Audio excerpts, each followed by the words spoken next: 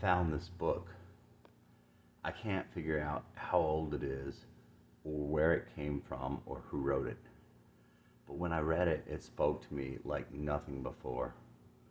Hopefully, when I record this, it will speak to you and it will speak to me again. I love my house.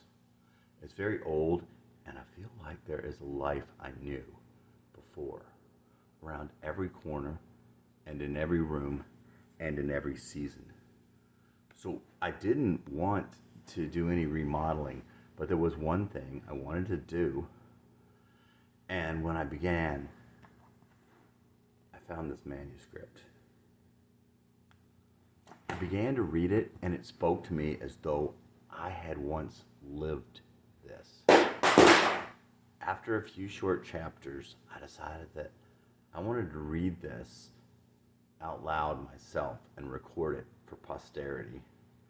And maybe whoever it is, or whoever they were, they will hear it.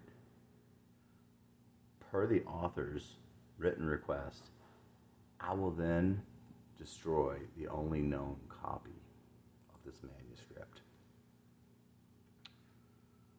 To whomever may be in possession of this manuscript, read it once and burn it. It speaks of people perhaps still here, perhaps long gone, perhaps who decided to get together before birth, perhaps who did not.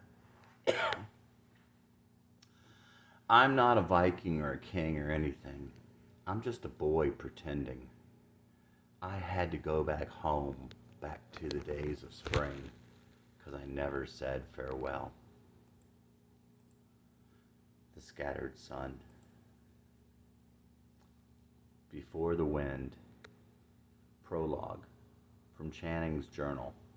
My darling David and Ashley, if this comes too late, if the teachable moment has passed barren and unnoticed, then at least this is something you can give your children. In a lifetime of beautiful gifts, you are God's most glorious show of his love for me. There are only three eternal treasures you can give your children: your faith, your love, and your time. And those are the same things you owe them. I'm writing this in the hope that I might give you the first of these.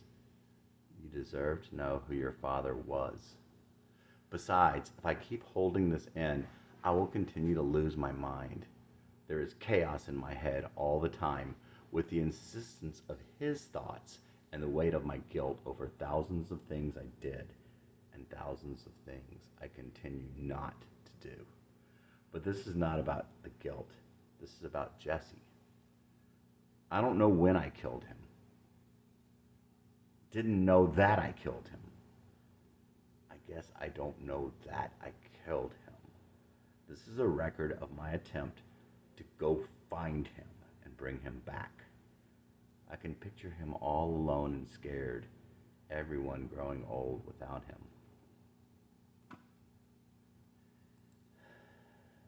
Perhaps it is just an expedition to recover the body and give him a decent burial. If nothing else, though, I hope to find out when and how it happened. Let's start at the beginning. The cosmos that we know was not created in 6 days. It was created before time, and our God still exists outside of time. Before time, our souls were as the stars. We sang a song, The Color of the Rain, but we could not love the one like the one loved us. You can't make somebody love you. And so the one had a plan.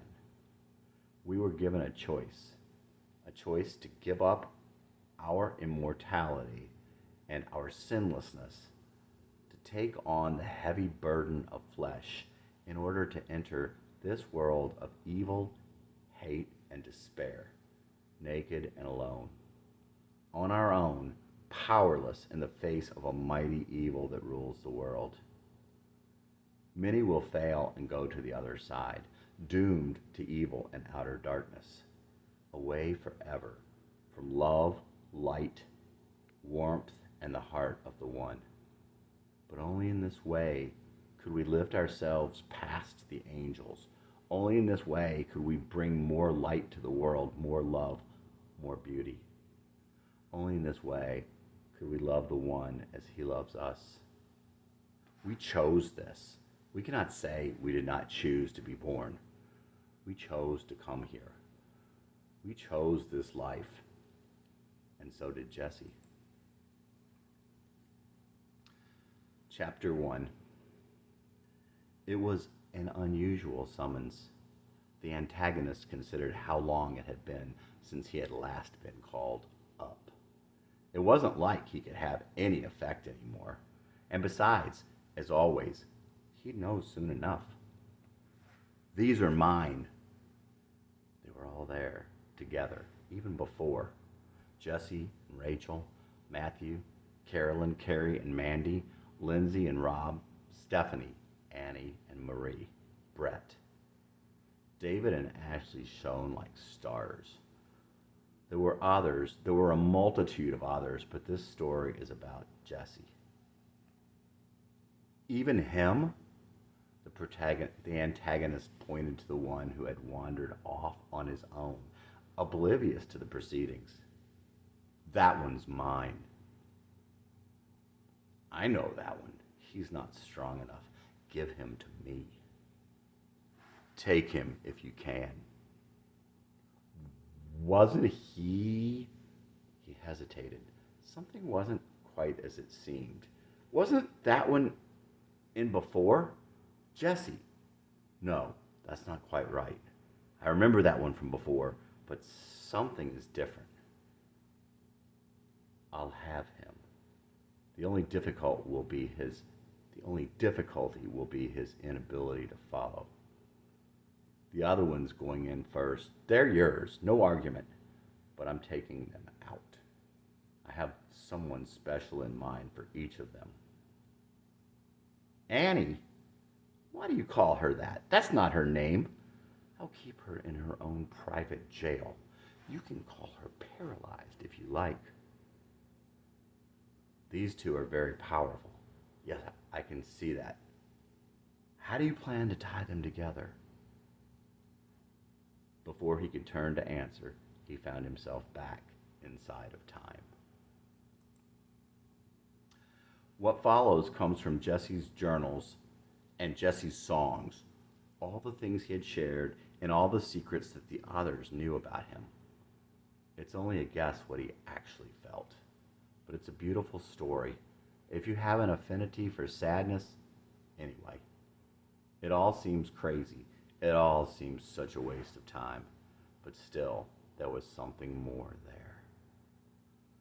Going back to the things that happened when Jesse was little, far long before Nashville, to a time before he came to feel that way he felt about himself later.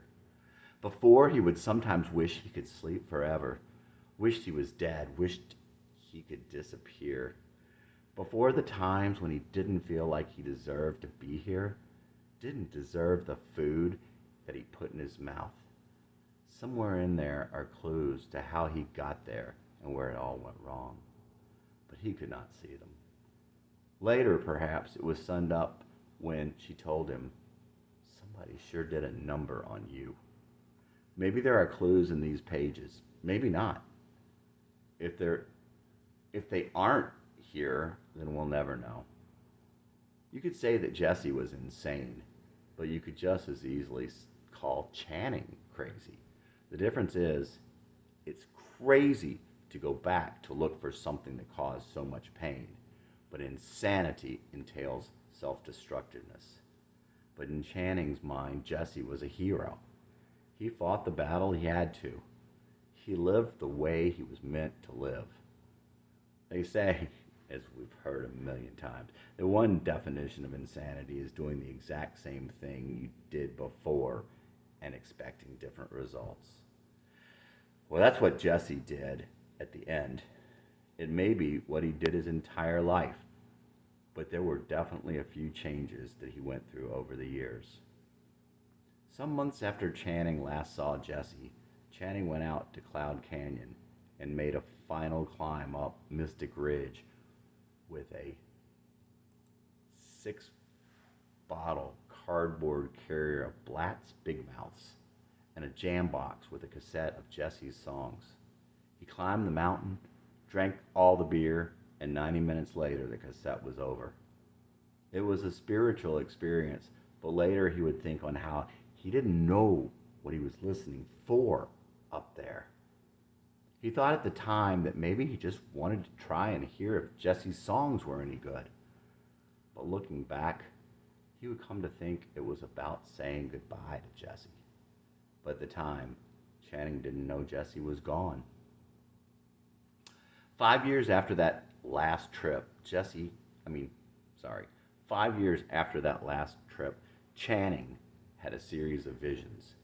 It started on a September night shortly before his son was born, when he walked outside in their backyard under the great stars. They had such a happy house, a happy street, a happy neighborhood, a happy backyard.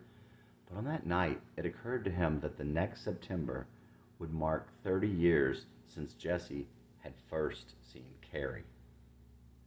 Channing walked into the trees and seemed to go into some sort of sleeping state, an altered consciousness. From then on, he could close his eyes at any time and relive those dreams. From Channing's journal. I see Jesse in a classroom looking at someone across the room. It's Carrie. It's the first day of school. There are no walls except some sort of boundary that I can see through. There's forest on the other side. Then I notice a young woman looking on from the other side. A bell rings and the children start to exit. Carrie leaves and then Jesse.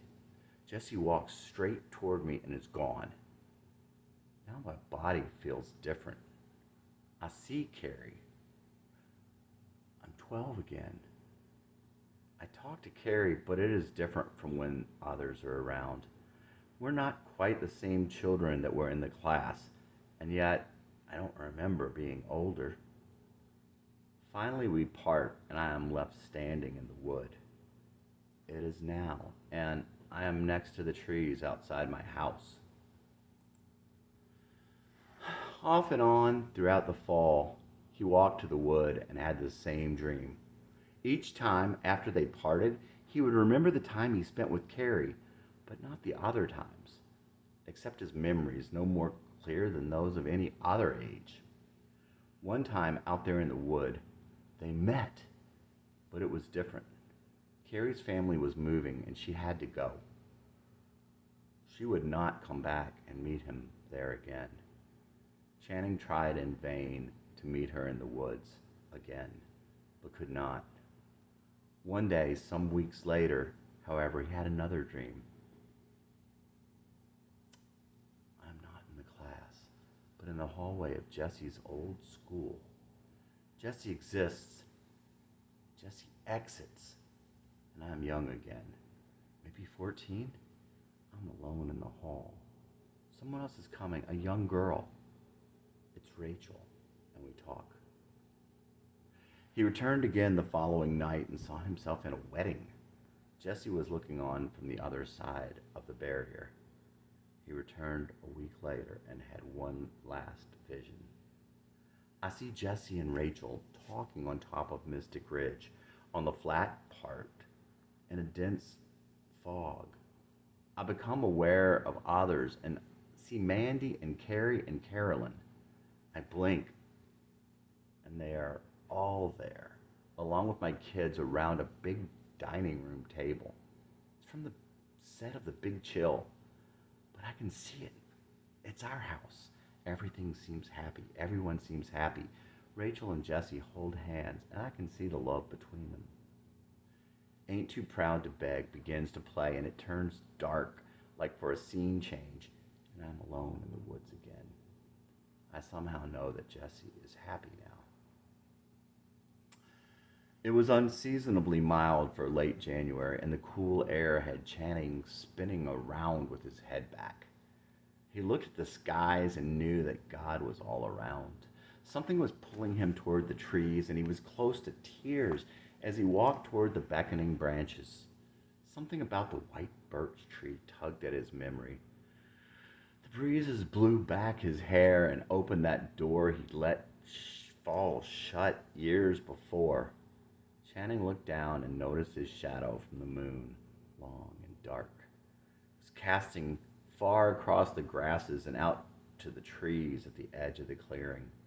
But there was a second shadow, smaller and lighter, but not entirely hidden within the larger shadow, for it was a night so dark the stars cast shadows of their own, independent from the moon. Dear God, if I could only be a child again right now, and if it could be right this time, and Jesse and Carrie would walk out from the trees and stand here in front of me. And he wondered, if they did, would it finally cure him once and for all? And he truly believed that it might. And he truly believed that they might. Channing felt God all around him, and life was that wonderful mystery, and he felt he would someday see them again. The perfect love, that was what Jesse lived for. What kept him going when he had nothing to live for? When dying would be such relief. Sometimes he could even find solace in thoughts of death, of eternal sleep. Jesse had been an outsider his whole life. Even when others followed him, he was on the outside. He was sometimes like a poor waif out in the cold, looking through the frosted pane at the warm glow and happy people on the inside. But he wasn't wanting what they had. He was in love with the girl, and he was wondering why he was so different from the others. What follows is a poem of, I guess, Jesse's Will of the Wisp. It's bad enough the times I leave my body, but damned are the times I leave my head. Time just marches on its course without me, only leaving me regrets and dread. Constant careless feeding of the bad wolf, a pointless idle chasing of some wind. Doesn't seem the one I had started chasing. Did I get confused when I got round the bend? Searching eyes for something only I'd know, as if they could know who I was way back when, thinking I'd catch up to the shadow of the past by running backward now and then. I can live with the times I've been 2 times wrong, but damned are the times I know I'll never belong. I can accept there are people I could never be, but damned are the times when I wasn't me. A wheel inside a wheel, I feel I'm moving against the grain of all the others here. Looking at them speed ahead just makes me dizzy, 'cause I should be somewhere else, not here. Certainly now I'm speeding now across them. Only in this way I feel alive.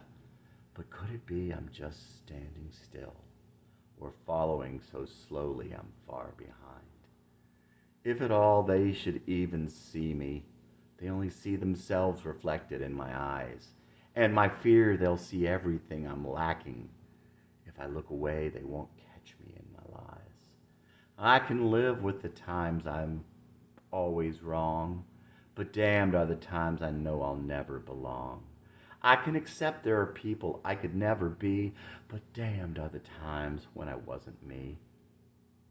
I can't say why you'd come to me for answers, although I'll gladly tell you what I've learned. It's not a race I'm equipped for winning. It's not a matter of admitting how I've yearned. I lie awake and listen not quite hard enough to try and hear the fading echoes pass from some melody slipping from my memory, as if hearing it could bring me home at last. So I try and bring about a past that never was. Does this explain the cloud inside my head? How others do the things that they decide to, while I float through my days asleep instead. I can live with the times I'm wrong, but damned are the times I know I'll never belong. I can accept that they're people I could never be, but damned are the times when I can't be me. Jesse Dillon. Chapter 2. One night, 5 years after the visions of Jesse and Carrie, on an impulse, Channing drove out to Cloud Mountain. It was the first time since his final ascent of the mountain. He got to the heart of the canyon and stopped the car and got out. Immediately, he was driven to jump back in. "You can't just stop in the middle of the road. What are you doing out here?" He waited out that feeling. He knew it would go away if he just stood there for a moment. Channing was meeting Jesse. He just didn't know what to call it at the time. He could feel him. He just didn't know who he was at the time. At times, Jesse was looking for someone to save him. At times, he thought, how can people just walk right by when they see someone drowning? Channing used to wonder the same thing, but he came to realize that people are afraid that they will be dragged down with the drowning person. Jesse sometimes pretended to be apathetic. He wasn't ever apathetic. Defeated sometimes is more like it. He pretended to be apathetic to spare himself the embarrassment of trying and failing again. Jesse was wide awake, but pretended sometimes to be asleep. Channing, on the other hand, had been asleep. He had spent his days asleep, not just in the days before he made the trip to Rockland. He continued to sleep even in those years since Channing returned to Jesse's birthplace. He didn't realize it at the time, but he brought some of Jesse back with him. Many other things had to happen before it would all sink in, though. When it finally did hit him, Channing knew he had to find Jesse. 3 more good weeks of fall, Channing thought. I have wasted this fall like I continue to waste my life. Wasting our lives is not a uniquely American problem, but it was epidemic at that time. The closest Jim Morrison ever came to the truth was when he said that no eternal reward will forgive us now for wasting the dawn. Waste is the most courteous of all hatred. In the fall, nature is shown to abhor waste. Things that are so obscured by summer growth are laid bare on the path to winter's door. In any event, by the end of that season, there would be just one leaf left. Cats and dogs. Cats and dogs, shadows and light. Strange a cat in love with a dog. Strange a cat in the eyes of a dog. Love this kitty, lost in the fog. Love this kitty, in love with a dog. I saw you down in the night, fending my usual shadows and light. Pack of dogs ready to fight, but I saw you and love in the sight. I saw your eyes, fear for me to go. I saw me there, and I saw the glow. Love this kitty, lost in the snow. Love this kitty, in love with your soul. There's blood-matted fur when the dogs find a cat, and it's a long way for me to find where you're at. But I can survive thinking of you, your puppy dog brown reflecting my kitty blue. I'll remember your eyes in the light. I'll remember love and hope you might. Remember this kitty lost in the night. Remember this kitty lost in flight. Jesse Dillon at 19. Chapter 3. Under the starless city sky, the mischievous night breezes came and went with impunity. A street light lit the asphalt and brick like the full moon painting a clearing. The only movements were the leaves and the wind and the telltale shadows bearing witness to the comings and goings in the dark alleys and side streets. Compact but strong, with long hair and mysterious blue eyes, he stood there, guarding his usual shadow and light. Across the street she stood in her own light, virtually ignored by the others. Small, with long and wavy, dark brown hair, she was all newness and innocence. Their eyes met. Her eyes were warm brown, sunsets, and in those eyes he saw the fires that dot the night skies out near the horizon. In those eyes he saw himself, and he saw the glow of love. The others had not noticed him, but he saw her fear for him to go. Suddenly they turned. In a flash of fur, they were on him, their echoed voices shattering the silence. Far outnumbered, he fought his way loose and disappeared into the night. When uneasy sleep overtook him, he dreamed of her eyes in the light. He dreamed himself in those eyes. They ran together, playing in sunlit meadows, tumbling in the tall grass. There's blood-matted fur when the dogs find a cat, and surely it was a long way to find her. But her memory shadowed his days, and dreams haunted his sleep. Searching out the places the dogs go, he came within the sound of their breath time and again. The days began to grow short, and the earth grew cold. He searched the white ground through the swirling downy sky. One night they came to him from the bushes and out of thin air. Every muscle in his body lurched out, spinning and scratching and biting, but the dogs kept coming. Chapter 4. Jesse awoke exhausted. Had he been a cat in love with a dog? A hero in love with a heroine? Was he dreaming now? As he went through that day, there was something special he carried with him. For somehow, in a strange way, the dream had made him happy. At work that night, alone, he thought of the dream and he walked outside. He had always had two dreams, to be a hero and to find a girl who rides horses. Once again on this magnetic night, the clean air clearing out his soul and the cool breeze upon his skin, he leaned back to take a dizzying look straight up into the sky. Exhilarated, adrenaline flowing, he was high, he was happy, he felt like a hero. Clear, starry nights, cool or warm and breezy, would always remind him of her. The summer they spent together was one clear and starry night. The kind of night that can intoxicate the soul. And so, intoxicated, he spent that first summer. The night they met was a quiet one in late May. It may as well have been 1984, but Orwell was quite possibly the last thing on his mind. And she had never heard of Orwell, for she was 17 and probably never would.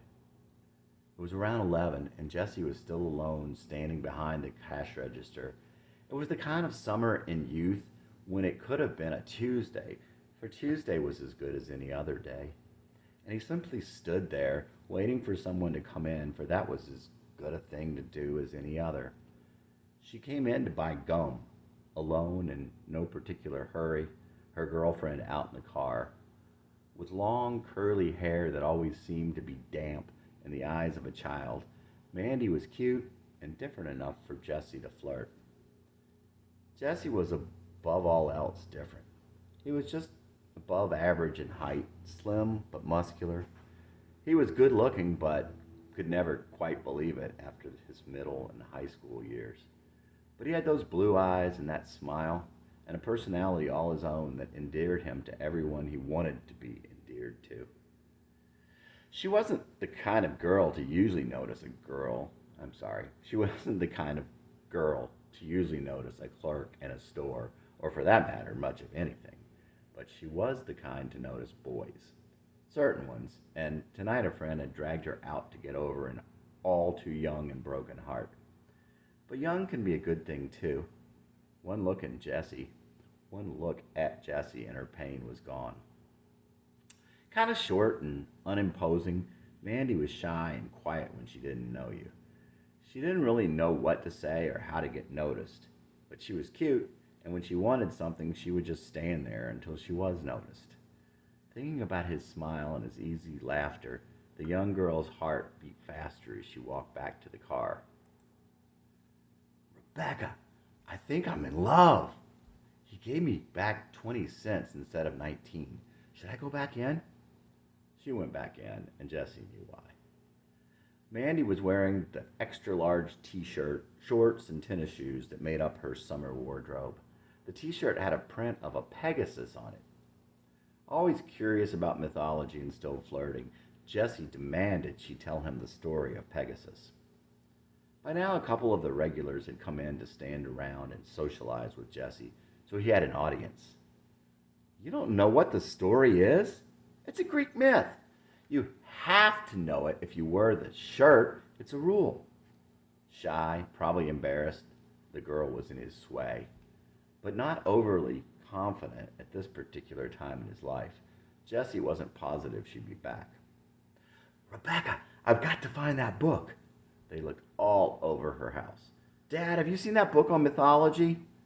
When Mandy came back in later that night, the crowd was up to 6 or 7. Jesse was half surprised to see her again so soon. It was with utmost shyness that Mandy handed him the book across the counter in front of all those people. As he teased her again, he hastily scrawled on a piece of scrap paper, "Call me, Jesse, 425-8724," and slipped it into the book. No, you were supposed to know the story, he protested as he handed Mandy the book she had searched so hard to find. Mandy had not noticed the note, and more interested in Jesse than the book, saw him again more than once before she found the note. Only when he mentioned it later did Mandy know of its existence. Upon returning home, she ran once again to find the book and the important scrap of paper whose purpose was now obsolete. She never did read about Pegasus, but then again, neither did Jesse. Chapter 5. Mandy Elizabeth was born in mid-September. She had 2 older sisters, an older brother, and a younger brother. She never did well in school and had been in her siblings' shadows most of her young life. But there was more to Mandy Beth than met the eye. Mandy wanted to be an artist like her mother, but she didn't take the time and didn't seem to have the talent. One time, she would show Jesse some doodling on notebook paper. Little stylized symbols like a balloon chained to an anchor. She told Jesse, "This is all art is." He didn't say anything. Mandy was always a little in awe of and intimidated by her mother, and she was outshone by her brothers and sisters. She went to a Catholic school but did not get good grades. She had friends but was a bit of an outsider there. She had a bit of a hard time, and she never applied herself at the time. Her ACT score was 10. Mandy was a daddy's girl. He coached her team and even gave her a nickname that stuck. Later, when she was working at her father's company, she would tell Jesse, "He's going to give me the business." Jesse had a hard time believing that he would do that, or that she would be able to run a business. He felt like her family didn't respect her. He respected her, but to Jesse, respect wasn't earned or denied based on whether or not you could trust a business to someone. When she was little, she lived in Riverwood, where a girl Jesse had known long before had once lived. Riverwood was an old neighborhood of small, lower middle class houses built 20 or 30 years ago and anchored by the only public swimming pool in the area, known for its tremendous high dive. The other girl may have known Mandy's older sister and seen little Mandy from time to time, but that was not anything that Jesse ever wondered about. Mandy had no idea where Jesse was coming from or where he had been. That night he was just a tall, confident, easygoing guy behind the counter at the convenience store. The guy with the mischievous eyes and the quick smile. She never would know. Their first night alone together, they drank beer and drove Jesse's car to a school in Mandy's neighborhood. Mandy was first and last, a young girl with a crush. They drank and talked, and when this place proved to be a little too well lit, she showed Jesse to a woods near the highway. Mandy knew all the places a young girl could go with a date.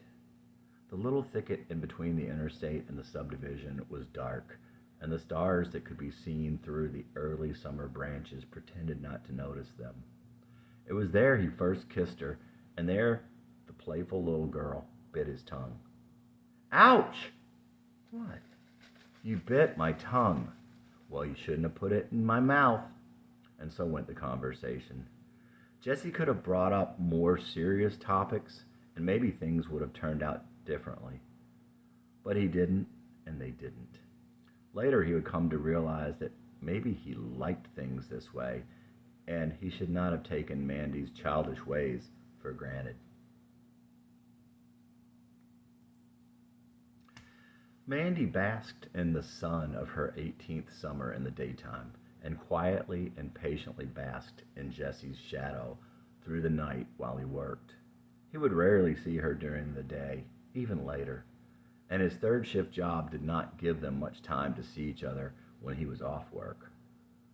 Mandy was not even Jesse's first choice when he planned an expedition up Mystic Ridge and Cloud Canyon. But it was Mandy who ended up there with Jesse, along with Rick, Kenny, Rebecca, and 3 cases of beer. When the sun came up, only Jesse, Mandy, the sleeping bag, and a half case of beer remained. Rick was Jesse's best friend. At the time, Jesse sure didn't know him, though he thought he did. Rick graduated from St. Thomas and Western with goodish grades, and from what Jesse could tell, he had been a good athlete when he was a kid. He seemed in every way normal and in control. Jesse had only met Kenny a couple months before. He was one of the night people who would come up to the store regularly and hang out for hours in the middle of the night.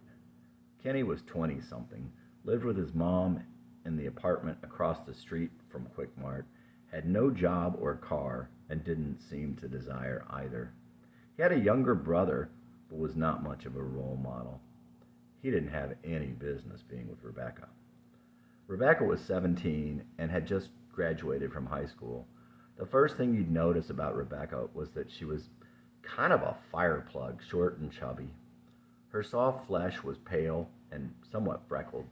She had small, pale blue eyes that she used the right amount of makeup on, a small mouth and a prominent chin. Rebecca also had a pronounced lisp and would get right up in your chest looking up at you. There was a craziness and hurt below the surface, but on the outside she seemed a little pushy and like she knew what she was doing.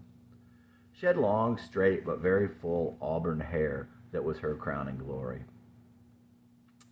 Cloud Canyon. There was a sort of excitement about the place. The road snaking through the dark forest was man's only intrusion into this wilderness, just a few minutes from the suburbs where Jesse and Mandy lived. The moon was full, and the road was a white stream that raced between the black. The tall trees watched ominously from high atop the dark hills. When they opened the car doors, the silence grew larger. Wow, this place is something else. Damn, it's so quiet out here. Jesse was often excited by life, and he was rarely at a loss to communicate his thoughts or take command of the situation. Maybe that was what so attracted Mandy to him. But this night, like most, began with Jesse talking to his friends and Mandy in the background. Whether or not she was shy or just didn't have much to say was not a question that plagued Jesse. He left her to fend herself socially. Mostly Mandy thought about Jesse, was excited to be near him, and she thought about what he must think about her. There came a time much later when Mandy began to feel that Jesse took her for granted, that he no longer paid any attention to her. But that was only half true. Later, it's true, he was to call her less frequently, but he never had really noticed her, at least not consciously. Up the twisting rocky path they climbed, while the flickering eyes of moonlight played hide and seek in the dense trees. Their laughing and timid voices raced ahead and out onto the flat dirt clearing that jutted out over the road, flowing silently far below. Jesse and his friends, Rick and Kenny, and Mandy's friend Rebecca chattered away, teasing and bluffing. Mandy always seemed to be concentrating on the task at hand, or in this case, laughing along, seemingly content not to make her thoughts known. Coming to the top, Jesse skidded around the edges, glowing in the view of the valley below and the far-off ridges, dancing, embracing life and youth.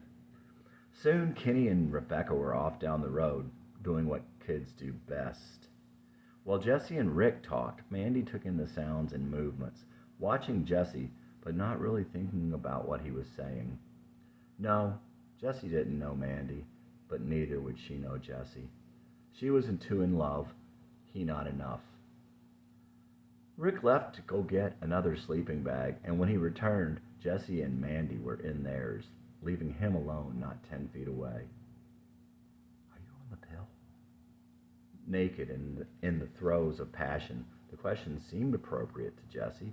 Twice before he had asked a young girl this question, and twice before he retained his virginity. He was indeed 21 and still a virgin.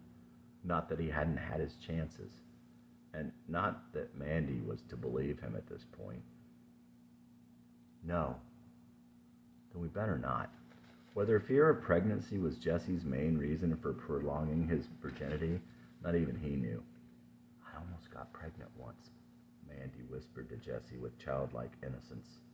Perhaps it was the fact that that was a biological impossibility that caused Jesse to remember this statement later. But for Mandy, it was a full-fledged confession and showed her trust in Jesse. The others left around 3, Rick and Kenny promising to come back to pick them up in the morning. The sunrise found them alone, still rejoicing in their young bodies.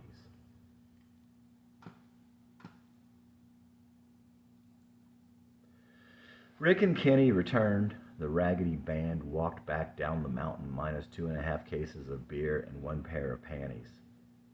It was then that Mandy told them to let her off near a friend's house. I told my parents I was spending the night. The kind of thing that was so natural for the 17-year-old made Jesse wonder what he was getting into. Perhaps he would have had an even clearer perspective of what he was doing if he knew then that Mandy had told her parents that he was 19. Jesse and his friends would go up Mystic Ridge many times that summer. Jesse would sometimes sit on top of the mountain, on the side of the cliff, swinging his legs over the road below. Sober or wasted, didn't matter. The combination of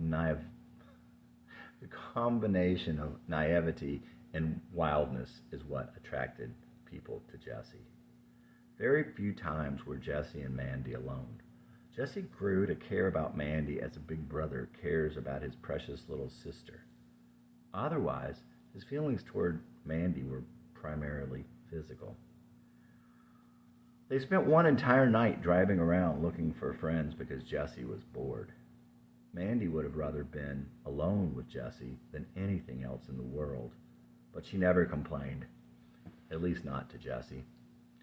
Generally, when she did get to see Jesse, Mandy's friend Rebecca would accompany them, and it was Rebecca who listened to Mandy talk about Jesse. I think I'm falling in love with this guy, she would tell her. Irony would rear its mischievous little head, and Rebecca would one day hear those same sentiments from Jesse.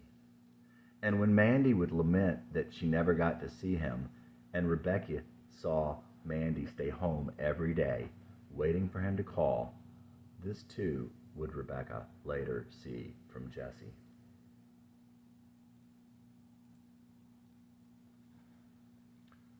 Butterflies. I loved you, the butterfly, but my love was a net. And the one who can't remember is the one it can't forget. I loved you for your freedom, but my love was a chain. My love burned fire for the sadness of the rain. Sometimes love's a moth attracted to a flame. Sometimes you kill what you love the most and don't know who to blame.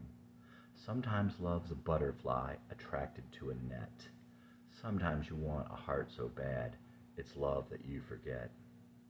Nabokov collected butterflies, he couldn't just let them be. 'Cause every time we catch a butterfly, we kill what we love, lose what we need, and the body is all we see. So if a butterfly lights on your life, don't try to hold it down. Worship what God gave to you, a miracle on the ground.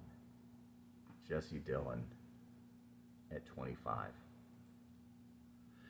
Jesse was always looking for companions to liven it up when he went out with Mandy. It wasn't that Mandy bored him, but it was that he didn't know what to do with just Mandy. After all, they never really did talk. It was usually Rebecca who tagged along.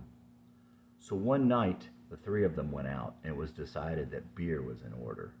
And Jesse, one eye always out for a bargain, bought a case. By the time Rebecca was dropped off, the case was empty. Jesse and Mandy had had more than their share. They quietly went back to his room and lay down on his bed. This was the night he would lose his virginity. In the grand scheme of things, though, that was not to be the most important memory from that night. The moonlight shone in through his open window. Jesse would never, as long as he lived, forget what he saw. As he looked down at Mandy, the moonlight illuminated her face, and he saw a beauty he had not noticed before. Yes, Mandy was beautiful. He looked into her big brown eyes and saw love for the first time in his life. Mandy was in love with him with all of her existence. At that time, Jesse was not ready for Mandy to be in love with him. He ran from her. But when the time came, he would always remember that night, that single glimpse in the moonlight. Dear God, was she beautiful. Chapter 6. One night, Mandy's family was having a party at their house. It was a big fun affair. The adults had friends over, and the kids had friends over, and everyone was drinking. My dad says he's just a big, dumb Pollock. The song Close Enough to Perfect came on. That's my dad's song to my mom. Jesse always liked that song. He would often think about what Mandy had said about her parents. He would later think about that song when he would think about Mandy. Jesse would think how he wanted a relationship like Mandy's parents had, and it really bothered Jesse when he found out later that they had divorced. Jesse often wore a bandana around his head at this time. He still remembered the young girl at Middle Tennessee with the lover boy fixation telling him that he looked like Mike Reno, the singer and avid bandana wearer. One night, Jesse had to bring Mandy by her house for something. He wanted to sit in the car, but Mandy's father told Mandy to have him come in. Or maybe she just wanted him to come in. Anyway, Jesse was halfway through the door and realized he was wearing the bandana. In one motion, he yanked it off over his hair and stuffed the knot in his back pocket. Mandy's father intimidated Jesse. He didn't mean to, but Jesse didn't have a lot of men around. His father was pretty much the only thing he had to go on. Is that a tie? No. Or did he say, yeah, sort of? It didn't matter. It just figured that her dad would see it in his pocket and ask. Jesse never did understand about being curious over something so mundane as an article of clothing in a pocket. Sometime later, Mandy asked Jesse about the bandana. Why do you wear a bandana? A girl once told me that I looked like the lover boy guy. I always thought he was funny looking. Jesse didn't wear a bandana after that. Not in front of Mandy, anyway. One night they hung out at Mandy's house with Mandy's sister, Laura, and her boyfriend. Laura was a pretty blonde girl, definitely the girl next door, nice, smart, and competent. Jesse liked her, but certainly felt not in her league socially. Laura was always nice to Jesse and never made him feel uncomfortable, even though she was Jesse's age and well-adjusted. She could have thought, who is this creep going out with my baby sister? But if she did, she never let on to Jesse. Jesse positioned his head under Mandy's hand. No head massages, she laughed. But it was too late. They were watching the MTV Music Awards. Laura would sing, "What's Love?" and Mandy would sing along, "Oh, what's love got to do with it? What's love got to do with it?" Jesse liked being there with Mandy at her house. Mandy knew all the places in town to go and make out. Once they went to an alley by Our Lady of Mercy. Laying there on the ground, Jesse lost his billfold, and they had to go back and get it the next day.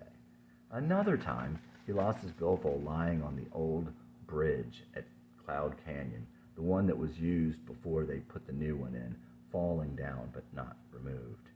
It was nice there, if a bit rocky. He came back. He came back later, but never did find it. Sometimes they would go to Catawba Park.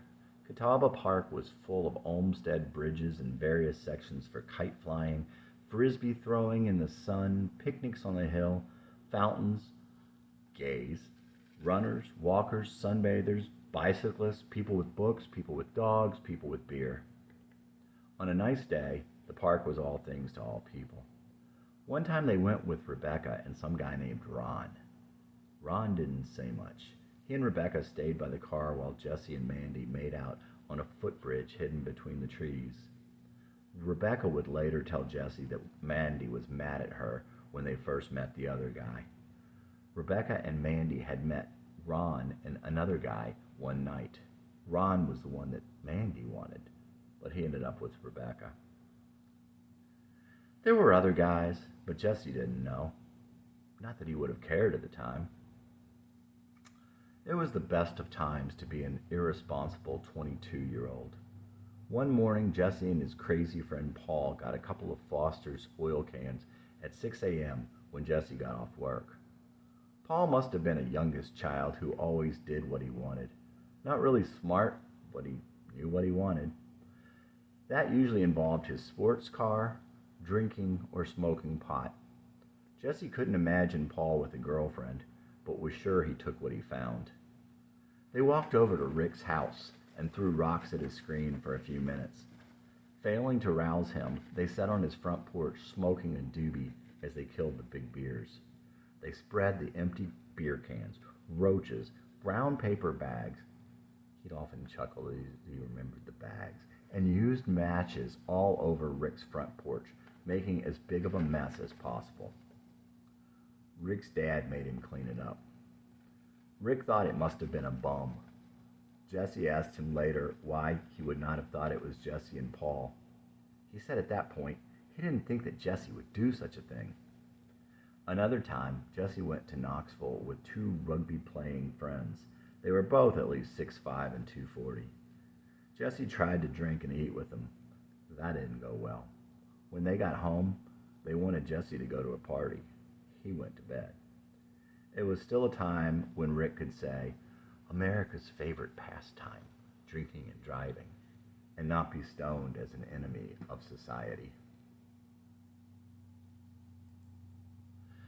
Rick and Jesse drove up to Chattanooga to see the concert that never was, a collection of oldies groups that didn't show up.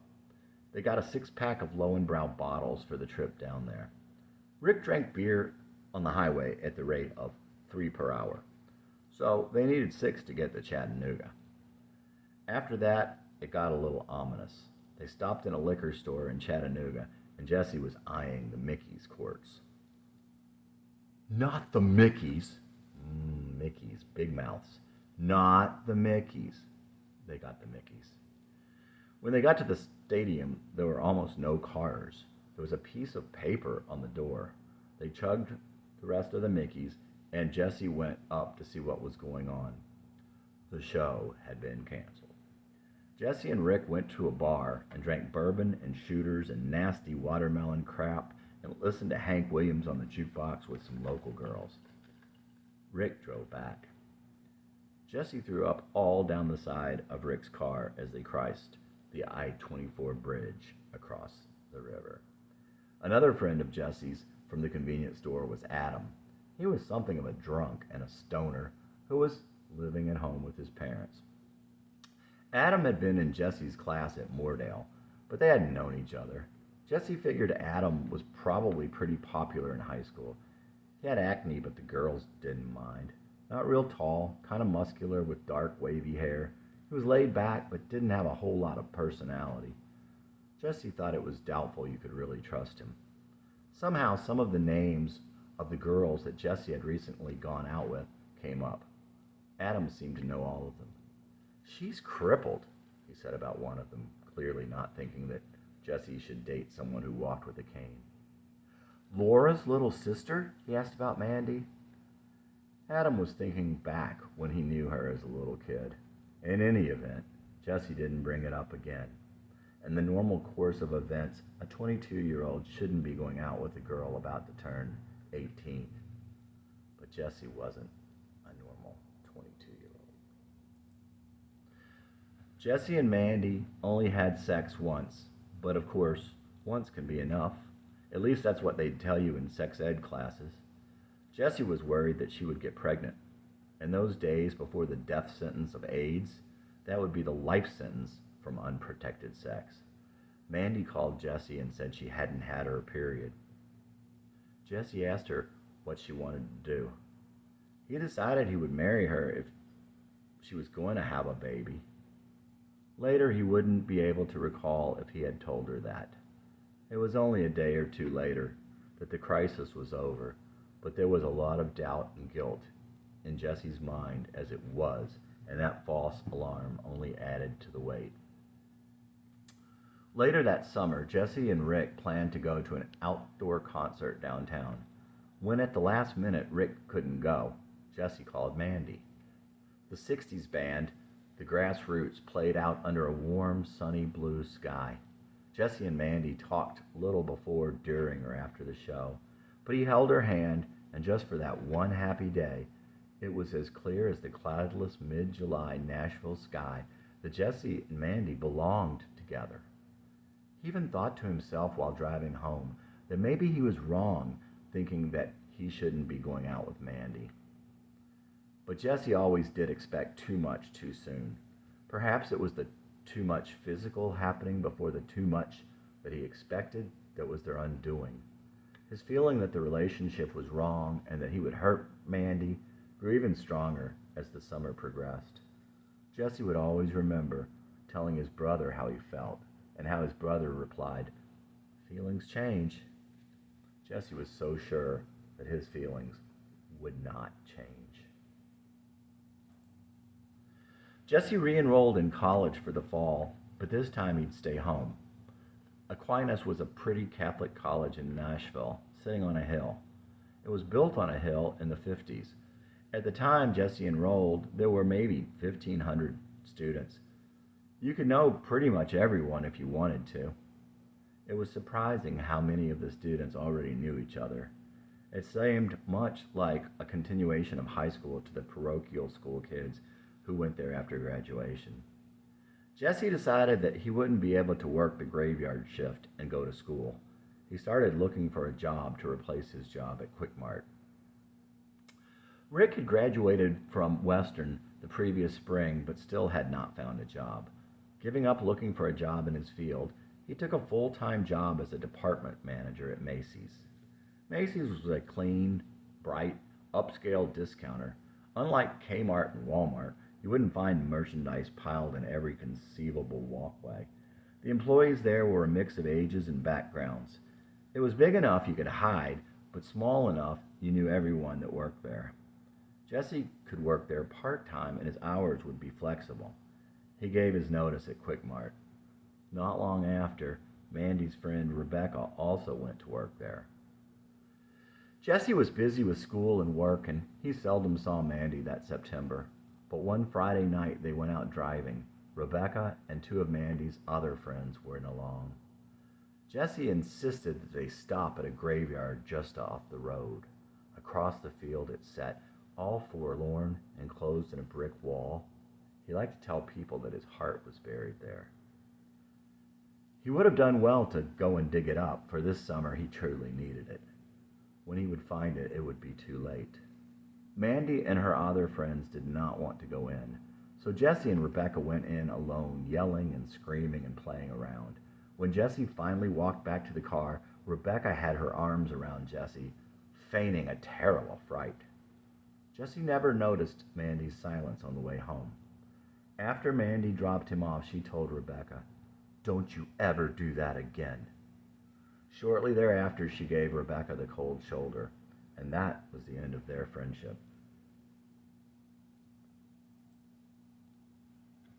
Graveyard. Out across an open field, distance a lake of green revealed, a brick and ivy wall. Closeness found an opening, a door upon the past. Inside there a graveyard, it Eternity's so vast. And in an unmarked grave I dug, for I just had to know. Kneeling down, I dug so slow. And at last I came upon the creature interred below. Disembodied, I behold. I thought about my thinking, and certain I was mad. Beheld my heart, and it still beating. I wondered, good or bad. But over my shoulder there she stood, standing on the edge of coldness, looking down. Down upon my heart like a sign upon the wall. Down she had nothing left, knowing no one failed to fall. She did it for the love, but another bad love came first. And I did it for the love, but my love is to her. Jesse Dillon.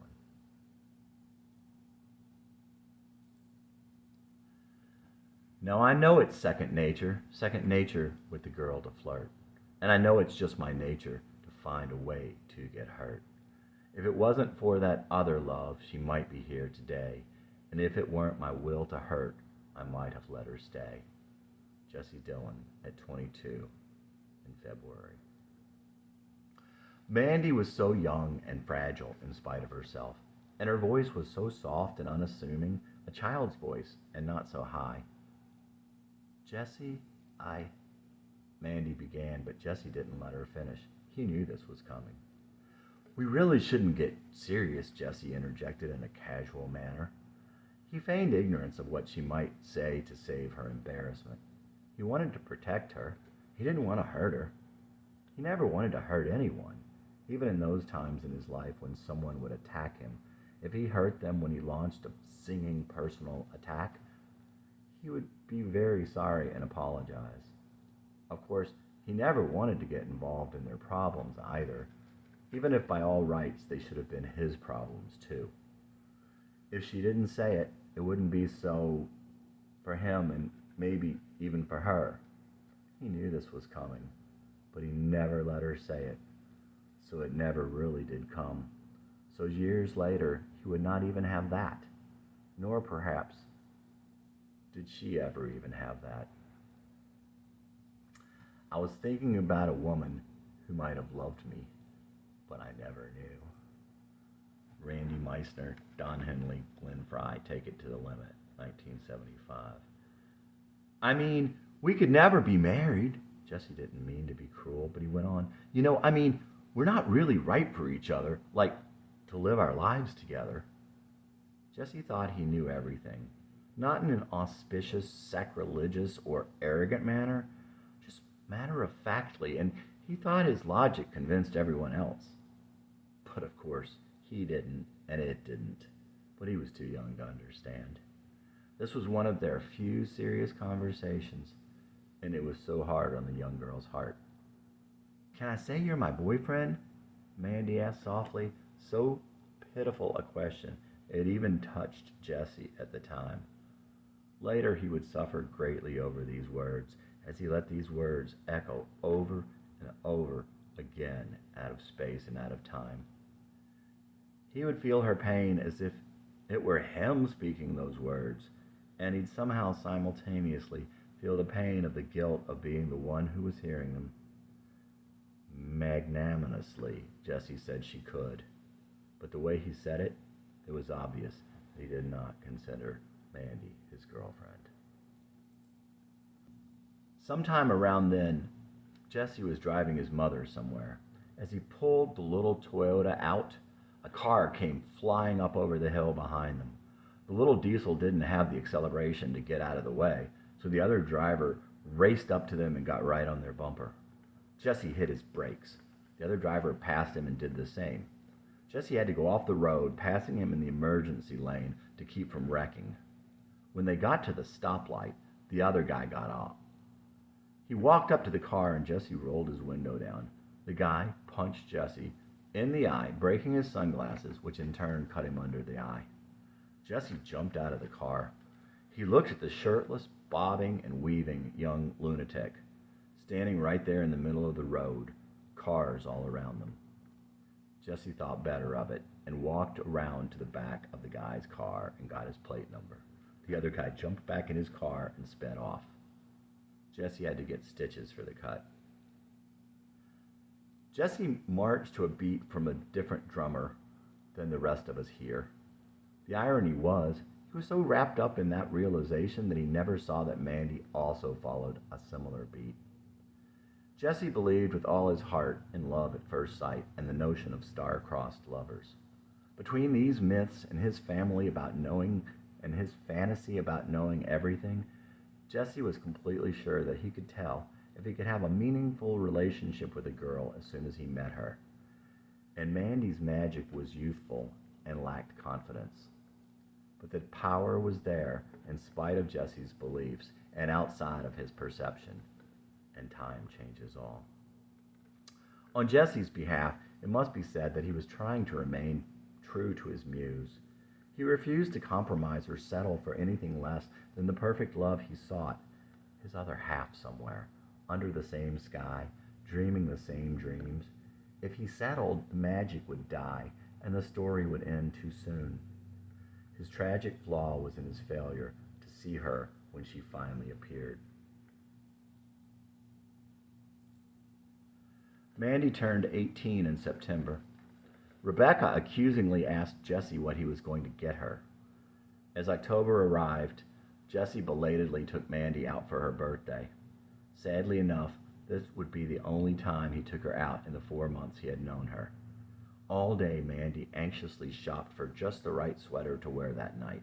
She found the perfect black sweater that brought out her hair and her eyes. She spent more than Jesse did. When they got to the restaurant, a girl that Jesse knew pushily asked if she could sit with them until her friends arrived. A girl who had once stood him up. Jesse asked Mandy if it was okay. All she had wanted was to be alone with him, but she couldn't object to anything Jesse asked. Sure. When they got back to Mandy's house, she was a little child in her happiness to be alone with Jesse. Mandy told him she was going upstairs to change into something more comfortable.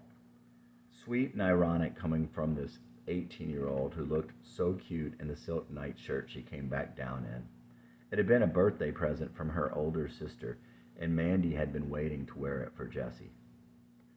Jesse still might have staved off disaster at that time, but it was his last chance. That night was the crossroads. Mandy still truly loved Jesse, and still he strung her along, even if unintentionally, and even ever more apprehensively.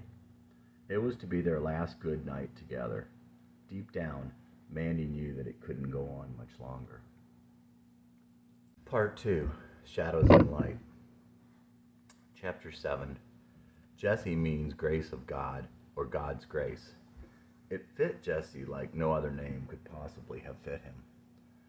The earliest memories were of biting adults and hitting another boy over the head with a plastic toy helicopter in the other boy's house.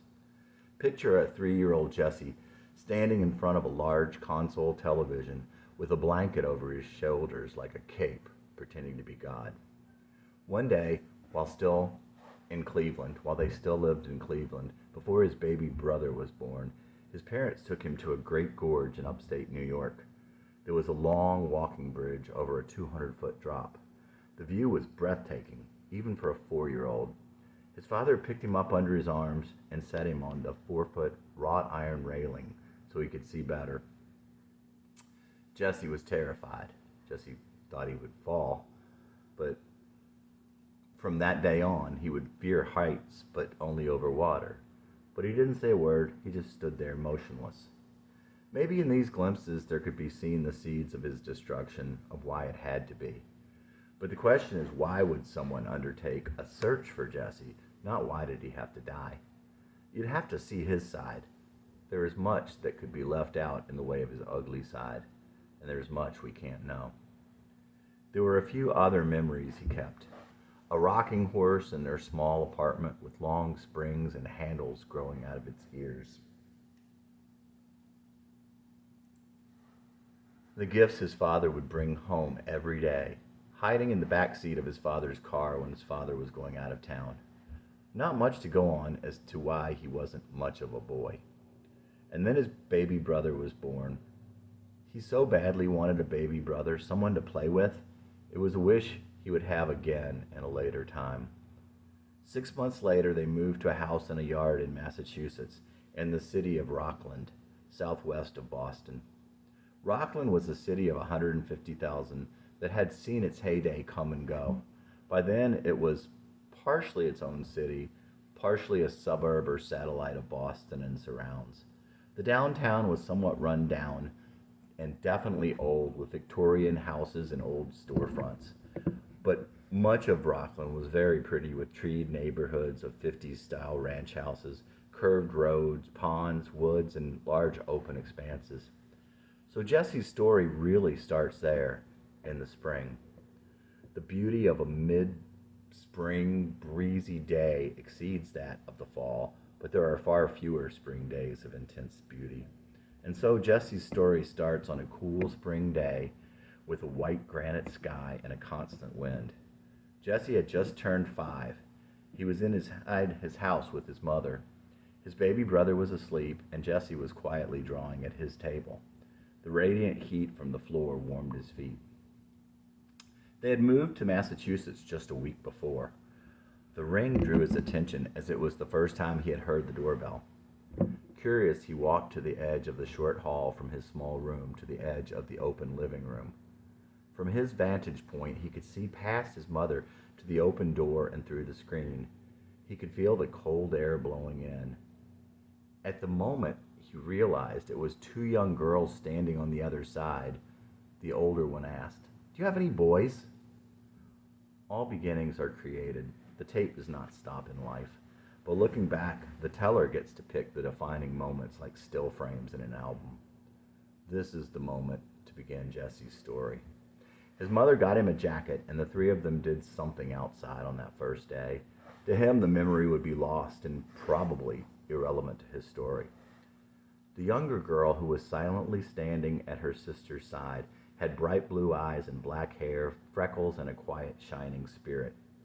She was everything the pale blonde boy was not. He would not remember either, but it was likely not many days before the older sister went away. She may have lasted only that first day. That left Jesse and Carolyn, who lived catty-cornered across the street from him. Years later, his friends would doubt his stories about Carolyn on Carolyn Street. But back then, her older sister made it clear that the street Jesse lived on was Carolyn Street. October. All things are cleansed in the strange death air of October, when death is born and life peaks in subtle hiding places for those who want to hang on so bad. Love is alive with the energy absorbed of dying glimmers of early sunsets and all the heat of summer that must go somewhere. The streets, all businesslike. Death was the first business and the last, the alpha and the omega. But the fields and forest lay alone, ever alive, secret, mystical, chimerical. They lay abandoned, waiting for our love. Crisp air flows, leaves fly in, freedom that death brings in release. Look and catch what is there but never seen. Concentrate but never grasp. Love lives forever in the end. Let it go. And in freedom love will return when the sun is low and trees go by, while ghost leaves swim past and all around the pools of cyan that are your eyes. Jesse Dillon at 17. Carolyn was born in September. Everything Jesse loved had probably had its beginnings in September or October. October, when death is born and life peaks in subtle hiding places for those who want to hang on so badly. Jesse was born in March, on the Ides of March, as the fates would have it. The spring they met was the spring before kindergarten. That is a time when there is little communication that requires words. Carolyn's mom had warm Italian blood, and her dad was as charming a young man of Anglo-Saxon descent as ever doted on 3 daughters. Carolyn was 6 months younger than Jesse and was his little shadow. She was a skinny little girl, quiet but bright. Before they met, she was a normal little girl, a sweet little girl, a middle child. She and her sister had a garage full of headless dolls. He wouldn't later think Carolyn ever played with dolls, or for that matter, her sister either. Maybe that's why they were headless. Jessie would come to think that all little girls had garages full of headless dolls. For a year and a half, Carolyn's bright face was just over Jessie's shoulder as he caught bugs and explored. He would never forget her blue eyes, freckles, and her black hair that always seemed to catch the wind. Just a little bit more of God's light seemed to land on little Carolyn. Years later, Jessie would come to realize that those New England blue skies seemed to have more of God's light to give. Early on, it was just Jessie and Carolyn. Perhaps if it was because she was 6 months younger, or perhaps because she possessed a certain quietness. In any case, she suited his still personality and unquiet soul. They climbed trees and played with plastic dinosaurs. There were boys his age a house or two down. There were girls for Carolyn, but he had a quick temper and did not understand others, and didn't play what the other boys played. Everyone liked Carolyn, but she was fascinated by Jessie and loved him in her quiet innocence. There was one time with Jessie and the neighborhood boys, but that ended with mud being thrown and the other boys running home. There were fights and thrown sticks and bike parts and times holed up on the other side of Carolyn's fence. When kindergarten came, they both went to a small half-day program in a big house nearby. Jessie was soon moved to the first grade section of the little kindergarten, but it was still Jessie and Carolyn. Jessie dreamed once of that kindergarten. In the dream, there was something called hook ghosts that would come out of the floor in the classrooms. They were all around him. The ghosts looked like little wisps of white smoke shaped like question marks. Jessie went down to the basement to investigate. When he got to the basement, he saw the teachers standing around. It was the teachers, but they were different. They were all fat, and they were dressed like lunch ladies who worked in the cafeteria. There was a row of washers and dryers. The laundry machines produced big, fat cigars, which the teachers apparently loved to smoke. Jessie knew that this was the source of the frightening hook ghosts, but no one would believe him. That was the end of the dream as he remembered it. The stress of not being believed. He would always remember the dream, but never once pondered the meaning. Friend. Sometime up the road, if I'm broken once again, many years from now, if I'm sad like I had been, I'll remember we were happy. I'll remember you, my friend. When I stop looking to try and find a reason, and now becomes all that I can stand, I'll remember loving you with future times at hand. When I need and cannot find someone to hold my hand, I'll remember you were the only one I could ever understand. When my life starts breaking up, troubles on the outside, uncertainty within, I'll remember loving you and how you were my friend. If sorrow's all around me when the river overflows, if sadness floods my life when the levee goes, time and time again, as time slips away, in fiery dawn, my friend, or the morning gray, always and forever, I'll remember when I found love and peace in you, and you were my friend. Jessie Dillon, at 17. One day in October, when Jessie was 6 years old, he was invited to the Flannerys 2 hours down for a birthday party. Thomas was turning 6 and Jimmy was turning 7. All the neighborhood boys were there. Eddie and Vince were there. They were older. The Flannerys' cousins, Pete and Tim, were also there. Mrs. Flannery was Lebanese and her husband was Irish. Rockland had wonderful ethnic combinations that created such a neat group of kids. Mrs. Flannery was the kindest woman Jessie would ever meet. The Flannery kids all went to CCD, Catholic Christian Doctrine, along with Carolyn and Shelley and most of the other kids on the street. Jessie's parents were Protestant from North Carolina, so he didn't go, but he always thought it must be good to be Catholic if Mrs. Flannery was. She had a ton of games and prizes, coloring books and balsa planes and the like. Jessie didn't win any of them. Through all the games, he wasn't even close to winning any of them. Jessie went and sat down next to the sofa, somewhat hiding his face in disappointment and shame. Mrs. Flannery gave out prizes to the winners. She had a big stack of prizes left.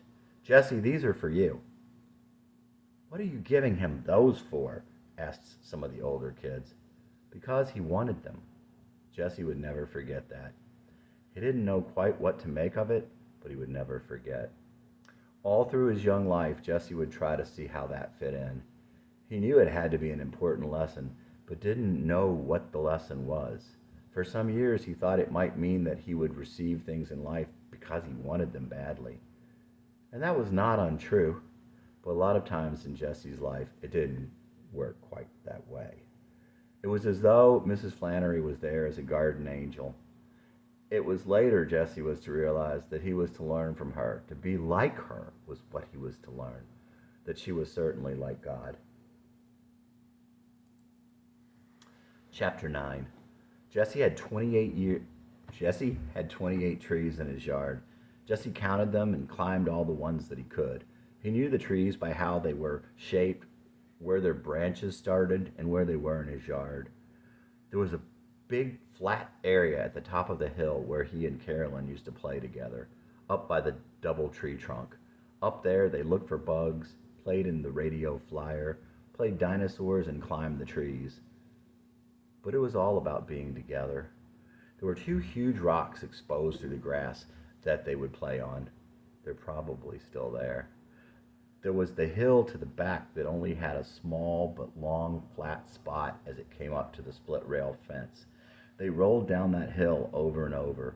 There was the split rail fence all around the whole yard that they would just sit on together.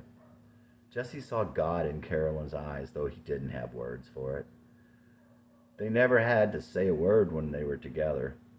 Looking back, Carolyn would remember playing dinosaurs with Jesse, and she would remember Jesse examining bugs while she watched fascinated. He was going to be a scientist.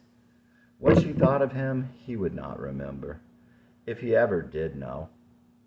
He was thin, with long blonde hair and blue eyes, and he liked to explore. He had a lisp, and he marched to his own drummer. Another girl from their class back then would later say that he was cute, and he got into trouble because he was bored. Whether or not this was how Carolyn saw him, he never knew. Years later, when he remembered and longed for Carolyn, he'd not understand why she had stayed with him back then. The cool green grass and the dark blue New England skies were God's kisses, and Carolyn's quiet spirit was his hug. But time passes by, and like Jackie Paper and Puff, Jesse and Carolyn went their separate ways. They were in the same first grade class, a class that found Jesse constantly in trouble with the teacher. One week, Carolyn was out sick.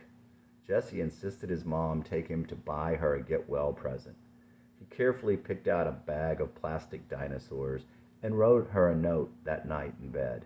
The next day, he went to her house, rang her doorbell, left them on her step, and ran.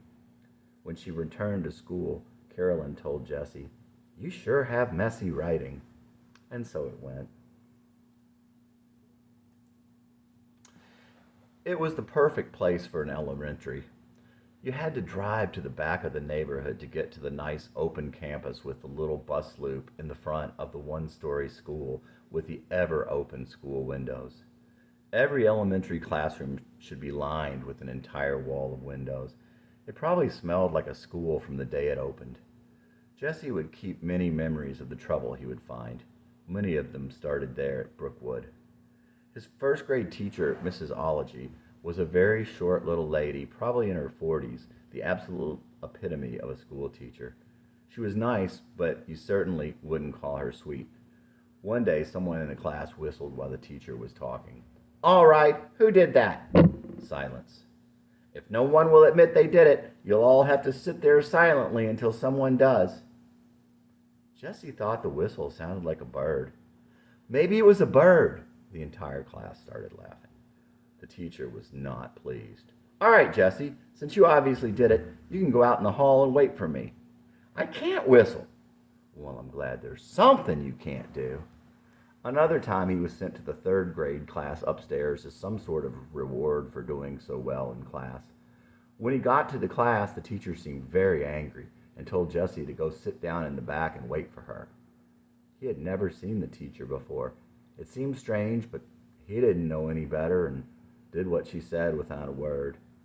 She had thought he was a fourth grader who had done something wrong and had been sent to her for punishment. Even when Jesse didn't do anything wrong, he was in trouble. The trouble would continue in second and third grade. One day in second grade, another boy would stab him with a pencil. He looked at the hole it made in his shirt. Jesse thought how his parents had talked about how much things cost, how they were upset when he had lost a jacket. Jesse always carried a handful of pencils. He stabbed the kid back with the handful. The kid started crying loudly. When the teacher came, the other kid told her what Jesse had done. Jesse protested that the other boy had stabbed him first, but his obvious cool about it and the fact that he was the one always in trouble were not in his favor.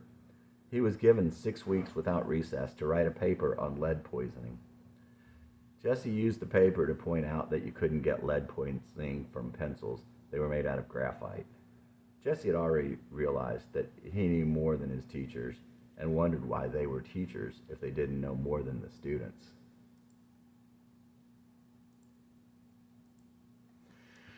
There was the time that he pushed a boy off a giant rock that all the kids used to play on before school.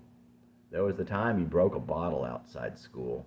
There was the time that the other kids of the school decided to do Pollock tests on each other. That amounted to taking their fingernails and scratching the back of each other's heads until they said uncle, which meant they were a Pollock. Of course, eventually Jesse took part in that.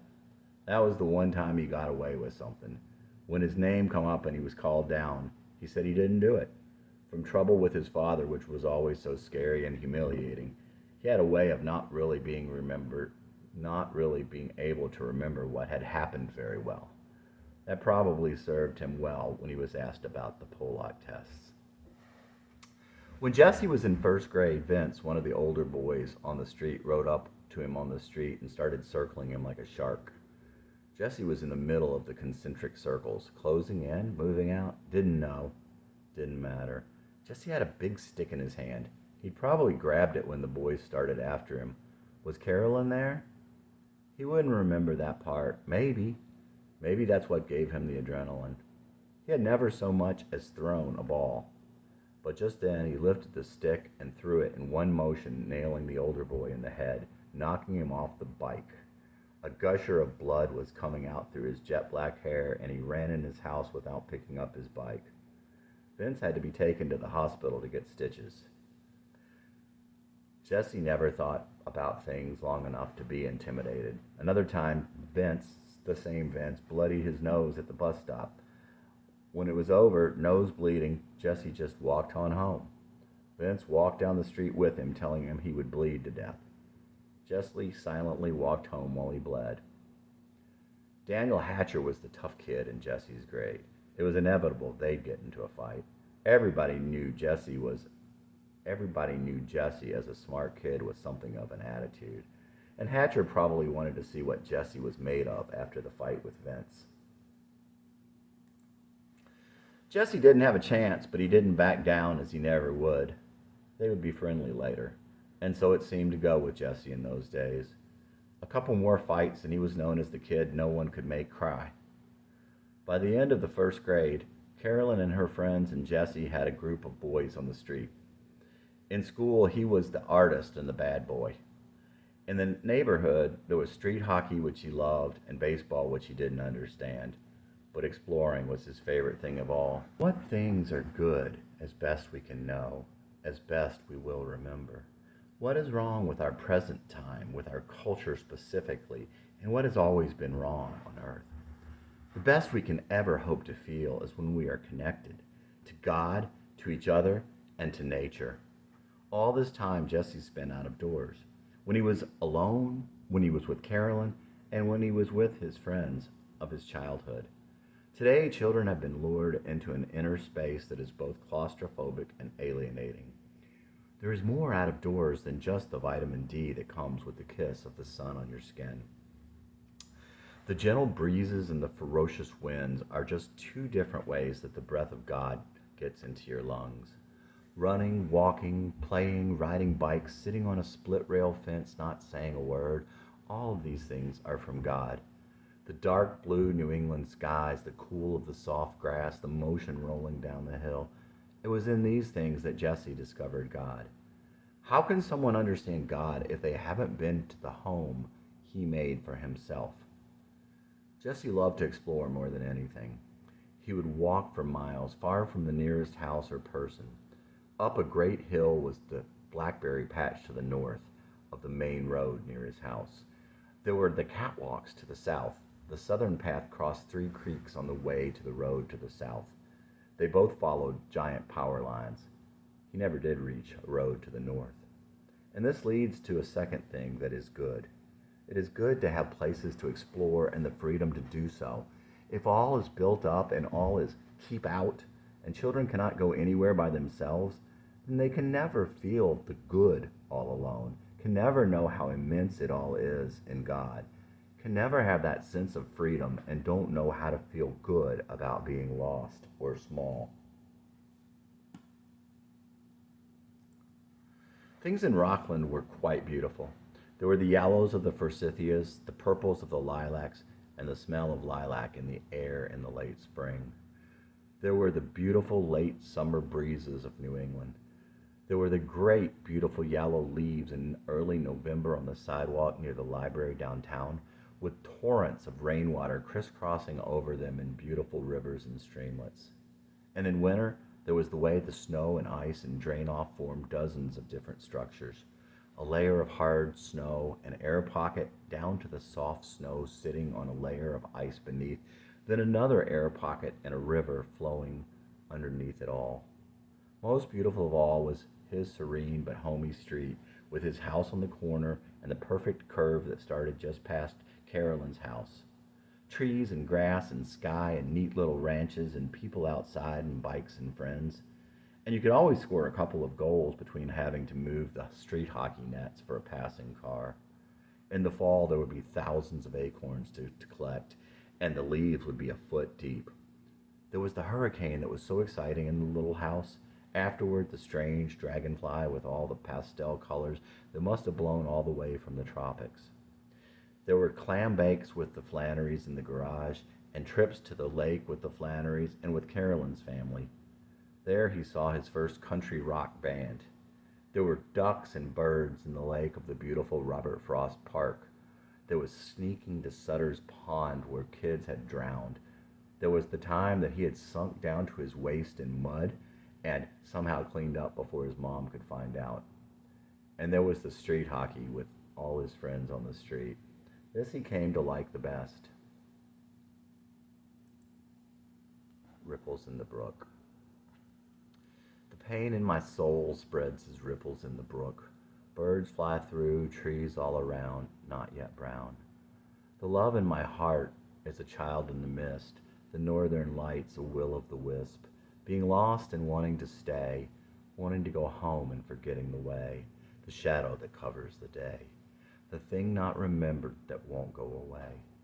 Seductive, unbearable sorrow, as real as the trees, but I'll never remember tomorrow. All feeling with time disappears, like a dream that's come and gone, and only a feeling left by dawn. With dusk a distant place, like the tears that blur your face, as I watch you run away, as I watch you running away. Happiness eludes me still. The love I wait for does not arrive. Remaining unfulfilled, I stay alive. Jesse Dillon at 17. Chapter 10. Jesse was in trouble a lot at school, but there was still the excitement of the new school year, the new classes, the new people and old people, the smell of the school, the clothes, the hair. Jesse had a favorite pair of navy corduroys, and he wore them in all his dreams of being grown up, where he was some kind of hero or another. The idea of being a hero is important. You have to see yourself as rising above. If Channing were asked years ago what a hero was, he certainly would have answered with all sorts of good qualities and superlatives. There would not have been any bad stuff, but guess what? The bad stuff is like the grain of sand in the oyster. A real hero overcomes his shortcomings. Rare is the hero who was born to it. We should want to be heroes. God puts that in our hearts. Jesse wanted to be a hero. Somewhere wrapped up in that longing and in his losing that longing is where the death of Jesse begins. Channing came to know this. Hopefully, when more pieces came, he would come to see how they fit in with this. Jesse used to play World War II fighter pilot on his swing set for hours at a time, with a friend or by himself, a P-51 Mustang. He would always get shot. Later, he was the bloodied hockey player, struggling through the energies. Maybe he was Carolyn's hero. He most likely never forgot that, and the exploring somehow related. The last memory he had of them being together, as only such a young boy and girl can be, was the time he led her far out into the woods. Carolyn got tired and wanted to go home. Jesse would never forget that he just kept going his way, leaving her to turn around and walk home alone. Jesse saw Carolyn every day at school. They were in the same class most of his time in Rockland. And they saw each other out in their street all the time and walked home from the bus together. Jesse and Carolyn stayed friends for his remaining time in Massachusetts. Sometimes Carolyn and her friend Megan would hang out with him. Megan, who embarrassed him by telling Carolyn in front of him that boys had hot dogs. There was also a day they played doctor, but without too much curiosity. Megan became Carolyn's best friend as Carolyn and Jesse moved apart. Megan was not real big, and she was kind of cute, clued in by an older sister. She didn't hang around with Carolyn and Jesse together very often. They certainly talked more at this time, but Jesse would never remember what they said, and he would rather know instead what few words they said in their earlier years, but he probably would not have understood their significance, even if he had known what they had said. That's the problem with written words that last longer than an instant. The greatest communication can only be understood by the intended recipient, and only at the time the words are spoken. One Halloween, while they were in 4th grade, Jesse was invited to a party at Megan's house down the other street. All the girls in the neighborhood were getting ready for the big party. When Jesse got there, he realized he was the only boy. He stayed in the garage with the older girls, bobbing for apples and hanging around. "Do you feel strange being here?" Not so much so. The following spring, Jesse had tennis lessons with Megan and Carolyn. They would walk down Megan Street to get their ride together. A teenager with a Firebird would drive them. The speedometer went up to 140. One day, Jesse was walking down the street with the girls and hit a rock with his tennis racket. Crash! He wasn't sure if they heard it, but he sure did.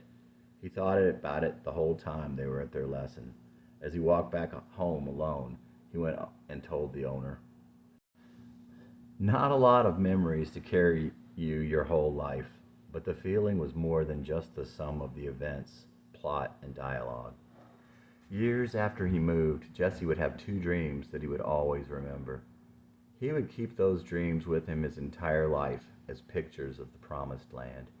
In each dream there was a young girl, her face not quite in focus mentally. And she was older than Carolyn had been when he left her, but somehow he knew her, as the apostles knew the risen Lord. There is something more to us than just our physical state, and somehow our souls can know our loved ones beyond our senses. In the first dream, they were in a park he would come to know in another city. They were tossing a ball back and forth. That was all.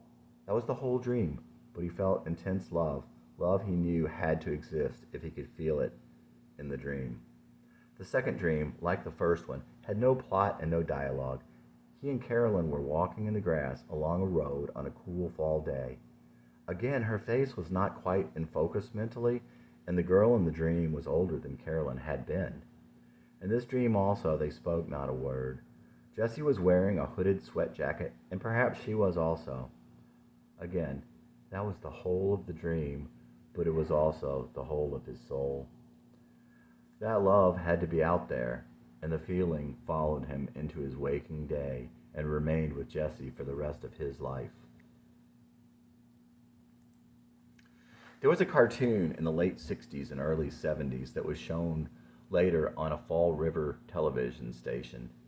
Every afternoon after school, Jesse rushed in to watch Kimba.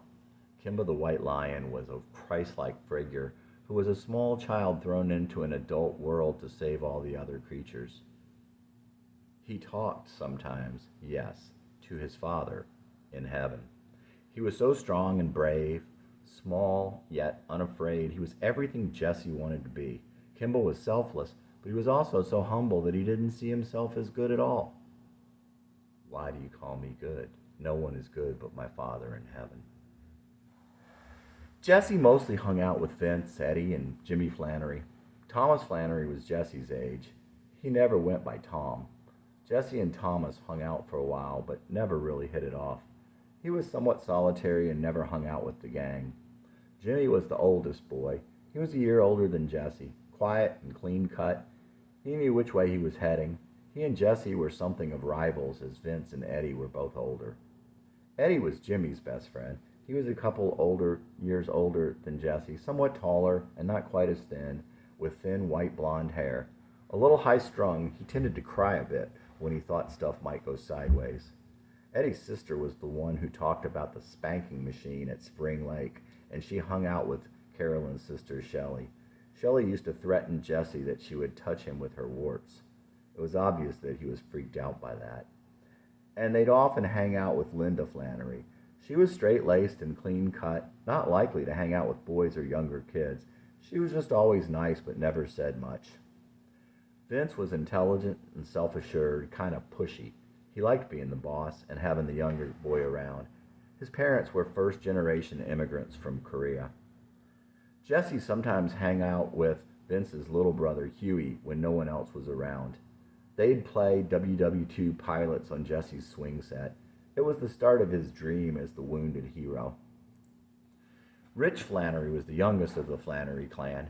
He was between the ages of the other kids on the street, but he sometimes played with Jesse's brother, Matthew. Jesse's brother Matthew's best friend was Tim Brown. Tim was an inquisitive and talkative kid, and he definitely seemed destined to be an only child. His baby sister died of leukemia. Matthew's friend Anna from across Michael's street was a beautiful little Italian girl with huge brown eyes that smiled inquisitively as she watched you.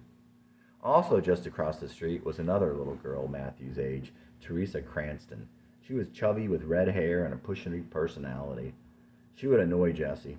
One time her mother said that Jesse would one day chase her for a different reason. Jesse was certain that that would never happen. Sometimes Jesse hung out with Donnie Cranston. Donnie was a short, partly nerdy kid, partly all boy. Mostly just a normal kid with a talky mom and an alky dad. Donnie's best friend at the time was a girl named Kathy who lived up at the top of Cross Street. Everyone liked the pale, skinny kid with blue eyes and blonde hair, smart and dark. Maybe because you couldn't make him cry, maybe because he was a little crazy, maybe because he talked like a cowboy or because he was smart and confident. It could have been because they thought Jesse was an artist because he was always drawing things, or because he marched to his own drummer.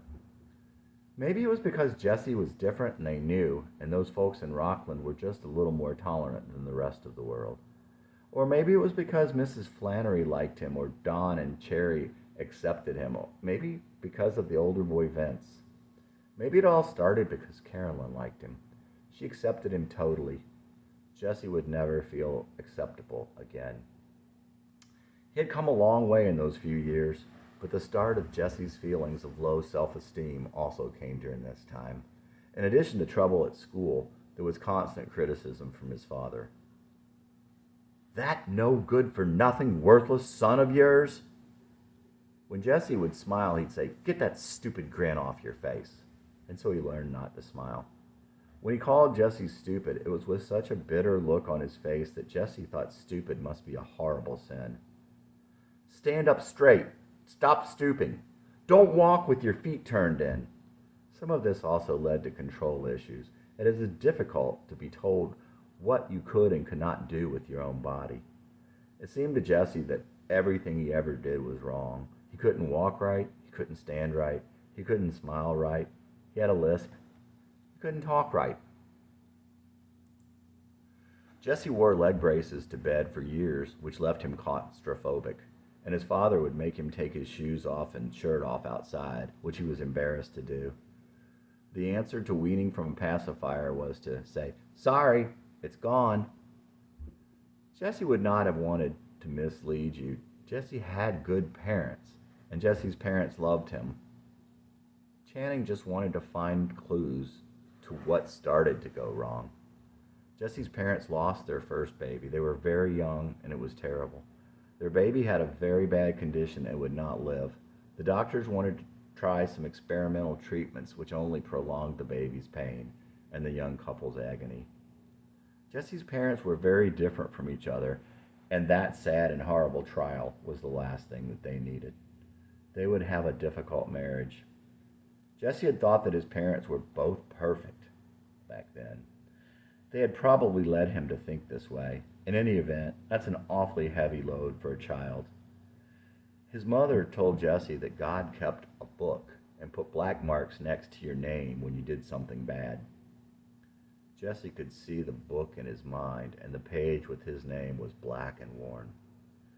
One of the boys at school told Jesse that Jesse, was one of the bad boys. Some nights Jesse would lie awake in his bed listening to his parents arguing. It seemed that it was always about him.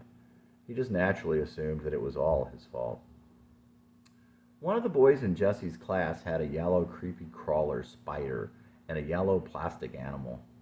They were penny toys, but Jesse thought they were cool. One day, the other boy was out, and Jesse took them from his desk to play with them, intending to return them.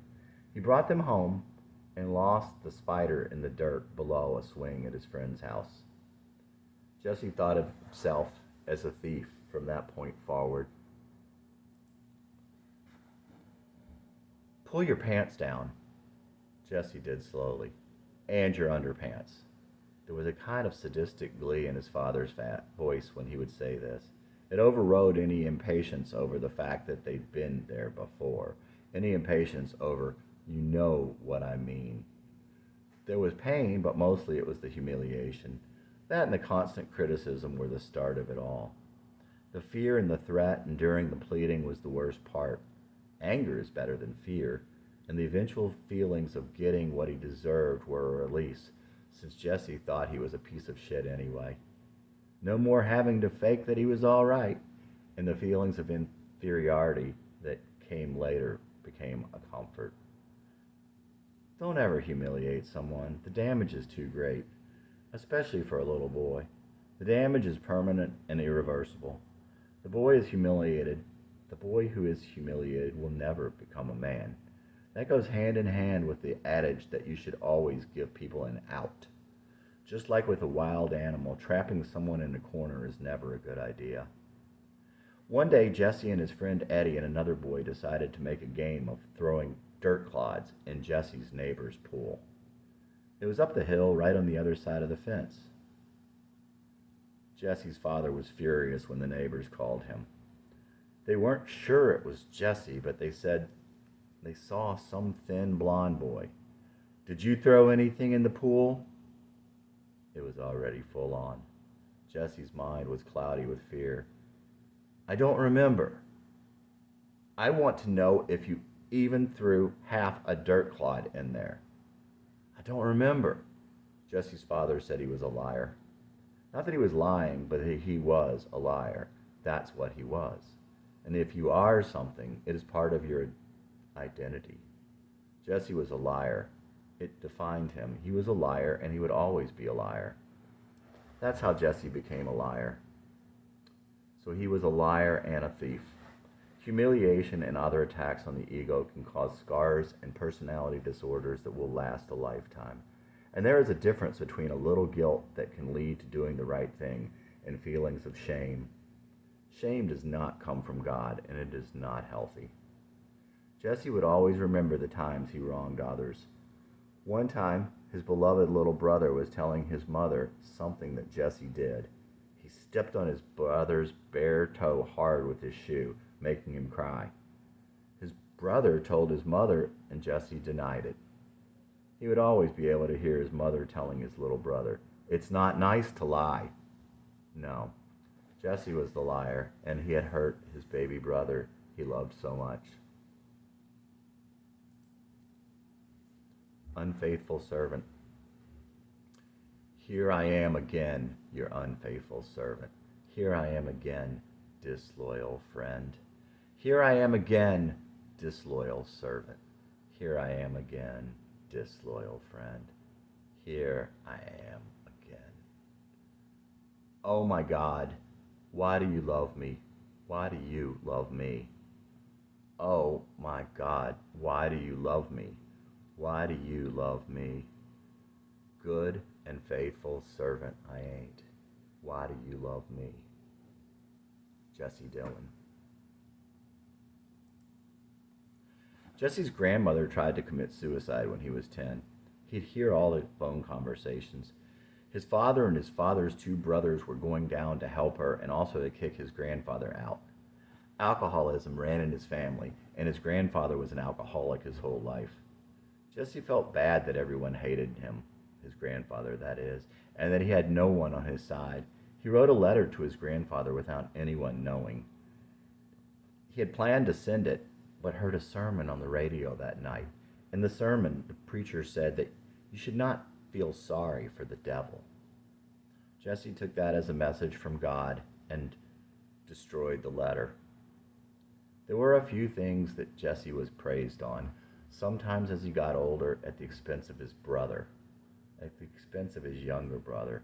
He knew these things did not make someone good. Eating well, having a neat room, at this point getting good grades, except in conduct, which he felt did make you good. And back then he was always complimented for being smart. How is that me, he wondered. That is just something you have. It's not something you should be praised for. As third grade came to a close, the parents on his street were in an uproar. The kids on the street were to be transferred to a school that had been built in the 1800s. As their school bus would drive past that school, the kids would sing out, "Shitty, shitty Sheridan." At the end of the year, Jesse was given some tests at school. His parents asked him one night if he wanted to go to a school for gifted kids. The school was called Alexander Graham Bell, after the scientists. Anyway, it sounded fun. Besides, getting away from the school where he was always in so much trouble would be good. Yeah, he would be leaving that school anyway, but those probably seemed like two separate things to Jesse. His parents wanted him to go there so he wouldn't have to go to Sheridan. Bell was an old 3-story brick school with great musty staircases and large windows. It was surrounded by a pavement playground where they played kickball, a tall chain-link fence, and a parking lot. At the new school, Jesse didn't feel like he fit in. All his friends were at that other school. He missed them and didn't like the smart kids. His parents asked for him to be transferred out at the end of the semester. Sometime around this time, Mrs. Bagwell, a neighbor on the street who worked in the school's office, told his mother that Jesse had 2 IQs. She was the same lady whose husband had died suddenly in the middle of the night. Something to do with salt, his mother told him.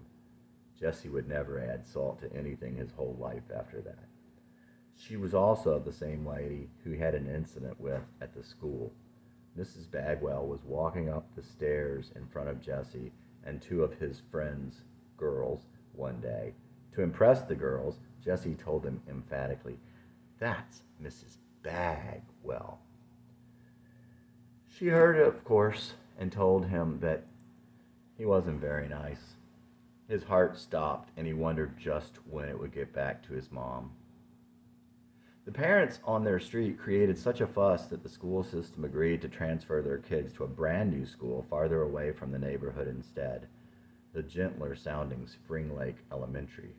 Spring Lake Elementary was the latest in modern schools with the huge open floors for each grade, the open classroom pods lining the walls. The school was set back from the road, and the art classes sometimes set out outside tables and would charcoal the line of trees on the far side. Back with his friends at the new school, Jesse was very happy. Again, kids gravitated toward him because of his drawings and, well, whatever it was those kids in Rockland found cool about him. Maybe the fact that he didn't care what everyone else did. Trouble with the teachers quickly found him again. He'd always remember one day when he was very sick. Jesse was lying in bed and his mother came in from a conference with his teacher. She was yelling at him, and she was very embarrassed. His teacher said he had forged his mother's signature on a permission slip. Obviously, it was wrong, but he didn't really think much of it at the time. It was due, and he had forgotten to ask her to sign it. On that same field trip, Jesse got in trouble for breaking a souvenir that one of the other students had bought, an ostrich plume. Why or how, he would not remember. Something about the kid putting it in his face after he told him to stop. He might not remember the circumstances, but he'd remember the trouble that always seemed to follow him wherever he'd go. One gray late autumn day, Jesse's class went outside for art. They were instructed to draw the bare trees that provided a backdrop for the school. They were to draw them with gray charcoals. Jesse would always remember the feeling of looking away like that to the trees in the distance. It gave him a feeling of longing for escape, to just run and not come back. He would have that feeling again at another school many years from then. It was odd that Jesse got into a fight on the school bus in Rockland his last year there. It was with a much bigger and older kid named Carling. Jesse never did know his first name. Everyone called him Carling. It was odd because Carling was a tough kid, but very affable, always had a smile. He looked like a stoner athlete kind of guy, even back then. They got along great after the fight. There was a popular beer by that name with a jingle that was somewhat of an earworm, so it always stuck with Jesse. That last summer, he also got into a fight with his now best friend, Vince. Vince, who had bloodied his nose 3 years ago. Vince kept throwing him down, and Jesse kept getting up. He had tears in his eyes because Vince was his friend. He was so mad and upset that he was crying. Vince didn't make him cry this time either, at least not physically. Hatcher couldn't make him cry. Carling couldn't make him cry. So the name Carling was part of his legend now. Toward the end of that last summer there, some of Jesse's friends were pretending that Jesse was Carling to some other kid who didn't know who they were. Why? It's doubtful any of them could have told you at the time. They were just killing time while waiting for a bus after sports camp. Then Thomas Flannery started saying, "Carling's a butt." When he wouldn't stop, in character, Jesse decked him. Thomas went to a camp counselor. The counselor took Jesse aside and with his arm around Jesse's shoulder whispered, "Why didn't you hit him harder?" The lessons that you keep. Jesse long remembered this with a mixture of guilt, laughter, and pride. Another time it had started raining while they were having their lessons at that camp. Jesse pretty much sucked at tennis. While it was raining, all the other kids went under the pavilion with the instructor. The instructor was talking to the kids about tennis. Jesse didn't really notice. He and another boy, who was also pretty lame, stayed on the court out in the rain practicing their serves. The instructor pointed to them, using them as examples to the kids in the pavilion, as kids who just don't want to learn. Jesse's friends told him about this, and it bothered him. He was worried that this would come back to haunt him later, and that it would get to his parents. Later at the camp, he and a friend were standing on an outside balcony. Jesse was spitting over the rail. They were talking when a black kid came up behind them. He was really mad. "Why did you spit on me?" "I didn't spit on you." He certainly didn't mean to spit on anyone or see anyone down there. He hadn't seen any black kids before. He was scared of the angry kid because he was black. The other boy twisted Jesse's arm behind his back. Jesse did nothing but protest that he hadn't spit on the kid. Eventually, the other kid said something and left. And it also left a bad feeling. Even that summer, there was trouble. That summer after 4th grade, Jesse's father got a promotion, and he asked Jesse if he wanted to move. It was partly the newness, partly the trouble he had always been in at school, partly the trouble from the camp. But he wanted to go. If he had only known. The neighbors all came out to watch them leave. Jesse saw Carolyn silently watch him as their car pulled away for that last time. They would never be back. Jesse would carry that image in his mind as long as he lived. It was much later that Jesse would think of Carolyn often, and he would often wonder how his life would have been with Carolyn still around. Later, he would feel like he abandoned her, even if she never thought of him. Why are things the way they are? Why are things the way they are? Why are things the way they are? Why does distance gotta be so far? Why are things the way they are? Distance is more than space. Distance is more than space. Why can't I picture your face? Distance is more than space. Why can't I see you again? Why'd I forget what I once knew? What a long, hard road it's been away from you. We were so young and free. We were so young and free. Do you even remember me? We were so young and free. All those memories I had with you, I had them framed. I'd die if you knew what's happened to me. I'm so ashamed. Why are things the way they are? Why are things the way they are? Why does distance gotta be so far? Why are things the way they are? We were so young and free. We were so young and free. Do you even remember me? We were so young and free. Why can't I see you again? Why'd I forget what I once knew? What a long, hard road it's been away from you. Jesse Dillon in the summer of his 19th year. Jesse wrote Carolyn a letter when he was 18. He told her that he was coming to visit that summer. He said that he was looking for a place to camp and a place to party. Carolyn wrote him back and told him that she didn't know about places to camp, but she could find him a place to party. Jesse never did go. He could not let her see him like he was. He would fix himself and then go back. Maybe she'd still be waiting, but he never did, and she was not. Jesse was different from the other kids. He talked differently, he thought differently, he just was different. But the kids totally accepted him in Rockland. A lot of the kids followed him, and the others seemed to like his presence. They always wanted to know what he was doing. He didn't know to be thankful for this. He never gave these things any thought whatsoever. Jesse never did come up with reasons why people would react so differently to him in Nashville. Whether it was just time or it was a different mindset, he never knew. Channing came eventually to know people well, but he hadn't been there. Jesse was there, but certainly did not know people at all at the time. In any event, he would come to curse the locale and not the season. Why are things the way they are? Why are things the way they are? Why are things the way they are? Why does distance gotta be so far? Why are things the way they are? Distance is more than space. Distance is more than space. Why can't I picture your face? Distance is more than space. Why can't I see you again? Why'd I forget what I once knew?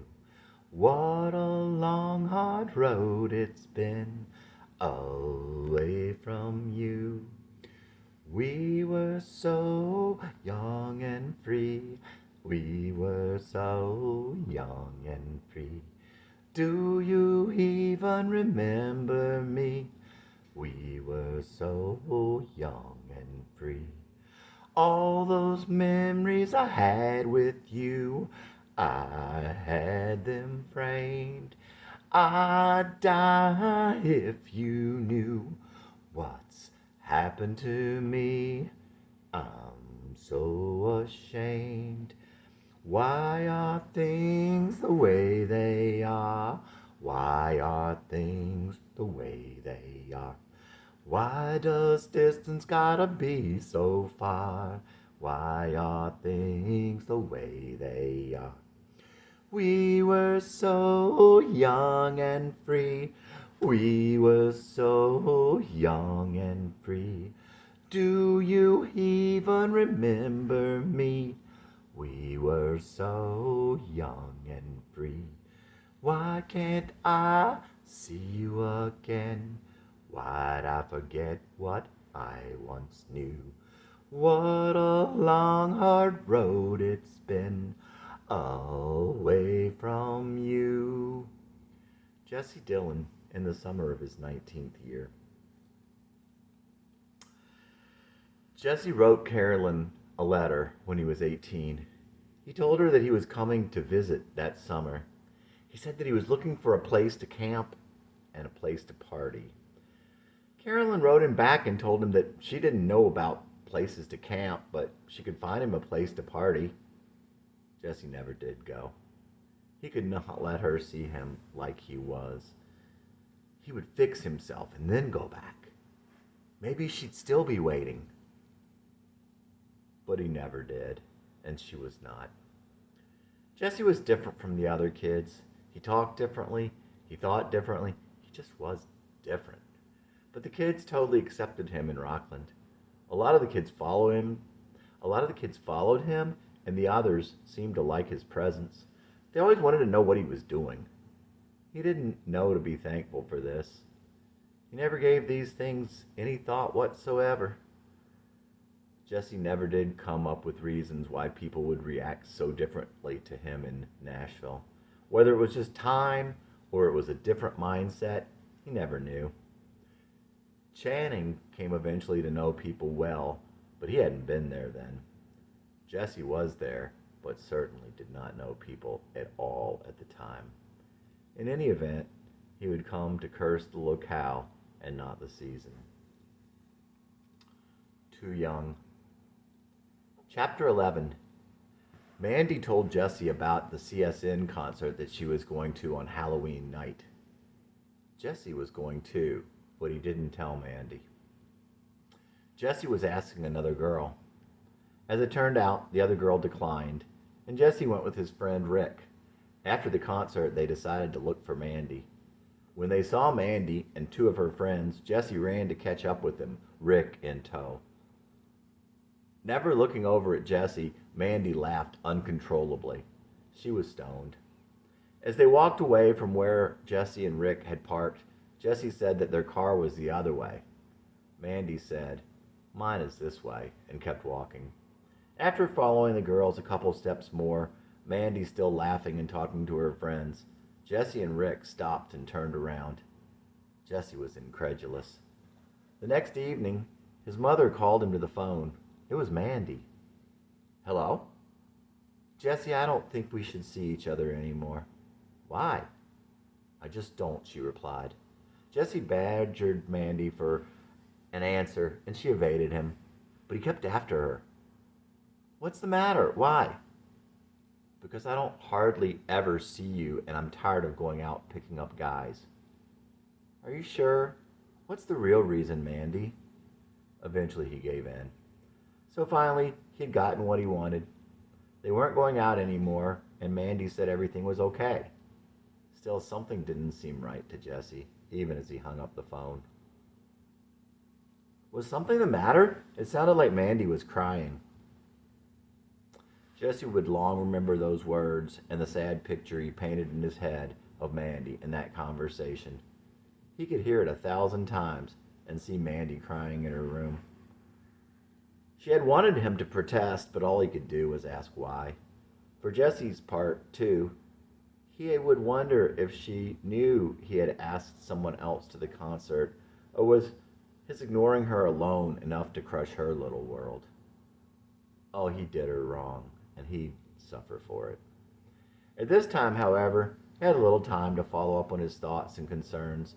His first semester back at school was catching up with him, and he was working more as the holidays approached. And then there was one more thing heavy on Jesse's mind. Jesse had always dreamed of love since his school days. Glorious and heroic, he expected it to blow him away as he had been blown away by a girl back then. To him, love was a fairy tale he believed in, and there was no place for reality. Since he had left the state school 2 years before, he had come to regret the drinking and partying lifestyle that forced him to leave. And that lifestyle had also made him feel that he had looked bad in the eyes of a girl he had once loved there. So now, in his growing state of nostalgia, He had begun to believe that she was the one with whom he would share his fantasy love. He had loved her so much back then. Stephanie was born on the same day as Mandy, 3 years later, but Jesse never knew that. Even more significant was the fact that she was supposed to come in October, the month that brought forth all the things Jesse had loved. Jesse had begun writing to Stephanie months before he met Mandy, back when he was laid up with a broken back. Later, when it seemed that this Later, when it seemed that his physical relationship with Mandy was wrong, he began to feel very bad about his relationship with her. His innocent love for Stephanie felt like it could be his saving grace. In November, she agreed to go out on a date with him. They would go to a concert after the semester was over. Stephanie. Stephanie, Stephanie, will you ever have any love for me? Stephanie, Stephanie, when will you ever really let me be free? I guess I was in for more than I thought. Tried to get you hooked, but I got caught. Trying to second guess you by your words and your actions. What I've seen in your eyes, a different reaction. Thought you never liked me, but Kat said you did. She lied, I said, and I ran and hid. Stephanie, Stephanie, will you ever have any love for me? Stephanie, Stephanie, when will you ever really let me be free? I joked about Boston and you as my bride. You wrote me a note about my suicide. My indecisive way, I just let you slide. But you and I both know of love I can't hide. Stephanie, Stephanie, will you ever have any love for me? Stephanie, Stephanie, when will you ever really let me be free? I thought long and hard, changed my ways for the better, upgraded my list of the people that matter, stayed up one night and sent you a letter. Now I wanna climb your social ladder. Stephanie, my Stephanie, indecision is through. Stephanie, my Stephanie, my indecision is through. Stephanie, my Steph, I wanna marry you. Stephanie, Stephanie, will you ever have any love for me? Stephanie, Stephanie, when will you ever really let me be free? Stephanie, my Stephanie, indecision is through. Stephanie, my Stephanie, my indecision is through. Stephanie, my Steph, I wanna marry you. Jesse Dillon in January of his 22nd year. Chapter 12. Jesse tried to get hold of Mandy, but increasingly she blew him off. The more she rejected him, the more he worried about her. But what could he do? Jesse continued calling Mandy from time to time, but she never seemed to be home anymore. His calls were met by the laughter and resentment of her family. Finally, he reached her, only to find her detached, standoffish, and cool. "How you been, Mandy?" "Okay." "I can never reach you. Keep trying."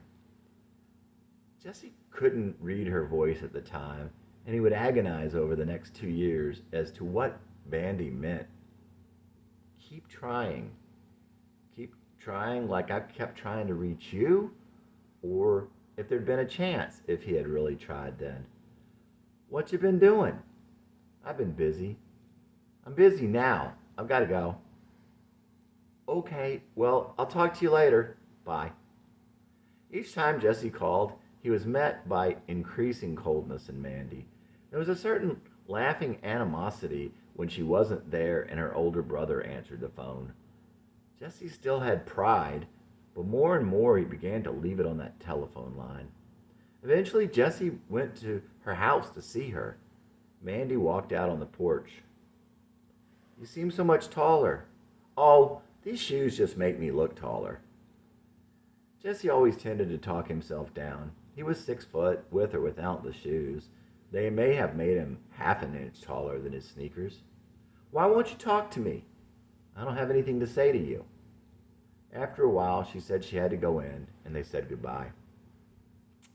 Then came the stories from Jesse's brother of Mandy's partying at their school. She didn't even go to school there. Matthew said that she stayed stoned all the time and was being used and talked about by a bum out on campus. Jesse truly hurt for Mandy. It was closing in on Christmas.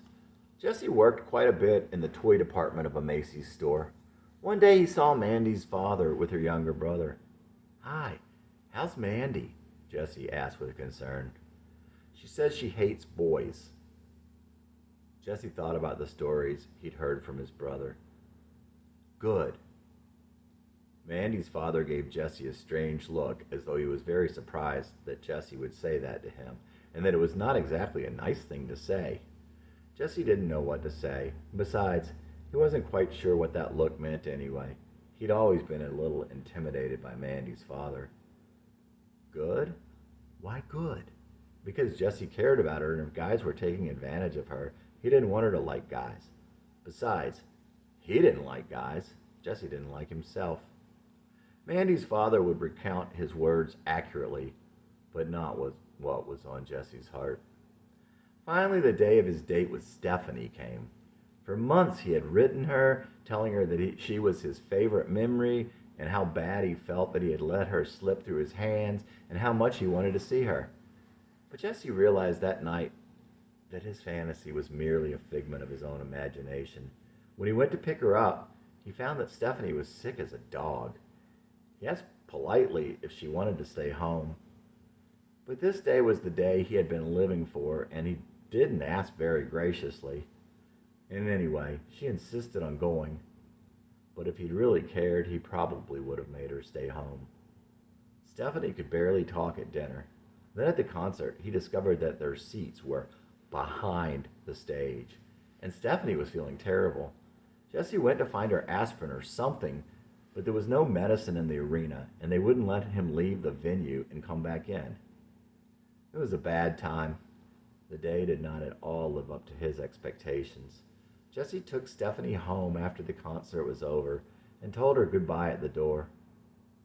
She collapsed on her bed when she got in. Jesse was devastated. Of course Stephanie didn't care about him. She never would. The drive back to Nashville was terrible. His mind was going faster than the car. Maybe Stephanie was not, after all, the girl of his dreams. It seemed to him that she had only gone out of obligation. Jesse would never know how much Stephanie loved him and how sad he had made her over the years. After that night, Jesse began to look more closely at his dreams. He remembered then another girl whom maybe he had hurt a lot. Now that school was out and he had more time, Jesse picked out a Christmas card and went to visit Mandy in person, since it was so hard to get through to her by phone. She came to the door, but she was quieter and more reserved than he ever remembered her. "What are you doing here?" Genuine surprise was in her voice. She let Jesse in. They sat down and Jesse gave her the Christmas card that he had bought her to cheer her up. Inside the card he had written, "To the best girlfriend I ever had." Jesse had only meant she had been a very good girlfriend, not that he had wanted her back, nor that he had romantic feelings toward her. At least that's what he thought at the time. However Mandy took it, her response was true in any case. "I don't understand you, Jesse." Too young. You were too young to give me what I wanted. I was too young to give you what you needed. And yet, for a while, I gave you what you wanted. You always gave me what I needed. You were too young to give me what I wanted. I was too young to give you what you needed. And yet, for a while, I gave you what you wanted. You always gave me what I needed, but I didn't know you were all I needed. Jesse Dillon at 23. Running away. Running away. When did you first know that you were a joke? The punchline was in place by my 11th year. The seeds only sought the rain and reason. I didn't know what was coming when I came here, but it wasn't the locale so much as the season. I see myself running away. Even then, I found myself running away. You can run your whole life, but where will you stay? The die was cast that charts my course, the source my fears. The seeds had wrought the rain and ruin of reason. Though I didn't fall just because I came here. For years I cursed the locale and lost the season. I saw myself running away. Even now, it's all about running away. You can run your whole life, but you can't outrun the rain. In a sense, it was all about running away. At the least little thing, I'd be running away. I've run my whole life and lost it on the way. Even now, it's all about running away. Even now, it's all about running away. You can run your whole life till there's nowhere left to stay. Jesse Dillon. Chapter 13. Jesse moved to Nashville when he was 10 years old, on July 13 of that year. He would come to know that date like he knew his birthday. Some of the kids in Massachusetts told Jesse that no one wore shoes in Tennessee. At the time, Nashville was a clean, mid-sized city, mostly services and suburban, with a lot of well-off and rich people, but a nice blue-collar population also. Jesse didn't know anything about Nashville, except that it was warmer there, and that they'd be moving into a bigger house. In any event, moving somewhere new seemed like an adventure. Jesse had definitely been excited about moving. He had even said that he wanted to move. Partly he was glad to run from trouble, and partly it was an adventure. Not that it would have made a difference, but later he would come to regret to say that he wanted to move. The unimpressive, middle-class neighborhood they moved to was out in the suburbs off Moordale Road. Moordale was an old road that used to be the main thoroughfare to the river town of Moordale. The city of Briar Knoll was in the middle of a few other subdivisions, an elementary, a high school, a grocery, and some churches. The area was developed, but there wasn't much there at that time. Shortly after Jesse moved in, all the kids on their street were playing at the end of the court. Jesse rode his bicycle down there, but he didn't say anything. They didn't ask him to join, so he just rode around the court in circles. After a while, the kids started talking about him. What's he doing? He's crazy like Jesse Harrison. It was the summer before 5th grade. He spent that summer alone, exploring, riding his bike, and chasing butterflies. In spite of all his friends in school and in his neighborhood in Rockland, Jesse didn't have a clue how to connect with the neighborhood kids. School started, and Jesse had some difficulties. But he did make and lose some friends one at a time. He was not well liked, but was not despised. He was different from the other kids. Before school started, a younger boy had threatened and intimidated Matthew. Jesse was always protective of his kid brother. When Jesse confronted the kid challenged him to fight. Shortly thereafter, Jesse had him on the ground, spitting on him and dropping grass on his face. When school started, Jesse ran into Kirk, who was out to avenge the littler kid. This was the second time another kid had intimidated Jesse. He was on the way down. Kirk had dark hair and never smiled. He was something of a bully, but had a certain poise and knowledge. There was something off about him. He was not your random run-of-the-mill bully, but he was full of acid and somehow unsure of himself. Kirk harassed him all year and repeatedly called him uncoordinated and pigeon-toed, things Jesse had never heard before. But the next part of Jesse's story does not start with his arrival in Nashville or his first year there. There's not much important to tell about Jesse in 5th grade or about his summer before middle school.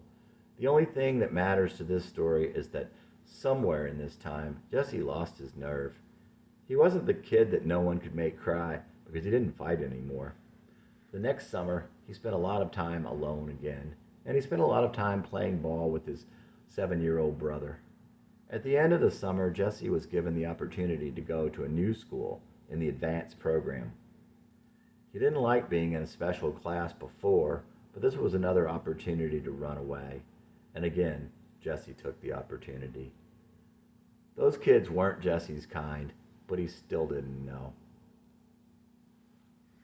The color of sorrow. I never got to tell you, but I fell in love. The first time I saw you on the first day of school, when we were just 11. I made a little cardboard charm and wrote your name. I wore it under my shirt and daydreamed you did the same. You never tried to hurt me, though I caused you trouble, and you could. You just gently took one step back for every step I took. The brown of your eyes was the color of sorrow, like sunshine refracted by rain. Sometimes I felt they were lit by your soul when they'd flash and sparkle with pain. There was a hole in my heart, inches wide and miles deep, and I was losing something I had hoped I might keep, pouring out in my chest, making it so hard to breathe. You knew I'd survive if you'd cut and I'd bleed. The first time the sun lifted gold in your hair, I thought it was magic and couldn't help stare. I can still hear your voice, soft and warm like a child, dancing like starlight on crystal. The brown of your eyes, the color of sorrow, sunshine refracted by rain. Dazed by the flash, transfixed by the sparkle, haunted by a soul in such pain.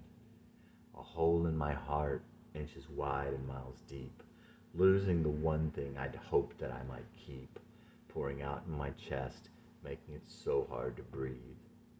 Bleeding at best, my heart on my sleeve. I could be like the rest. You'd cut and I'd bleed. Jesse Dillon. Chapter 14. The next part of Jesse's story, like the first, began on a very specific day. And like the first, it began in a very specific moment. Jesse walked into homeroom at his new school on the first day, nervous but excited. Shortly after he went to his room, he saw her. His heart stopped, and when it began to beat again, the beat was noticeably different.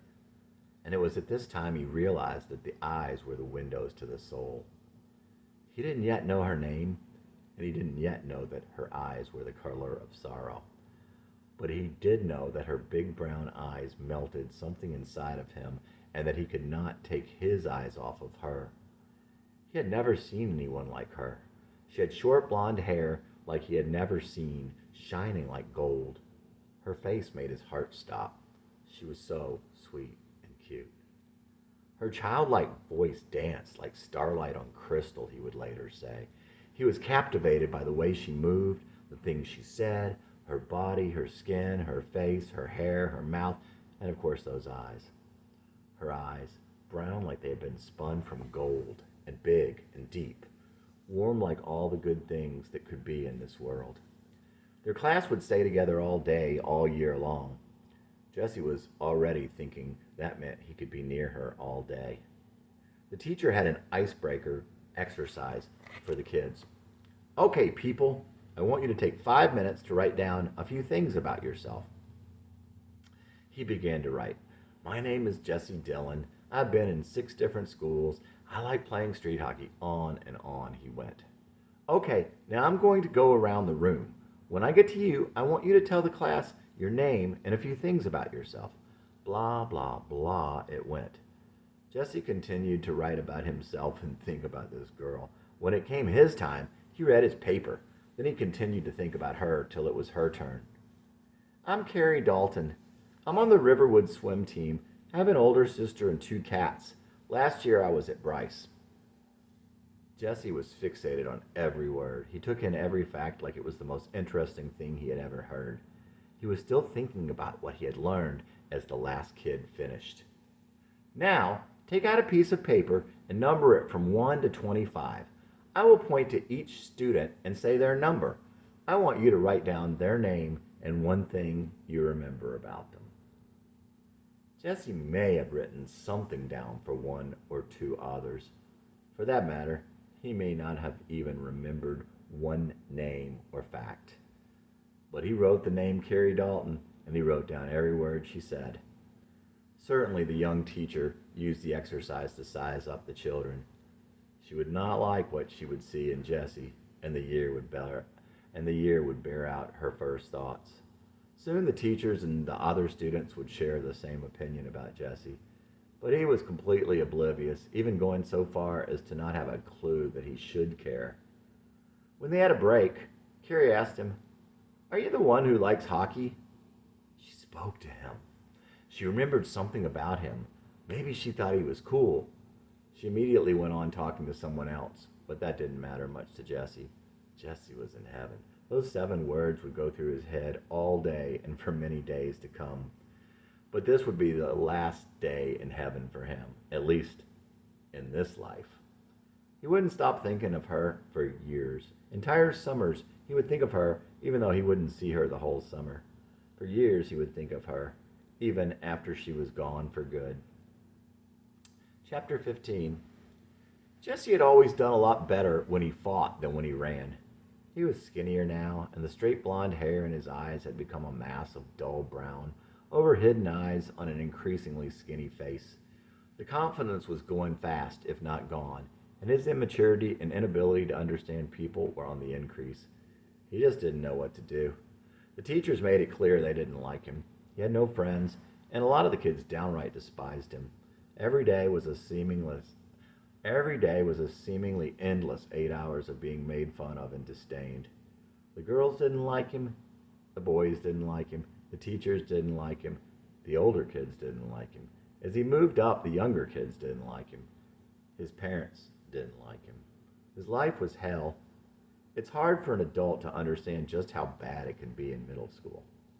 Jesse daydreamed of suicide and of people feeling bad at what they had done to him, and Carrie would mourn him. But he knew none of this would happen. Why bother kept him alive. What about God? Where was God in all this time?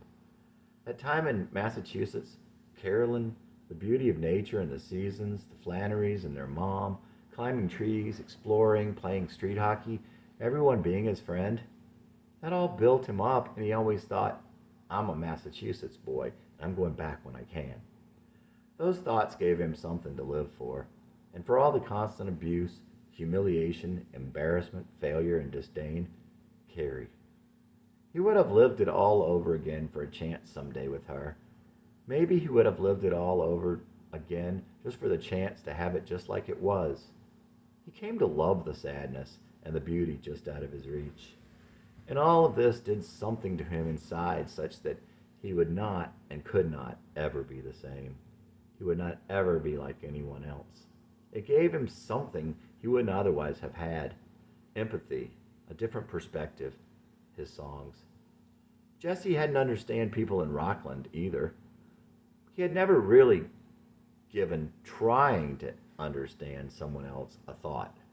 But it was okay when everyone was already friends with him.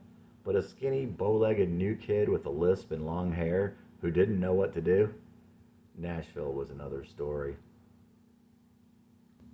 Wanting to go home. From the first time I remember, I wanted to go back home.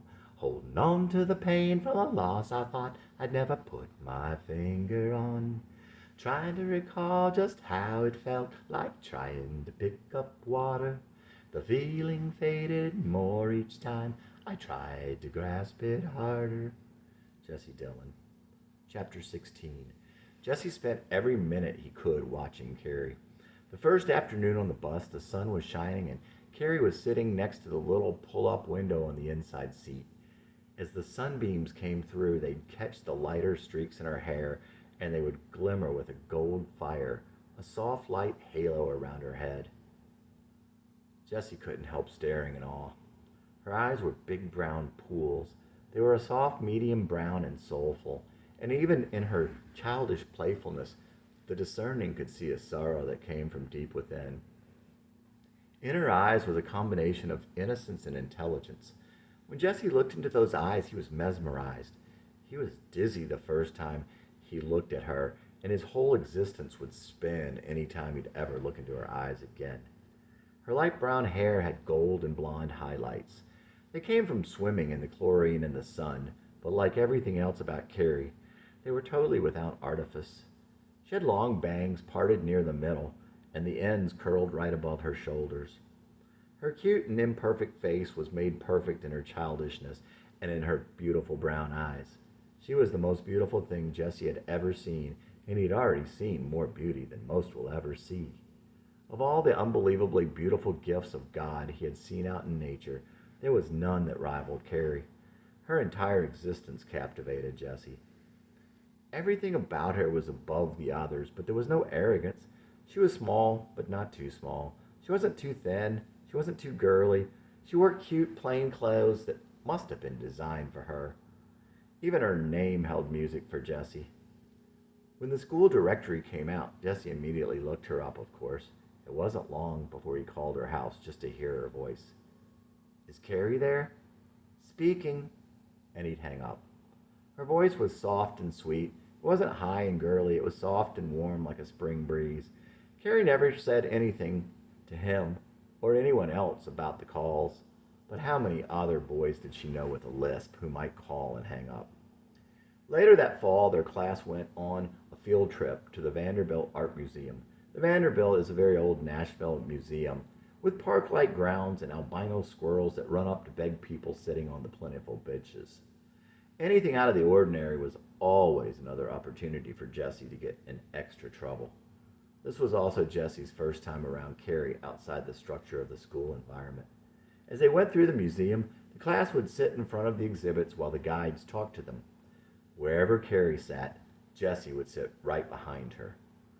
Wherever she would go, he would follow, following her around like a puppy, and being so close to her made him very happy. That wouldn't last long. After an hour or two, one of the teachers took Jessie to the side. "You are the most immature kid I have ever known." Her voice dripped with disgust and dislike. "You should just drop dead. You're not worthy of being on this planet with the rest of us," she might as well have said. She didn't actually say that last part, but Jessie could feel it. Of all the times a teacher called him immature or worse, it would surprise him later how clearly he would recall that one.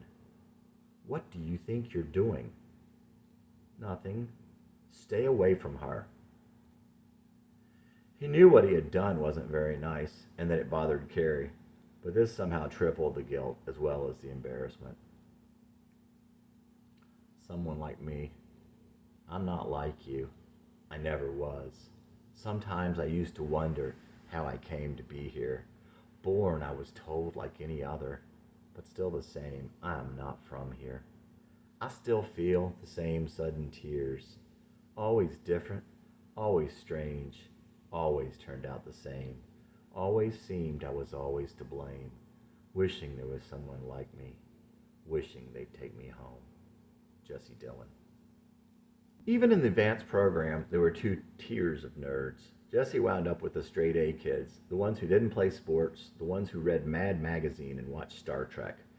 Jesse certainly didn't fit in with them. These weren't the things he did, But his immaturity was growing, and he tried his hand miserably at the silly humor and at fitting in with these kids. He had nowhere else to go. But even with the outcasts of the outcasts, Jesse was an outcast. Even with the nerds, Jesse did not know how to act, how to fit in, how to get along. He was not from here, and he spent his time subconsciously wishing someone would come and find him and take him home. One day it was too much.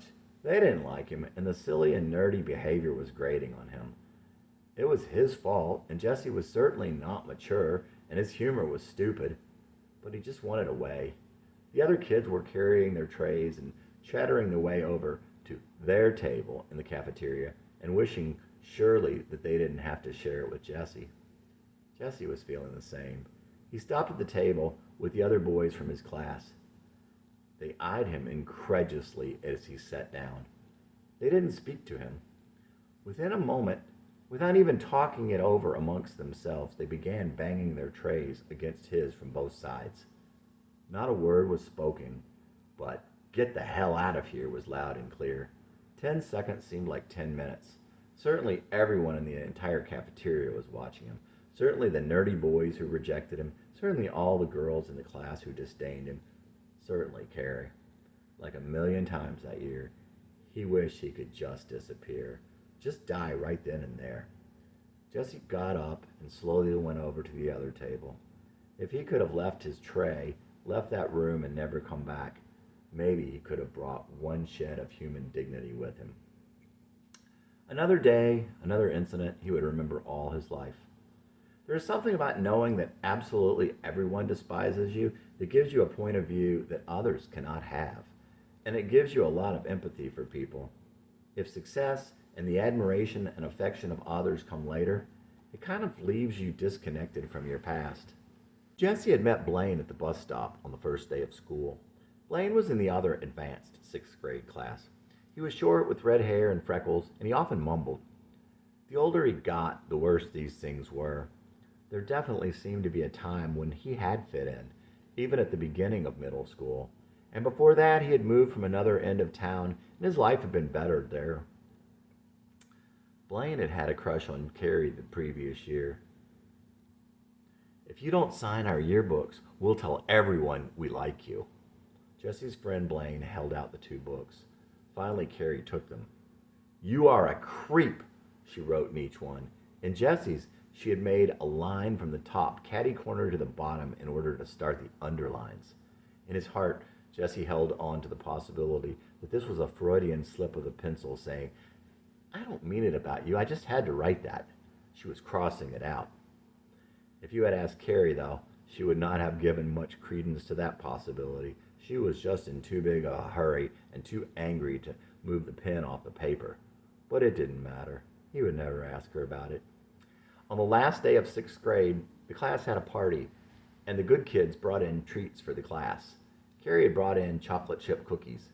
Jesse knew this, as he always knew what she was doing, so long as he was close enough to overhear. He didn't talk to anyone much, and no one talked to him, so it was pretty easy to listen. "These cookies are burnt!"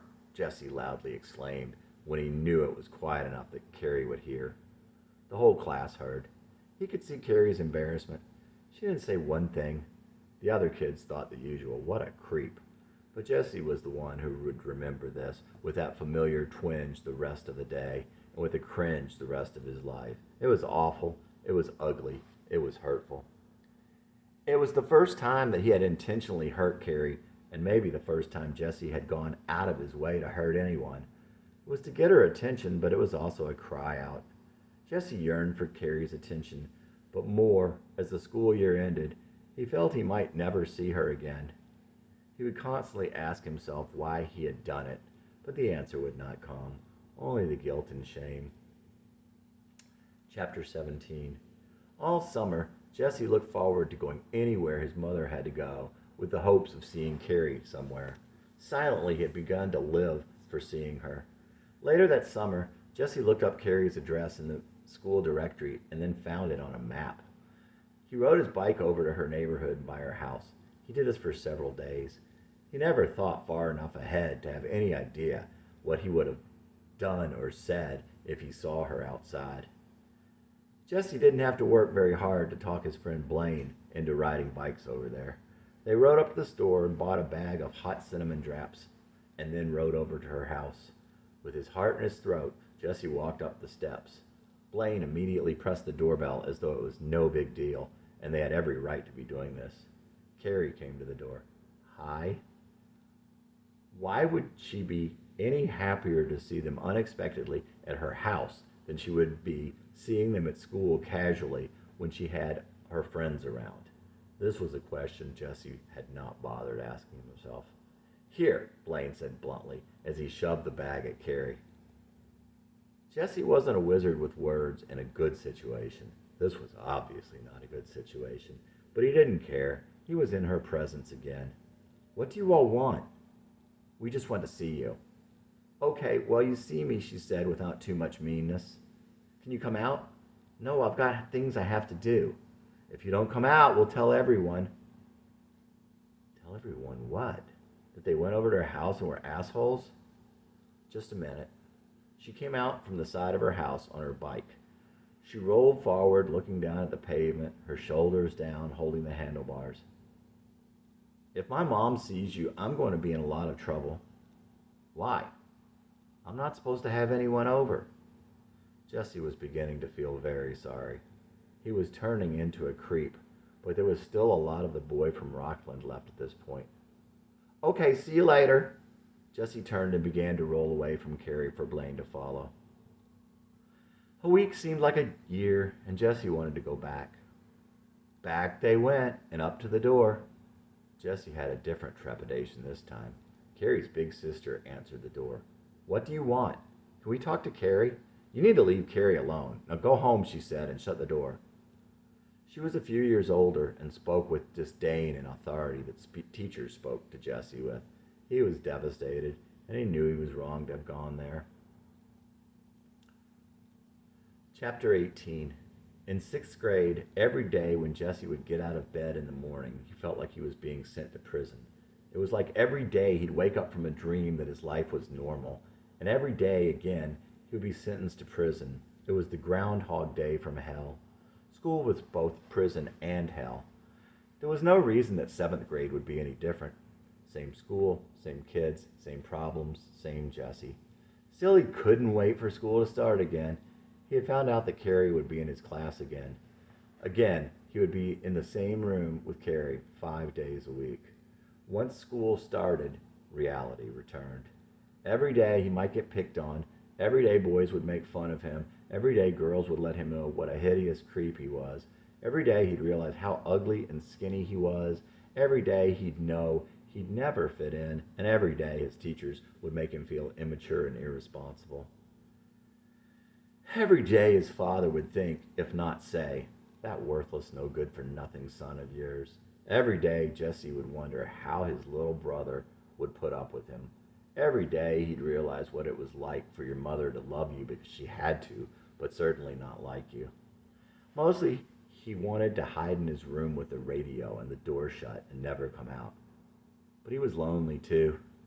How did he fall so far in just a couple of years? Jesse always walked with his head down. There wasn't anyone he wanted to see. One day as he walked down the stairs between classes, he saw a carefully folded piece of notebook paper and stooped to pick it up. It was a note. It was signed by Carrie. Just holding it made his heart skip. As he walked into class, he saw her. It was a love letter to her boyfriend, Ben. This gave Jesse a reason to talk to her. He wanted to draw it out. I found your note. What? He started reading it loudly in front of several classmates. Dear Sug. That's Shug, she corrected, insistent but not too demeaning. It was more of a, you big doofus, than it was mean. Please give it to me. Carrie could have said, please go jump in front of a car, and Jesse would have done so, grateful to be asked to do something for her. He handed her the note. Later he found another note, one of Carrie's friends' notes to her boyfriend. Needless to say, they all figured that he had taken them from their folders on their desks or something. Maybe a bird did it? Maybe the other girl dropped it where he would find it, and then pretended she thought he took it. What matters? No one would have believed him anyway, but it wasn't like he got the opportunity to protest much. Anyone else would have been smart enough to leave it lying where it was, or at least to throw it back down upon realization of what it was. It brings to mind a piece of string by Guy de Maupassant, which they would later read in class. Jesse would never make the connection. Phagocyte. That's Jesse. Yeah, he's a fag. That word was constant. The nerdy kids in the advanced classes picked on him ruthlessly. He was immature, irresponsible, stupid, an outcast. No one liked him. He was foolish, skinny, ugly, uncoordinated, a pariah. Fag, though? That was the big one. Here's his common approach, Tyler said, pretending to have a fork in one hand and a knife in the other. I'm gonna eat your balls. Tyler had big, curly blonde hair and a wide, goofy face. It kind of made sense when Jesse would later come to know that Tyler lived alone in an apartment with his mom. He was the class clown, but generally at the expense of Jesse or someone like him. There wasn't really anyone else in his class that he would make fun of like Jesse, though, except maybe later when Blaine was in the same class. He had a quick wit for sure and was a smart guy. And there was probably a sadness in there somewhere, but he was definitely an asshole. Jesse had no clue what any of that was about, but it was obviously the funniest thing and the biggest insult, all tied up in this fag business. He actually had no idea there were homosexual people, nor what oral or anal sex would be. These boys always thought Jesse was so bad as he was always in trouble with the teachers, and they were always telling on him when they weren't calling him a fag. One day, 3 of them were shooting spitwads and acting up. Carrie was trying to read, and they were distracting the class with their antics. She was just getting annoyed. When the teacher came back in and asked her who was doing it, Carrie gave their names. The 3 boys got into trouble. No one else in their class but Jesse had ever gotten in trouble. Later, Jesse saw Carrie crying. Her friends were trying to console her. Jesse's heart was breaking as he watched her cry, and he loved her even more. He was listening, and as always, even ever the fly on the wall, the outsider looking in, Carrie was upset because she had gotten the boys in trouble. Jesse could not believe it. They deserved it. He was glad they got in trouble for once. These were the kids that called him phagocyte for an entire chapter in science with impunity. But he could ask one stupid question and immediately get in trouble. They call this part blah blah blah because it blah blah blah. They call this part blah blah because blah blah blah blah. Why do they call it the anus? Jesse asked innocently. The class burst out laughing. They never laughed at anything he said, no matter how hard he tried to be funny, because he wasn't funny, especially when he tried to be, which was too often. And even if he had said something funny, they would not have laughed. There was an unwritten rule. You laugh at your friend's jokes. You never laugh at the creep's jokes. They laughed because they knew he would be in trouble. Punishment was swift and only took Jesse by surprise, and so it went. The girls made fun of him almost as much as the boys, and perhaps had even more disdain and disgust for Jesse. Some of them even called him fag. One afternoon, he was standing on the bus. One of Carrie's friends pushed Jesse into a seat with another girl, a tall girl who thought a lot of herself, but wasn't very feminine in Jesse's mind. She laughed and stared at him. "Oh, baby." "Fag," he said to her. They got more laughter than they had even expected. Yeah, he was an idiot. Jesse was smart, though, and he'd had a lot of friends in his past. Why couldn't he understand people? Some of it had to do with the time it takes to read people and make a decision on how to react in a social situation. Most people can immediately decide what to do because they already know what they would do in most situations without even thinking about it. They know beforehand. The situation doesn't come as a shock. But Jesse had not already made a decision about what every possible human interaction might mean. He mostly hadn't even thought about it. And there was some he'd never encountered. Furthermore, Jesse's head was far too cloudy to be able to process all the information in time to quickly decide just what might be going on. The noise in his head kept him from making a quick decision. And during the most important ones at this point, everything was covered by a fog of embarrassment. Looking back, when it was too late, Jesse could see exactly what was going on, and the lens of history made it clear what had happened in Jesse's life. With perfect clarity, he could relive each of the situations and interactions that had led to where he had gotten. Looking back, he knew what the other people had been thinking, but not at the time when it mattered. A constant source of humiliation was being unprepared. His teachers would make a big point in front of the class of how irresponsible Jesse was. He managed to forget to bring his English book to class more times than not. What he did not know, and would not know for many years, was that he had ADHD. Even years later, teachers would think that kids with ADHD were hyper. If they weren't hyperactive, they didn't have attention deficit hyperactivity disorder. But that wasn't true. There was a girl in the class who also forgot her book routinely, but even she would make fun of Jesse over his irresponsibility. One of the oldest and evilest laws of human behavior is that sometimes people will attack someone weaker than themselves because of their fear that it might be them instead. Jesse just couldn't see himself, nor could he understand people, at least not people his age. There were many things he did that caused him to be a target. At this time, he still carried a book satchel. Obviously, he caught a lot of grief over that, but it just never occurred to him to change. One day before school, a couple of the other kids grabbed it and started playing keep away. Jesse finally grabbed one of the instigators and put him in a headlock. The boy was crying when the vice principal came out. Jesse's parents were called in over his fighting. He didn't get in much trouble, although he was yelled at, but the worst was yet to come. Once he got to class, all the kids were talking about how the other boy had beat him up. When you are on the complete outside without any friends, even though the naked truth is bad enough, you can expect to be lied about. One day, Jesse started to draw Carrie. He wanted to capture all that he saw in her. He just started drawing in pencil on a blank piece of cheap paper. When he was finished, he decided to give it to her. He ached to tell her how he really felt, not the childish things that Blaine had said to her on his behalf. Somehow to break free of his frozen inability to use words to capture his feelings, or even to talk to her like a normal person. Carrie was struggling in math. Jesse thought he could help her with it. He understood the math easily, and he realized that the teacher made everything so confusing when it was really very simple. Jesse turned the drawing over and began to write on the back. Dear Carrie, I really like you. I wish I could talk to you. I'm so sorry about things that have happened. I can't seem to put my feelings into words, and everything comes out all wrong. I don't think I am a creep. People used to like me. I think we could be friends if you got to know me. I could help you with math. Mrs. Allen makes it so confusing. It's not really. If you would like, we could get together and work on it together, and I could explain it.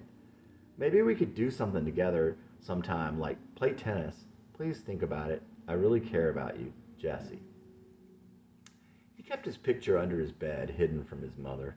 Jesse was in a constant state of shame and embarrassment at school, and home wasn't much better. The less his parents knew, the better. Jesse was looking at Carrie's picture in the yearbook one day, and his mother walked into his room and picked it up. He had an asterisk by the name, and at the bottom he had written, the sweetest, nicest, most beautiful girl in the world. His mother pulled her glasses down and squinted at the picture. Jesse saw what she was looking at and said, Oh, Blaine wrote that. Well, somebody has poor taste in girls. Jesse's mother was a sweet and kind, non-judgmental woman. For her to say something so ugly just shows how even she felt about Jesse. Not one person in the world liked him. Jesse planned on giving the picture and the note to Carrie. He thought about it during every waking moment. Over the weekend, he decided he would give it to her on Monday. On Sunday night, at the last minute, he faced the reality of how stupid she would think the note is. He would be humiliated again, but this time it would be his innermost feelings and his deepest cares that would be exposed to ridicule. What if she showed it to others? Plus, how fair was that stupid note to Carrie? She rightfully hated him. Why should she have to deal with this? He quickly grabbed an Elmer's glue bottle and carefully chose a piece of pink construction paper. He glued it to the back of the picture and put it in his school bag. Jesse carried the picture around with him all day and all the next day. He desperately wanted to give it to Carrie, the simple gift, but again, words and courage would not come. Toward the end of the second day, he asked Blaine to give it to her on the bus. Like the note from Jessie that Blaine had put down her shirt earlier in the year, there would be no mildness, no dignity, no grace. He walked up to her seat and threw it at her.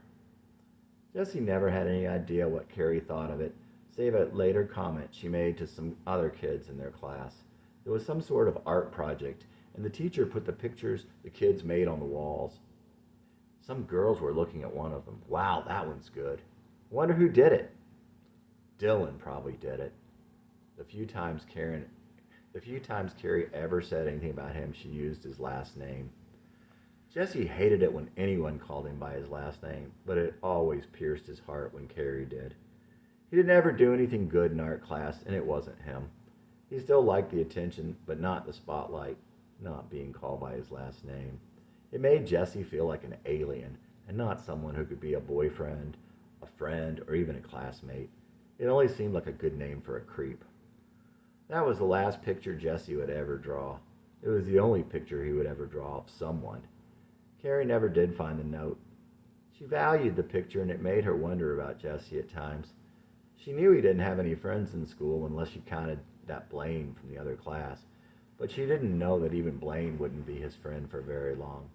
She knew that even the teachers didn't like him, but she didn't know that he didn't have any friends anywhere, that he was picked on, that people made fun of him daily for years. She didn't know that for a lot of years, no one liked him anywhere he went. Carrie kept the picture in her room, but she didn't keep it out because she didn't want anyone asking her about it. And besides, Jesse had signed it. Later, the glue would crack and fail, and the note was there to be seen, but she never saw it. Full feeling sorry. Do you still have that picture I drew of you long ago? I knew you'd wished it was drawn by someone else. What right do I have? Expect you to cry for me. Never had anything at all that was mine to lose. What you never saw were the words on the other side, covered up. Maybe then you'd seen just a boy who was lost. Never paid my own way, never earned these blues. Fool feeling sorry for himself ain't news. What right do I have? Expect you to cry for me. I never had anything at all that was mine to lose. Jesse Dillon. Like Carolyn, Carrie was born in October. Carrie lived in a simple but comfortable house with her sister and her mom and dad. Jesse would always remember the pretty white brick house, and he would always recall the poetry of the address, 505 Riverview Drive. Carrie's best friend from her elementary school years was Tracy. Tracy's father was a doctor, a surgeon actually. They lived on several acres in a nice neighborhood only a mile away. Tracy was a bright, smiling Jewish girl who thought anyone and everyone wanted to do the right thing. She took joy in classwork, friendships, and being a good girl. This was how Jesse saw her. Well, maybe not the Jewish part. He was completely clueless about such things. Carrie was a good friend to Tracy, and they balanced each other nicely. Carrie was the fair-haired one and the popular one, but she had the darker spirit and a sorrow just below the surface. She was happy but taciturn and could brood for hours. It was hard being Becca's younger sister, and her mother could make her feel so badly.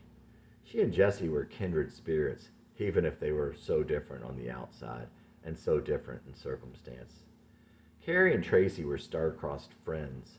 They were good together, but Tracy was naive and never saw the dark side and never saw the evil in the girls around them.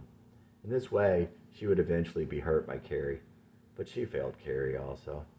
Tracy never stopped to think of the cost, and Carrie couldn't leave it behind.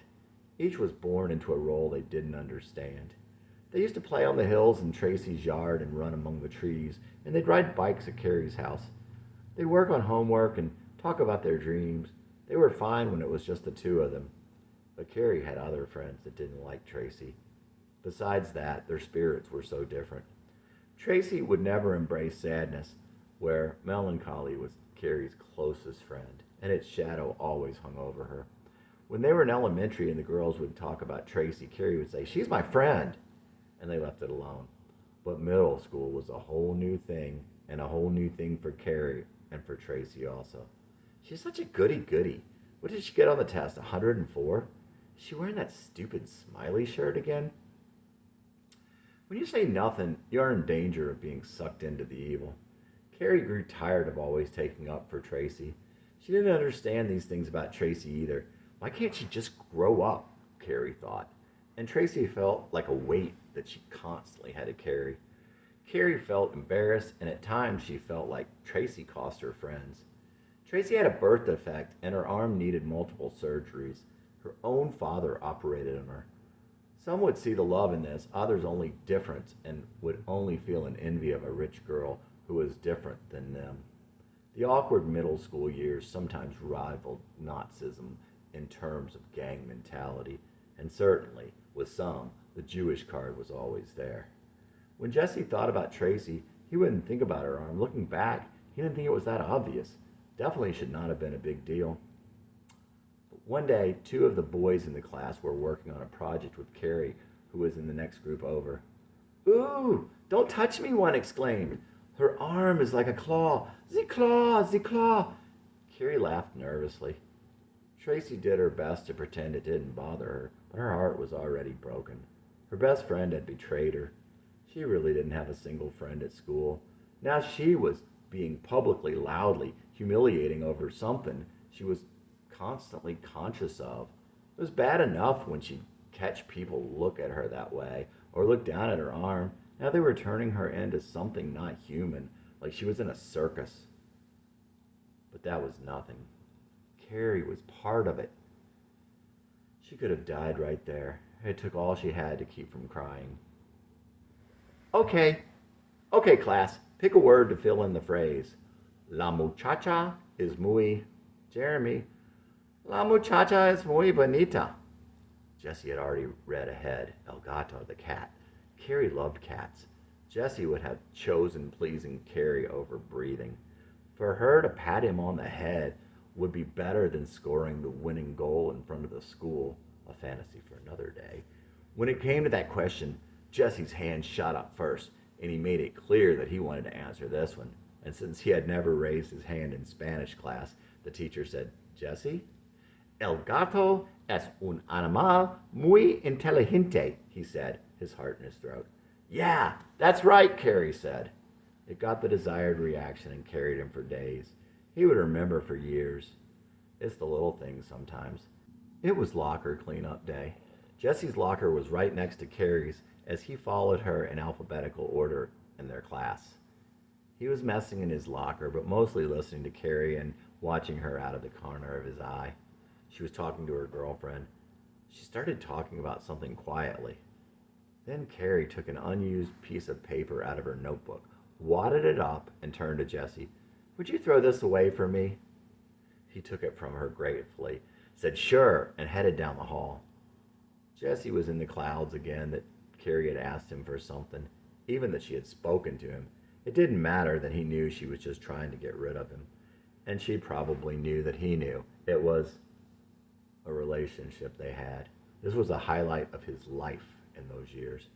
Carrie never tried to hurt Jesse. He would always be grateful for this. He had caused her a lot of trouble, and she could have hurt him so easily. There were a lot of things she could have done differently that would not have been so gentle. Carrie could have torn him to pieces with a word all those years that she was there with him. Carrie was a good and special person. Looking back over the years, Jesse always remembered that. Being an outsider back then gave him a lot of time to watch and to see those things. The calm before the fall. Things that I've said and feelings now dead and not in order at all. Times that I've run and times that I've fled, now the calm before the fall. Things that I've said and feelings not dead and not remembered at all. Things that I've done and words that you've said that forced my back to the wall. Worlds I've known and people I've blown and people that I'll never know. Times that I've bled and coming up dead, times I just couldn't let go. Trees I've been in and places I've been, somewhere out in the green. I've dreamed you'd find of the people I'd been, the one that I once had seen, long ago and far away, in a dream of day, where I was only with you. As you were always above what seemed to be the way, only you could have made it come true. You never understood, I never thought you would, but now my bloody face, my bleeding hands, your pleading face, could I die, could I cleanse, could my mind erase? No sorrow in my knowledge, I won't see tomorrow, but the way you look at me, it's not easy.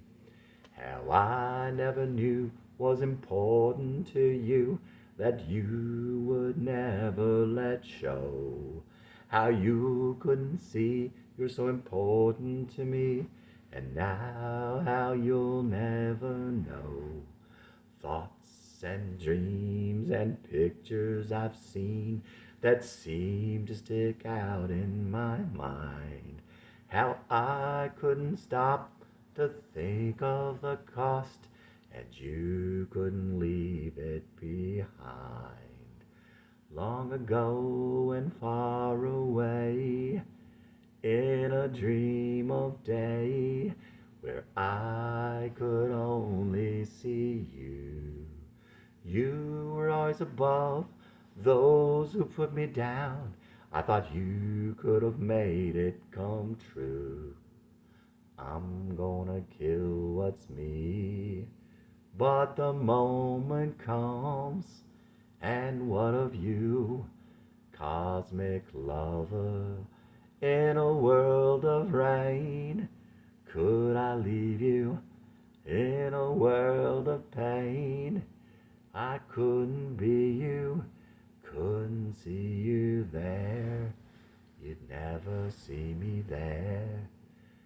They never understood what made me think they would. Mourn my bloody face, wash my bleeding hands, see my pleading face. Could I die? Could I cleanse? Could my mind erase? No sorrow in their knowledge, they won't see me tomorrow, knowing none will miss me. Why should I bother? Jesse Dillon at 18. Chapter 19. Jesse would fantasize a lot. He would fantasize about suicide. In his fantasies, those who picked on him and made fun of him would be sorry. He was cute and tragic in the fantasies, and Carrie would cry, her heart broken. But Jesse knew better. No one would come. No one would be sorry. Somehow it would be another chance for people to say bad things about me. Even people he had kept his shame from, like his parents and his brother, would find out. In this way, Jesse never really considered suicide. Why should he bother if it wouldn't make a difference? No one would miss him. And it would hurt his family. Even though they didn't like him and thought badly of him, they still loved him in that family way. Arg. Even his fantasies always went to hell, as reality would seep in through the cracks of something else he had built poorly. Jesse lived in a constant state of shame and embarrassment, but there were still intermittent shocks to his heart when these things would happen, and he would feel them again whenever he would remember them later in the day, or the next week, or months later. But this pain was mild compared to the pain he felt about Carrie. It was like there was a hole in his heart. It was a small hole that refused to kill him, but it was miles deep, and there was something pouring out of that hole that he had hoped he might keep. He was gradually losing the one thing he wanted to hold on to. Every day it was more likely that Carrie would never care about him, and one day he'd never see her again. And who he was, the boy from Rockland, was going away. There was a sense of loss welling up in Jesse, like tears that he couldn't quite cry. It was pouring out in his chest, and it made it so hard for Jesse to breathe sometimes. It was the pressure that was killing him. In her sweetness, Carrie would simply take one step for every step he'd take. She'd never hurt him intentionally, never told him to drop dead, but even those steps she took away from him cut him. And that would be enough. He'd survive. She'd cut, and he'd bleed, and he would breathe again. The school year ended, and the summer between 7th and 8th grade was much like the previous summer. Jesse looked for Carrie everywhere he went. They were transferring the advanced kids in Jesse's area to another school. Carrie lived in the same area, so again, Jesse couldn't wait for school to start. Jesse's old friend Scott from 5th grade was in his new class. Scott was a short kid who liked to argue. One time back in 5th grade in the cafeteria, Scott was getting louder and louder. After a while, Jesse picked up his plate and smashed the food in Scott's face. Jesse sweated it out for 10 minutes while Scott waited for one of the lunch ladies to acknowledge him. Scott finally gave up. Another time, Jesse asked Scott to come over to his house. All Jesse wanted to do was compete. Scott never came back after that, and they hadn't seen each other since 5th grade. By now, Scott absolutely idealized all things hippie. He had to teach his own ethic, but thought he was always right. Scott went his own way, but he also liked to insinuate himself into the thick of things. But he didn't much believe in taking sides. He was never actually in, just reporting from the sidelines.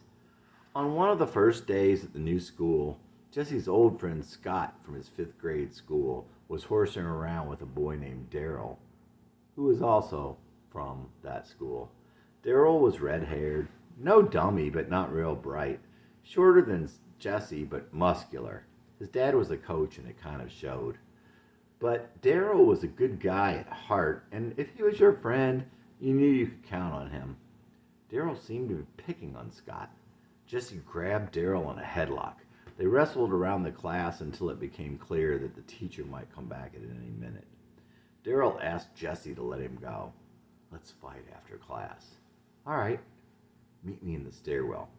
After that, Scott started walking around the room asking who would bet on Jesse, calling him by his last name. "I'll bet $2 on Daryl," Scott challenged.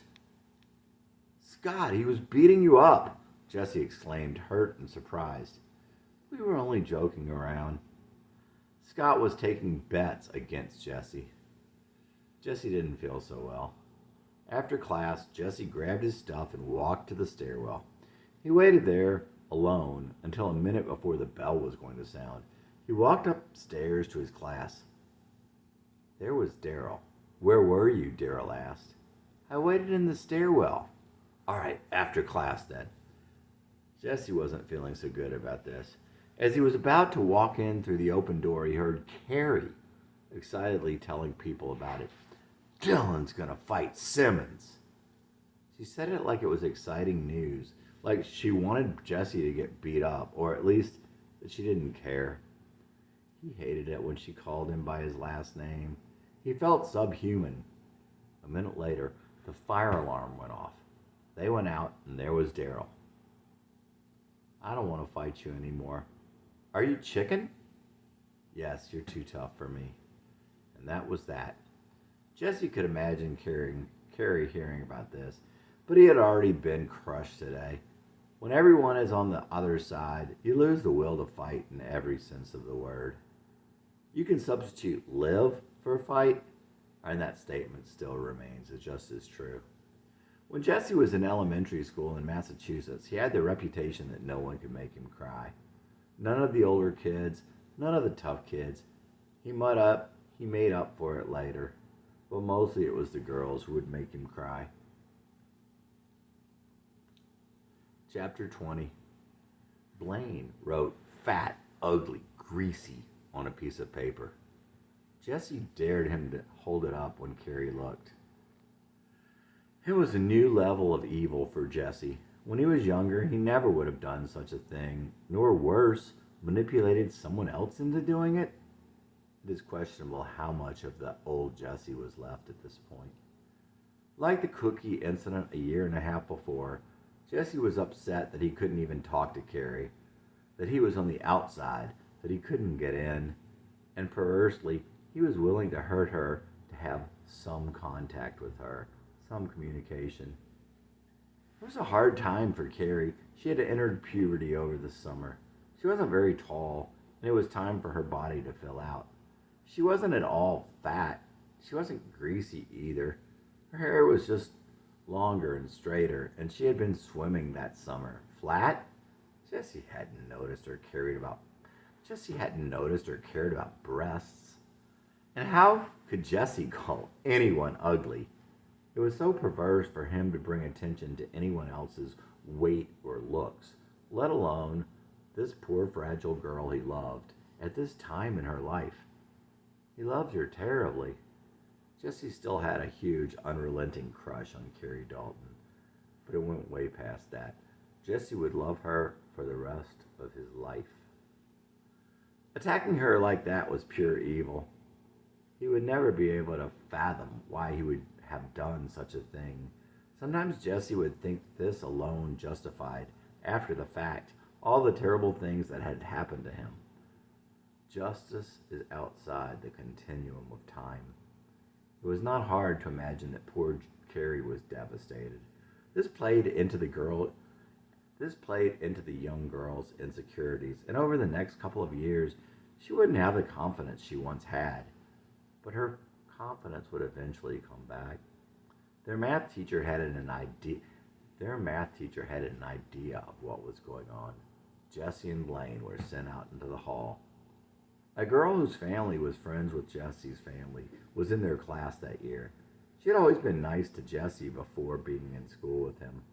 She walked up and kicked him in the butt after class. Coming from a nice person, it had a lot more impact than kicks from dozens of mean ones. That year, Jesse's class read Young Goodman Brown. Jesse longed to find his goodness. He wanted to be Kemba, but sometimes we have to settle for Young Goodman Brown. For a time, one of Carrie's friends, who was always talking about Jesus and Jesus Christ Superstar, was talking about casting a play of JCS. These were actually her best friend's initials, but she never realized it. She said she had to find a boy with black hair and blue eyes to cast as Jesus. This disgusted Jesse. There was something just wrong about this great desire to find a good-looking Jesus. Jesse was still always listening. That is definitely an advantage to never being included, to be right there, but on the outside looking in. When Carrie began excitedly talking about her confirmation, it was a different feeling for Jesse altogether. Years later, Jesse hoped that her faith still meant so much. Jesse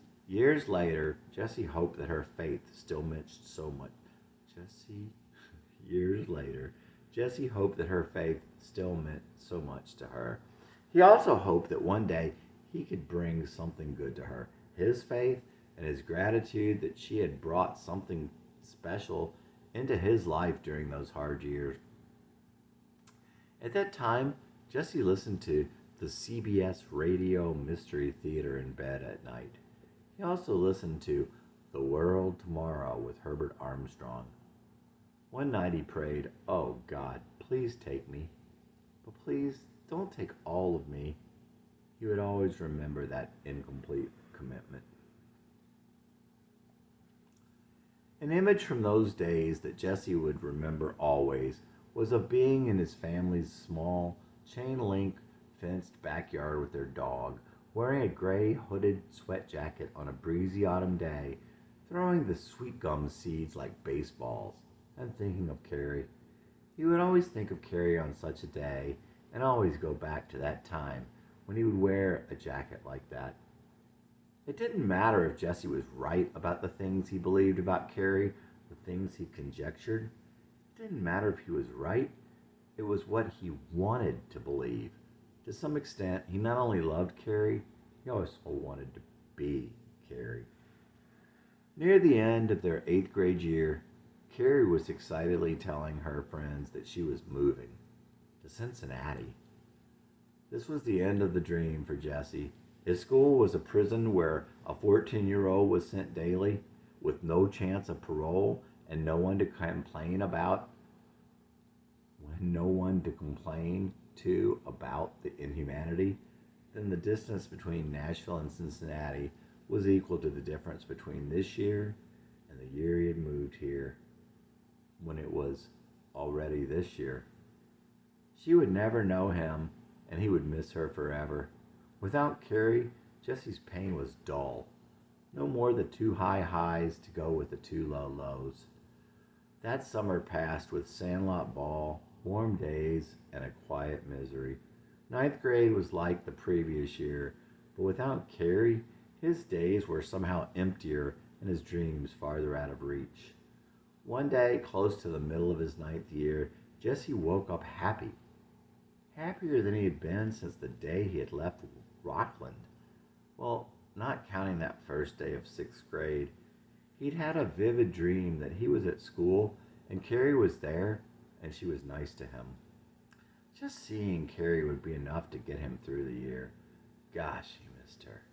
Life would be the same, and it's not like he could talk to her, but just seeing her had always given him reason to go on. Still happy from the dream, he went to school as though the sun had come out in his soul after the first and darkest winter. There she was. Carrie was visiting her old friends. Just seeing her was like being inspired by a great work of art or a beautiful song. This was the best day in years. Jesse couldn't speak to her, of course, and Carrie couldn't speak to him. It was like there was an unwritten law. Besides, at this point he barely spoke to anyone at school anyway, so he watched and listened any time. So he watched and listened in at any time he could. Time hadn't changed much. Toward the end of the day, Jesse was in the hall and Carrie was coming the other way, right down the middle of the hallway. No one was with her. Carrie looked right at Jesse. No one in his class ever looked at him intentionally. More than that, there was this look on her face. Empathy. And that, she told him, I wish it had been different for you, Jesse. I wish it had been different between us. I'm sorry things had to be the way they were. Jesse returned the glance with the sadness he knew was on his face. Or maybe he initiated her look with his. He had always looked at her with sadness and longing and sorrow. But this time it was not so much longing. Maybe it was a soft, accusing, why? He had looked at her like that all day, and she had gone all day pretending not to notice in front of the others who didn't look at him at all. Jesse, I also dreamed of you and me. You were cute when we first met, and I felt drawn to you. I know that we are soulmates, but God also gave me a dream that told me it wasn't to be. We weren't to be together. Not now, at least. I care about you. All that went wrong, all that you did wrong, I've forgotten. It hurts me to my soul to see you like this. I know you'll be bright again, and you won't look this way. There's a place for you in my heart. Sorry, Jesse. Those words could never be spoken, But whether or not it was possible for her to feel that way, even in some distant world, was irrelevant. Her look had restored something that had long been lost in Jesse. He knew. Carrie didn't hate him. She didn't blame him for the bad things he had done and said to her. She didn't think he was a creep. She doesn't think I'm a creep. I'm free from that chain.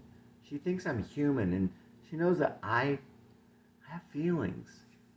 Someone who could be a classmate, a friend, a boyfriend, not just a creep and a monster.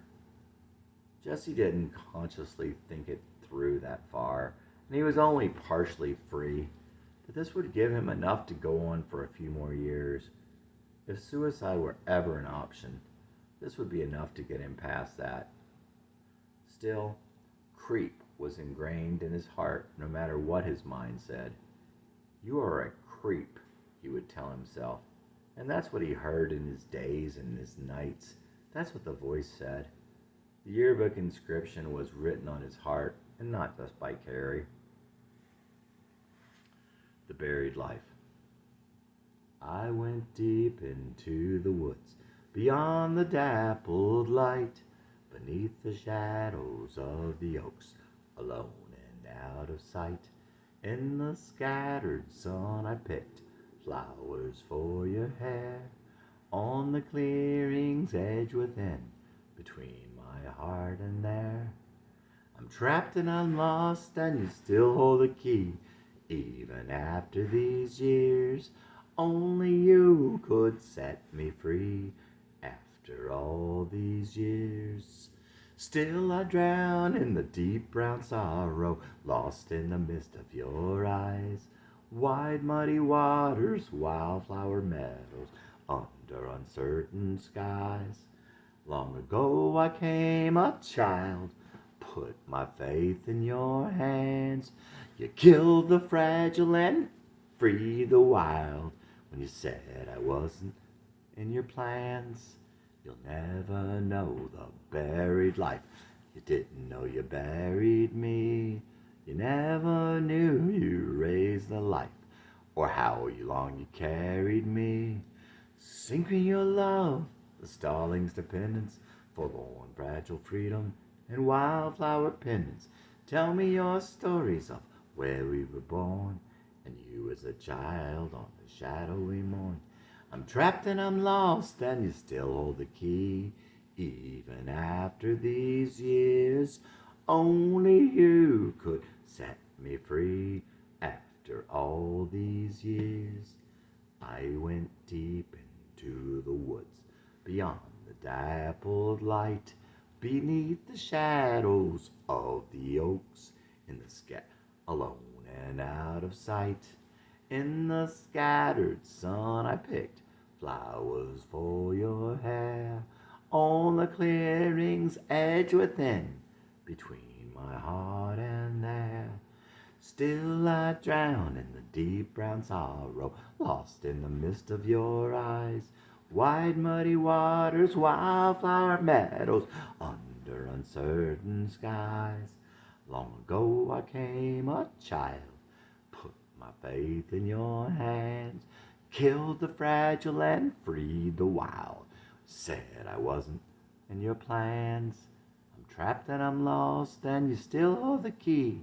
Even after these years, only you could set me free. After all these years. Jesse Dillon. Chapter 22. It wasn't yet that Jesse started writing songs.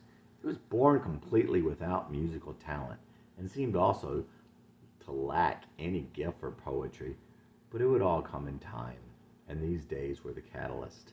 If his life had not been so bad, he would never have given birth to his songs, and perhaps he would have never turned to God.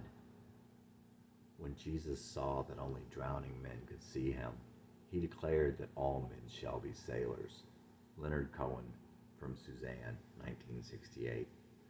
There was something stirring in Jesse, something in the mixture of the beautiful times, the New England fall skies, being up in a tree, or out in the green, the exploring, the days of street hockey, and a street full of friends, of knowing the admiration and liking of others, being smart, being an artist, having Carolyn's bright face right over his shoulder, sitting on a split rail fence, seeing God in her eyes, not saying a word, sitting there with all of his friends on a cool, breezy, late summer New England day, with the rustling of the leaves, on a cool, breezy, late summer New England day, with the rustling of leaves sloshing through fallen autumn leaves, breathing the cool, moist air on school afternoons, riding bikes with his friends, chasing butterflies and mapping the unexplored fields and streams.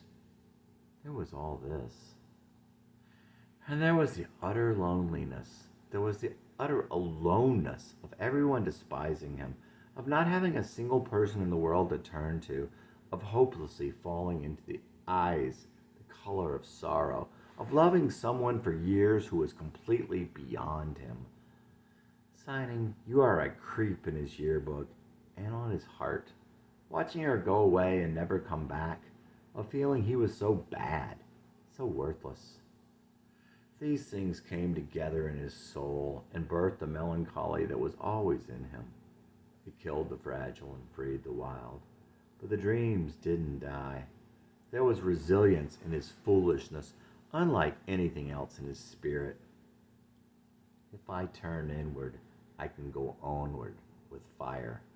Jesse had written this. Years later, when he remembered it, he realized that he could remember all the pain, but it felt like someone else. But he didn't get it at that time. Cold fire. My songs and some scars, lonely tears as I face the stars, are all that's left of the me I used to know. As I wander through the old house where I lived out half my days, I realize I don't know who I used to be. I came upon some lines I had written long ago. If I turn inward, I can go onward with fire. And I wondered, did it really hurt that bad? I could remember all the pain, but it felt like someone else. And I couldn't put myself in his place. Long, hard rain, cold fire. Long, hard rain, cold fire. The evening clouds, one by one, roll off and out of view.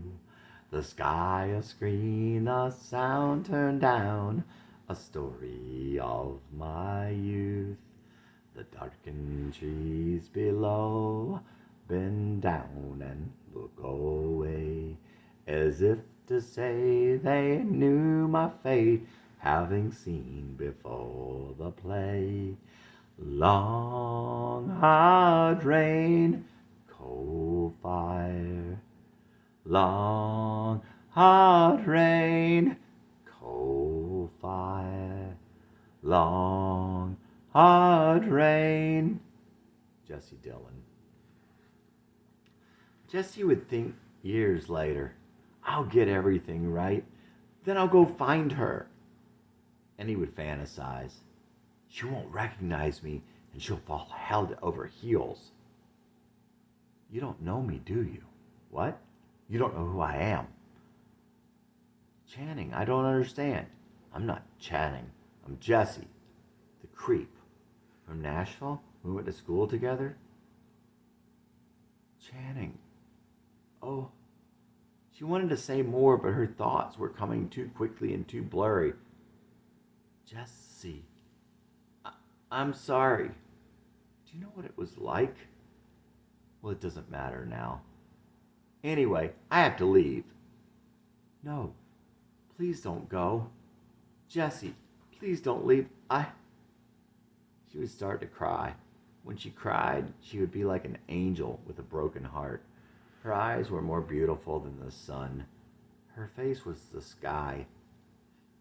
Carrie, I'm sorry. And he would hold her like he would hold his child, like he'd never let her go. Even in his fantasies, Jesse couldn't stop loving her for more than a couple of minutes. Even in his daydreams, nothing was impossible. Certainly that kept him alive so long after his spirit was crushed. But it left him completely outside of reality. And he could leave reality any time of any day. Chasing after some wind, chapter 23. Jesse wasn't thinking about going out with Mandy again. When he had written to the best girlfriend I ever had, he had wanted her to know that he knew he had taken her for granted. Jesse wanted Mandy to feel good about herself and to know what she was worth. He hadn't considered the other, more obvious way the message could have been taken. The next time Jesse saw Mandy was at Aquinas, in his brother's dorm. They all ended up playing Hearts in the lobby. Hearts was a game he had played during school when he was in 10th grade. This would be another nice memory. Mandy was Jesse's partner. They played really well together. They seemed to intuitively know what the other was doing. She was so sweet. It felt so good and right. It made Jesse really happy, and she was funny. Let's turn on the radio. Okay, what station do you want? Anything but country. Jesse had played country sometimes when they went out. He loved the sorrow, and he was starting to feel some of that sorrow now. It was then that Jesse began to realize that he had feelings for Mandy. In the following weeks, Jesse began asking Mandy to go to a Bruce Springsteen concert with him, as a friend. At this time, the Boss was the biggest concert there was. She steadfastly refused, and her brother's laughter when he picked up the phone made it more and more difficult for Jesse to call her house. Jack was a sarcastic engineering student, basically a somewhat aggressive nerd. He was kind of stocky, not particularly muscular, but not fat either. He was probably able to grow a beard fairly young, and did end up growing one, that type. Jesse wrote a song about little love-struck Mandy. As he realized how fragile she had been when they had gone out, he left it in her mailbox, along with a note telling her how sorry he was. Jesse spent hours going through his albums and tapes and made a mixtape of all the songs that expressed how he felt about her. He thought maybe the songs might help her understand. He put Born in the USA on the back. He went to see her again and brought the tape. I'm not as fragile as you think I am, and I don't want to do anything with you. Mandy, you don't know me. I don't want to know you. And that was that. Jesse left again defeated. Come on. Come on, Mandy, tell me why. Life is a bitch and then you die. Come on, Mandy, tell me this. Why can't I have just one kiss? Come on, Mandy, let me know. Do you feel something you don't show? Come on, Mandy, let me in. Why can't we start all over again? Jesse Dillon at 23.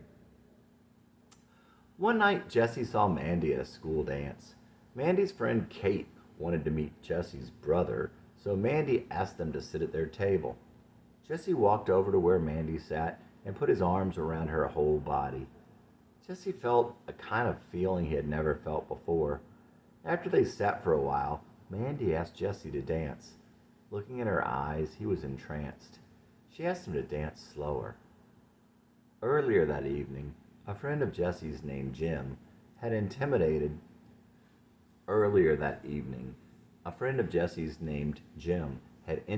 that Mandy was after him. Who are you trying to make jealous? He asked her. She said no one and got mad. Several minutes later, Mandy walked outside and never came back. Jesse spent his days agonizing over asking Mandy who she was trying to make jealous, and his nights dreaming about how she felt in his arms. When he was holding her, he felt that he had never felt so much love for anything in all his life. Why? How? Why did he ruin it? What was it he felt for Mandy? All he knew was how excited he was when he was with her and how lost he felt when she left. Mandy, this is Jesse. How are you? Jesse had not realized just how much Jesse had not realized how much concentration was involved in speaking. But Mandy had no reason to believe that Jesse would be nervous and didn't notice. All right. She didn't know what to say to him, didn't know what to think. What are you doing tonight? Each phrase was more difficult than the last, and each time his breath was more bated. Kate and I are going out. Oh, where are you going? Jesse tried to sound as cheerful and nonchalant as he could. To the shed. Mandy was pushing Jesse to the wall. Would you mind if I went? Jesse was exhausted. It's a public place. Well, could I meet you all? Another pause. All right.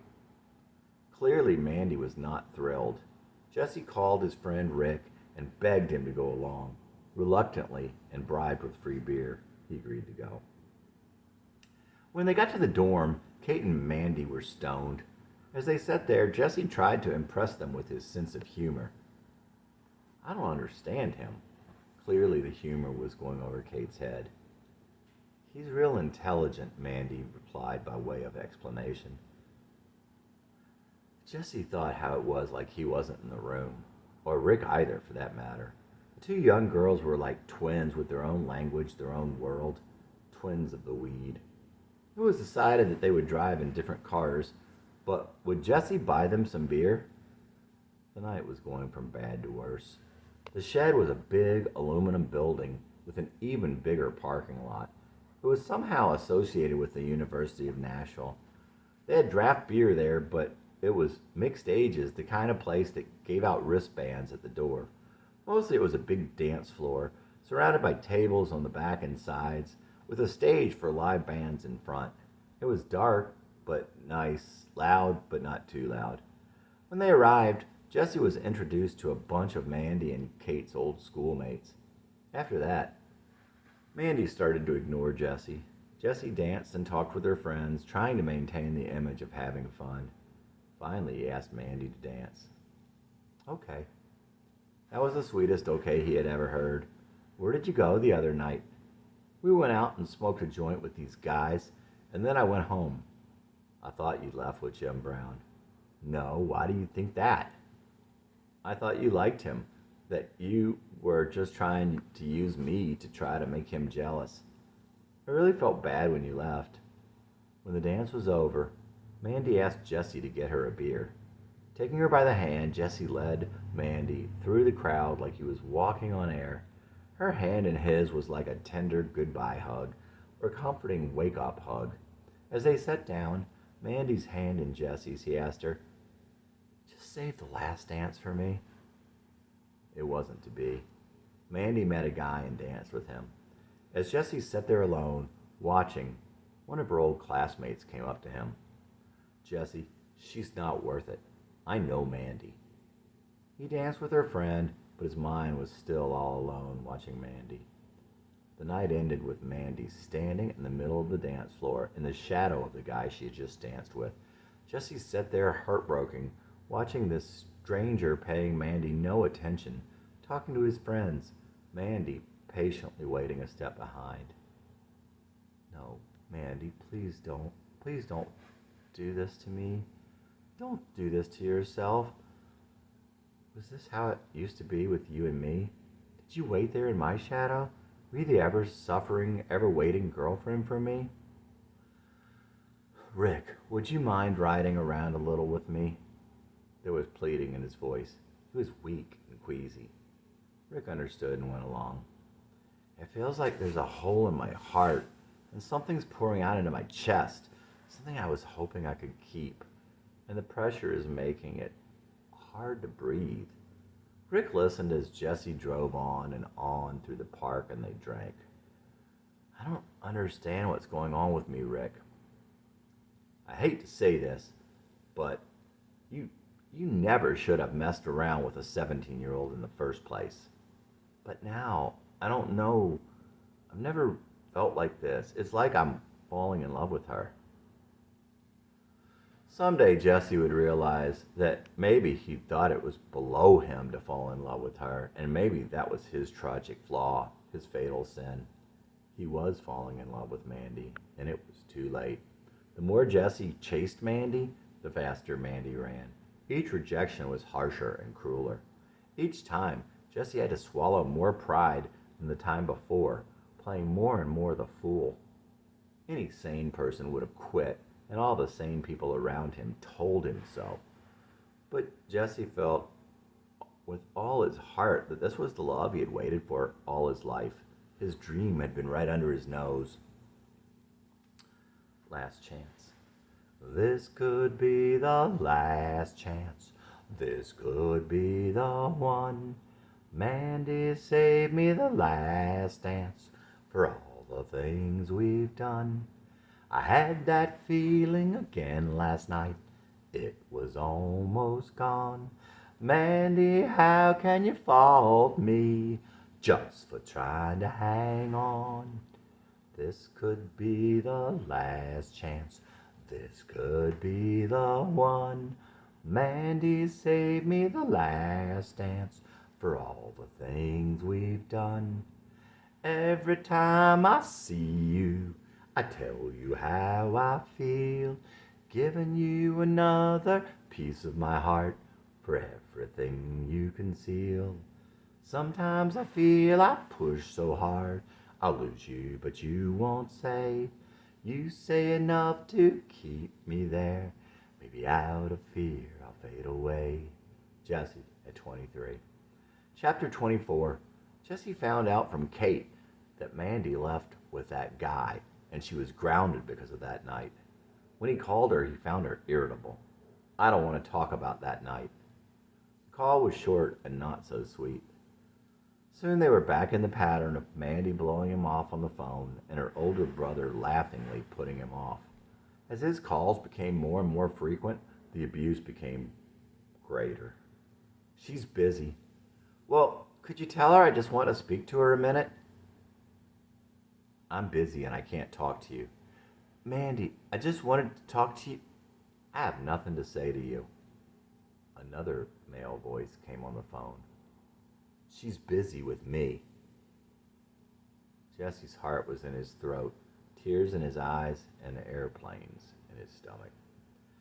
Jesse had started going to the gym. He and Rick had signed up for lifetime memberships. Jesse had really started to get strong. He stayed pretty busy with school and friends and the gym. Increasingly, he hung out with Mandy's friend Kate. Kate had had a hard time and had serious drinking issues.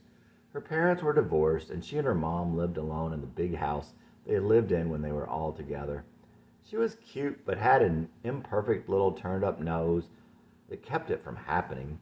She was short and compact, not real thin. She had something of a little girl's body. Jesse and Kate would hang out in the park between classes, driving, laying out in the sun, drinking beer. They'd talk about their good friend, Bob Marley. Have you seen my good friend, Bob Marley, man? Jesse would walk in late to his afternoon classes, beat shirt open, smelling like pina colada suntan oil. Later, one of his professors even told him that he had given him the benefit of the doubt on his grade because he loved to see him coming into class like some free-spirited surfer guy. There were a lot of good times at Aquinas. There was Jesse's friend Greg, who had a resemblance to Beaker, the Muppet. The first time Jesse called him Beaker, everyone laughed, and Greg said, "Well, all right then." Jesse helped his brother get a fake ID that said he was 21. Well, it wasn't fake, actually. The driver's license people put Matthew's picture on a duplicate license of Jesse's. There was the time that they told the young twins in the cafeteria at Aquinas that they were twins also. Our moms just named us the same because she liked the name so much. They did the same at a bar. It took 5 minutes and 3 employees before they got kicked out. Jesse also asked the cutest girl in each of his classes to borrow her books or copy her homework. It wasn't all bad. Kate would talk to Mandy and tell her about the good times they had at school, she and Jesse. Then she'd talk to Jesse and break his heart with Mandy's feelings about him and stories about her life now. They'd sit in Kate's dorm room at night, graffitiing the same bedboard that she and Mandy did on other nights. Jesse and Mandy had something of a bed wars going on. Once he saw she had written Imagine That, but he couldn't quite read it. He and Kate had another good friend now, Imogene Twat. Mandy would later tell Jesse that Chelsea, her friend who had gotten pregnant in high school, was her best friend. Jessie was the only one she could trust with the things closest to her heart.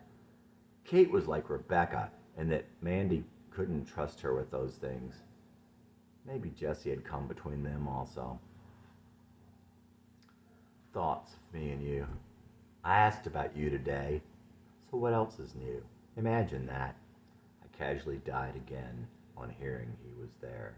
The thought of you and him, should I lie and say, I'm glad you get along so well. You can't just live your life without giving me a second thought, when I just can't live a second without thought of giving you my life. Life is just a distraction on my way to you.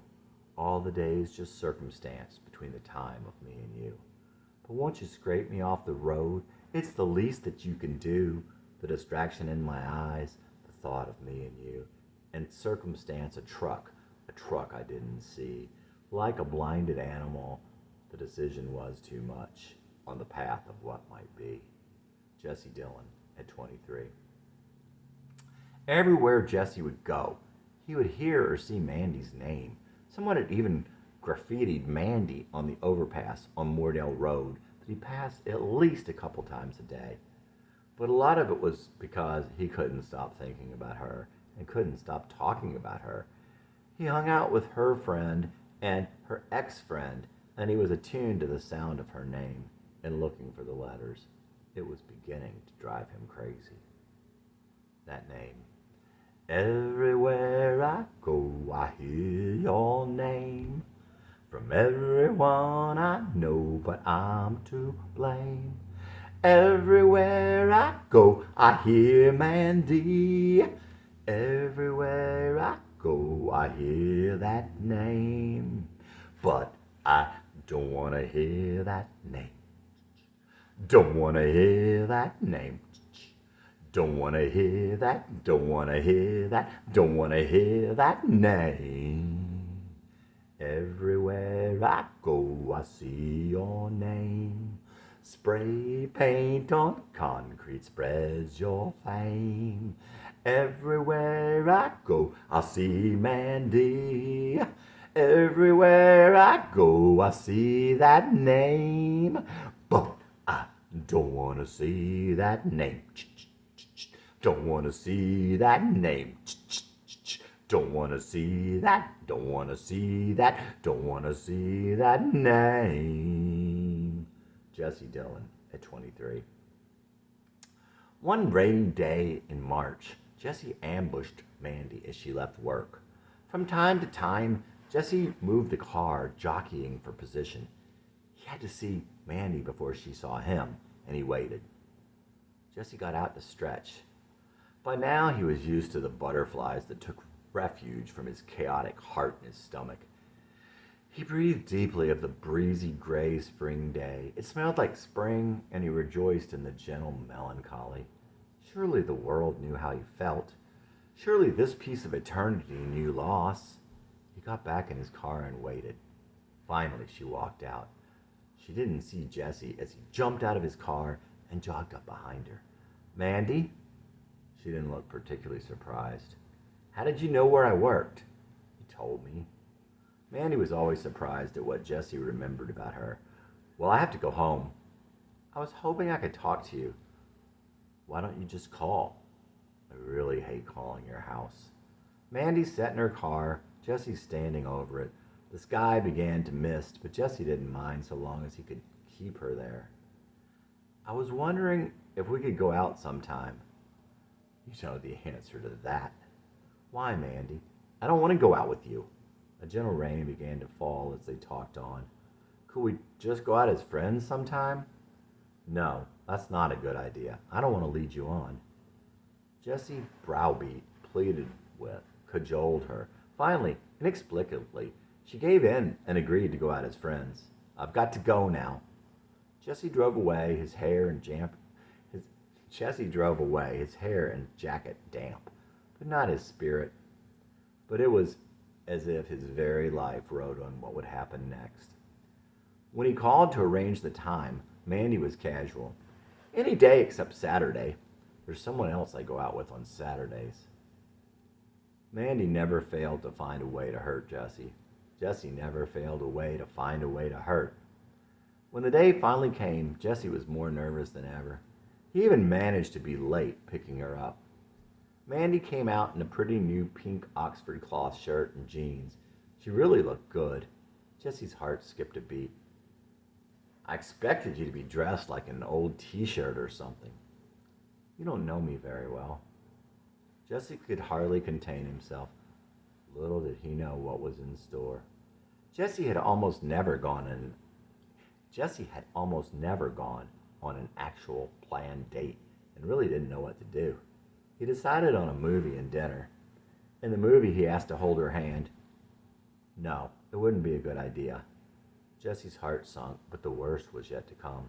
He didn't watch the movie. All he could do was sit there and think about Mandy. But what else was new? She was all he ever thought about anyway. They went to dinner after the movie, and even the butterflies had the jitters. Aren't you going to eat? Jesse played with his food, but the idea of eating any of it was not appealing. Mandy, I'm in love with you. It felt great to really say it, to finally say it. No, you're not. Jesse thought he was making things worse and worse, but what he didn't realize was that wasn't possible. Mandy had only gone out to discourage him. I wrote a song for you. I brought my guitar. Will you listen to it? If you want me to. It didn't happen, but it probably would have made no difference anyway. Besides, Jesse was too nervous to play guitar and sing. Not afraid anymore. I thought you far too serious for what I really wanted.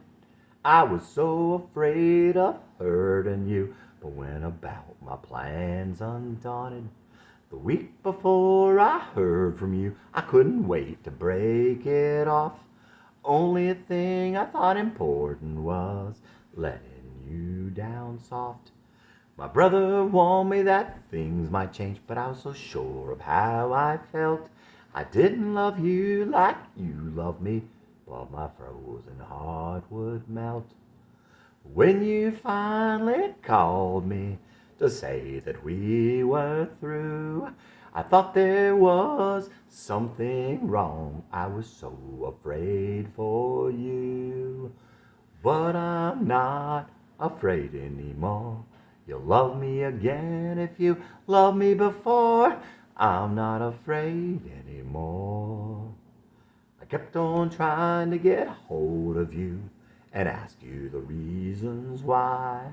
I couldn't believe the things you said, as hard as I might try. I kept on trying to talk to you. You kept on shutting the door. Every time I swallowed my pride, I asked myself what for. I knew I must have hurt you, and I cared for you so much. Still, what could I do now that you've been through so much? Losing you, I'm not losing you. You can't lose what you never had. And if you loved me before, you will love me again. I'm not afraid anymore. I try and try to get through to you. I want so bad to help. But the more I feel I'm losing you, the more I know there's something else. I love you. I think that I could help you. I could be good for you. You've already been so much for me. I want to help you too. I'm so afraid of hurting you again. Wanted so bad to get close to you, but only as a friend. But I'm not afraid anymore. You'll love me again if you loved me before. I'm not afraid anymore. Jessie Dillon at 23. Jessie drove her home. Sitting in Mandy's driveway, he talked to her, but she was already gone. Could I have a goodbye hug? Even Mandy noticed that he looked pitiful. There was pleading in his voice, in his words, and in his eyes. No, it wouldn't be a good idea, she said simply as she got out of the car and turned her back and headed for her door. Without turning around, she disappeared into the house. As he pulled out of her driveway, Jessie was broken. Broken like he had been with Carrie. At 1 a.m, he drove to Rebecca's. She met him at the door, tears in his eyes. When they got inside, he started crying like a child, crying like he should have cried in class in 6th grade. Changes. Just remember I lived. If I could have shown you all the love I had within, then I could have claimed you as a friend. But as it is, do not lament. Dust reclaimed, energy spent. I look through the windows then, I am the glass now. Try and use what went before to see through the grass somehow. Were I able, I would have, I could have, I should have. But as it is, do not lament. Dust reclaimed, energy spent. In many ways, we're both the same, whatever we have to give. When you get stuck on why I came, just remember I lived. And as it is, do not lament. Dust reclaimed, energy spent. Jessie Dillon at 15. Chapter 25. By 9th grade, Jessie was thought of more as a bit of a juvenile delinquent and a creep than any sort of nerd or what have you. One of the nerdy kids, in fact, would repeatedly tell him, "You're warped." He kind of liked it. Jessie was definitely growing to appreciate that kind of attention. If everyone detested him, if he was ugly and skinny and unlikable and had no friends, at least he could shock and surprise. One day, one of his classmates was going around the class, telling kids what he thought they'd be when they grew up. Looking back, Jessie would wonder if that boy was gay. No one back then ever said they were gay. Anyway, the boy was walking around and came to Jessie. You know those guys that drive around in cars and smash into each other? I think you'll be one of them. Jessie's class had the same math teacher in 9th grade as they had in 8th. He was a nerd and a math geek. He had big glasses and was overweight. He was popular with the other students who didn't pursue it in the immature way some of the women teachers had in middle school. Jessie went through an entire semester without doing any of his math homework. At the end of the semester, he took his book home and did all of it. He stapled it together and left it on top of the teacher's inbox. After class, a couple of the usual girls were schmoozing with the teacher. He found the homework and told them about it, and theatrically dropped it in the trash can. They could not wait to tell Jessie. But Jessie did a very good job of pretending not to care, which of course pissed them off. One evening, Jessie was watching Michael while his parents were out, and they started playing with a little hollow plastic ball. The ball hit a window pane in the back door and broke it. They had been warned about playing ball in the house. Jessie was so upset that he literally threw himself to the floor, face down, and broke his nose. But physical pain could never make him cry. He'd been through enough of the worst kind, so no one would ever know. When his father got home, he told Jessie that Jessie was too old to spank. So his little brother got that. That was the ultimate guilt and just added to the humiliation. It was in 9th grade also that Jessie had another bad experience that would mark his psyche for a long time. He was playing basketball in gym and grabbed a rebound around one of the black kids. The kid was very poor, very skinny and weak, and the other black kids had made fun of him constantly. They called him Hedgehog because of his afro. "Sucker," Jesse said good-naturedly. What? You called me fucker? I didn't call you fucker. The kid was really angry looking, and he could see the fear in Jesse's eyes. Jesse was afraid of black kids in general at this point in his life. The other boy ran up to him and grabbed him. Jesse wasn't fighting back at all. They tumbled to the ground, and Jesse tried to get loose. You tore my shirt! The other boy flew into a rage. Jesse hadn't got up yet, and the boy started to kick him. Jesse covered up as the boy kicked him in the head repeatedly. Danny was one of Jesse's classmates. Danny was everything Jesse was not. Good-looking, athletic-looking, athletic on all the ball teams, well-liked by the boys, the girls, the teachers, a good student, and just an all-around good guy. He was also everything Jesse wanted to be. He was cute, and he was cool, he had great hair and a girlfriend, and Danny was pretty much good at everything.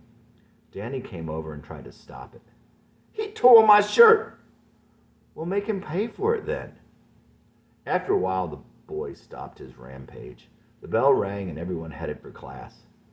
Jesse couldn't head to class. He was completely shaken. He walked around the gym. He walked outside. His head hurt. After half an hour, he realized he had nowhere to go. Like everything else, he had no idea what to do. He walked to math class, right in the middle of the class period. The teacher said nothing. One of the girls looked at him with pity. It was all just too much. Jesse's temples were swollen and hurt for weeks. He worried that he had been injured seriously. He remembered his mother saying when he was younger that getting hit in the temple could kill a person. One day after school, Blaine was over at his house and started talking about it. Danny told him to make you pay for the shirt. They decided to give Danny a call. So Blaine called and threatened Danny, the boy who had actually tried to help. Jesse would also remember this with guilt and shame. At the time, it didn't seem like Danny was trying to help, just another enemy throwing fuel on the fire. Jesse just didn't get it. That black kid would continue to harass Jesse somewhat the rest of the year, but the only real incident of note was when he threw a torn soft drink can down the stairs at Jesse, cutting his lip on the jagged edge. Jesse and Blaine used to sneak out at night after their parents had gone to bed. Jesse still had his 3-speed bicycle that he had got in Rockland. He liked it because he could sit on it and kind of walk and cruise it. One night, he was halfway over to Blaine's and rain started coming down in buckets. He walked the little bike up under a big weeping willow. Jesse had read in Sports Illustrated about New England's tight end, Russ Francis. Russ was part Hawaiian and talked about how he used kahuna to envision himself catching the football. If you could envision something, you could make it happen. Jesse fully believed this. Now, under the tree, he got a good mental photograph of the rain falling against the black sky. He closed his eyes and kept that picture. Then he changed the mental image to the same setting, everything there, only with the rain gone. He opened his eyes. Everything looked the same as it had with his eyes shut. The rain had stopped immediately and entirely. Another time, they had arranged at school for Jesse to go over to Blaine's house and knock on his window. Blaine would be ready and waiting. As soon as Jesse knocked on the window, a light came on in another room. He ran to the bushes. The garage door opened and Blaine's father looked out. Jesse ran and his father chased him in his car. The next day, Blaine's mother would call Jesse's house and tell his parents that Jesse had been sneaking around their house the night before. Blaine's father had chased him, and he knew it was Jesse. She said that they kept their garage door open and everyone knew it, so they had to watch out for people trying to break in. And when his father had gotten back home, Blaine was asleep. Blaine was now forbidden to be friends with Jesse. Blaine had pretended to be asleep and stuck by his story. Jesse called Blaine's mom to tell her the truth. Jesse, of course, was an idiot. Obviously, she didn't listen. In the end, they couldn't be friends anymore. So Jesse had no friends. People had lied about Jesse before, and they would lie about him again. and rare was the time that anyone would believe him. He eventually learned not to bother protesting, let alone protesting too much. But you couldn't blame Blaine. He was afraid of his abusive father. It was then that Jesse discovered the Beatles. Without any friends, he would sit up in his room at home with the door shut and listen to records for hours on end, blocking out the world. It was his haven, at least for the hours he was out from the prison of school. 15. 15. I'd sit up in my room all day. It was just me alone.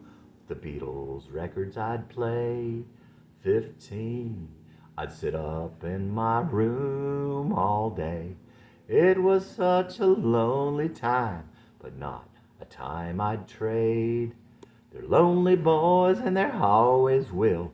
They were lonely then and they're lonely still, but they couldn't be much lonelier than me. 15.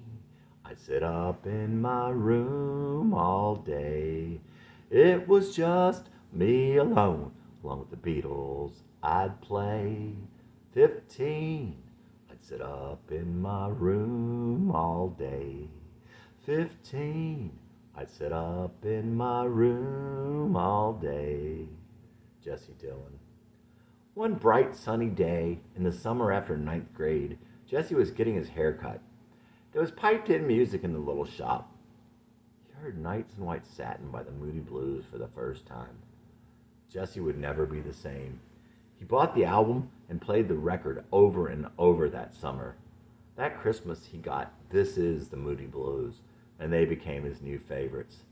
The Moody Blues put him in touch with his romantic side, his poetic side, his real heart.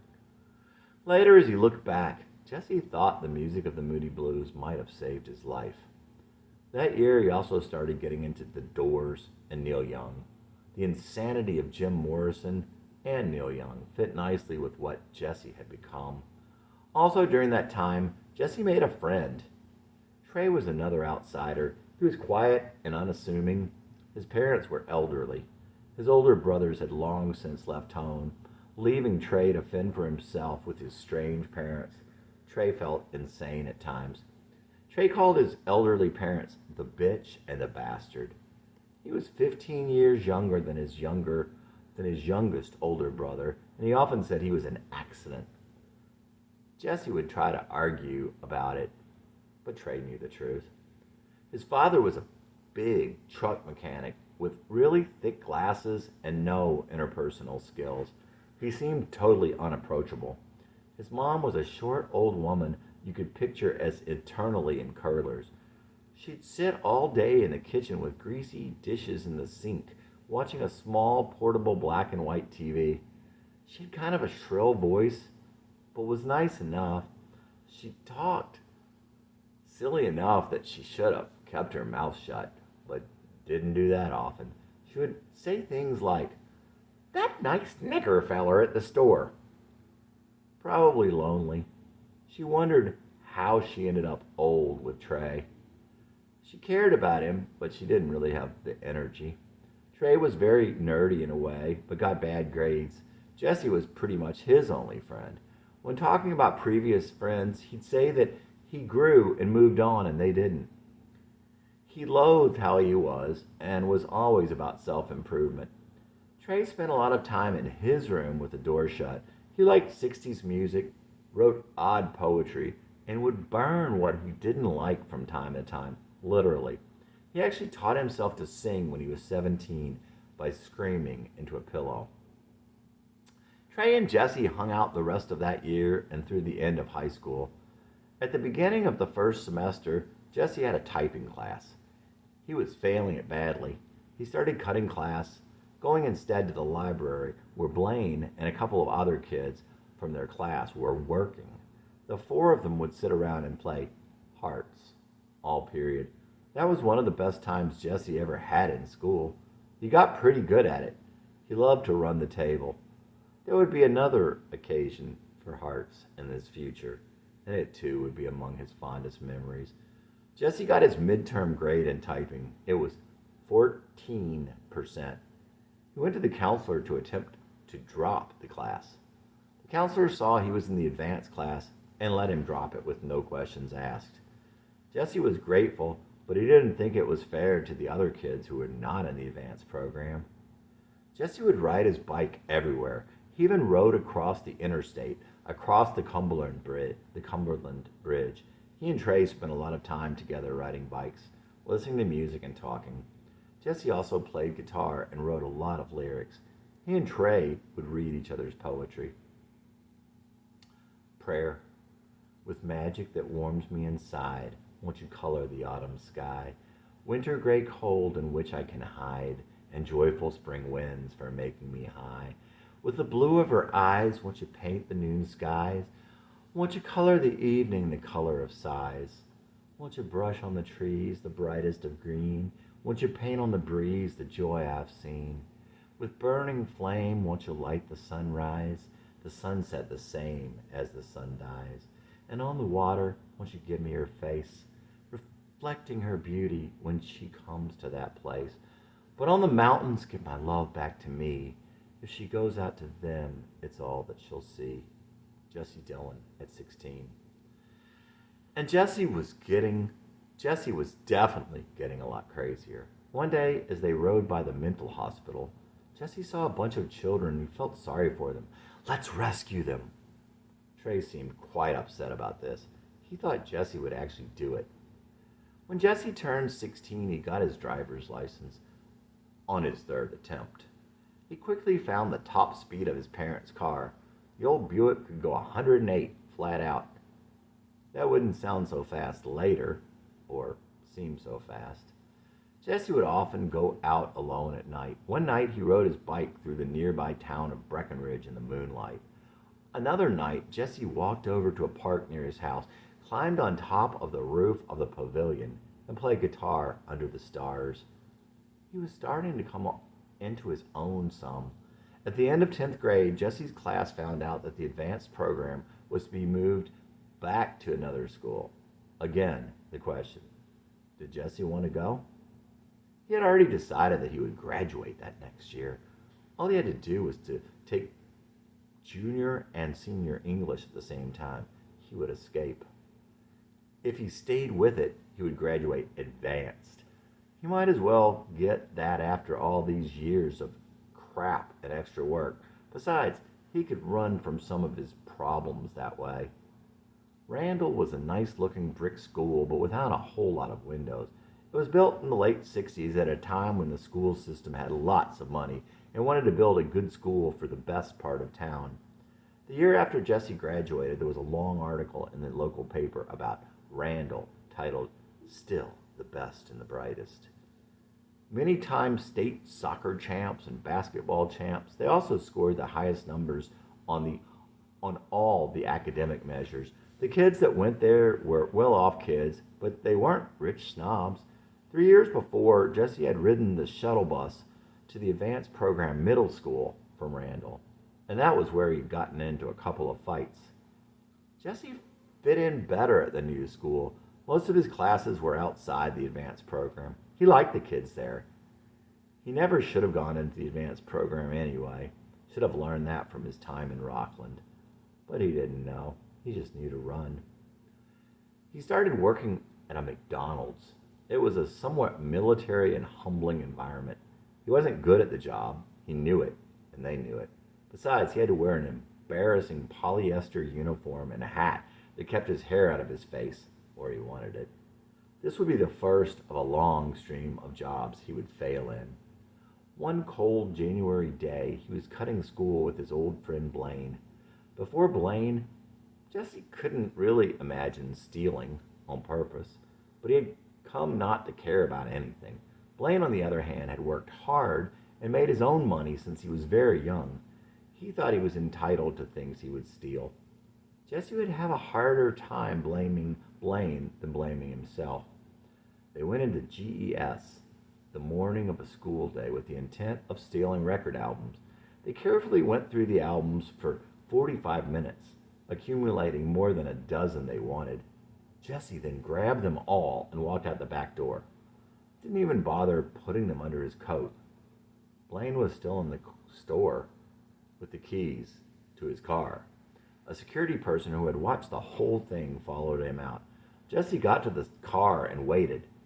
He was taken back inside, and his mother was called. Of all the terrible things that he had ever done or had ever happened to him, thinking about his father getting home that time was the worst. Jesse pleaded with his mother not to tell his father. His father was totally calm, didn't yell at him, didn't hit him, but he pretty much said, "You're a thief." That was pretty much it. Thief was his identity. He was grounded for the rest of the school year and had to quit his job. The grounding? It didn't matter. And his father pretty much said that he assumed Jesse didn't care about quitting the job. He was a thief and he was lazy. His father had always thought Jesse was lazy and had always accused him of it. It was already part of his identity also. At this point, Jesse had actually a couple of friends at his new school. One of his friends was Rob. Rob was a senior. He had a cute little 10th grade girlfriend. He was funny and he drove a Mustang Grande. One time, Rob told Jesse he got caught switching prices on speakers for his car. The police were called and he was in trouble with his father. Jesse didn't tell Rob that he had also been caught stealing. It was humiliating, and he didn't want to tell anyone that he was a thief. He told people he was grounded for 5 months, but he didn't tell them why. He just said he deserved it. They didn't believe he could deserve it, but he thought he did, and he told them so. One of Jesse's favorite memories from this time was when Rob asked him if he wanted to go up to Mystic Ridge in Cloud Canyon and smoke a joint. He didn't know what or where that was, but sure, it sounded a lot more fun than class. Rob, like most of the other seniors, only had class till noon. Cloud Canyon was incredible. Jesse had no idea that a place like that existed in Nashville. All snaky roads, no houses, no buildings, no cars. A huge dam, streams, woods, hills, and the view from the mountain was so cool. Jesse smoked the pot, but he didn't know to inhale. His first experience with pot was fun, but obviously had no effect. Jesse had a blast in the one senior class he had. Rob and some other cool and somewhat free-spirited kids were in the class with him. Jesse drew racist pictures of Jimi Hendrix, Jaume, and they all wrote names of bands on their notebooks. His usual, the Beatles, the Moody Blues, Neil Young, the Guess Who. Rob and his friend Ed liked ELP. Lindsay liked all of them. Lindsay was a cute girl with long, soft hair, blue eyes and glasses, and a quick smile. She was short and fun and quick to laugh, but Lindsay was the boss somehow. She had a kind of hippie integrity. If Lindsay said it was okay, then it was. Jesse was one of Lindsay's favorite people in high school, but he had no idea. She had moved from Virginia at the beginning of high school, and it was a rough and tough transition. Lindsay also had a troubled home life. To Jesse, she was cool and well-adjusted. If Lindsay and Rob thought Jesse was okay, well, maybe he wasn't that bad. Rob's friend Ed was kind of short and wore glasses. He was Rob's sidekick, but even more straight-laced. He was nice, but wasn't quite sure about Jesse. Really, he wasn't quite sure about any of them but Rob. He also had a cute little 10th grade girlfriend who happened to be Rob's girlfriend's best friend. Jesse had a crush on a girl named Diana. She sat behind him in class. Diana had moved from Wisconsin at the beginning of her senior year. She was self-assured, but probably a little self-conscious over her size. Like Jesse, she mostly wore a jacket in class. Diana wasn't like the others. Jesse pretty much brought her into the fold. She didn't join in the discussions of all the cool music. She was more of a Van Halen type, but she did laugh at some of their antics and drawings. During the year, she found a boyfriend who was going to Jesse's old school. She asked Jesse if he knew him. Jesse knew him from playing basketball at the apartments near his house, the same ones where he beat up and held down his classmate from Wardale. Jesse was kind of jealous. Diana didn't talked much, but wasn't afraid to take up for herself. When she got sick of Jessie talking about her boyfriend being a sophomore, she said, "He looks a lot more like a senior than you do." Her boyfriend was a lot bigger than Jessie, even though he was a little younger. Lindsay also let him know that he should just get off the subject, whether or not those words were spoken. Alyssa was a pretty girl who wore a fake fur jacket. She was also more or less part of Jessie's group. He never saw her talk to anyone else. She was sick a lot, and it seemed to Jessie that she had a sickly kind of breath. Even when she was in class, she didn't quite seem to be there. Her interests seemed to lie elsewhere. Rob had a thing for a girl in the class, totally straight-laced, pretty, preppy but nice. One day, Rob spent all day, all class, drawing something in his notebook. Finally, when class was over, he showed it to Jessie. It was an enormous, 4-foot tall pile of what looked like round crackers. The caption said, "Everything tastes better when it sits on a Ritz." On the crackers was a very accurate rendition of the pretty girl, completely naked. The face, well, and the body also were perfect. They made a lot of fun of their teacher. She was very nice but very ditzy. Maybe about 50, but fairly stylish. But she wore those boots. Jessie started calling her Bungalow Boots, probably after the Beatles song Hey Bungalow Bill. She was involved with the drill corps or some other club. One day she brought in a couple dozen cases of fundraising M&Ms. It wasn't long afterward that Jessie walked out with a case and started selling them out of his locker. A couple weeks later, he and Blaine drove over to Moordale and sold them in the hall there. Jessie saw his old math teacher, who was surprisingly friendly to him. Apparently, he had come down with ALS or some other serious disorder and maybe mellowed out. Just before the dawn, wouldn't it be romantic to cry for a beautiful girl? Wouldn't it be like a fairy tale to save her from her sorrow? You'd surely take the risk, knowing no one failed to fall. And anyone killed in fantasy is a person better off, for once a goal is reached, the wanting's always lost. To not survive a dream alive, a sky that's not yet blue, one morning silver lawn, a dream that will come true. As those just before the dawn, when gods reveal to mortals' eyes what life's to now concealed from others not so wise. Jessie Dillon, at 17. Another class Jessie liked was chemistry. He had a friend in front of him and a friend behind him. The guy in front was one of the coolest guys he had known in school, but they had a fun time cutting up in class and being punished by having to copy whole chapters. The girl behind him was cute as a button, and they had fun too.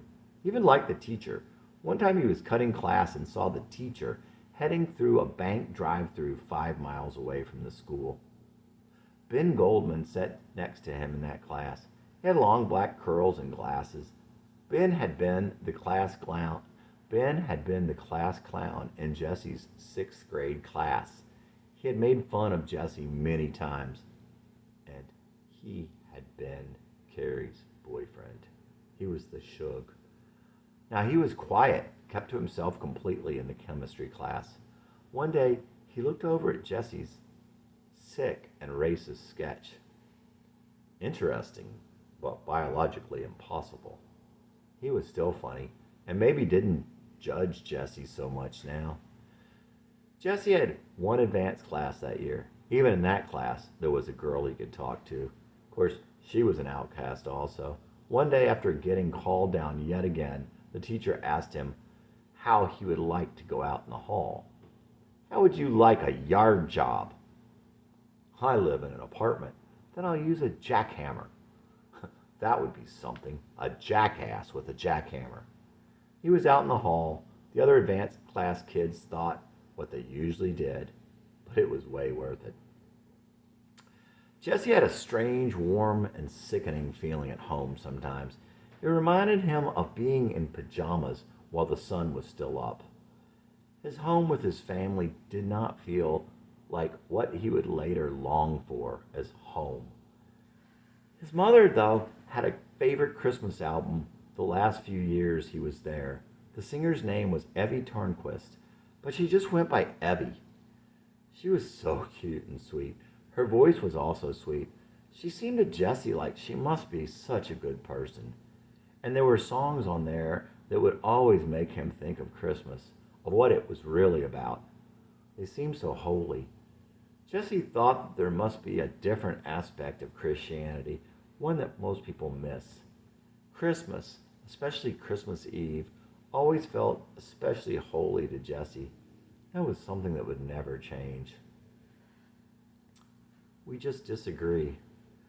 They say those closest vaporize, skipping the liquid stage, though never told by living eyes, mainly by those who wage the war of which none will survive, and never found bodies of those once alive. The cloud that lit up Frisco arrived another day. They found 1,000,000 missing as it rained upon L.A. Glowing bodies, fireflies in the night, charred and blackened corpses, cold by morning light. The telly says they can't do us no harm. A little girl runs, carrying her arm. A soldier retreats, running on stubs. A mother stealing food is beaten with clubs. A reactionary radical calling for peace is jailed for calling the morale to decrease. Newspapers tell us the president said that we're still winning with 10 million dead. The station was bombed, so there's no more news. Last thing they said, we've got nothing to lose. The sky is now painted with orange and red hues. The way that you die is the last thing to choose. The war is all over, the few that survive wait for the dark cloud of dust to arrive. As epitaph for a creature who never could see, I'll write on the mountain that we just disagree. Jesse Dillon at 17. Armageddon, elusive, inescapable. She wakes up and it's a new day. She walks down to the lake and smiles to the gray. Innocent, all-knowing pipes play on the faraway wind. Dawn's embrace shines on her face. Melancholy shadows foreshadow the end. Loving, alone, by the edge of the bay, she'll run and pretend, but none watch her play. Faithful, eager, the hope of a new life, she watches the sun go down. She thinks of the man with the gun and the knife that she saw yesterday. She wonders at the world and then silently prays. Calm and separate, she sinks into night. Tanks and guns and bombs and death found in cool starlight. How did the grass grow in the shade by the brook? And how did the birds fly that I saw in the book? Could you tell me, Daddy, how did they look? And what was night and what was day? And my long ago sister that the war took away? The legacy of 1,000,000 years, silent, empty streets, blurred by the young girl's tears coming down in sheets. The last vestige of man's quest to create something lasting dies like the rest, only in death everlasting. Death at long last comes with the rains sent from above to wash out the stains. Trafalgar and Angio, Normandy and Shiloh, like the rest, fall dead on the sweeping, sleeping days of Armageddon. Jesse Dillon at 17.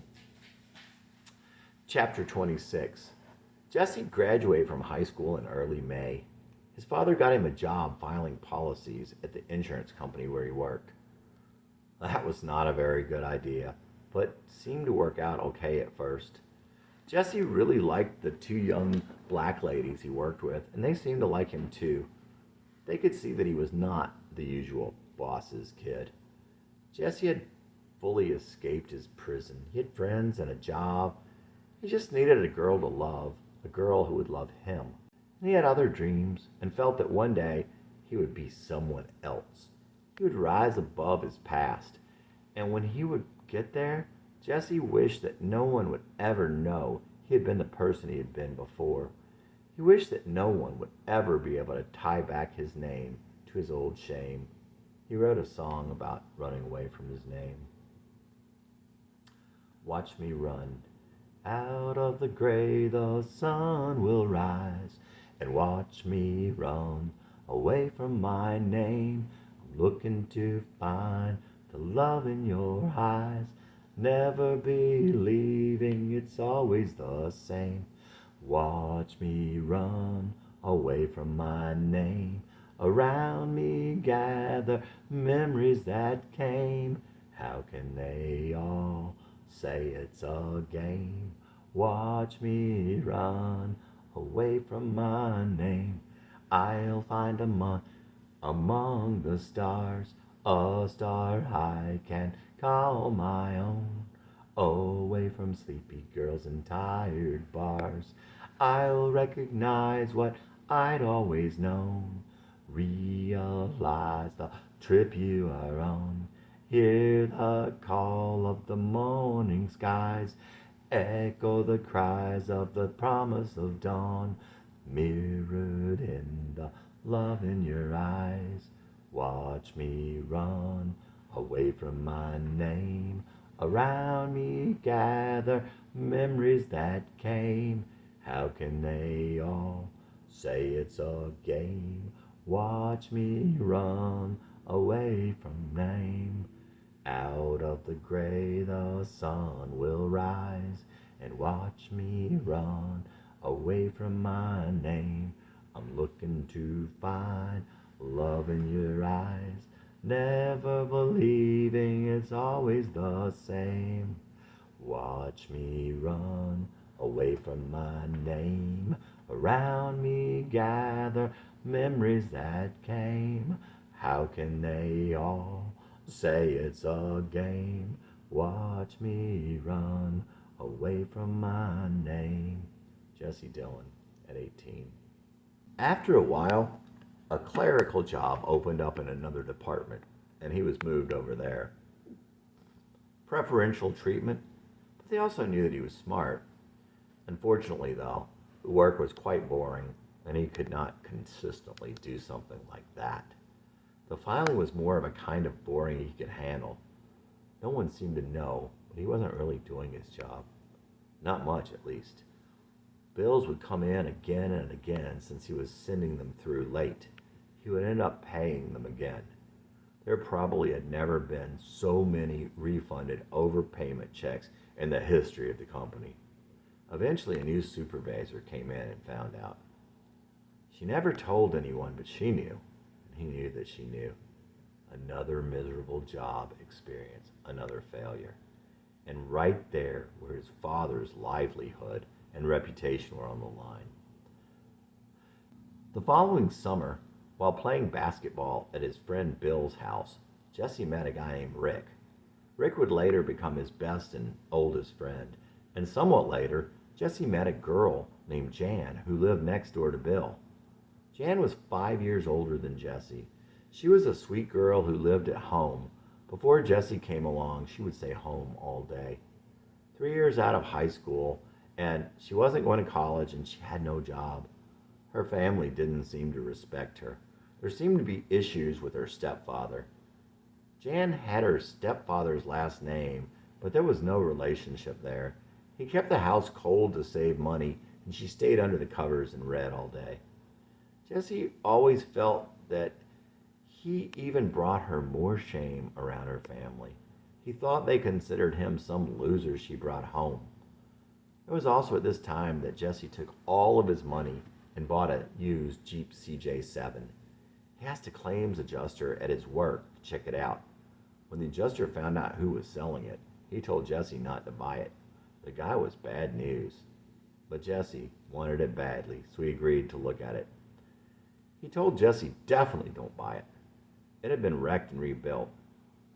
Jesse got a second opinion from the husband of his father's secretary, a man who raced cars.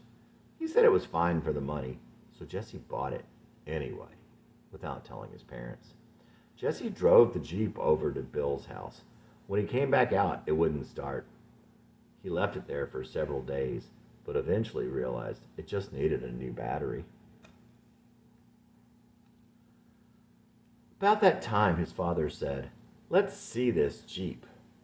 Obviously, his secretary had told him about it, in spite of her promises to Jesse. Jesse and Bill and Rick and Jan started going out together almost every night. Jesse had a crush on Jan. It seemed all the guys in their group did, but eventually Jesse and Jan started dating. She liked him because he was different. He would wear corduroys, a three-quarter length sleeve baseball shirt, and sneakers every day. She called that combination his uniform.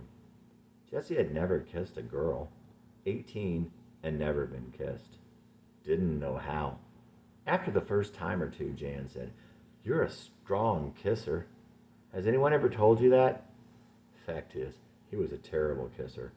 There really wasn't anything he couldn't screw up.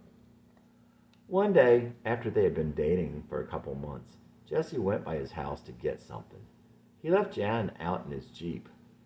His mother insisted he bring her in to meet his father. Within 5 minutes, they were walking back out the door. "Your father is an asshole." It wasn't like Jan to cuss. Jan got Jesse into a western bar called the Whiskey one night. She gave the bouncer her ID and then told him that Jesse was with her. Yeah, that always works. Well, it worked that time. Jan could have a way with guys when she wanted to. Jesse ended up riding the bull. When he got off, some guy in a hat and boots told him, "You look like you were holding a baby." He had conquered the bull. No point in doing that again. One night, Jesse was driving home from Trey's house.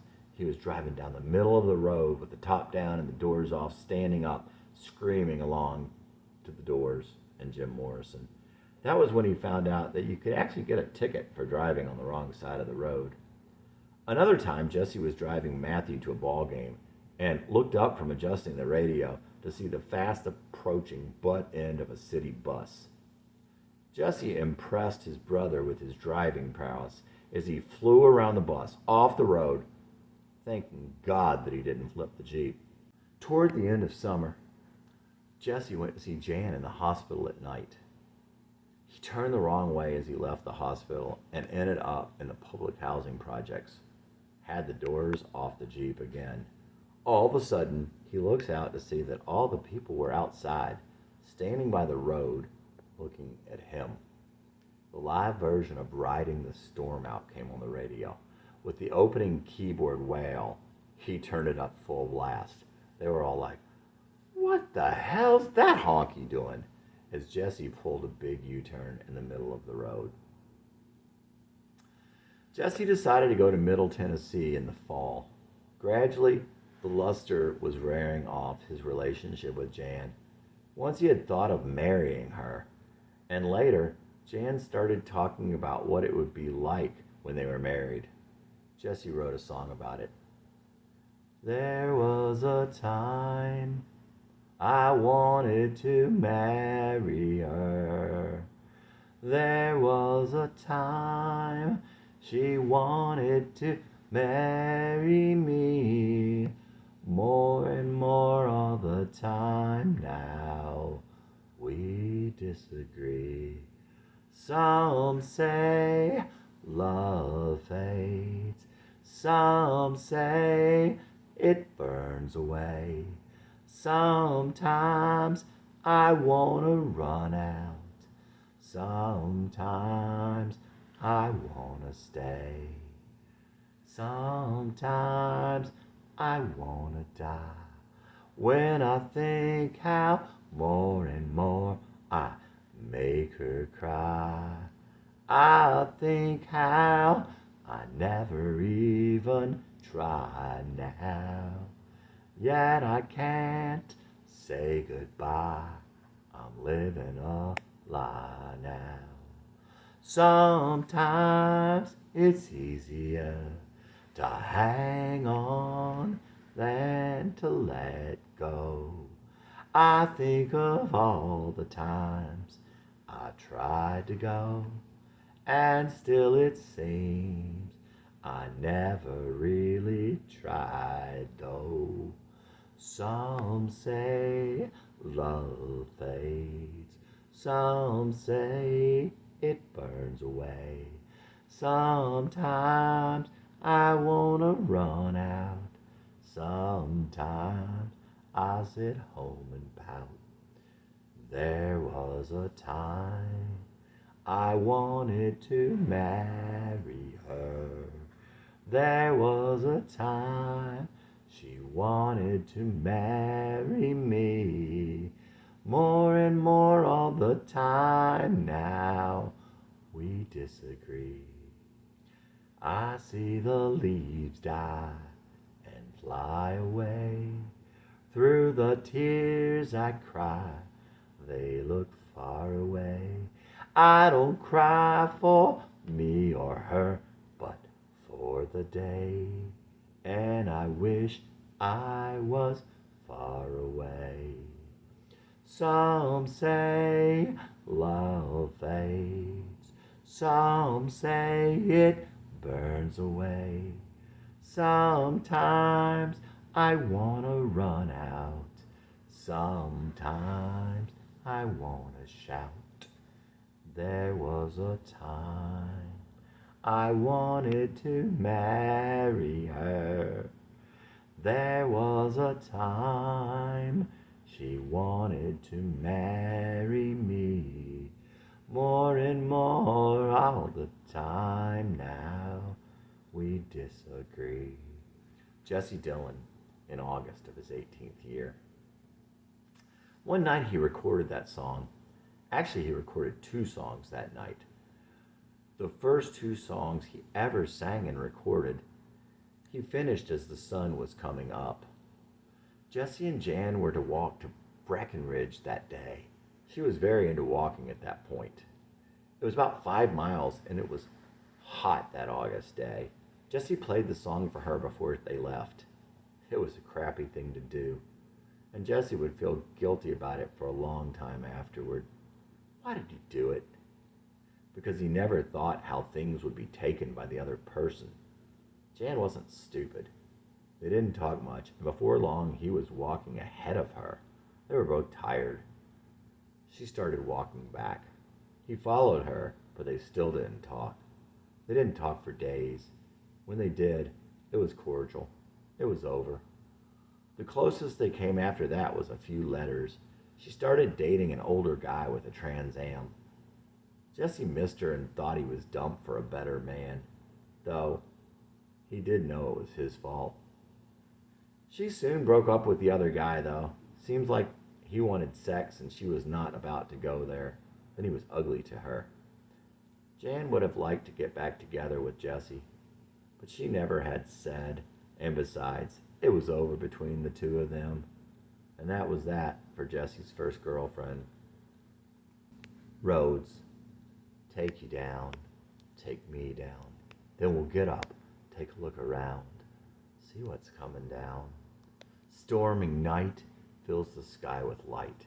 The road ahead, black hole behind. Come with me and find the words you said, the thoughts you left behind still in your head. Men have bled for less, I confess. Men have bled and died for less than you. You're the most I'll ever find. Still, you're a short time. Maybe I'm a shaman, but it's your time. Still there to blame, and there's still time. Maybe it's just a game, and we should kill time.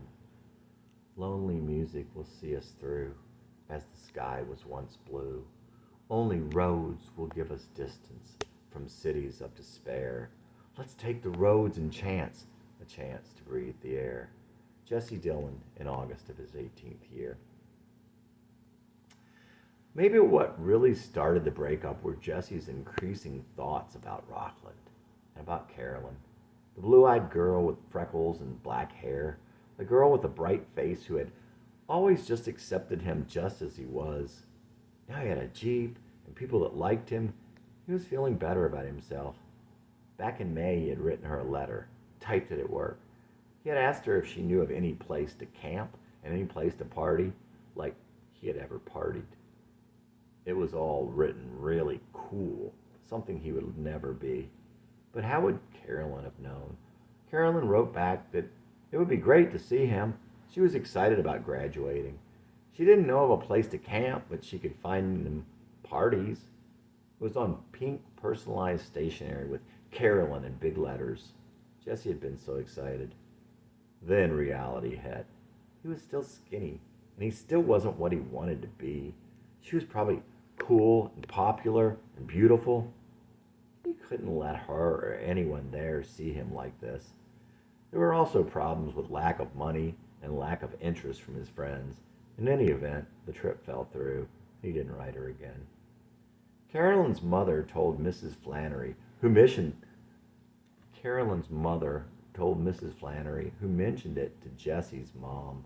It was embarrassing, of course, that he hadn't written any of them, just the girl he hung with when he was 6. Part of me. I've seen you in the light of the sunrise, walking in the meadows by the sea. I've known the feelings in your blue eyes. I've known you because you're a part of me. It seems like all my life I've been lonely, for no matter who I found I could be happy only, just as long as you're around. I've held your hand as the sun went down, watching it sparkle in your eyes, crying together in the mountains under the twilight mountain skies. Anywhere you go, my love, I will go too. And when at last you die, my love, I will follow you. When the wind blows your black hair at night, through coming change till our love will be. In the dark your eyes shine bright. I've known you 'cause you're a part of me. I loved you when you were a child, on the beach where you used to run. I've known the joy in your sweet smile. I've known you 'cause you and I are one. I've seen you watch the rainbow on the hill. I lie beside you and give you a kiss. In your eyes I see you know I will hold you till we go with the vanishing mist. I've seen you in the light of the sunrise, walking in the meadows by the sea. I've known the feelings in your blue eyes. I've known you 'cause you're a part of me. Jesse Dillon at 17. Chapter 27. In the fall, Jesse started school at Middle Tennessee. Middle Tennessee had a most beautiful campus. It wasn't small, but wasn't too big if your dorm and your classes weren't among the few on the perimeter. It was located in Murfreesboro, which was the county seat of Rutherford County, but also a college town. The strip of bars for underage drinkers kept the town coffers full from beer sales and fines. Picking off college students as they walked in and out the open doors was like shooting fish as they flopped out of barrels. By the first weekend, Jesse had gotten drunk for the first time. His room was on the track team's floor, and his roommate was a freshman runner. Jesse would have been the last person to fit in with those guys, and it didn't take too long to find out. After a couple of hours of jamming on his electric guitar with his door open and his amp all the way up, he picked up the nickname Guitar George with some of the runners. Let's just say that his skills couldn't keep up with his ambition and volume. Sometimes Jesse would remove the window in the dorm and sit outside on the ledge. They were on the 17th floor. The head of the dorm called him into his office. He was afraid that Jesse was thinking about suicide. Jesse assured him that he was not and promised not to do it anymore. One night there was a floor-wide party. Jesse left, got drunk, and came back and lay in the hall. A little while later, he woke up to the sounds of fighting in the room next door. It was another non-runner who was older, an upperclassman. He was fighting with his girlfriend. It sounded violent. The others on the floor shut their doors. Jesse went up and listened at the door. He started knocking loudly. "Hey, what's going on in there?" "Nothing, we're fine. Now go away." "Stop it." One of the runners came out in the hall. He was pretty drunk also. "Just go back in your room." "No. Look, man, he is dangerous. He'll kill you." "No, I'm not just going to sit in my room while something wrong is going on." See, bones are different strengths. Bones in the hand are much stronger than your nose. You need to just let it go. Jesse started banging again. "It's Jesse. Let me in." After a minute, the door opened. "Are you all right?" he asked. The girl said she was fine.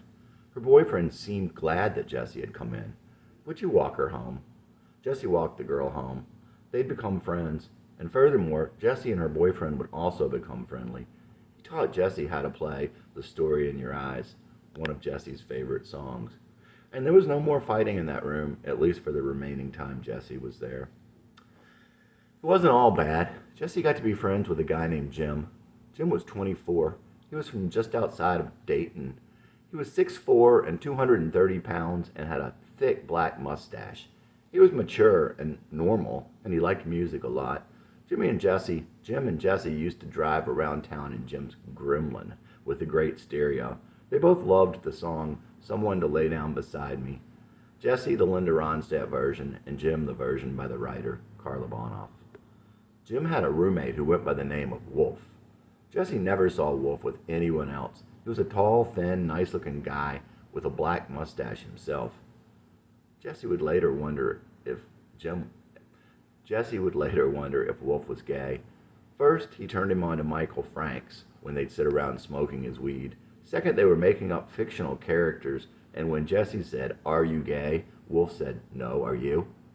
Third, he went by the name Wolf. Enough said. Another good thing was Caitlin Hayden.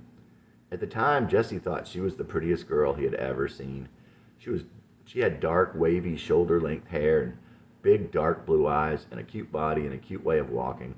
She had a really sweet, soft voice, was nice to everyone, and she wore jeans and a light blue Oxford cloth button-downs. She'd even smile at Jesse the one or two times he was lovesick enough to be caught looking in her direction. He'd quickly turn away, but not before seeing that smile. She wasn't outside of his league. She was outside of his universe. It was one of those crushes from 30 feet away, but it lasted a long time. After a couple of months, Jesse was starting to find himself. He saw that he wasn't going to have friends on his floor, and he began to grow tired of some of the characters he had found around the school. He began to spend a lot of time on his own, walking around campus, playing guitar, and just taking it all in. One night he was sitting outside of one of the girls' dorms, sitting on a short brick wall playing guitar. He listened to those around him and felt a kind of malaise. Jackson Browne was singing Hold Out through one of the open windows up above. Jesse would capture that feeling in a song. I'm so down. Sitting outside on a sidewalk, someone inside plays Jackson Browne, listening to people talk. He sounds so sincere and I'm so down. I'm so down. I'm so down. I don't know who you are, but I need you around. Finding smiles hard to come by. The faces don't care what I'm thinking of. The apathy makes me know the caring's a lie. Trying to be secure in the name of love. Watching the people walk on, looking for something to bring me around. Eyes intense as they talk on, telling caring lies that bring me so down. I'm so down. I'm so down. I don't know how to find you, but I need you around. I'm so down. I'm so down. I don't know who you are, but I need you around. Sitting outside on the sidewalk, someone inside plays Jackson Browne, listening to people talk. He sounds so sincere and I'm so down. Jesse Dillon in September of his 18th year. One weekend, Jesse played football with a bunch of others from the dorm. He was having a pretty good game. He caught the ball and was heading for a couple of guys on the other team. Instead of tackling him, one of the guys lunged down and threw all of his weight into Jesse's knees. His knee hyperextended backward. He could barely get up. His right ankle was sprained also. Without a word, he dropped the ball and walked off the field. Jeez. The student center was the closest building, so he went in there. There was a cafeteria downstairs that he'd been to, and he headed down the stairs. He was trying to be careful, but somehow missed a step. Trying to protect his right ankle, he purposely missed the next step. Then came 5 or 6 more, and he landed on the side of his left ankle, all his weight twisting that ankle badly. Jesse hobbled into the grill, got a drink, and sat at a table with a hippie guy who was playing guitar. Dirty and stringy, the guy who plays Dungeons and Dragons, not really Jesse's type, but it was a new experience, and Jesse was open to all kinds. Not always a good idea. After a while, there were a couple of other guys sitting at the table. One was the hippie's roommate, an older guy who went by Kuda. and had been a boxer in his previous life. People like that would end up in college for a semester, stirring up the chemistry and then leave. The hippie was espousing the greatness of the Bay City Rollers. Those guys suck. You better not, said the hippie. Well, there's just nothing to that stuff. Shut up, said Kuda, now standing over Jesse at his side. Jesse looked up and said, come on, those guys aren't any good. Bam! Kuda had hit Jesse square in the nose, breaking his nose where Jesse himself had broken it before. His leg was on the table, holding him stable, so there was no give in his body when he was hit. Jesse just sat there. Might have blinked once. Blood started pouring. He took a couple of napkins. No one did anything. Kuda didn't even leave. No one at a nearby table came to see if he was okay or to tell the others to leave. Hey, if you're going to bleed, do it outside. Finally, there was that comment from another table. After a while, Jesse hobbled back to his dorm. By the time he got there, he was a little woozy and out of it. What happened to you? I fell down some stairs. The RA, a really nice guy, not a runner, didn't really buy it. He got his car and took Jesse to the hospital. He waited while they put a walking cast on Jesse's leg, already blue, purple, yellow, green, and red from the blood from the torn ligament in his ankle. The Tylenol 3 with codeine was the final topping. Jesse was totally out of it on the way back. One time, Jesse had 2 checks from home that he had signed but not cashed. He left them on his desk. He came back to the room one afternoon and they were gone. Jesse checked with the bank a couple days later. Someone had cashed them. At the time, he didn't know he could have told the bank that someone else had cashed them. It obviously happened when he was not there, so his roommate Trent had to be there. But Trent didn't know who could have taken them. There had only been one other person in the room during that time. Andy was another runner, but he was probably the only one that Jesse liked. He was a golden-haired boy from New England, in every sense of the word. He had money, and it wasn't likely he would have done it. A week or 2 later, Andy borrowed a book from Jesse. When he gave it back, Jesse found money in it. Jesse gave the money back to him. No, I didn't leave any money in it, Andy protested. You had to have. I didn't have any. Here. Andy reluctantly took the money. It was the same amount as the total of the other 2 checks. Obviously, Jesse was naive and pretty much just out of it. He'd later feel bad over it. He accidentally kept the other boy from doing the right thing. During this time, Jesse had not forgotten about his little friend, Carolyn, the one he had wanted to go back and see. In his mind, she was like another part of him. He couldn't let her see him like this, but he always thought she was out there, waiting for him to come back, that they were some soulmates. Jesse was still that Massachusetts boy, and he would go back when the time came. Somewhere between the mountains and the sea, he would be with her, and he was starting to write more. Dark eyes glowing in my sleep, years of love away and waiting, forever the feeling will keep, growing with memories fading. Starry eyes looking past the night, somewhere trying to remember, someone who came in the failing light of the scattered sun of late September. The mist hangs low between the rolling land, the gray sky winds blow here where I stand, searching the breaking day for a distance far away, a forest of broken rock before the breaking sand. In the misty morning distance, the gray falls from the sky. These hills were mountains once, leaving nowhere left to cry. And the mountains once were sea, you can always hear it calling there, but here the water's falling where only my dreams are calling me. Jesse Dillon in October of his 18th year. His fall gradually gave way to winter. Jesse started to think more about what the people around him were thinking.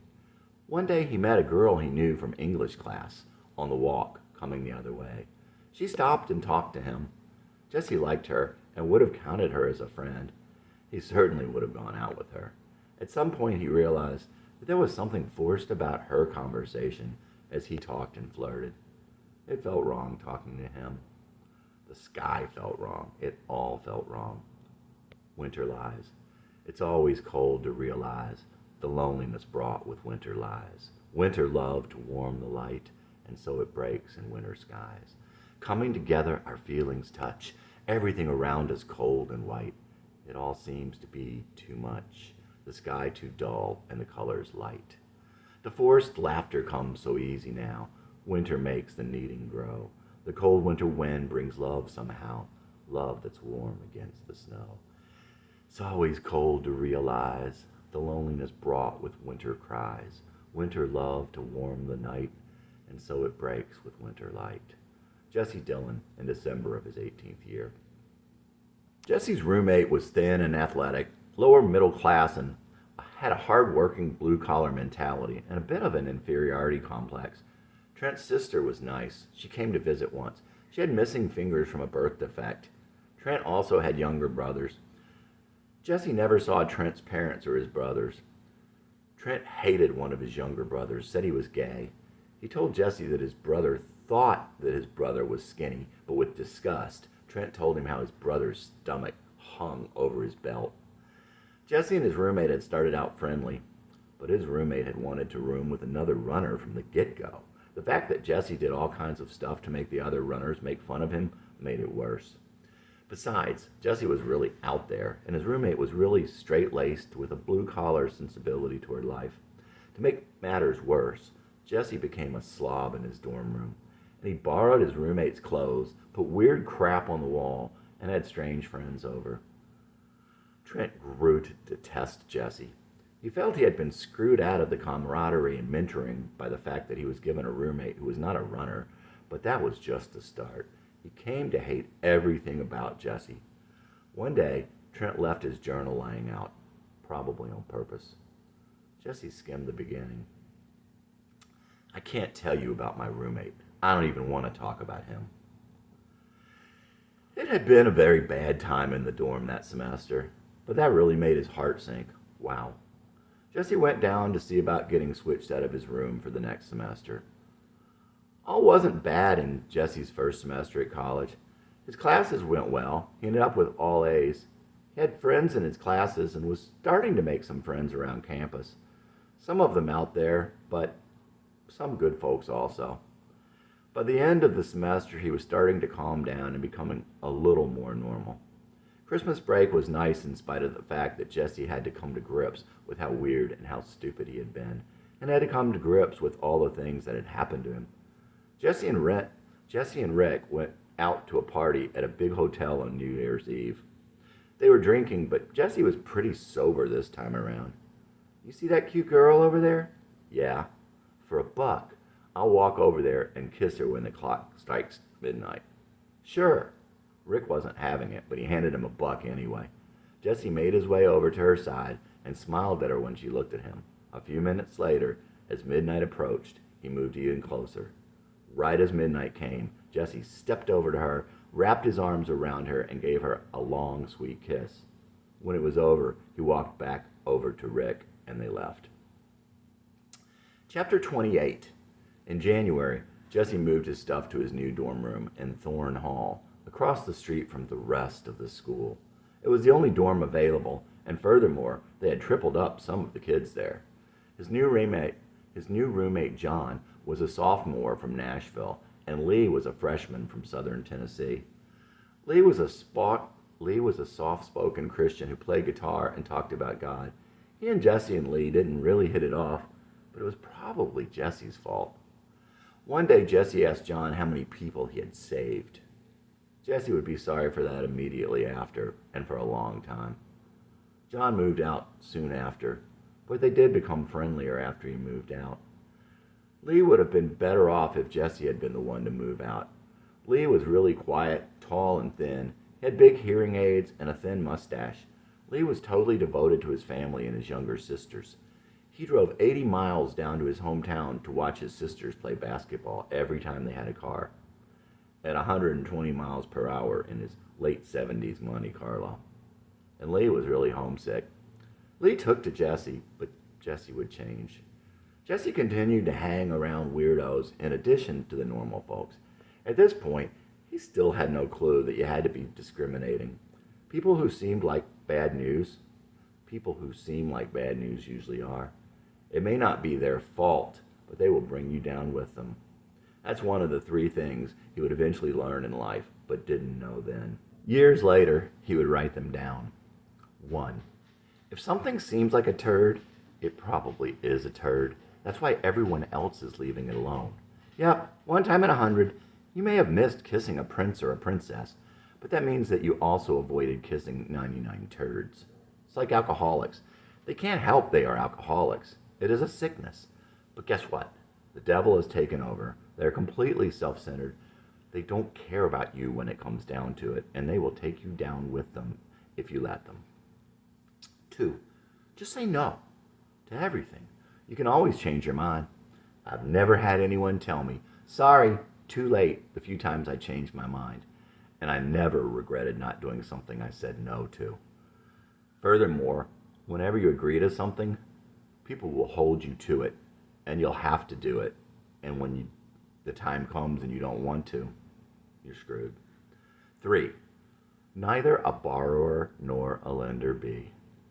Don't take anything, don't take nothing from nobody no-how, and only give out what you don't need or expect back. That way, if it comes back, it is a bonus. If it doesn't, you didn't expect it anyway. One weirdo he hung out with was a huge fat guy, much older than the other students, and somehow getting paid to go there for what would be his only semester at school. On the first weekend, he was pulled out by the cops. He had actually broken a set of handcuffs before they finally restrained him. Don't you believe in God, Jesse asked him. Yeah, I believe in God. Well, don't you want to get closer to God? Don't you want to be saved? Too late for that. I've done a lot of bad stuff. I've killed people. But God can forgive. God can turn you around. Jesse believed this even then. Yeah, I'd like to sit up in heaven and smoke a big doobie with God and ask him about stuff. But that's not going to happen. Jesse wouldn't remember any other conversations with that guy, but would never forget that one. The other kids there were a little offbeat but nice. Somehow Jesse picked up the name Podge at Thorn Hall. Their whole floor got along great. As the weather warmed up, they would all spend sunny days laying out in the back, music blaring from the windows above. The rock radio station, Led Zeppelin, whatever, usually rocking. Jesse continued to be smitten with Caitlin Hayden, which probably kept him out of a whole lot of trouble.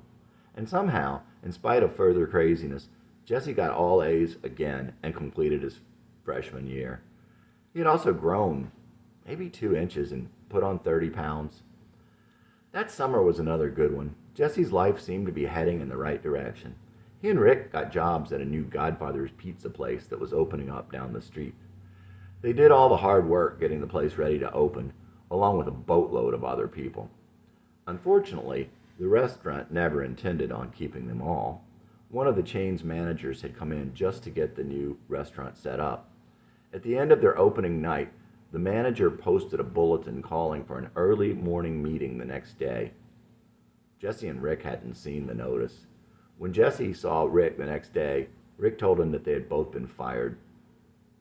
Jesse then got a job at a pizza place with his old friend Blaine. Jesse should have avoided Blaine like the plague, but didn't know any better at this point. Not that it was Blaine's fault, just that it was a bad combination from the beginning. This was yet another job that Jesse sucked at, but they put up with him that summer. One thing that Jesse would take away from this time there was some advice from a cute little older girl who worked there. Jesse, never marry anyone until you see how they are around their families. She wished she had seen her ex around his family. She would have known exactly what she was in for. Now she was in her mid-20s with a child and an ex and a job waiting tables at a pizza place. Not many people who saw Jesse with his family would have married him either. Several of them went out drinking every night. One night they went to the Whiskey in Jesse's Jeep. Underage kids would gather there, leaning on their cars in the parking lot and drink. Jesse was sitting in the driver's seat when a girl walked up and got in next to him. Jesse started the Jeep and drove off with her. It was almost like a kidnapping, and it definitely seemed too good to be true. He found a school and parked there. He wouldn't remember her name, but she was the third girl he had ever kissed. That summer, Jesse and Blaine would sometimes go out to the railroad trestles that crossed a big valley in nearby E-Town. Out past civilization, up a dirt hill, rose the great concrete pillars holding up the railroad tracks that span a half-mile valley. Many kids had been killed up there as a train surprised them coming over the hill, and a goat man was rumored to live there. One night, Jesse and Rick ran across the trestles and walked all the way home after they saw cops coming up the hill. Another time, Jesse and Blaine went there with a girl they knew from the pizza place.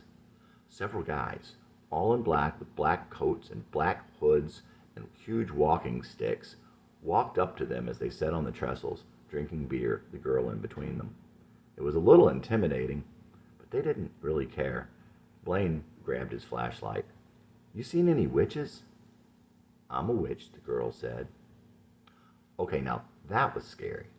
They didn't say much to her as they took her home, and they didn't take her again after that. When Jesse had been at the company his father worked for, he talked a lot to his father's secretary, Regina Roberts. They sometimes rode the bus together, and Regina was pretty funny. "People talk different where I'm from." "Like, how do you mean?" "Like it's a whole nother language." "Give me an example." "Summers." "Yeah, summers, winters." "No, summers. Like it's not here or there, it's summers." Jesse had even told her when he bought the Jeep and hadn't told his father. But Regina could be a pretty scary lady. Never had kids, didn't like kids, was known to fire a gun in the house when she was mad. And she was not above threatening people. Walt Roberts never talked much when he was in the city or the suburbs. He was like a fish out of the water outside the country. He raced cars, and it seemed the cars were pretty much what he knew. "Jesse?" "Yep. This is Walt Roberts, Regina's husband. Remember I checked out that Jeep for you?" "Hi. Yeah, how you doing?" "I'm fine. Look, do you still have that Jeep?" "Yeah, how come?" "I have somebody that is interested in buying it. Can I come over and take a look at it?" Well, I wasn't thinking of selling it right now. Would it be okay if I came and looked at it anyway?" "Sure, I guess." Walt got over there about 20 minutes later. He must have been not too far away. Jesse took him around back. The entrance to the garage was in the rear. Walt walked around the vehicle. "Yep," he was shaking his head. "That's it." "What? What's it?" "I followed someone in this Jeep on Friday night. I just wanted to be sure this was the Jeep I saw." "I wasn't driving it Friday night. So how could that be?" "Your father and Regina are having an affair. They drove your Jeep to a hotel." Jesse was dumbstruck. His father would never do any of that. Not on his life. "No, that can't be. He doesn't even drive a stick." "Well, he did. It was him. I'd know this Jeep anywhere." "Why would he do that? He has his own car." They knew I was on to them. They didn't want to drive their cars. "Well, my battery was dead last week. I had to get it jumped." Jesse started thinking about this. It hadn't made any sense. There was nothing wrong with the battery, and all of a sudden it was dead. Then it started fine a couple days later. Of course, that was kind of funny. It was like it was tampered with. "I'm going to kill him." "What?" "No, I'm sure it wasn't him. He wouldn't do that. Look, just ask them." "No, I can't do that." This guy was clearly crazy. He wouldn't talk to them, but he would kill his father. "You could just go down there and talk to them." "Would you go with me?" "Go with you to talk to Dad and Regina?" "Yes, I'll drive. We could go right now." "I don't know." "If you don't, I'll have to do something. I can't go on like this." "All right."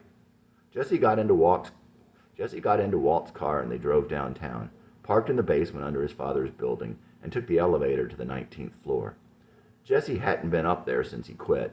All eyes were upon them as they walked in, or at least it seemed like it to Jesse and Walt. Regina saw them, quickly ducked into his dad's office, and came back out. She met them at the beginning of the department. "Hi," she smiled somewhat nervously, and led them into the office and shut the door behind them.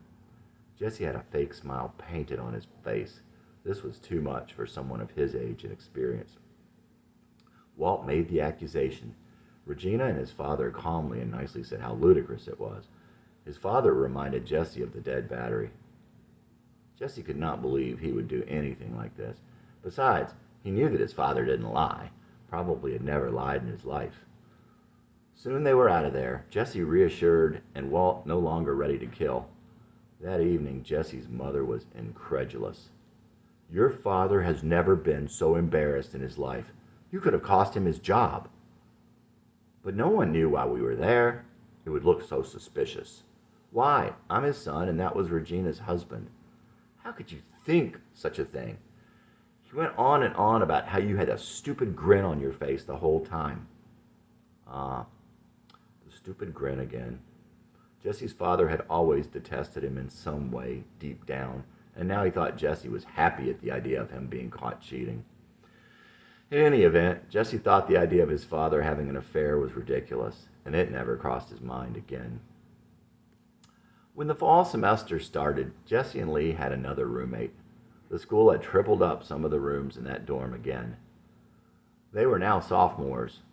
Carl, the new roommate, was a freshman, but Carl didn't lack for confidence. He reminded Jesse of his old runner roommate.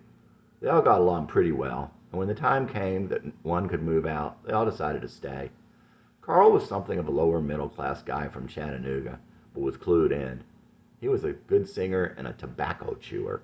He was never really close to Jesse, but as a new freshman he hung around for a while to kind of learn the ropes. After a while, Carl found more impressive friends. Jesse also struck up a friendship with Jeremy, John's new roommate. Jeremy's family was from Argentina, but he had been an exchange student and had gone to high school in a resort town in New York. He was rich, good-looking, well-dressed, and opinionated in a quiet and subtly humorous sort of way. It's hard to say what he saw in Jesse at this point. You'd have to guess it was Jesse's open-mindedness and non-provincial worldview. The first day in the cafeteria that year, there were a couple of cute young girls behind Jesse in line. He was making fun of the food. Their eyes were open pretty wide, and they were laughing. The three of them sat together. Sandy and Tori were freshmen. It would turn out that they were both in the school's Christian fellowship, but they didn't talk about that first day. Sandy was a skinny little brown-eyed coal miner's daughter from a small town in western Pennsylvania. She loved to socialize, so long as she could be in her bedroom slippers by 10. But most of all, she loved and missed her family. Sandy and Jesse would talk about peppermint patties and Coke, and they'd become best of friends. Sandy would have feelings for Jesse at some point, but she would have had a hard time saying when and how much. Jesse had an idea, but he never knew for sure. Jesse would like Sandy too, but those same things applied doubly to his feelings. If their feelings ever coincided, they were too shy or too scared to see. Tori was from around Chattanooga. She had thin brown hair, was cute, but not all that. Maybe small up top, and had a tendency to spread. She was probably born to be a mom. She was sweet and a true innocent, and she liked AC/DC. Jesse could never figure that out.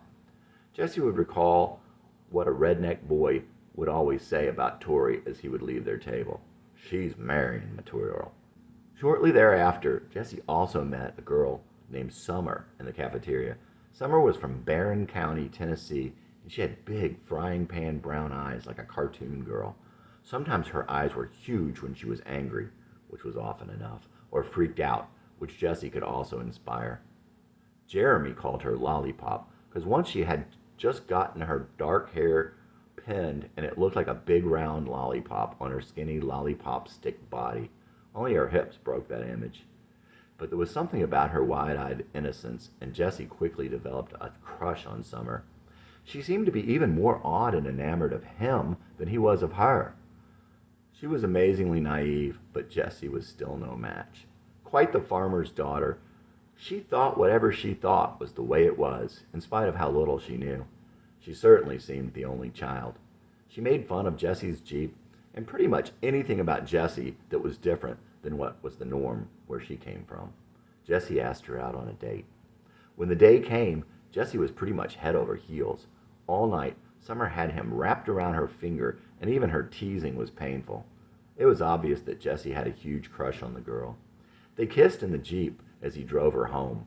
In a lot of ways, it was Jesse's first real kiss, and it was magic to him. Jesse thought kissing Summer must have been very close to what heaven was like. That weekend, Jesse went home and wrote a song for her. He played it for Trey. What do you think? I think she's going to fall in love with you when she hears that. I think she already is in love with me. He was wrong, and Jesse would never get the chance to play it for her. Jesse also sold his Jeep that weekend. He didn't really have the money to keep it. I sold my Jeep. Why? Summer was clearly unhappy about this. Jesse asked her out again. They went out that one more time, but that was it. They went to a bar, drank beer, and watched a duo sing. She was gaga over the cute one of the duo. Jesse was obviously bumming. You're cute, but not like that guy. That didn't help. Later, Summer's friends told Jesse that Summer said he was too passionate, or something to that effect. Whether it was a case of his being a bad kisser, his being horny, his liking her too much, her liking someone else, or just Summer just not being that into Jesse, he'd never know. He'd chase her the whole semester to no avail. After she made it clear she was through with him, Jessie also made out with two of her friends from her hometown. It was not as good an idea as it sounded. He probably hoped to make her jealous. That wasn't going to happen. Summer had encouraged her friends. Jessie began to drink more and more. One night, Jane, a girl from one of his classes from his first semester, invited him over to drink pure grain and lemonade. Jane was somehow friends with Summer, otherwise he never would have gone. Jane had really short, curly, platinum blonde hair. She was kind of nerdy but outgoing and a little boyish, but not in a cute way. All of that was the worst possible combination to Jesse. She was kind of gross and intimidating to him. She always seemed to be telling him more than he wanted to hear. Little did she know how naive and closed in his mind was in so many ways. As Jesse sat in a chair, drinking pure grain straight from the bottle and chasing it with lemonade, Jane told him how she fantasized about what it would be like to spread her legs for a guy. At the time, that expression coming from her just grossed him out more. After a while, Jane lay down on her bed and went to sleep. Jesse didn't even feel drunk until he got up. But when he got up, he was wasted there in her darkened room. Jane's roommate had a giant centipede in a milk carton for a science project. Jesse felt a presence of pure evil in the room. He thought it was from the centipede and opened the bottle to look. He somehow managed to let it go. It crawled under the door. He then scrawled a crazy note about killing himself in pencil in large, uneven script across her roommate's desk where the carton had sat. Then he walked out in the hall and left. On his way back to his dorm, Jesse stopped at Summer's dorm. He called her from the lobby and asked her to please come down to talk to him. Reluctantly, she did. Summer had never seen anyone in that condition. Her eyes were huge. She started checking his arms for needle tracks. Jesse asked if she would walk him home. Summer called her roommate for a backup, and a few minutes later, they walked out into the cool night air and started across the campus.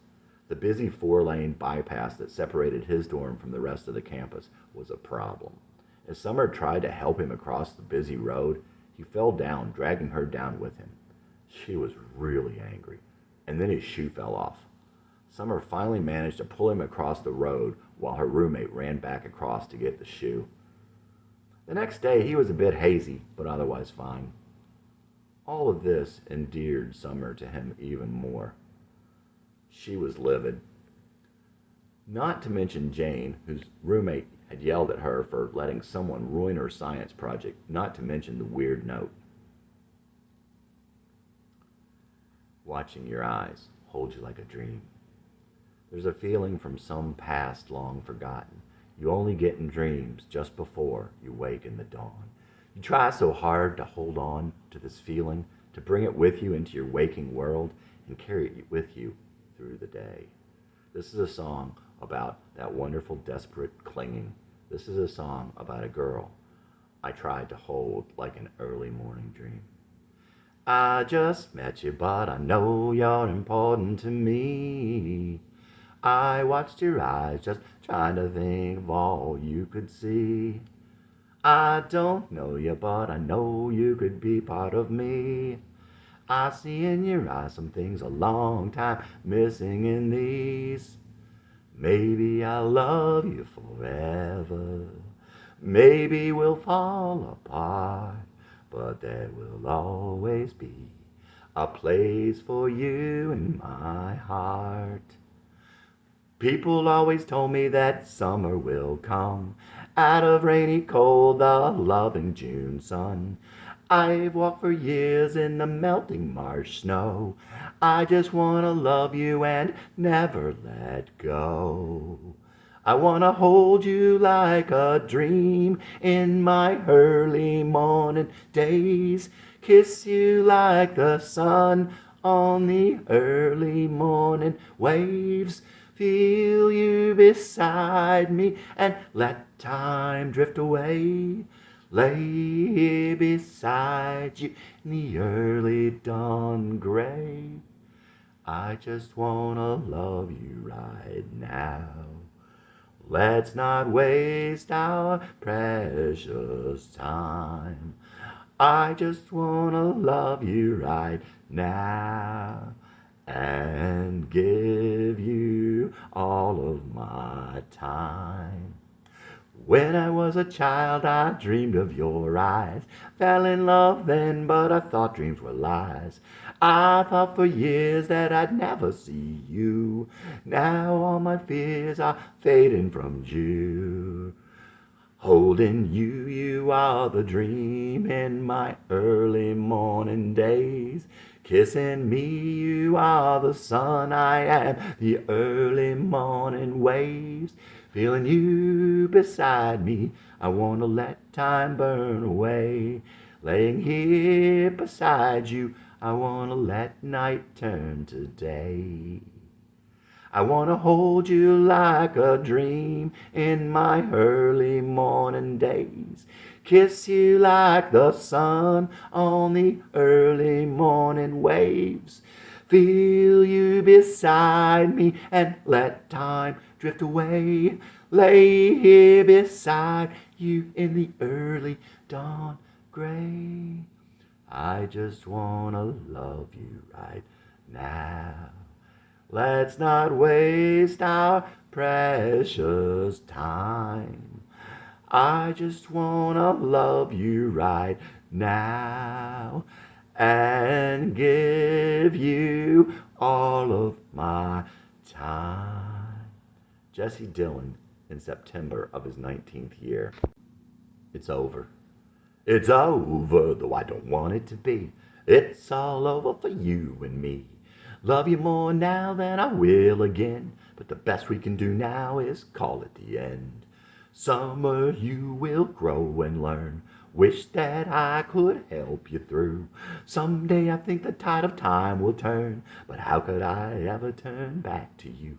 If only we'd met a different time and place. If only a child I'd seen your face. It's a lot of worlds between us now, just too much to overcome. Wish we could go back somehow. You're at now where I came from. It's over, though I don't want it to be. It's all over for you and me. Love you more now than I will again. Hope someday I'll see you again. But the thing to do now is call it the end. Maybe I'll love you forever, though we fell apart. 'Cause there will always be a place for you in my heart. Jesse Dillon in February of his 19th year. Jesse fantasized about summer coming back to him, and he wrote about that also. But it would never happen. Making sure.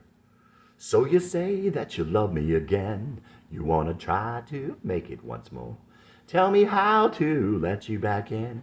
Wasn't it you went out slamming my door? How can I believe the love I lost? Wasn't it you I've been waiting for? Were the tears I've cried and the pain it's cost just your way of making sure? Maybe I'll love you forever, even if we stay apart. 'Cause there will always be a place for you in my heart. Jesse Dillon, February his 19th year. Late in the semester, Blaine came down one weekend for a visit. They had planned to drive up to see Jim in Dayton. The night they got up there, they went to one of Jim's favorite bars and saw his favorite local band and got drunk on the 3.2 beer that was legal there at the time. The next day, they tried to find Carrie in the Dayton phone book. Of course, she never did live in Dayton, but at the time they couldn't remember which Ohio city she had moved. Failing that, they headed back toward Murfreesboro with the mission of making a side trip to Barron County to find Summer. Along the way, they saw thousands of children lining the streets in Davenport. The place didn't even look big enough to have that many kids, all told. It looked like something from the Children's Crusade from the Middle Ages. Once in Barron County, it was straight up the river to Monroe, where Summer lived. But when they finally got there, it was dark and unfamiliar. They nearly got run over by a massive combine on the Hervey Road. They gave up looking for a phone and turned around. When he got back, Jesse told Summer about their crazy adventure. What kind of tractor was it? I don't know. What color? I think it was green. Their two worlds collided, and never the two would meet again. She didn't care he went looking for her, and he didn't care anything about tractors. That semester ended with Jesse getting good grades again, but he was thinking about school less and less and drinking more and more. In large part, this was due to his obsession with Summer. In any event, his troubles were just beginning. Chapter 29. Jeremy's roommate Gene was very tall and very thin. He was something of a quiet class clown.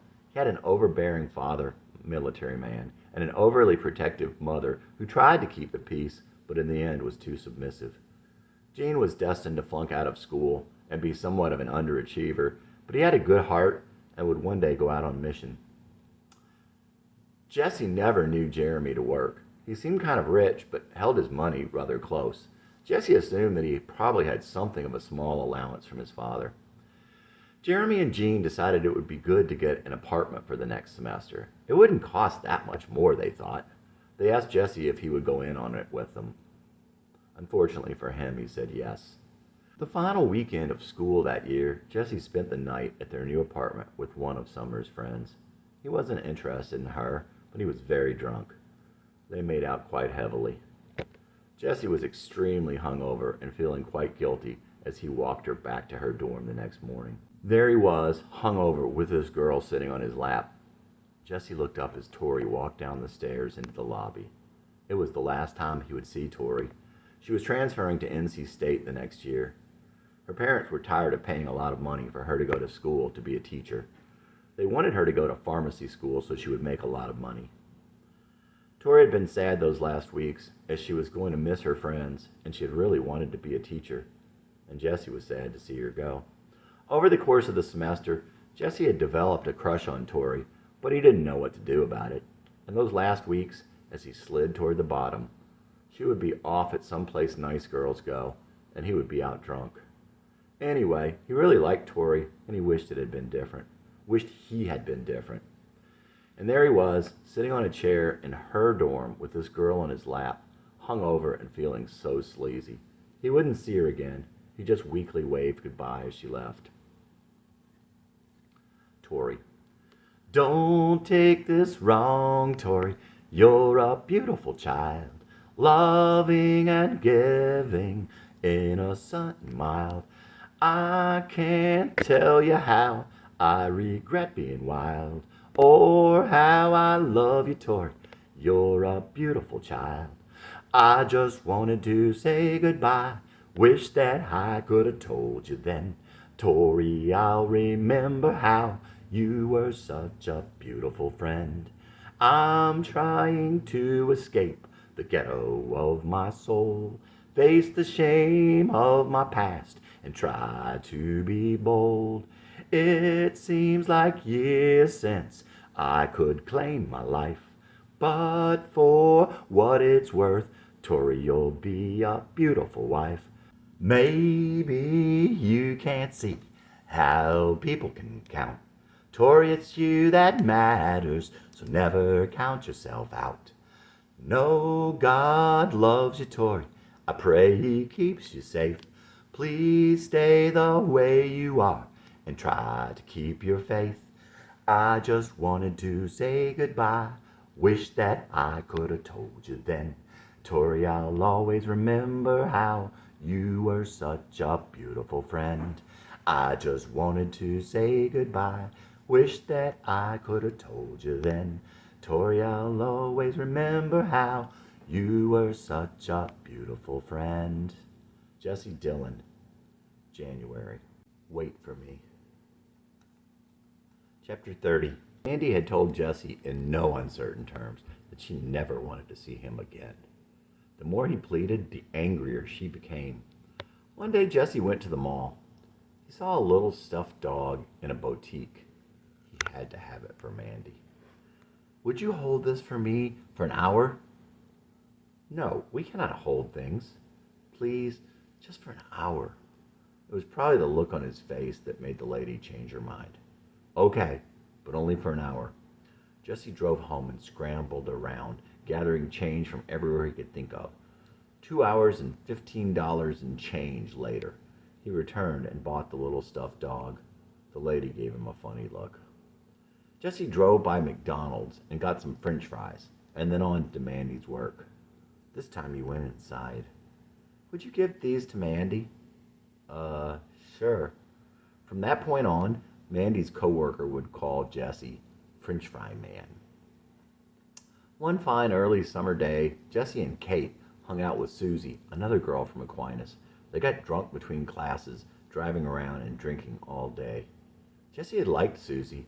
Susie had wavy, darkish brown hair, bright, pretty eyes, and often wore a wide-brimmed hat, unlike anything you'd see among the kids at Aquinas. She was short with a cute little body. Jesse never saw her with anyone else. She was always just walking through. Maybe Greg introduced Jesse to her. Maybe Jesse introduced himself.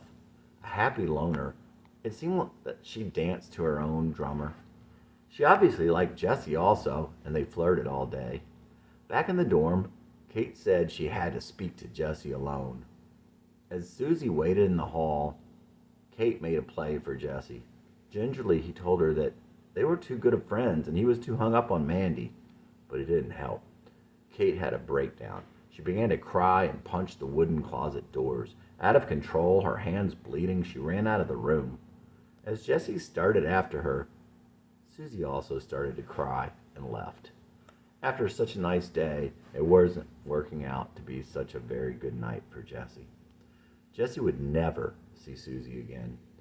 Kate and Jessie had spent a lot of time cruising the park between classes and had quite a bit of fun that semester, but he really didn't know her at all. The only thing he could think to do was to bring her over to Mandy's. To his surprise and great relief, Mandy answered the door herself. She opened it halfway. What do you want? Kate's really upset. You need to talk to her. You don't know Kate. She always gets like this. Jessie couldn't believe it. Mandy was refusing to talk to her friend. First, she turned her back on Rebecca, then wouldn't see Jessie, and now she wouldn't even talk to Kate when Kate needed her. Just come out to the car for a minute and talk to her. She can come here if she wants to talk to me. Jessie was so angry he forgot all about his hopeless love for Mandy. He exploded. Your problem's not me, he accused her with all his anger. Your problem is here. He half pointed, half poked her chest over her heart. And with that, he turned his back on her, walked back to the car, driving away without looking back. Gone with the Wind.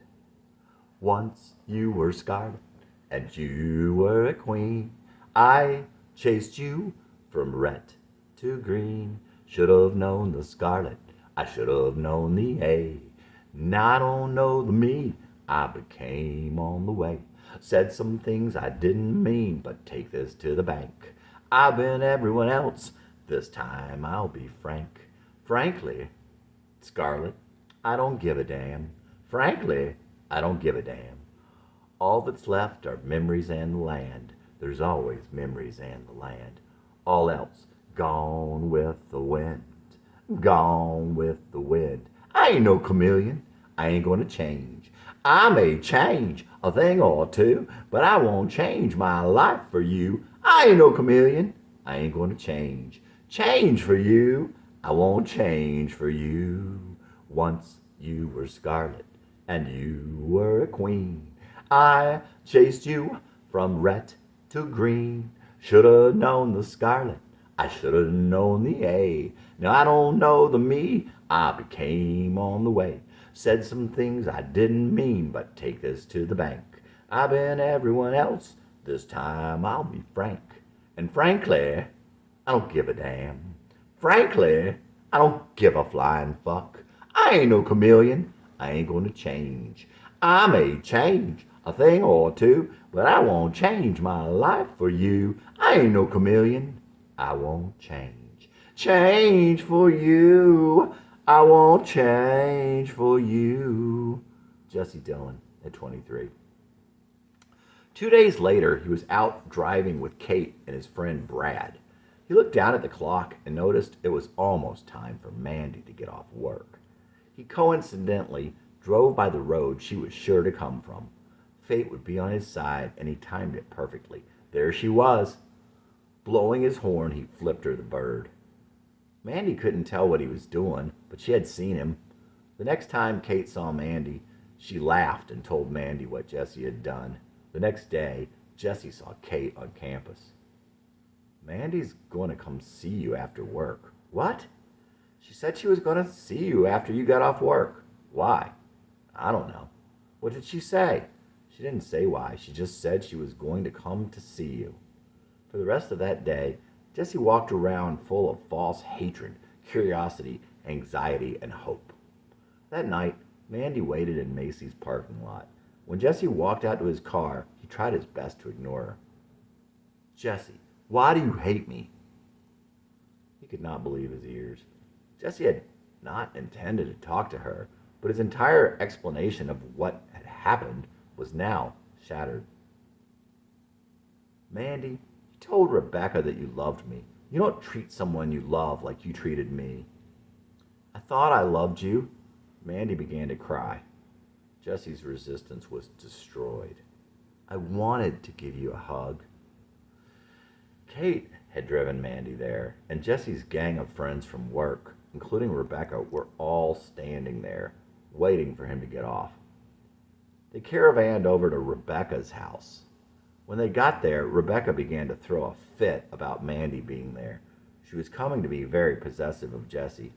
Rebecca and some of the others went into her house. Mandy and Jesse sat in his car and waited. Have a beer, it'll do you good. Mandy handed Jesse a beer, knowing that he was on the wagon. Jesse drank the beer, and it was not his last that night. A few minutes later, Jesse's friend Barry walked up to the car and said, Jesse, you should go inside and talk to Rebecca. Don't be long, Mandy warned him. When he came back out, they got in his car, and Jesse took Mandy out to Cloud Canyon. The black sky was ominous. They were surrounded by fog, and nothing seemed right. But this night was too important to Jesse for him to notice anything but Mandy. I like your eyes. They're devious, she told him, her own eyes bright and playful. He hoped she meant mysterious or mischievous, but he didn't know for sure and didn't ask. Jesse had had the hunger of the wolf since the day he was born, the hunger of the soul, and it was in his eyes. Your eyes are beautiful. I never liked my eyes, she said. Out there in Cloud Canyon, under 1,000,000 stars on a cool night in May, he remembered a time those eyes were even brighter, in the dark with the light of the moon and those same 1,000,000 stars shining through his bedroom window.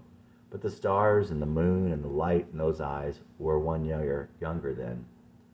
It had been the first time in his life that he had seen love. Not just love, but love for him. And he thought the only time he had ever seen it in someone else's eyes before or since. Mandy means beloved. Later, Jesse often thought how that fit her as well as his name fit him. On this night, certainly that had crossed his mind, and destiny seemed to smile, a special smile, on the Valley Wolf and his beloved. Before they left, Mandy told Jesse that she was going with Troy to a party at Kate's house the following Saturday night. She wanted to know if he wanted to come. Jesse told her that he didn't think he could stand seeing her with someone else. Jesse thought about the party all week. The chance to see Mandy again, the chance to be cool in front of her when she was with Troy. Jesse changed his mind about the party. Armed with beer and friends, he arrived at Kate's house.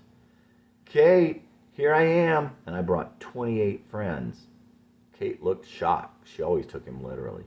Rick and Barry and Rebecca and Brad and 24 beers.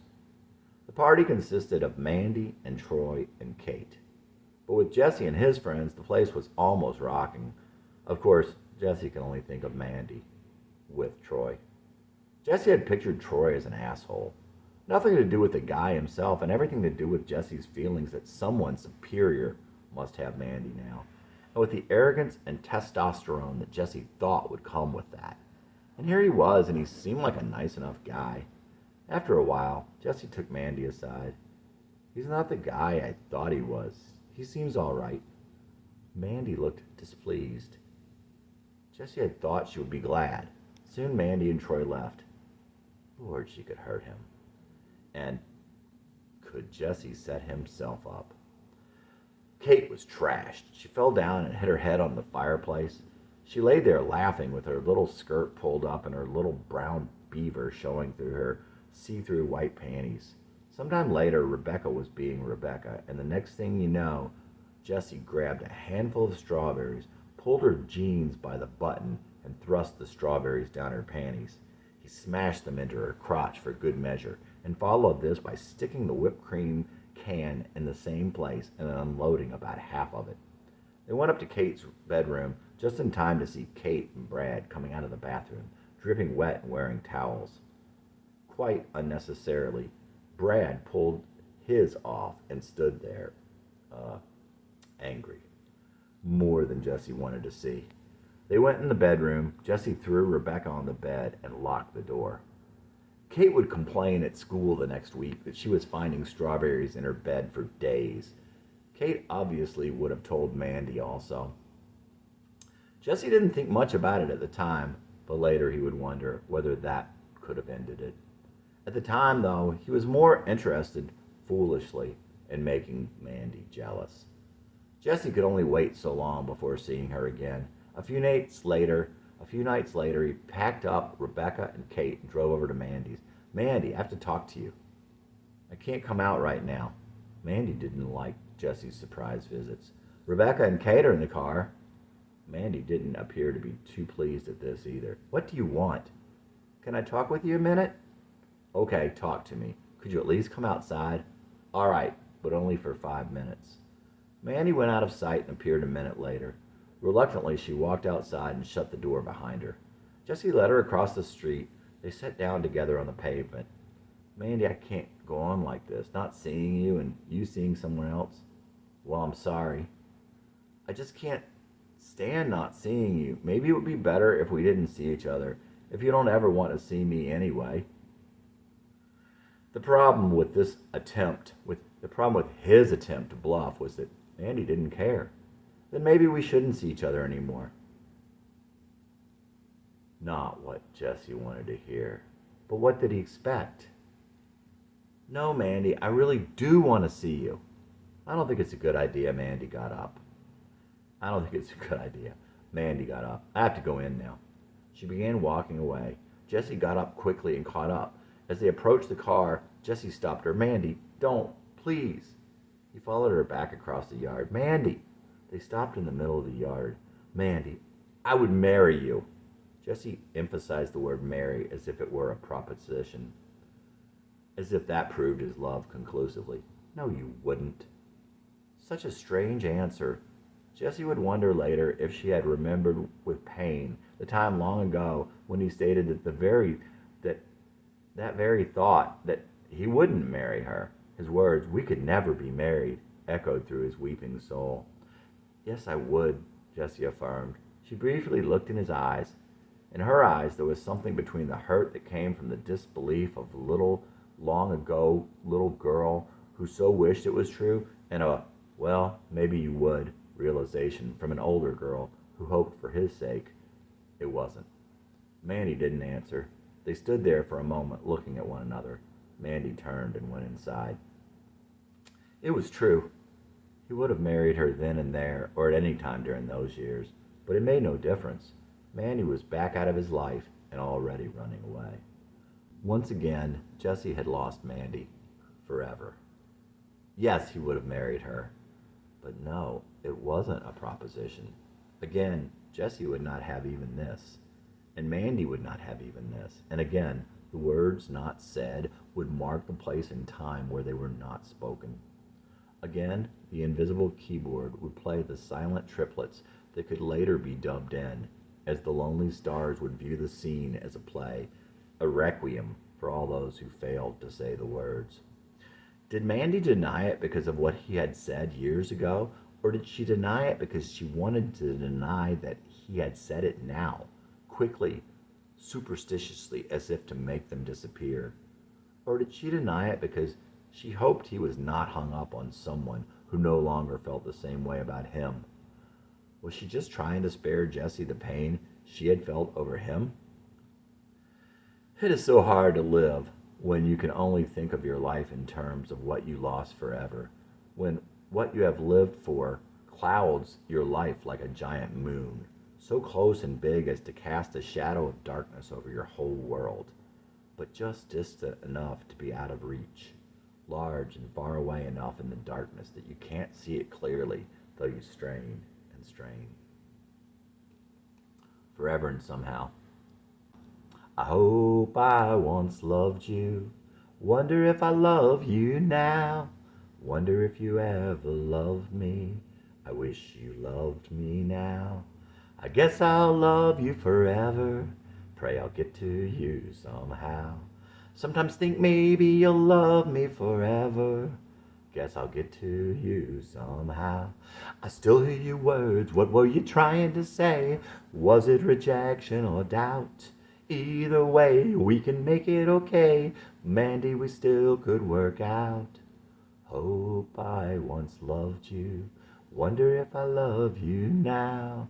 Wonder if you ever loved me. I wish you loved me now. If you still love me, why won't you tell me? If not, I'll go my own way. If you ever loved me, I know I still owe you. Stuck with a debt I can't pay. Jesse Dillon. Chapter 31. Jesse tried to hold off on seeing Mandy as long as he could, to give her time, whatever that meant, like Kate had told him. One night, a couple weeks later, when Jesse and Rebecca got off work, Jesse insisted he wanted to see Mandy. Jesse's torment was past his endurance. He could wait no longer. Rebecca asked that he let her go along in case Mandy refused to see him. Jesse said she could follow him over to the ballpark where she was now working, so long as they could stop for beer first. He pounded 3 cans on the 10-minute drive over, and a 4th one walking up to the little concession stand. As he approached her, Mandy turned, smiling. "Oh, I thought you were someone else. I was going to give you a hug." Jesse's heart sank. Sometimes Mandy could be so cruel, so innocently. "Hi, Mandy. I'm busy right now." "Well, I'll wait for you to get off." "I don't know when it'll be. I've got a lot to do." "That's okay." Jesse sent Rebecca on her way, and he waited. For what? He didn't know. The anxiety was less, but his adrenaline still flowed. Mandy's coworker walked up to Jesse. If he was expecting sympathy from the young girl, he was going to be disappointed. "Do you know who I am?" No. I'm Megan Sullivan. My brother's name is John." "Okay." Jesse really wasn't in any mood for any games. John had been in Jesse's class at Moordale. There had been no love lost between them. John was short and nerdy and the kind that would rat you out in a heartbeat, as he had done to Jesse and Blaine multiple times. "Why did you put a hole in my brother's math book?" "I didn't. That was Blaine. But I did beat your brother up." That was true. He did beat up John, but John had started it and spent the whole walk home from the scene of the fight telling Jesse that he was going to get his big brother to beat Jesse up. In all honesty, no, he hadn't put a hole in John's book, but he had egged Blake. but he had egged Blaine on to do it. But the only one he had to be sorry to was Blaine. Blaine had to pay for the book and got in a lot of trouble over it. Jesse didn't know what Mandy had told this girl, but it obviously wasn't overly favorable. In all honesty, no.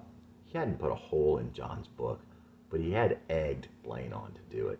But the only one he had to be sorry to was Blaine. Blaine had to pay for the book and got in a lot of trouble over it. Jesse didn't know what Mandy had told this girl, but it obviously wasn't overly favorable. Finally, the time came when she was finished. His heart sank as she walked out the other way. And once again, his heart raced as he walked quickly over to her. I was wondering if you'd like to drink a couple of beers with me. I've got to get the car home. Well, we can drop it off. All right. Jesse didn't know what to think as he followed Mandy to her house, but at least she was coming with him. She climbed in and Jesse lit up. It was such a high just to be next to her. Jesse drove out toward a park he had been to before a long time ago. It may as well have been in another lifetime. He was playing Rumors on 8-track. I left my Rumors tape at the gym and someone took it. It was on the back of the Born in the USA tape you gave me. What happened to the songs I taped for you? I recorded over them. I didn't know any of them. Jesse's heart slowed. Why'd you erase it? He had worked so hard on finding just the right songs to tell her what he wanted to say. I didn't know any of those songs. At the end of the tape, Jesse had included the one line, I'll take good care of your love if you will let me give you mine, from the Union Gap song, Lady Willpower. That was clever at the end of the tape you made me. You listened to it? Yeah, I wanted to see if there were any more songs on it. As they drank, he could feel the clock tick. Fleetwood Mac played on, and he noticed the gas tank was on E. Still, he searched for the park. Giving up, he turned around, but his luck was all gone. It was really late, and the car was out of gas. Mandy was not pleased. Jesse walked up to a dark house up a hill and rang the bell.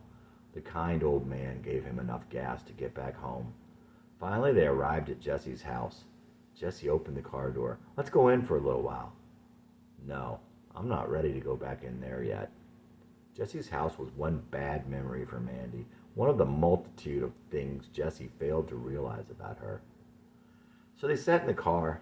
Jesse tried to kiss Mandy. That wasn't his first mistake of the night, but it was his last.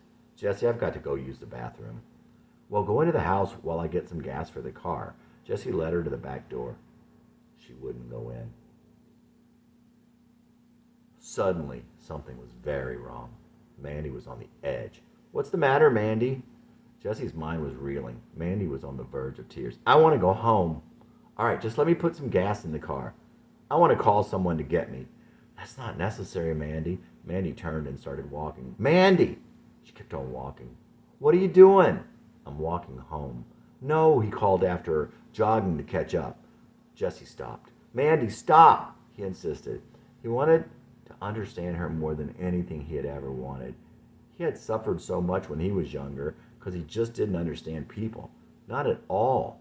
But somehow he had figured it all out. Now Jesse knew people, all kinds of people, but not Mandy. His words could not break her stride. With all he knew, he didn't understand her language. He was losing her again. Again. She was slipping away. He had heard about tackling someone while totally protecting them, taking all the shock yourself, like you might a small child. He ran after her and flipped over her, landing on his back, Mandy in his arms. Mandy was visibly more upset than ever. She wasn't scared. Was she angry? She said nothing. You can't hold me here forever. Mandy had a way of knowing just what to say to break Jesse's spirit. He let go. Mandy got up while Jesse lay there where she had been. She continued walking as if he hadn't ever tried to stop her. I don't want you to walk home. Come on, I'll drive you back to your house, okay? Just wait here. I'll go get the car. All right, Mandy, walk home. I'll follow you then. Have it your way. But when Mandy got as far as the grocery store down the hill, she turned and headed straight for the payphone. Mom, can you get Jack for me? Jack, could you come pick me up? I'm at Kroger. Jessie's sense of dread was acute. Why would she do this? They were only a mile from her house. This would certainly get her parents mad at her. And now he would wait by Mandy in spite of himself, in spite of the fact that he would see her brother. In this circumstance, her brother who scoffed at him once again, Jessie would give him the upper hand. In silence they waited. This night that had started with anxiety would end up with anxiety, but the promise and hope were gone. Jessie flipped her brother the bird. He just dared him to say something. No, Jack wasn't stupid. Besides, he had already won in every way. Wait for me. I know you need time to be alone, away from me, to find out who you are, but wait for me. Jesse Dillon at 23. Chapter 32. You cannot try and understand irrational behavior rationally.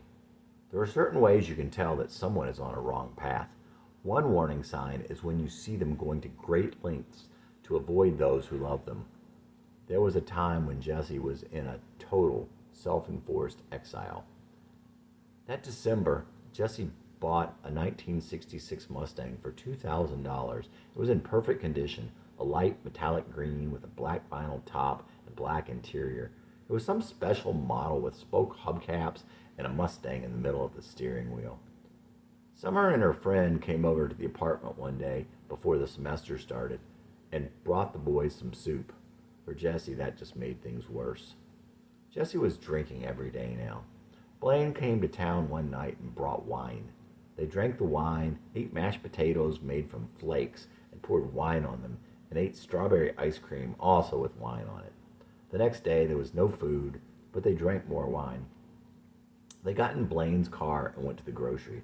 This grocery was notorious for catching kids from the college shoplifting.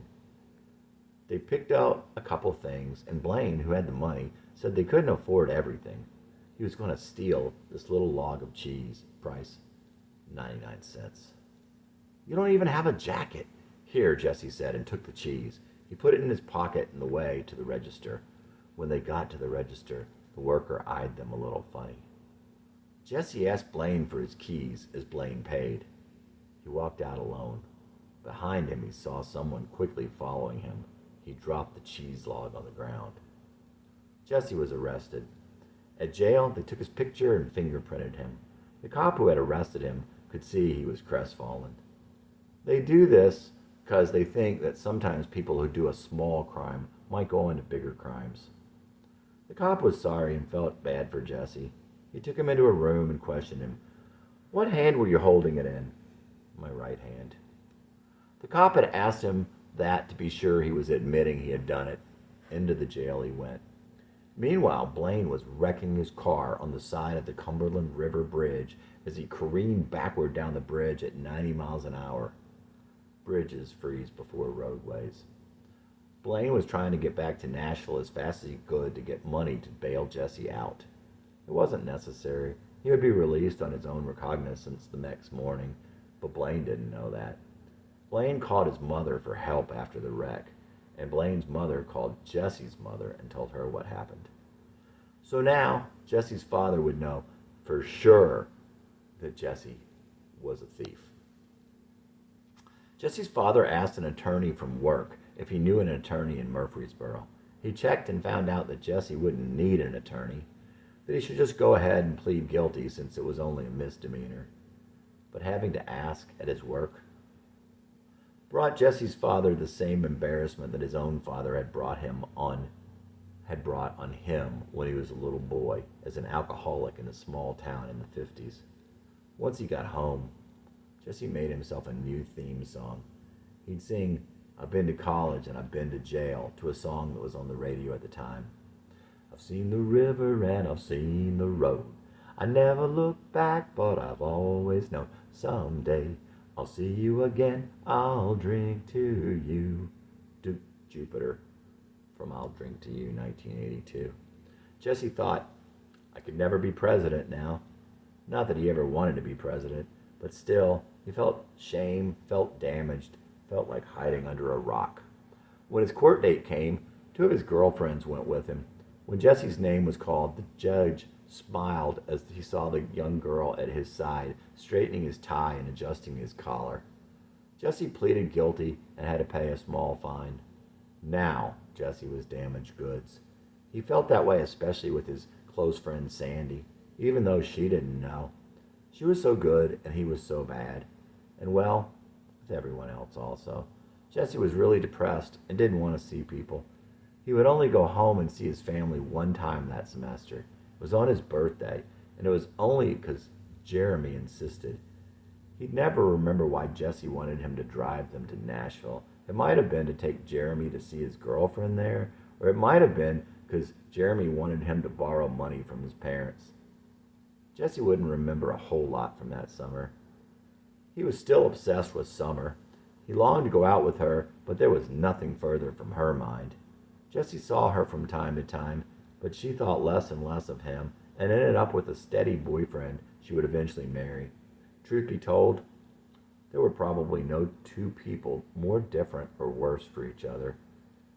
He would not have liked her either, had he been a normal person, or at least in a right frame of mind.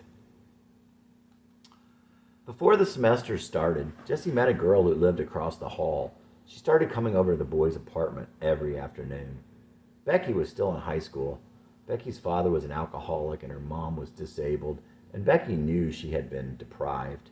She fought with her brother Tommy, but he was highly defensive, and she was highly defensive of Tommy and her mom, and they were almost clannish. Becky would sit around and drink with Jesse, and they'd stay up all night. When school started, he had a hard time getting up for classes. Jeremy would hang with them too, at first. One time Becky and another girl made up Jeremy and Jesse as girls and took their pictures. They even gave Jesse a nice set of curls. But as classes went into full swing, Jeremy backed off and he became increasingly worried about Jesse. The girls ate Jeremy up, and Jeremy liked girls, and Jesse definitely approved of Jeremy's taste in girls. Jeremy had a bit of a hard time with English sometimes, but said he didn't even know Spanish anymore. He told Jesse that where he was from, in Argentina, they spoke a mixture of Spanish and English.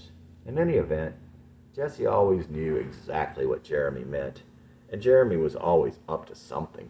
"Hey, Jess, want to go on a double date with me?" Jeremy always called him Jess. It sounded so much cooler when Jeremy said it in his sexy Spanish accent. Jess. "No way, Jeremy. I don't do blind dates. I want to go out with this girl's sister." "Well, in that case, sure."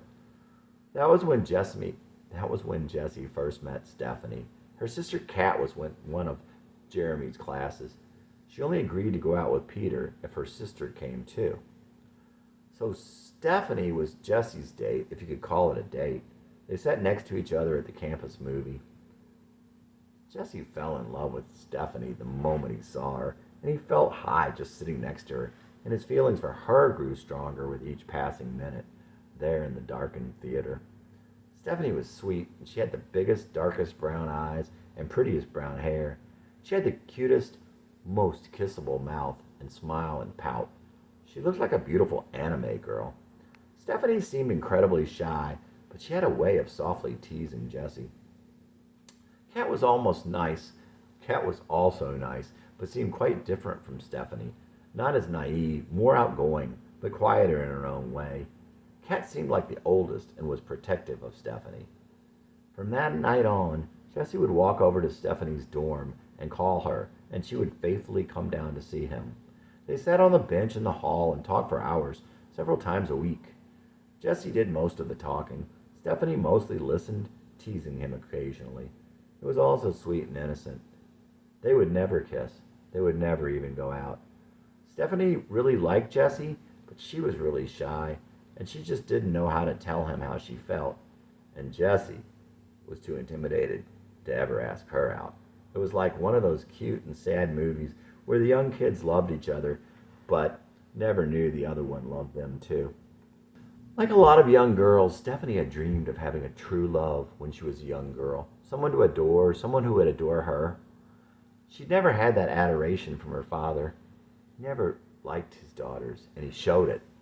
There are few things so evil as failing to love your child, and it is unfathomable that anyone could have failed to love Stephanie. Jesse would never show Stephanie how he felt. If he had known that she thought he was adorable and that she needed him also, it might have changed everything. But it was doubtful there was anyone or anything that could have saved Jesse from his fate at this point. What Jesse did know was that he was mesmerized by Stephanie and that he loved the dizzy feeling he got when he looked in her eyes. And the pain of seeing her every day, knowing she would always be out of reach, was outweighed by the thrill of seeing her and the sweetness of being with her. Jesse melted in her presence, and that feeling was like heroin to Jesse. Yes, it was true that her eyes sent him reeling, but it was her presence, her sweetness, and her humor that had reeled him in, even on that first night, the night they met. It was all those things and more. It was the way she made him feel better when he was sad, how she cared about him, how witty she was, how cute she was, how she tried to get him to smile. It was her soft and musical voice. It was the music of her laughter. It was all the things he wasn't. But most of all, it was her presence. Jesse would have married Stephanie right then and there. He even asked her over and over again to marry him. Marry me and move to Boston. But he never asked her in a way that she could answer. One day, Stephanie borrowed a sheet of notebook paper and scribbled down a quick note. She handed it to Jesse when she was finished.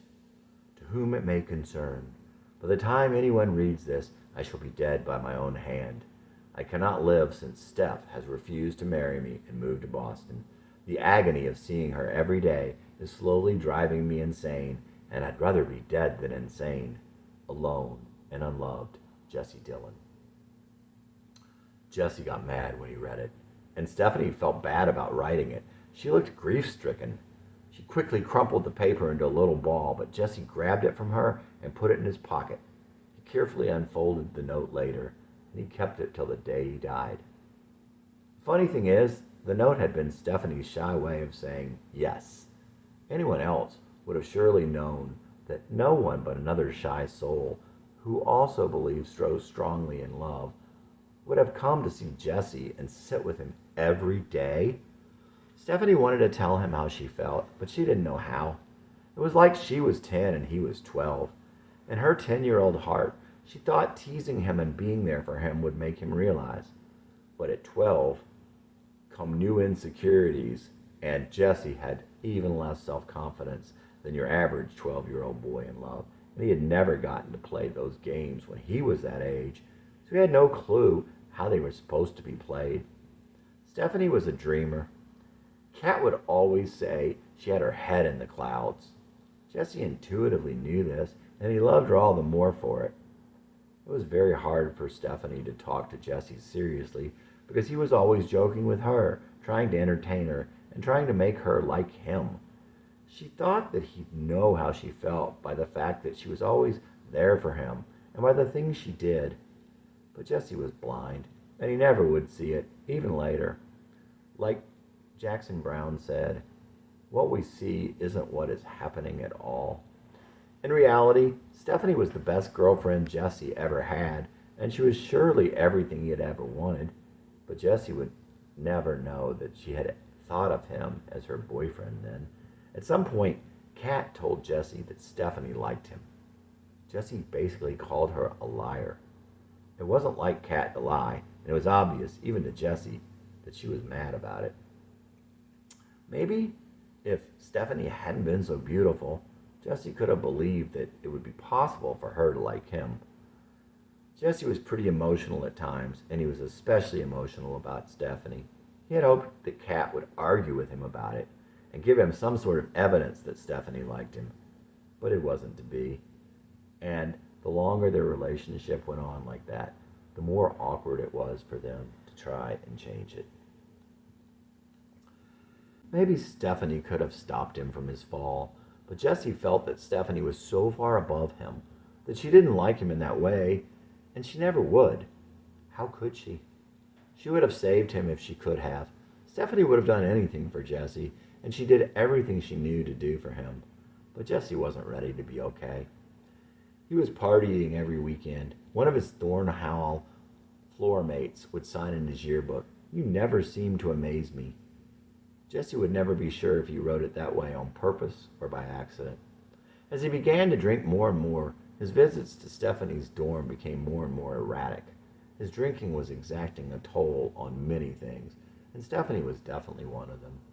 It's hard to explain how it was different with Stephanie, but it was. Jesse had crazy obsession levels with other girls, but with Stephanie it was about love, not obsession. Jesse went to see Stephanie every day he could, in spite of thinking it was completely hopeless. But ultimately, alcohol favors obsession over love. Stephanie had begun to try even harder to show him how she felt. She would hug him. She would touch his arm, his hand, his hair. But the awkwardness of trying to make a move on her at that point, combined with his fear of trying to be a man and his need of alcohol to have the courage to kiss anyone, let alone Stephanie, pretty much doomed any chances they had. Jesse would not touch Stephanie back. She even had a hard time getting him to hug her back. To some extent, this was his way of pouting at her, to tell her that he so desperately wanted her to see him as someone who could be her boyfriend, and that he thought she was just acting out of pity, because she felt sorry for him in his sadness and desperation. And at some point, Jesse changed. He came to have some inkling that she cared for him, with all the other stuff in his head, all the other things going on, and all the other girls. Jesse no longer wanted to commit.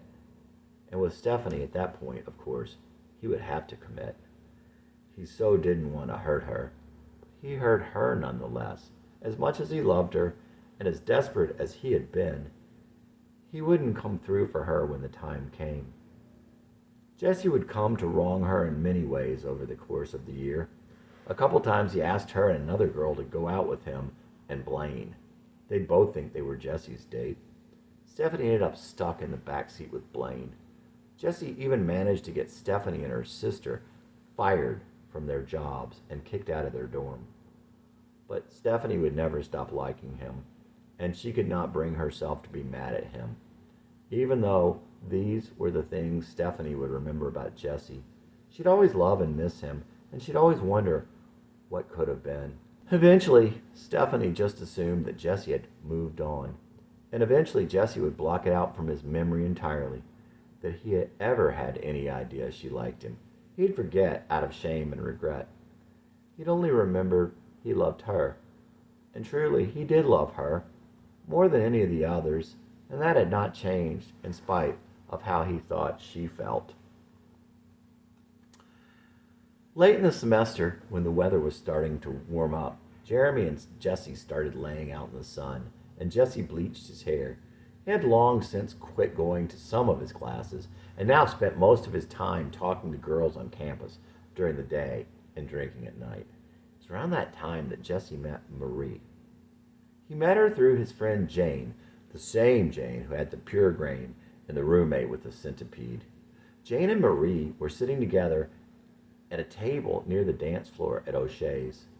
Marie was short and sort of flat-chested with pretty green eyes and freckles. She was little and childlike with soft white skin.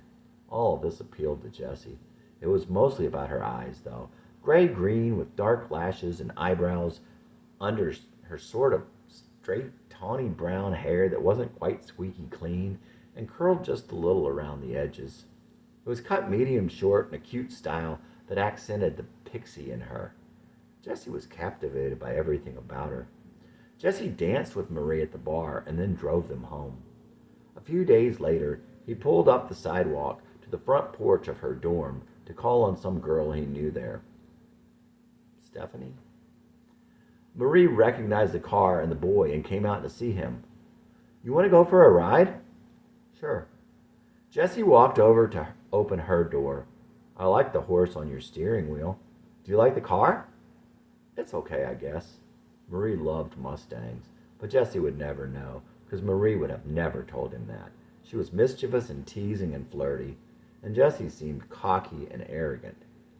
How could she have known how thin was that facade and how great his pain and need for validation? For the rest of the semester, Jessie would walk over to her dorm to see her, picking wildflowers on the way and putting them in her tawny hair.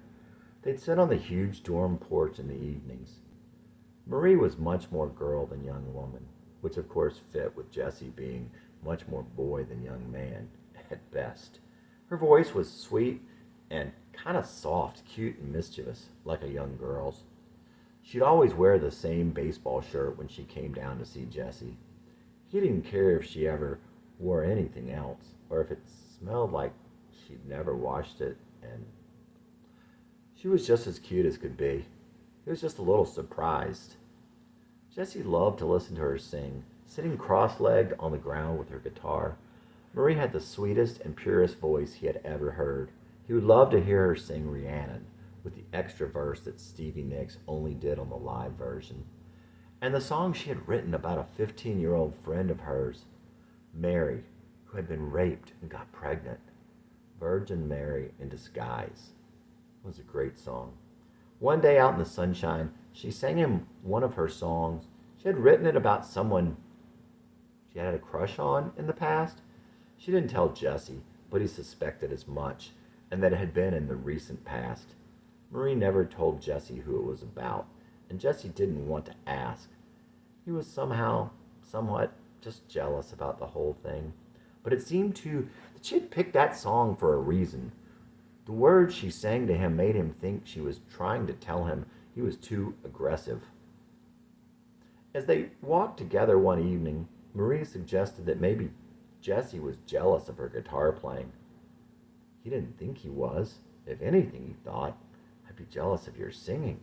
But he didn't say anything. There were too many times in his life he had been burned in trying to protest something he was falsely accused of. It just made him sad. Jessie thought of all the crazy times in the past he was accused of something he didn't do and the horrible helplessness that came with them. The time in first grade when someone whistled in class and he thought it sounded like a bird outside the window. The time in fifth grade when his best friend's mother thought he had cussed her out over the telephone and he lost a friend because he wasn't believed. The time in eighth grade when he was going to sneak out with Blaine and he lost his only friend.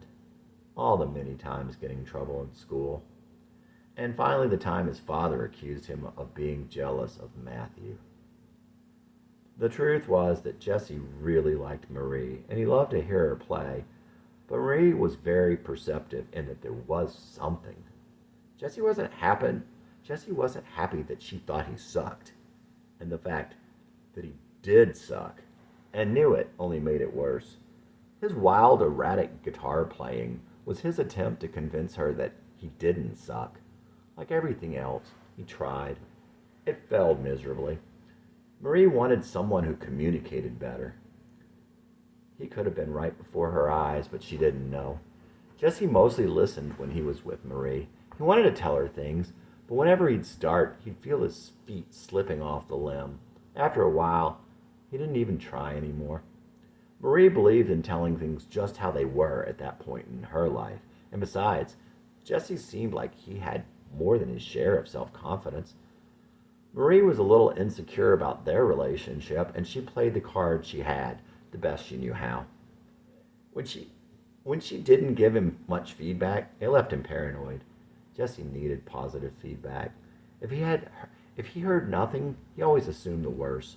All those years of being despised made him think people always thought the worst of him. Years of only negative feedback left his self-esteem in tatters. Like so many times before, Jessie wasn't even aware of what was going on, even what was going on inside himself. With your past fully suppressed, it's hard to know yourself. But Marie was just as in the dark. Jessie's favorite book was Wuthering Heights. It was also Marie's favorite book, and they shared a love of Linda Ronstadt for the sadness, and they had many other things in common, but they didn't know. Marie would later wish she had talked to him about such things, but at the time, she just assumed he wasn't like that. Sort of like with Catherine and Heathcliff's missed message. Misunderstanding and sadness came of their inability to communicate with each other. One day, Jesse set out in the outdoor amphitheater across from Marie's dorm, playing guitar as he waited for her. There were rabbits and squirrels frolicking in the early autumn sun and birds chattering in the rustling leaves. He wrote her a song as he waited. Sing for me. I watch the rabbits playing. I think the squirrel is saying, Maria, won't you sing? No, damn it. Sing for me. I watch the bunnies playing.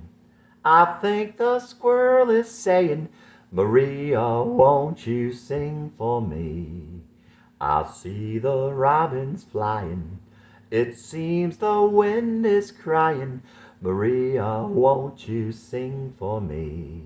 Sing, oh, won't you sing for me? Maria, Maria, sing, sing, oh, won't you sing for me? Maria, Maria, sing. Now all the trees are swaying. I think the leaves are saying, Maria, won't you sing for me? I lay in the sunshine basking. I dreamed that I was asking, Maria, won't you sing for me? Sing, oh, won't you sing for me? Maria, Maria, sing, sing, oh, won't you sing for me? Maria, Maria, sing. Jesse, in April of his 20th year. Jesse saw Marie a lot that semester. She was actually the closest he ever came to having a girlfriend, at least since Jan. Really, much more than Stephanie. They enjoyed each other, but never really got close. There was just something between them. Something was just never quite right. Jesse cared a lot about Marie, but he never was quite convinced that he wanted more. And Marie, it seemed, was afraid of something. One night, Jesse kept asking what was wrong. She kept telling him nothing was wrong, but that something didn't seem right. The next evening when he called, Marie told him she had missed him. She had never said anything like that to him before. It made him feel so good that she cared about him enough to miss him, but at the same time, it made Jesse sad that she had. She had thought that he wasn't going to see her again. He'd gotten mad the previous night and for once didn't talk to her that day. Anyway, of course he went over. When she came down, they sat together and Marie talked about how starlings mated for life. Jesse loved to listen to Marie. When he got home, he wrote her another song, Lonely Last Night. Sing me your song about lonely last night, when nothing was wrong, but didn't seem right. Morning, you miss me before in the day. Your eyes, silent mornings, bring pools far away.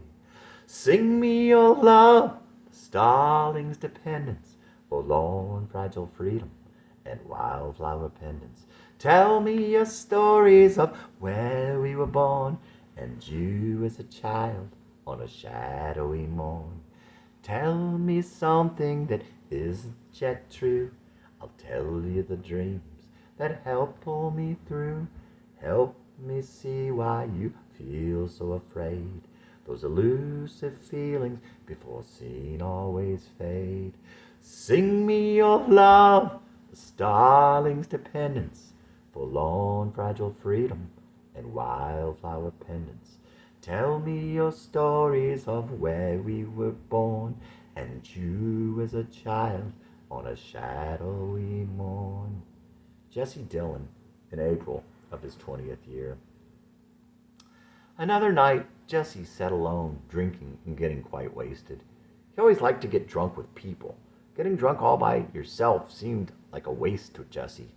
But Marie had told him how she liked to get drunk alone. He thought about that, and thought it was neat she wanted to be with herself that much, especially as he sat there realizing how much he hated himself. And he loved that she wasn't like him.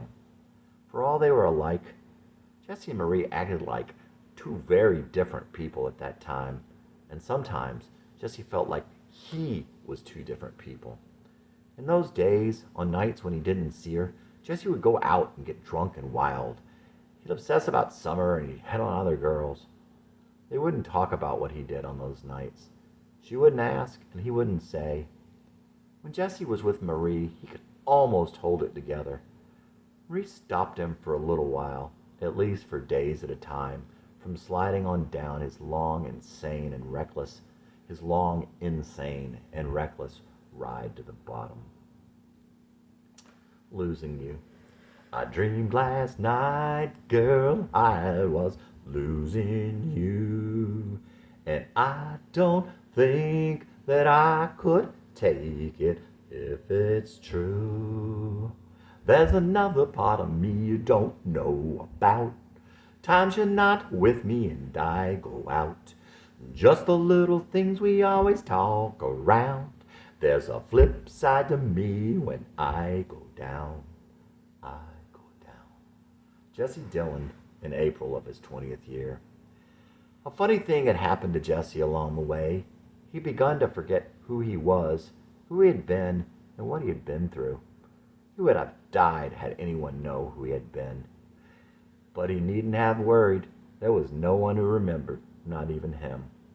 He had hidden it in such a secret place, not even he knew where it was, nor even that it existed. Little would he have guessed that Marie would have loved the sensitive and hurt little boy hiding there. He was someone she could have understood.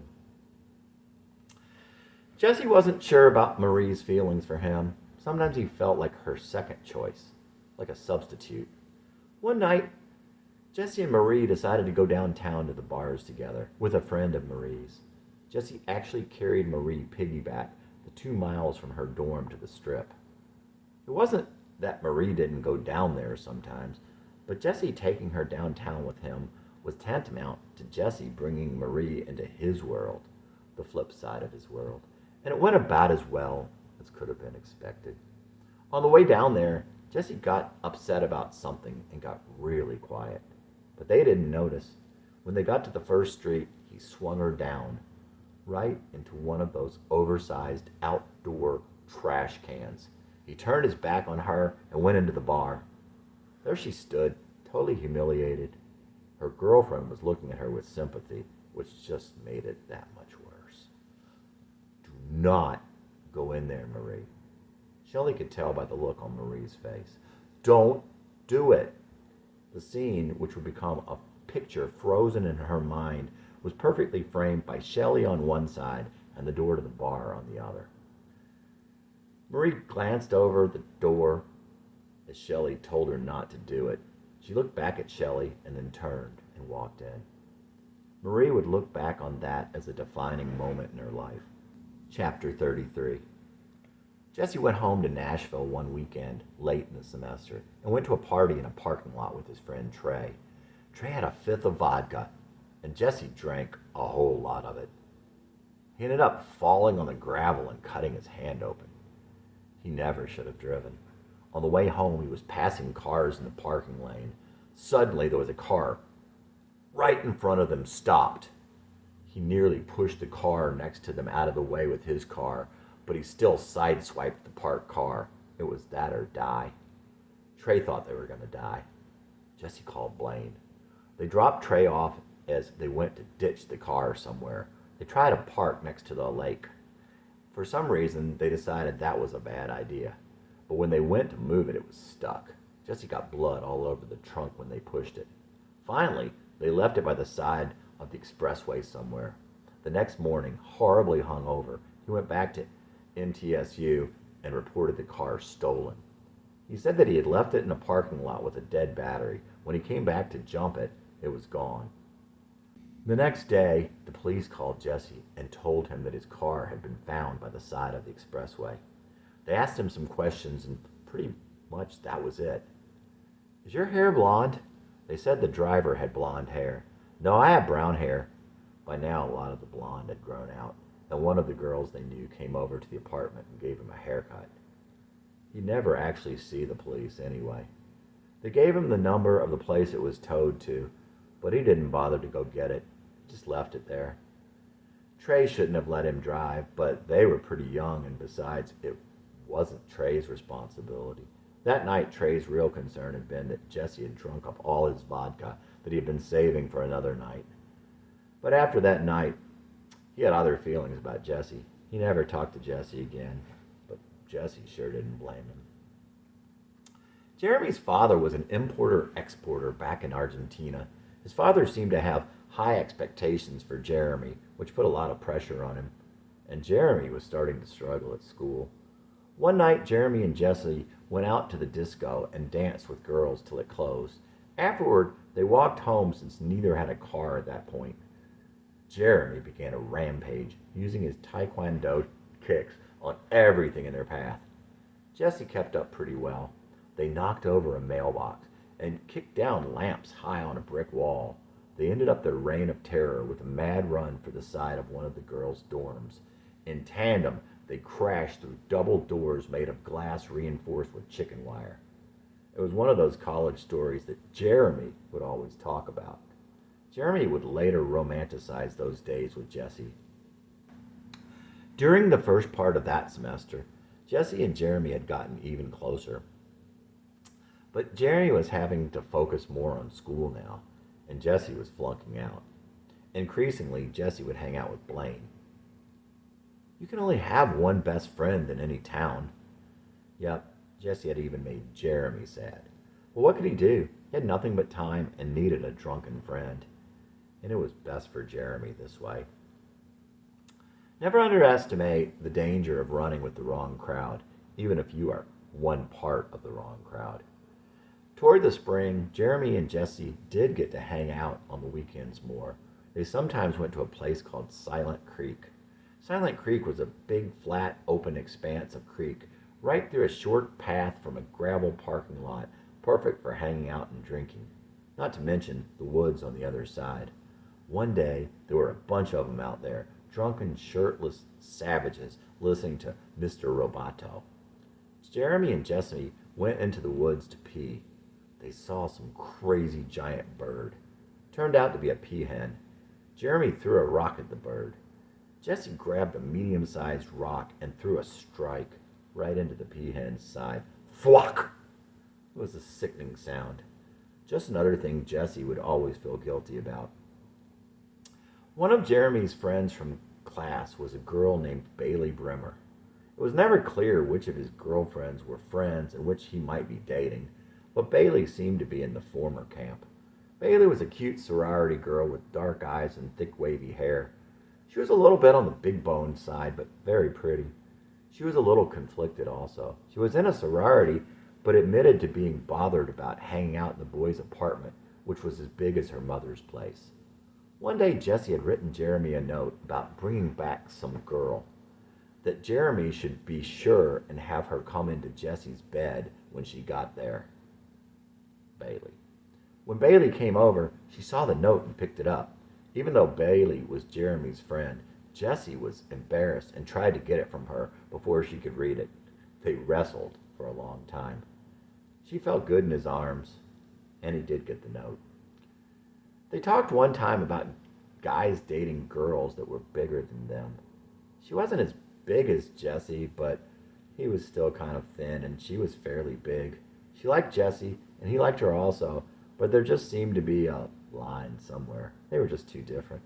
By this time, Jesse had quit going to classes entirely. One weekend, Blaine and Rick came down to visit Jesse. They all went over to the apartment of a girl who lived in the complex. She was a friend of Becky's. Becky had quit high school by then and spent most of her time hanging out with girls from the college who lived in the apartment complex. Becky'd had a thing for Jesse, but by now she knew it wasn't happening. They remained friends, but she certainly liked seeing him fall and sometimes helped along the inevitable. The party started out pretty quiet, mostly just the girls and Jesse and his friends all sitting around the apartment drinking. A girl named Sammy was there also. Another friend of theirs had one time said of Blaine and Jesse, "I wouldn't take those two to a dog show." Sammy didn't seem to think any more of Jesse than that. After a while, Sammy and Jesse were sitting close to one another. She took him by the hand and led him out into the hall and pulled down an attic stair. Up they climbed, closed the door behind them, and sat up there making out. A while later, the door opened. It was Rick. "What you doing?" He was bored of the party since he didn't know anyone there. They climbed down. A minute later, there was a loud crash, and Jesse had blood on his face. Some asshole had thrown a beer bottle through the window over the entry door, and it hit Jesse on the cheek. They all scattered, and Jesse ran back to his apartment. The police were knocking on the door to their apartment. Obviously, the manager had sent them over there. Jeremy, who was also drunk, put Clearasil over the cut and helped Jesse jump out the window. Later that night, the apartment manager was yelling at Gene when Jeremy came in with Gene's motorcycle helmet on for protection. It was quite a sight.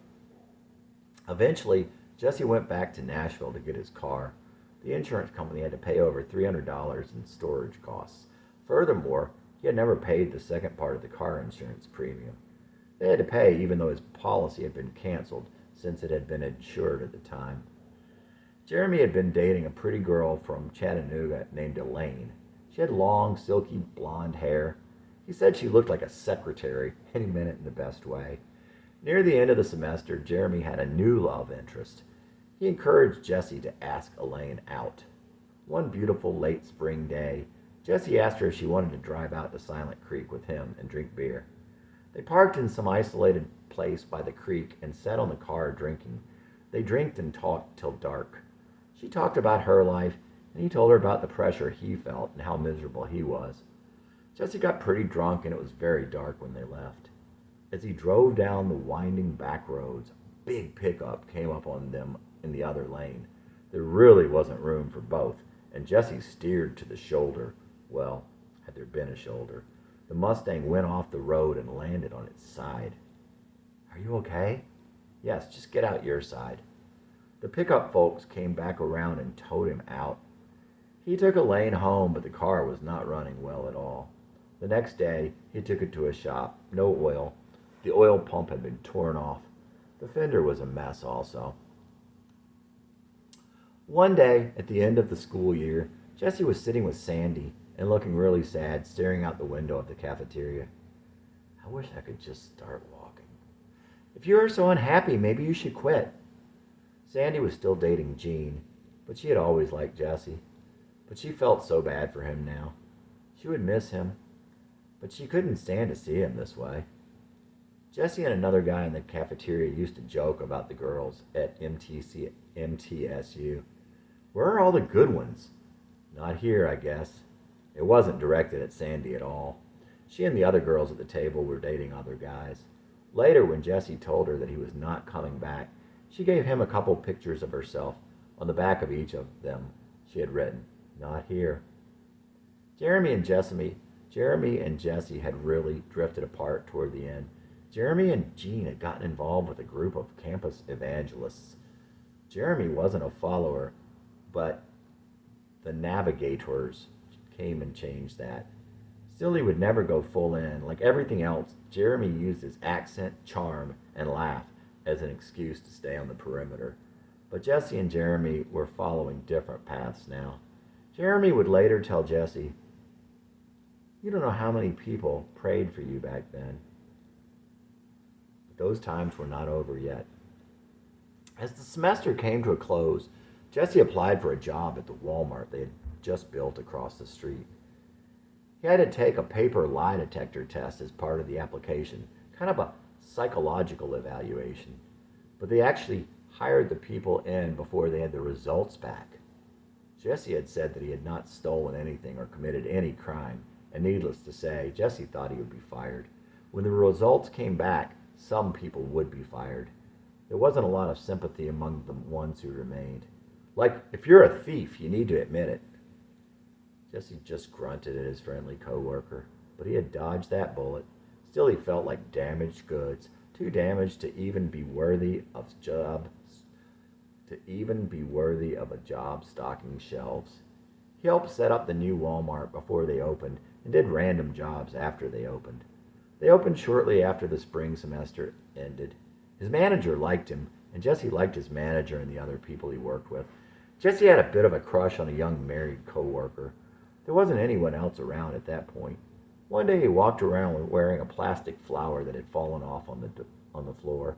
The purple looked good with his newly rebleached blonde hair. "Do you like my flowers?" "I don't like guys that wear flowers." "Oh well."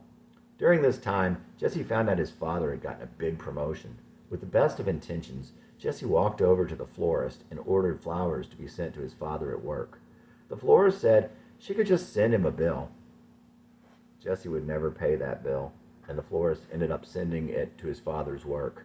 Jesse's father was quite proud when the flowers had come, but even more embarrassed when the bill came that the people who worked for him would see. Jesse stayed in the apartment until he was about to be evicted. He let a guy he had met earlier in the year move in with him. Kurt had no money, but told him that he would pay Jesse back. Jesse also loaned him money. Kurt and Jesse moved to another cheaper apartment on Rutherford Avenue near downtown. It was furnished, so all Jesse brought with him were his clothes. Well, and a few stop signs and other street signs that he had torn off their posts to adorn the walls. He even left the old sofas and table that he had brought from his parents' house. Kurt was a selfish, sneaky kind of guy. He seemed quite all right to talk to, but you would have to wonder why he didn't seem to have other friends.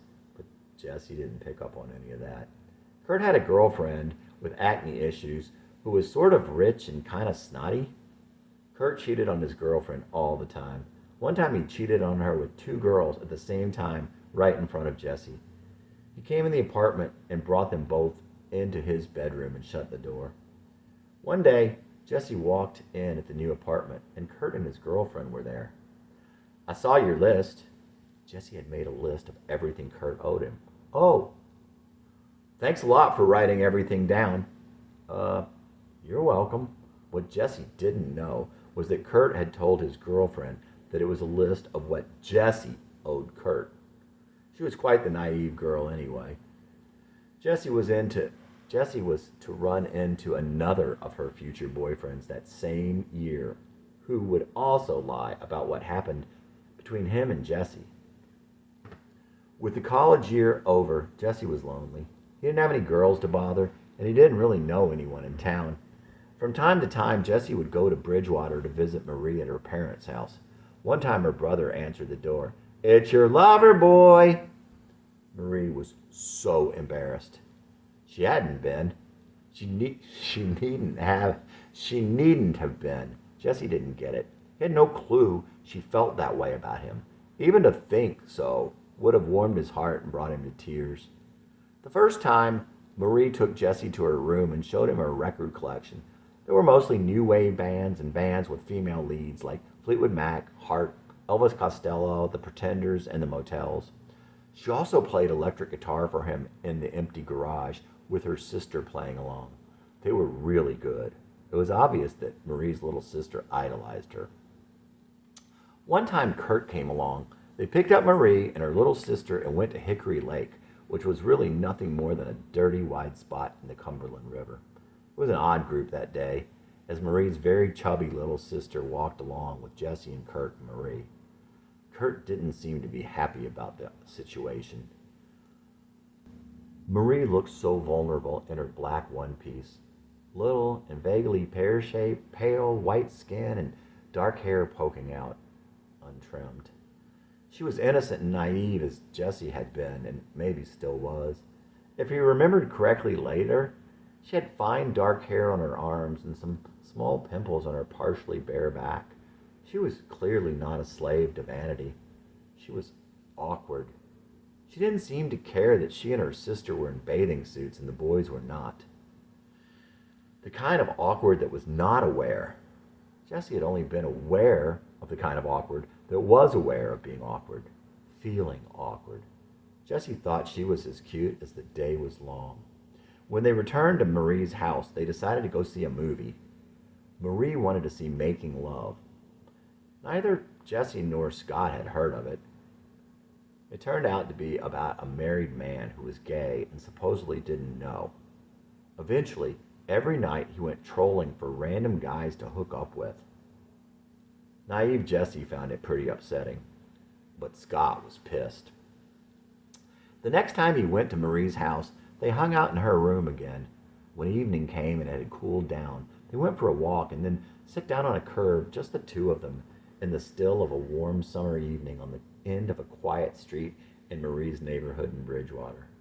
There was a slight breeze that rustled the trees above their heads ever so gently, and the stars were far and dim. After a while, Jesse asked Marie about the movie, teasingly in his awkward way. "So, why did you want to see that movie?" "I just heard it was good." "But you really wanted to see it. How come?"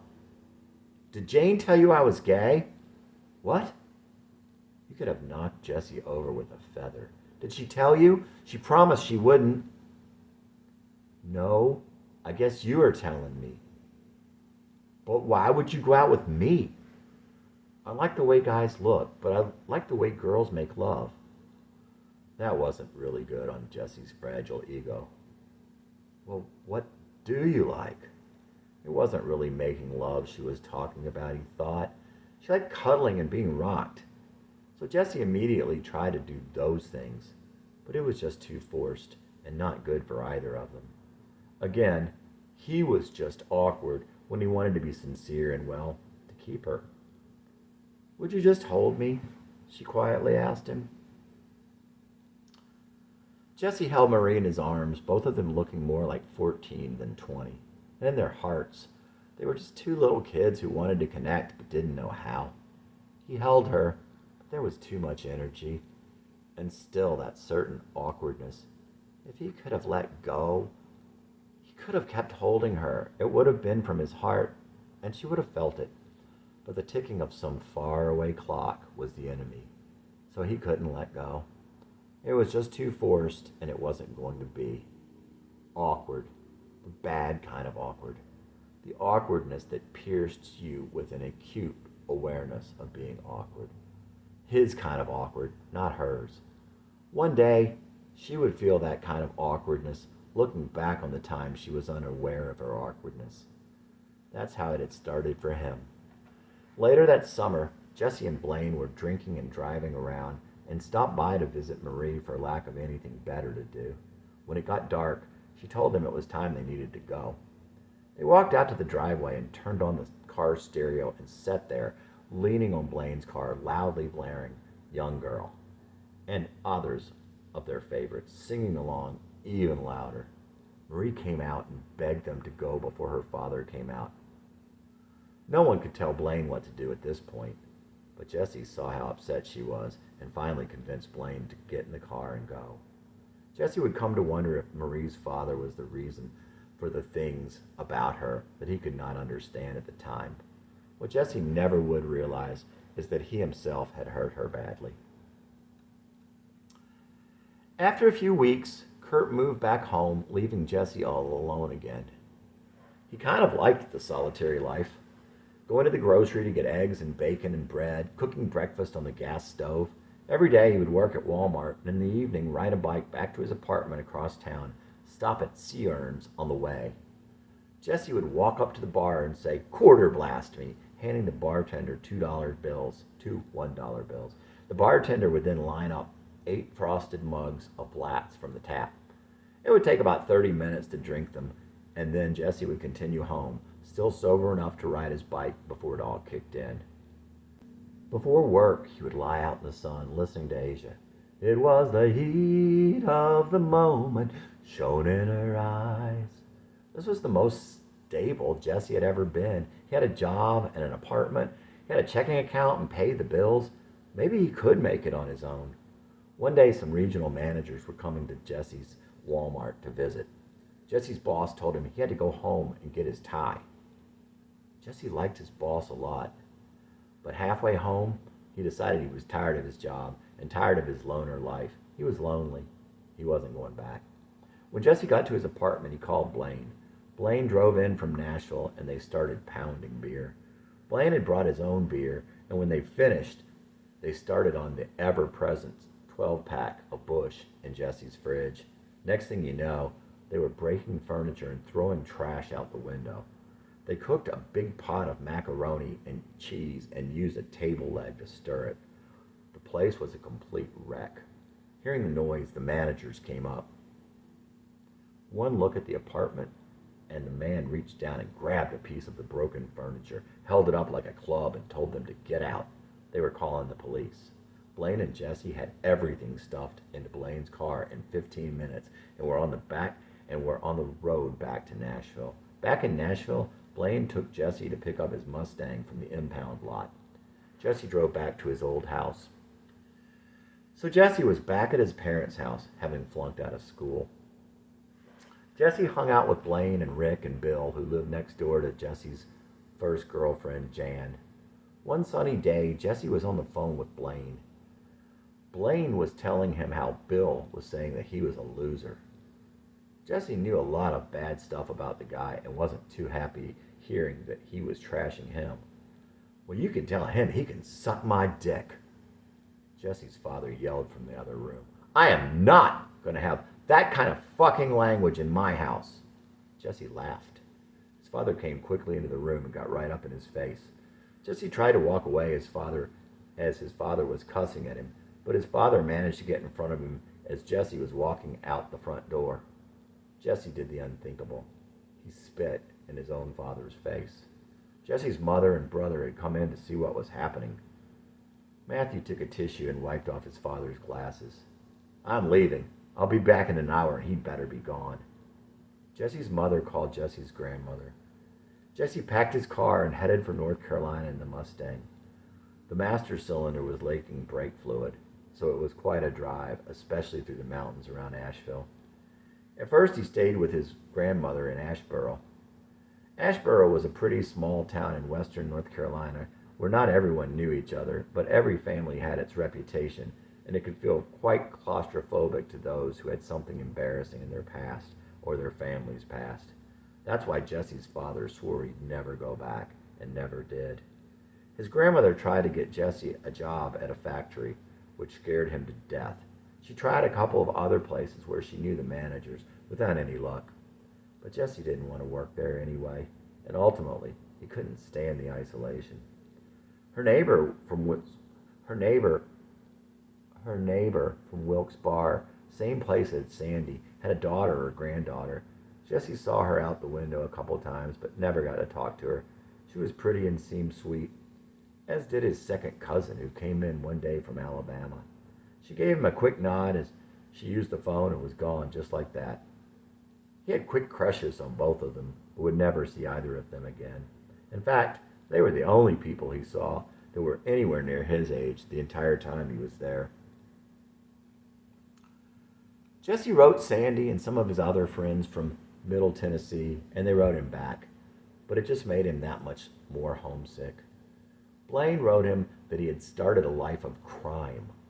Jesse wrote back begging him to stop, but he couldn't convince Blaine, and Blaine was arrested shortly thereafter. Eventually, Jesse called his other grandmother, an hour and a half away in Charlotte. Reluctantly, she told him he could come. The day after he arrived at her place, Jesse's uncle from the mountains between Boone and Blowing Rock showed up unexpectedly and told Jesse he wanted him to come up there. Truth was, his grandmother had no idea what to do with him. Jesse stayed in the mountains for a couple of weeks. His uncle tried to get him to help out, but Jesse wasn't much help. It was a time of eating brown noodles every day and taking baths in the freezing water in the pool that came up from the stream off the higher mountains. He would coax himself to jump in, telling himself if he jumped in on 3, that he would one day have Carrie. She had never left his heart, but something in the events of the last year had brought her back to the front. He played his guitar, killed a copperhead, and took the daily swim in the pool. He pretty much wore a hospital shirt and jeans all the time. One day his aunt and uncle took him to Appalachian State University. It was amazing and crawling with cute girls. Yes, he would love to go there. Otherwise, he was just very lonely.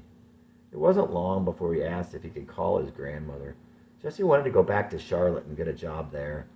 There was nothing for him there in the mountains. Resigned to the fact that he'd be there eventually, she let him come back.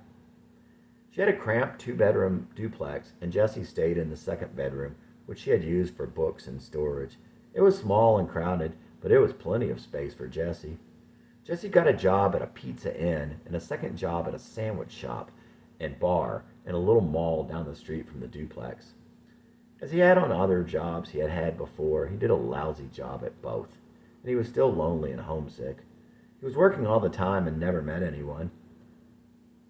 His grandmother looked at him curiously one afternoon.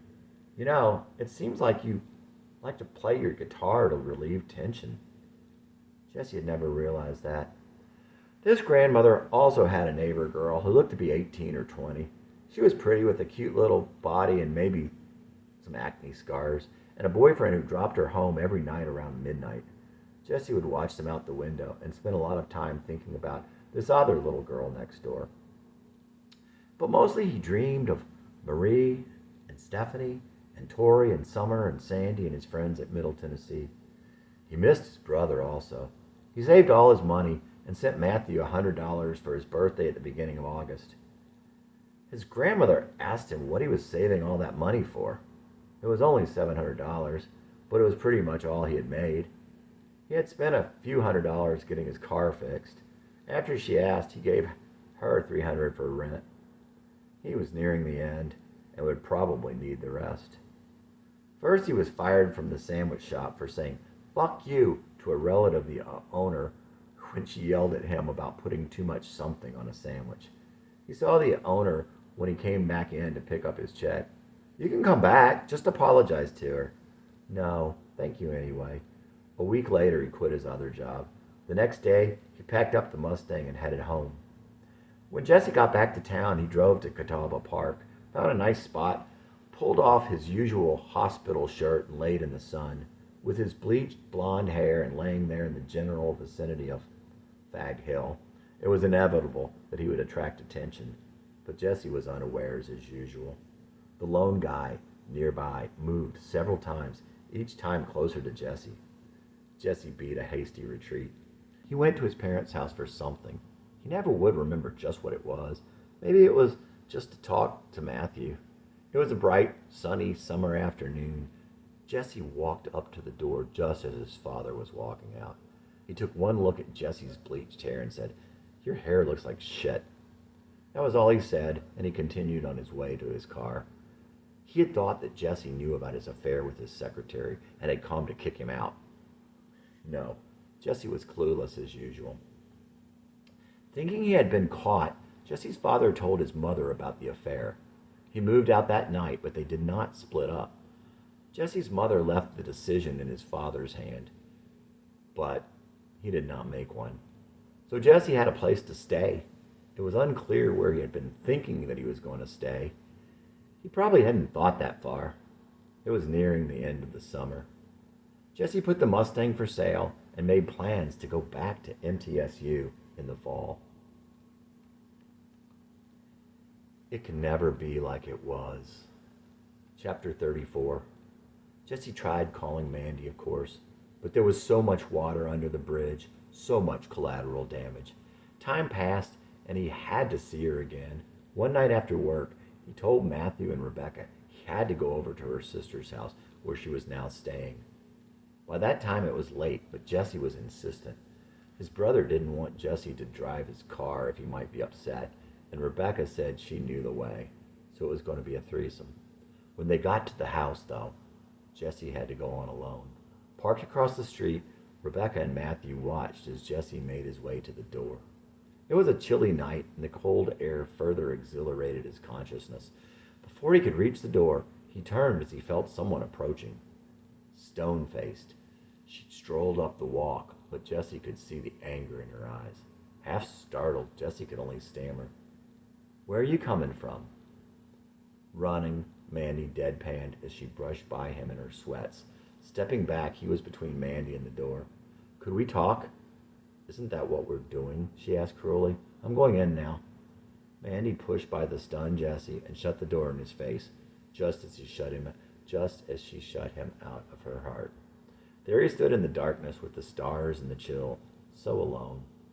But he couldn't leave. It seemed like an hour he waited for the courage to knock on the door. When the door opened, it was Mandy's sister. She doesn't want to see you now. I just want to talk to her. Well, she doesn't want to talk to you. You better leave.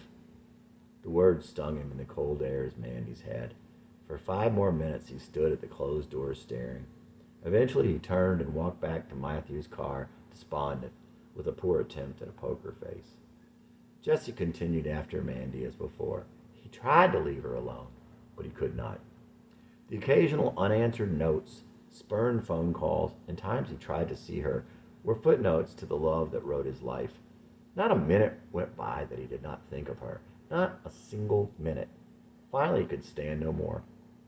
When that moment came, it was night, and he was sitting up in bed, as always, thinking of Mandy and recalling the events of their tragic relationship. There would be one last letter. He knew what he was going to write. As he sat there, he was wondering why he was writing this letter. Not for the want of a reason, but the sake of honesty. Was he writing it to tell her how he felt? Because what he had to say was the truth? Was he writing to purge his spirit of his anger or to try to hurt Mandy? Was he going to write these words to end it forever, or was this another, yet stronger, stranger, and more desperate ploy to get Mandy back? Did Jesse know Mandy better than he thought? Did he know himself? Over and over, round and round he went with these thoughts. Jesse kept telling himself, this is it, it's over.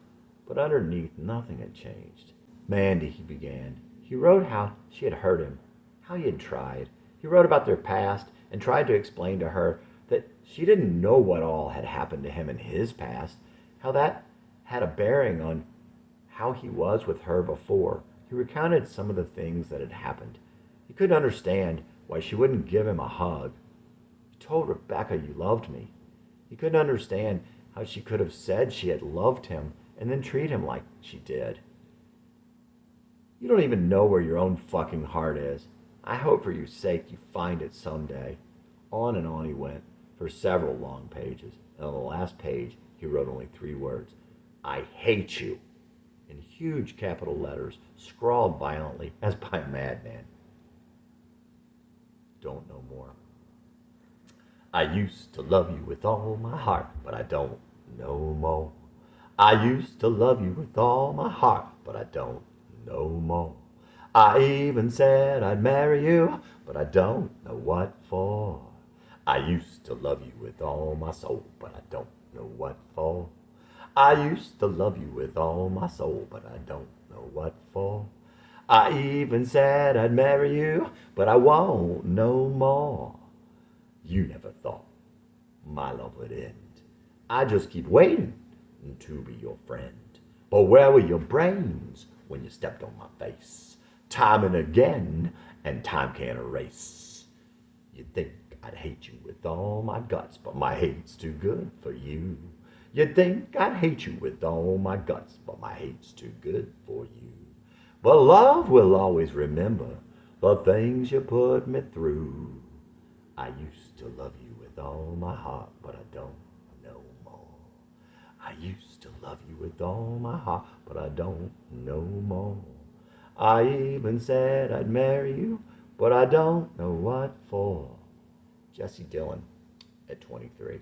The next day at work, he found a willing accomplice in Rebecca, his recent sex partner. Waiting in the wings, Mandy's spurned old friend. Yes, she would love to deliver the letter. That night, Mandy opened the door, and Rebecca held out the letter. It's from Jesse. There was a kind of repressed sincerity and half-masked curiosity on Rebecca's face as Mandy attempted to look over and around Rebecca. Wide-eyed, Mandy looked bewildered. Still, she looked towards Rebecca's car. She could almost see him from expectations of his presence. Where's Jesse? He's not here. He just asked if I would give you this.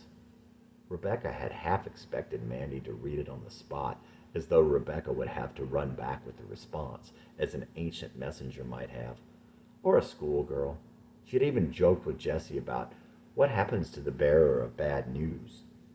But Mandy took the letter inside, and Rebecca could only run back to Jessie with a few details to entertain Jessie's barrage of questions. She kept looking around for you. I don't think she believed you weren't there. She looked really stoned. And so Jessie attempted to go about his normal business. He tried to go to class, but he couldn't. He told himself it was over and felt good about it, but he couldn't stop thinking about the girl. 1 week later, Matthew told him that Mandy had given him an envelope at the ballpark. Jesse's heart double-dribbled. He took the note from his brother with a forced air of calmness and went straight to his room and plopped down on his stomach. The letter was not conciliatory, but it was mature and thoughtful. It showed that Mandy was not as totally callous about Jessie as he had come to believe. One day, he'd give her the note back, but he would always hear the things she had said. I wanted to give you a hug, but it didn't seem like the right thing to do. I thought she was just trying to get attention. That's how Kate is. I thought I loved you. I don't love him, but he took something from me that I can never get back. And thinking about the last one would kill Jessie till the end. It can never be like it was. Jesse's heart ached, and he felt for Mandy, and yes, he still loved her, he admitted. He loved her more than ever. Then the last part. Hell, I'm 19. I've got plenty of time to find out where my fucking heart is. A2, he thought. Jesse was an idealist. The way he felt about Mandy fit his ideal of love, and love was his ideal. In his mind, all else could be changed. He could change the relationship. The relationship could change. Mandy could change. The past itself could change. Mandy was a realist and somewhat of a cynic. Things could only change so much, except the past. The past could not change, and her past with Jesse couldn't leave her alone, nor she it. It could never be like it was. That was Mandy's big fear, that it would indeed be like it was. Too well she remembered the hurt. Jesse and Mandy constantly agonized over the past. Jesse wishing he could change it, Mandy fearing she would relive it. Out of Control, Chapter 35. Back at Middle Tennessee in the fall of that year, Jesse was doomed from day one. His friend Blaine had also enrolled. The gunpowder and the fire were now in the same keg. The very first night they were there, they got beer and went driving around. They spotted Tommy's car on campus and pulled up to it. Tommy was Becky's brother. He had a boxer's nose, which he liked to pick. He played dumb and lived down to that, but Tommy was curious and always wanted to know what was going on. He did his own thing. Unfortunately for Tommy, that mostly involved attempting to follow his father's footsteps as an alcoholic. Jesse never knew him to have a job. Does anyone like wine?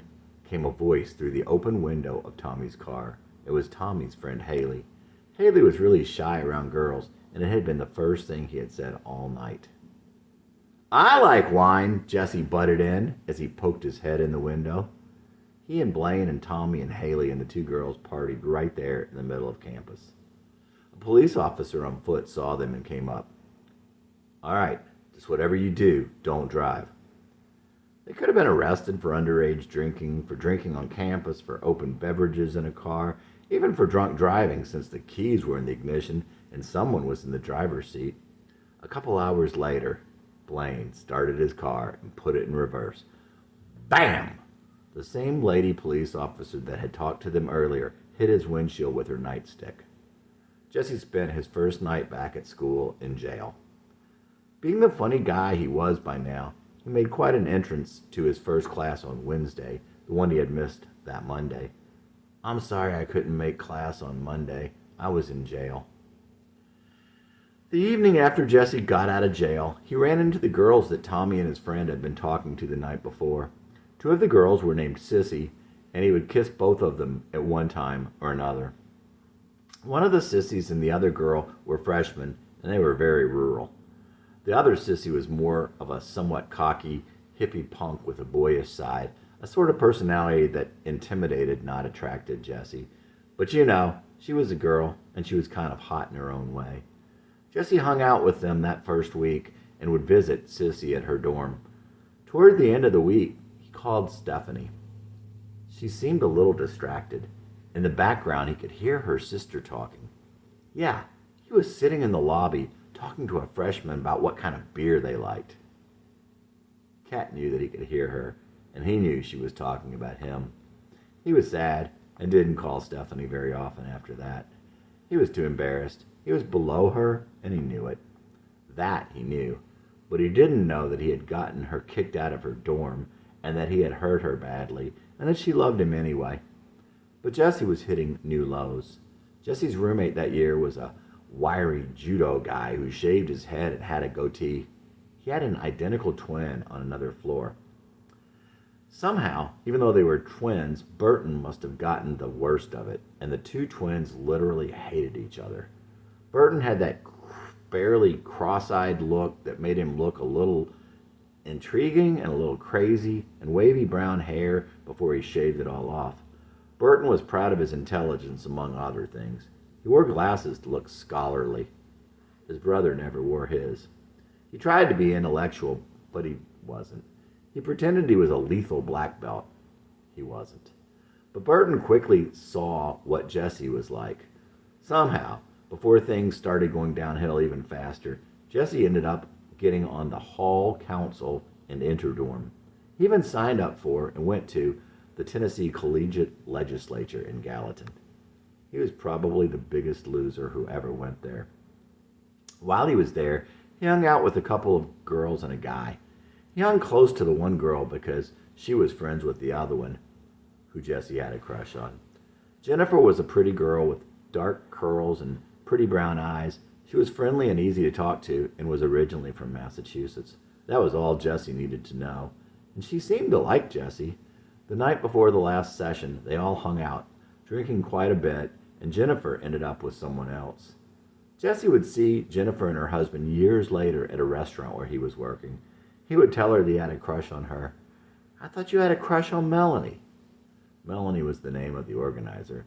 Was it also the name of the other girl from that night? He didn't think so. No matter. Nope, I had a crush on you.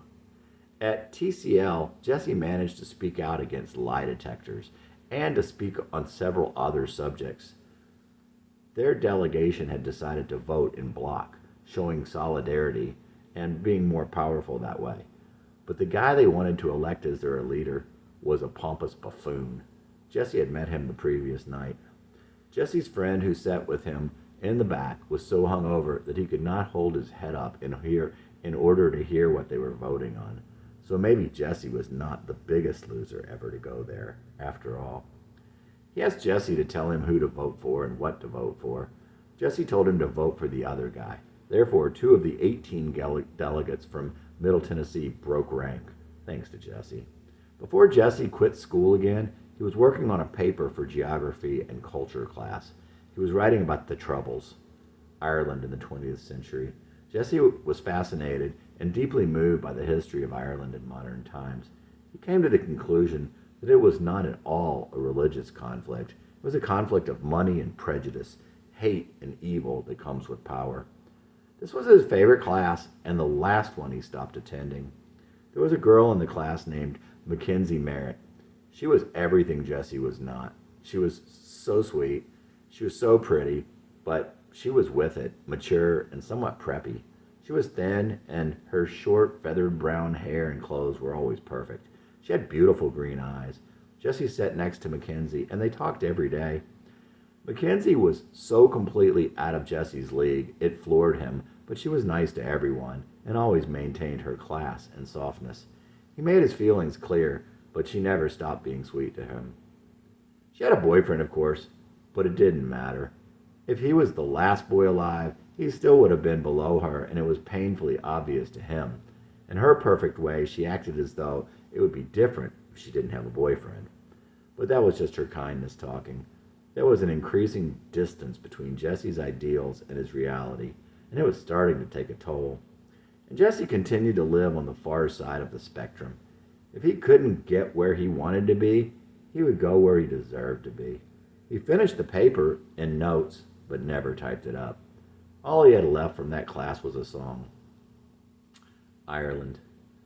All the king's horses and all the king's men couldn't make Ireland one country again.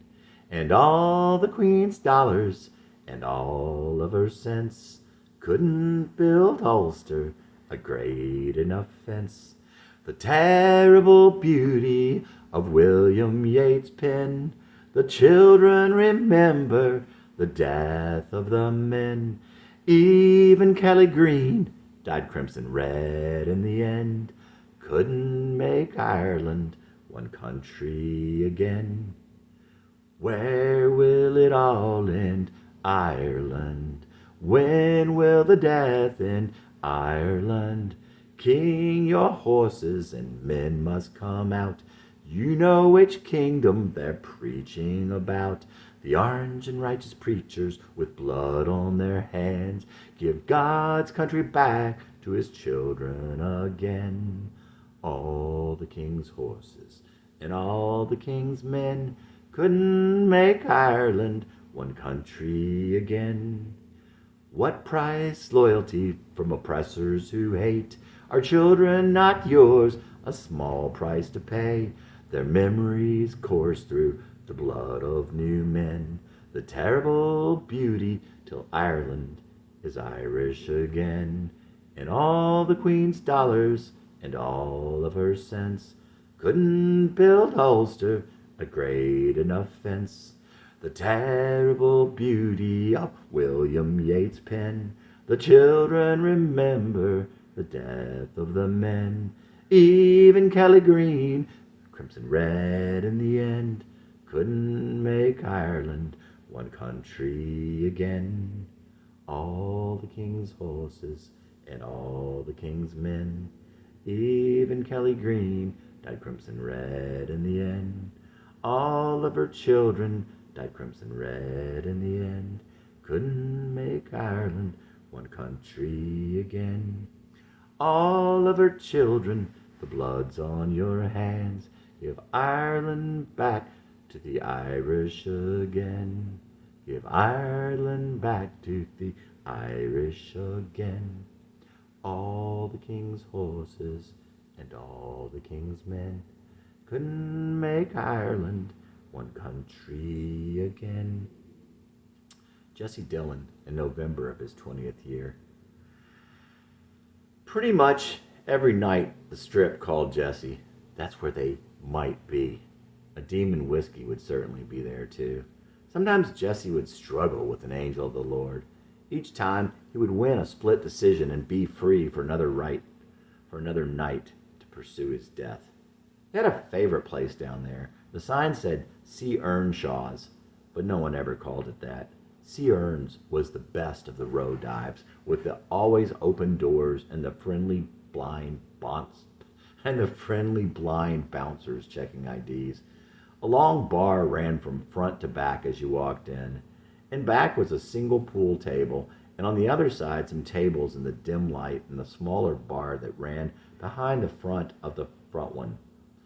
One night at C. Earns, Jesse pulled it out and peed. He was standing right up against the bar in front, and his pee was splashing on some dude's shoe. Jesse was with a friend, really big guy with a New Zealand fetish, maybe 6'5" and 280, with a big mustache curled on the end like from the 1890s. He took a drink from his Foster's lager and told Jesse, "You'll never live to see 30. Well, the jury's out on that prophecy. It's not as cut and dry as it would sound. Chapter 36. Jesse learned how easy it was to break down a street sign. All he had to do was grab both sides and twist it. That would pop the retaining bolts right off. The tremendous bang would make it just a bonus. One night, Jesse and Tommy and a girl named Daria were out drinking.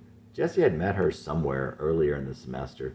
Jesse liked her, but he was really drunk that night. She seemed to like him, but he didn't know. He had kissed her another night. That night, he was backing off because Tommy liked her, and she didn't seem interested in Jesse anymore. Anyway, he was pretty much just keeping to himself while they talked. On the way downtown, Jesse was in the back seat to let Tommy chat with her. Maybe it was the alcohol, but Jesse was starting to feel more for her. And he thought he saw something mutual there that evening. Doesn't Jesse have puppy dog eyes? Tommy was always asking the weirdest questions. When the bars closed, they decided to walk back to campus. Tommy had been arrested for DUI already that semester. Jesse lagged behind them as they walked back to campus, and he broke off a stop sign. He ran up and showed it to them, and then dropped it on the grass. But Daria wanted to keep it. I want it. Tommy picked it up. Not a good idea, Jesse thought, and he walked a little ahead of them. Tommy and the girl turned around when they heard the cop car pull up behind them. When they turned back around, Jesse was gone. They could see a couple 100 feet up the road, but no Jesse. Jesse came to a house and headed for the back to cut through to another street. He came to a fence in the dark backyard and started over it. He was a good high jumper, but the barbed wire caught his pants, ripping a big hole in the brown corduroys. Just then a hippie-looking guy came out. That couldn't be too bad. What's going on? The cops are chasing me. They're right behind me. No, there aren't any cops here. Come on in, we're having a party. Reluctantly, Jesse accompanied the freak back to the front of his house, right where the cops were. Did you want to talk to me? The freak asked nonchalantly. No, him. The cop was looking at Jesse. Where were you coming from? Shortly thereafter, Jesse found himself spending his second night that semester in the Rutherford County Hilton. In jail that night, Jesse heard the most beautiful rendition of I'm So Lonesome I Could Cry that he had ever heard, sung a cappella by one of the men in the jail. It was beautiful. It was a plaintive moan straight from the soul. Jesse talked to the folks on the other side, the ones who were in real jail. The cell he was in was more of a drunk tank. You never see any rich people in here, they said. Amen, brother. It's always been a crime being poor, being different, not being able to fit in. But Jesse was lucky. He would get to walk out in the morning. Still, he would always fiercely maintain that there should be very good reason to take away someone's freedom. The feeling of losing your freedom, even for such a short time, is terrible. He told his friends later that he thought the freaky guy set him up, and he didn't ever get to go out with that girl again. She also got arrested, and she blamed Jesse for that. One day, Blaine and Jesse went to a pizza place to eat. Jesse saw a beautiful local girl that he had seen in the bars before. He smiled at her whenever she looked over. A few nights later, she walked into the bar he was sitting in. Jesse was sitting next to Middle Tennessee's star basketball player at the time. She walked right past the ball player, over to the stool next to Jesse, sat down, grabbed him around the neck, and started making out with him. After I saw your smile, I just had to kiss you. After she walked away, Jesse's still sitting there. The ball player got up, shook Jesse's hand, and said, I don't know what you have, but you are the man. Tommy's sister called Jesse in his dorm room one day. I have a friend who wants to meet you. She's a senior in high school. Why would she want to meet me? She saw your picture and thinks you're really cute. Jesse and Becky made plans for the two of them to come up to Jesse's dorm room that evening. Jesse invited his roommate Burton. Somehow, it turned into strip poker, probably Burton's idea. After a while, they decided to stop. The girl took Jesse into the hall and they started kissing. After a couple minutes, she stopped and looked at Jesse seriously. I have to tell you something. I'm sorry I lied to you. I'm not 17. Oh, wow. Becky told me to tell you I was 17. Jesse thought for a minute. She was so cute and sweet. They started kissing again. They would not kiss again after that, but Jesse would hang out with Becky and the young girl over the summer. She was from California and seemed kind of lonely and precocious. She was like the little sister he never had. Of course, in some ways, she was probably older than Jesse emotionally. Sometime later, Jesse would see one of the runners from his first semester on the track team floor, a big guy they called Corky, in the elevator at their dorm. It was just the two of them in the elevator. Corky had pretty much picked on Jesse the entire time he was on the track floor. He was a tall, big, blonde, clean-cut looking guy. He was something of a wise guy and a bully. To some extent, though, Jesse had mostly just been the wrong person in the wrong place back then. I heard you were with a really young girl the other night. Shut up, dorky, he said angrily and forcefully. Corky didn't say another word. Tommy would come over to their dorm room often. He loved to ask Burton questions, appealing to his keen intellect.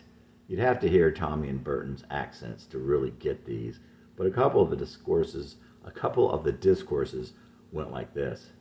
Burton, who has a bigger vocabulary, you or Jessie? The only two words in Jessie's vocabulary are sea urns and poon pie. And, Burton, we found this outside today. We brought it inside and it's still frozen, even though it's 70 degrees in here. What could it be? With that, he appealed to Burton's superior scientific knowledge. Burton looked over and Tommy handed him the little wooden nickel that he got from one of the bars. On it was a clear, whitish substance, obviously frozen. What does it look like? Burton touched it with his index finger. He was studying it hard. What does it smell like? Frozen cum.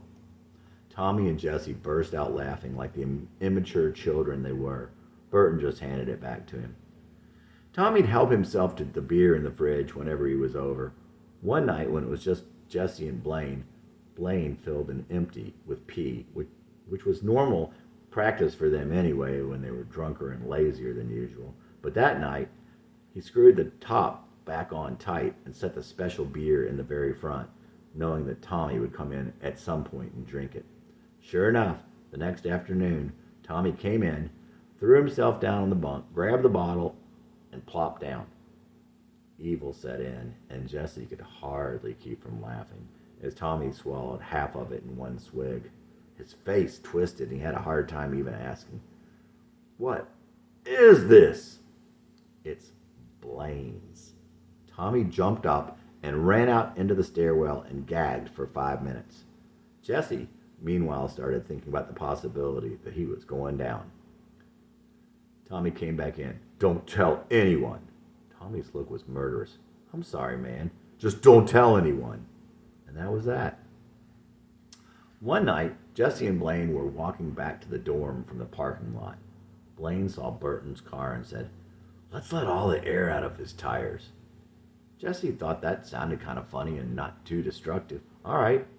Jessie removed the cap and pushed in the air pan in one of the front tires. His tire was about half empty when Blaine came over and stabbed it with a big knife. "Oh, man, that's not cool." Blaine had already slashed the other 3. They walked to the dorm. Later, Burton came in and turned on the light and started asking Jessie about it. Jessie continued to feign deep sleep as Burton pushed and prodded him. "You don't swallow when you're asleep, so talk to me." Nothing doing. He didn't know if that was true or not, didn't care. The next day, Burton asked if he had done it. He asked if he and Blaine had done it. Jessie made it clear that he had not. That was enough that he asked Blaine if he had done it. Jessie said he didn't know, but he wasn't real convincing. Burton knew. Blaine ended up buying him a new set of tires. Burton was not the best of roommates. He was arrogant and pushy, and he somewhat bossed Jessie around. Jessie, on the other hand, was messy and wore Burton's clothes and brought Tommy and Blaine over. One night, Burton had had enough. Jessie was there with Tommy, and Burton said he was pissed about Jessie and Blaine filling his wine bottle collection with pee. "Drunk assholes!" Well, Jessie had had enough also. Burton was a bit of a bully and pretty insulting. All right. With that, he meant he wanted to fight.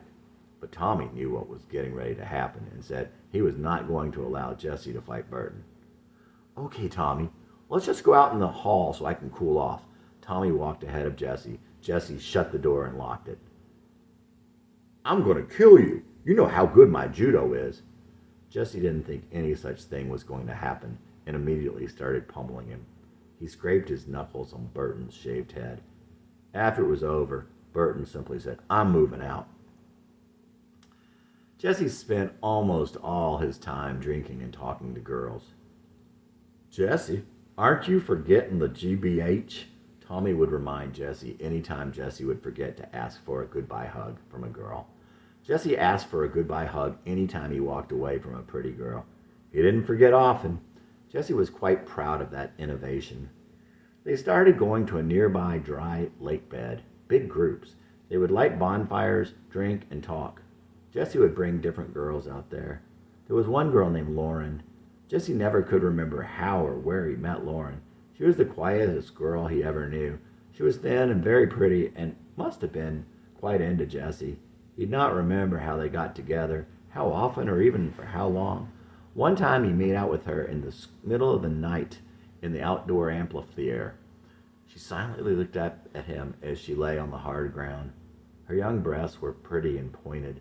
The stars and moonlight shone on her soft skin. Lauren had a key to the campus science building. Once, in the middle of the night, they snuck in and made out in one of the classrooms. Another time, they made out on the ground at a party. There must be some sort of rule against that because people came up and started harassing them. The same thing happened at a party later that fall. It was a Halloween party at a campus. It was a Halloween party at a house off campus where a bunch of gay people lived. Like so many other things from that time, Jesse would never remember how he got invited or who else was there, but shortly after he got there, he saw Marie. There was a space between them, and most of it was on her side, but they were glad to see each other in spite of it all. After they went in, Marie took Jesse to one of the bedrooms. Jesse was lost as ever with Marie, but when he didn't talk, it didn't show. "You're lucky because I'm really horny. This won't ever happen again." Jesse didn't quite see how he was lucky being her scratching post. Oh well, he thought, it was something to do, and he still liked being with her. But it was strange, like she didn't have any control. She didn't want to do it, but she was anyway. After a while, they went outside because it was hot in the house. They were lying in the leaves, making out when the neighbors came up yelling gay epithets and telling them to get out of there. Maybe because Marie's hair was kind of short, maybe just because they were used to harassing the people at the gay house. They looked like fraternity dudes. In any event, you'd think the neighbors would have been happy once they saw two young kids innocently kissing in the cool grass on a beautiful night. Cindy was another girl that Jesse brought to the dry lake bed. She was from Knoxville, was crazy about John Cougar, and had freckles and a cute little nose. Jesse did remember how he met her. One night, Tommy was absolutely wasted and was talking to a girl in a dorm lobby. He said that he looked up at her one time and her face literally scared him. Somehow, Jesse convinced him to go out with her so that he could go out with her cute friend Cindy. Jesse also went out with a skinny little freshman girl with 3 first names, and he might have been her first kiss. She must have been another girl he had met strictly at random. If Jesse was suffering over girls from his past at this time, he certainly wasn't showing it now. That was probably another mistake. Even though she rarely said much, he had probably hurt her. One night, he got a little too frisky, and she never wanted anything to do with him after that. Teddy bear. Seems I'm just a teddy bear for the girls to play. They just want to hold me, then throw my love away. I remind them of their childhood in some uncertain way, when they played with teddy bears, long since gone away. They tell me about their broken hearts, while with my own they play. They cry and lie, then say goodbye, and smile and go away. So if you need a pickup, pick me up and say, I'll use you and abuse you and hold you for a day. And when you know that I'm attached, then just go away. I could be your teddy bear if you should want to play. You can have and hold me, and you don't have to stay. I'll remind you of a childhood you knew you couldn't keep. I'll give you all the love you lost and help you go to sleep. Teddy bears are always good at night. They give you lots of love and hold you tight. Teddy bears are no good in the day. They just sit around and get in the way. Teddy bears are good for a broken heart. They give you lots of love and a brand new start. Teddy bears always cry at night and pray you won't leave them with the morning light. I could be your teddy bear if you should want to play. You can have and hold me, and you don't have to stay. I'll remind you of a childhood you knew you couldn't keep. I'll give you all the love you lost and help you go to sleep. Tell me about your broken heart while with my own you play. Just cry and lie and say goodbye and smile and go away. And if you need a pickup, pick me up and say, I'll use you and abuse you and hold you for a day. And when you know that I'm attached, smile and go away.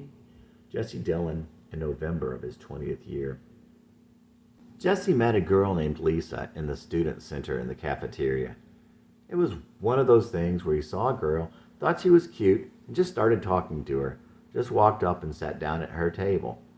It was a goodbye hug situation, I'm sure. Lisa was older than Jesse, 25 at the time. She had gone back to school but lived in the dorms. She had brown eyes and was little, some hips, nothing up top.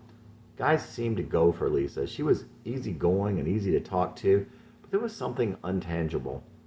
One evening, Jessie was in her dorm room and came to the conclusion that she was religious and that she was kind of poor, all because of a little tiny Bible on her desk one day.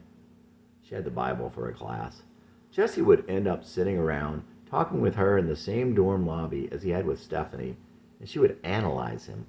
Lisa told Jessie he was accidentally intelligent, and that he seemed to have picked up most of his knowledge about politics from political cartoons. One day they sat in the dorm lobby and sang Beatles. She was a huge Beatles fan, and Jessie had a songbook. It had to have been terrible. Jessie couldn't play, and neither of them could sing. Later, Lisa would sign his yearbook. She said he was intelligent, but she didn't think it was accidentally anymore. That's about as good as it got. She never would go out with him. Her friends said she wanted someone older, someone more mature. Lisa had 2 roommates, and they were both named Donna. One of the Donnas was young and silly and chubby. The other was short and older like Lisa, but nerdy and wore glasses. They both had really good hearts. Jesse and his friends, and Lisa and her friends, started going to a local dive off the beaten track. It was there that Jesse got harassed by a kid from the baseball team. Once, twice. The third time, Jesse said, "All right, let's go outside." Once outside, all the other baseball players were harassing him. A huge dude kept calling Jesse a maggot. The kid he was going to fight was getting out of it, but the younger Donna stepped in the way, and the kid took the opportunity to try and blindside Jesse. He accidentally hit her. Not hard, but Jesse went ballistic. "You hit a girl!" He popped the baseball player, who staggered backward. Just then, the bouncer came out and made them come in. While they were waiting, the baseball player told Jesse, "Nice punch." "Well, all right then." The bouncer banned Jesse from the bar for fighting. Should have been permanent. Another night, Lisa was in there with a new boyfriend named Butch. Jesse had actually set her up with him. That was a serious mistake. Jesse was playing quarter bounce with them and told the guy that if he made the quarter in the pitcher, Jesse would drink the whole pitcher. It's pretty easy to bounce a quarter into a pitcher, and the guy was good anyway. The joke could have been on the other guy because Jesse wanted a free pitcher, but the joke was on Jesse. Butch wanted Jesse drunk and gone and looking like a fool. Shortly thereafter, Jesse wanted to go out the back door. He had been in the bathroom and didn't want to walk by those two again, but in his drunken state, he thought he could slam it open. The next thing you know, Jesse was on his knees and elbows on the ground, looking down at the door. He ran for it. The startled folks in the bar, including Lisa and her beau, looked up to see a big hole where the door used to be and no Jesse. Tommy later saw the manager, and he told him that he'd filed Jesse. Tommy later saw the manager, and he told him that he'd filed charges unless Jesse brought him another door. Tommy ended up finding an old door, and the two of them carried it over to the bar for them to use as a replacement. Doubtfully, of course, it fit. Toward the end of the year, Becky introduced Jesse to another girl. This one was an exchange student from Denmark named Annie. Annie was a cute pixie doll, a little short girl with a turned up nose and natural Scandinavian platinum blonde hair. She would say things to him in what English she knew, like, "What does this mean?" as she traced his palm with her finger, and "I don't know why I like you." The latter was to the chagrin of one of her friends who thought that was rude. Mind you, this was the girl who once said of Jesse and Blaine, "I wouldn't be seen with those two at a dog show." But Jesse liked to hear anyone say they liked him, even if they said they didn't know why. You'd have to have been where he had been to understand. She also taught all of them Jæskadai was Danish for I love you. One night, they were at a party and playing a drinking game. The girl who made the comment about the dog show spoke a little Swedish. The two Scandinavian languages were similar enough that they could understand each other. The question came to Annie, who was at Jesse's side. "How old were you when you first had sex?" Annie turned to her friend for help. "How do you say 14?" There was much laughter, and all eyes were on Annie and Jesse. Later, some guy was harassing Jesse, presumably over that incident. "All right, come on outside then." Murfreesboro was getting awfully rednecky. The guy refused. Later, Jesse would find that this guy would also go out with the girlfriend of the Kurt who owed him money. Maybe she had been going out with him at the time. In any event, he would also lie to her about Jesse and tell her that he beat Jesse up. What are the odds? How did it come to be? Jesse didn't even know this guy's name, had never seen him before, and then Jesse would run into her later and she would tell him about these things? He tried to explain, but she wouldn't believe him. Fortunately, he didn't really care at the time. The final time Jesse saw Annie, he was sneaking her up the stairs in his dorm, right as an RA was coming down. That was probably good for Jesse. He certainly would have lost his virginity then. One night at Sea Urns, Jesse watched as a cute girl named Annie talked with a bunch of friends. A couple nights later, he saw her again at the same bar.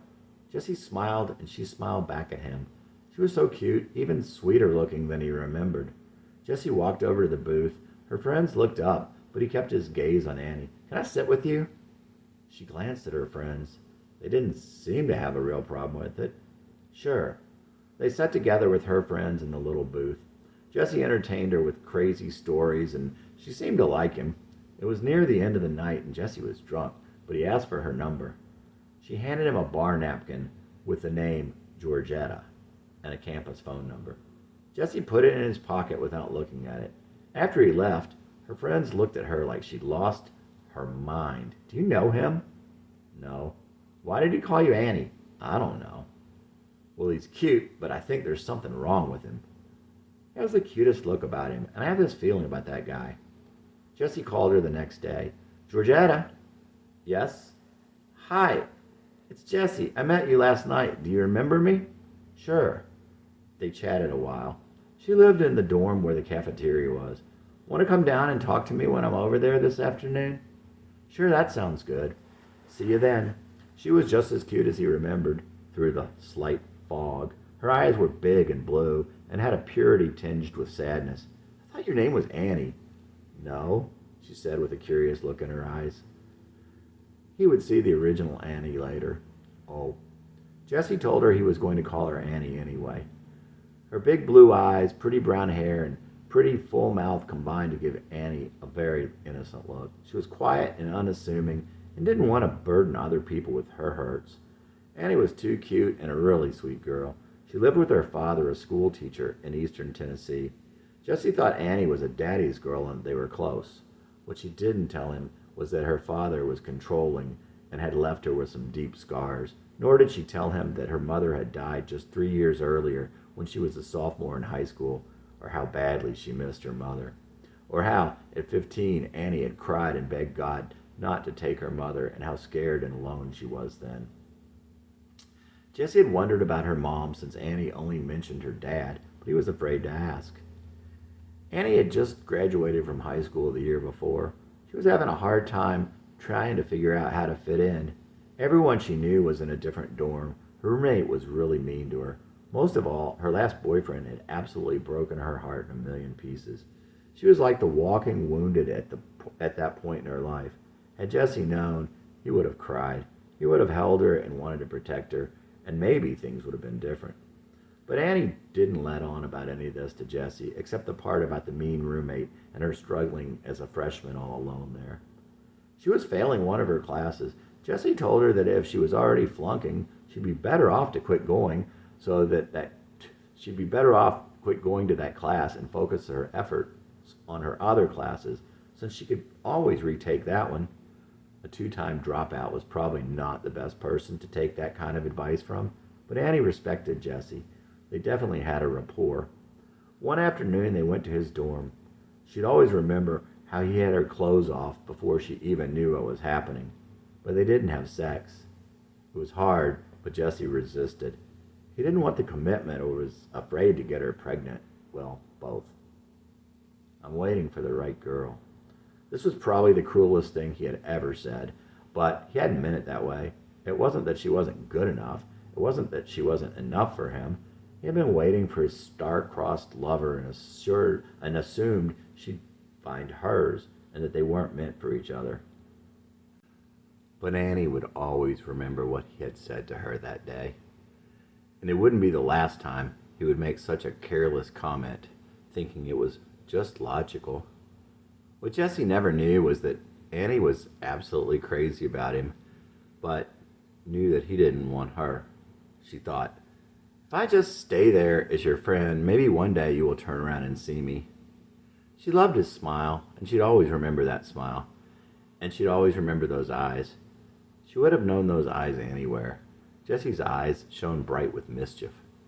No, his eyes weren't devious. They were mischievous and mysterious. That's why girls liked Jesse. That's what made him so cute. That and his smile. But he hadn't smiled back in the days of Carrie. When he had smiled as a child, his father would tell him to wipe that stupid grin off your face.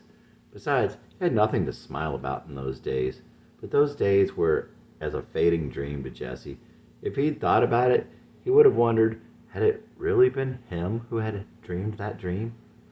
But more than anything else, Annie felt Jesse in her heart. She had recognized Jesse and known him the way he had always hoped some girl would, the way he had always hoped that Carrie would. Annie could see that Jesse was wild and out of control, but her heart told her that Jesse had a good and kind heart. God had given Annie discernment and vision, but Jesse's heart was blind. They saw each other quite a few times over the course of the semester, but there would be a week or two at a time when he wouldn't call. Without a job or any classes to go to, there was obviously plenty of time. She'd ask him later in a letter, "Without you here, who will I have to get mad at?" But he could not remember her ever being mad. They pretty much never disagreed about anything. Much later, she would talk about how he was great to talk to about anything, and he would hope that it had been true, because he'd never lose the image of a time when she came down to see him and he got a glimpse of what was really going on. She was kind of drunk and seemed sort of sad and really quiet and delicate and so fragile and young. One day, he'd remember and his heart would break. But at the time, Jesse thought of Annie kind of just as a friend.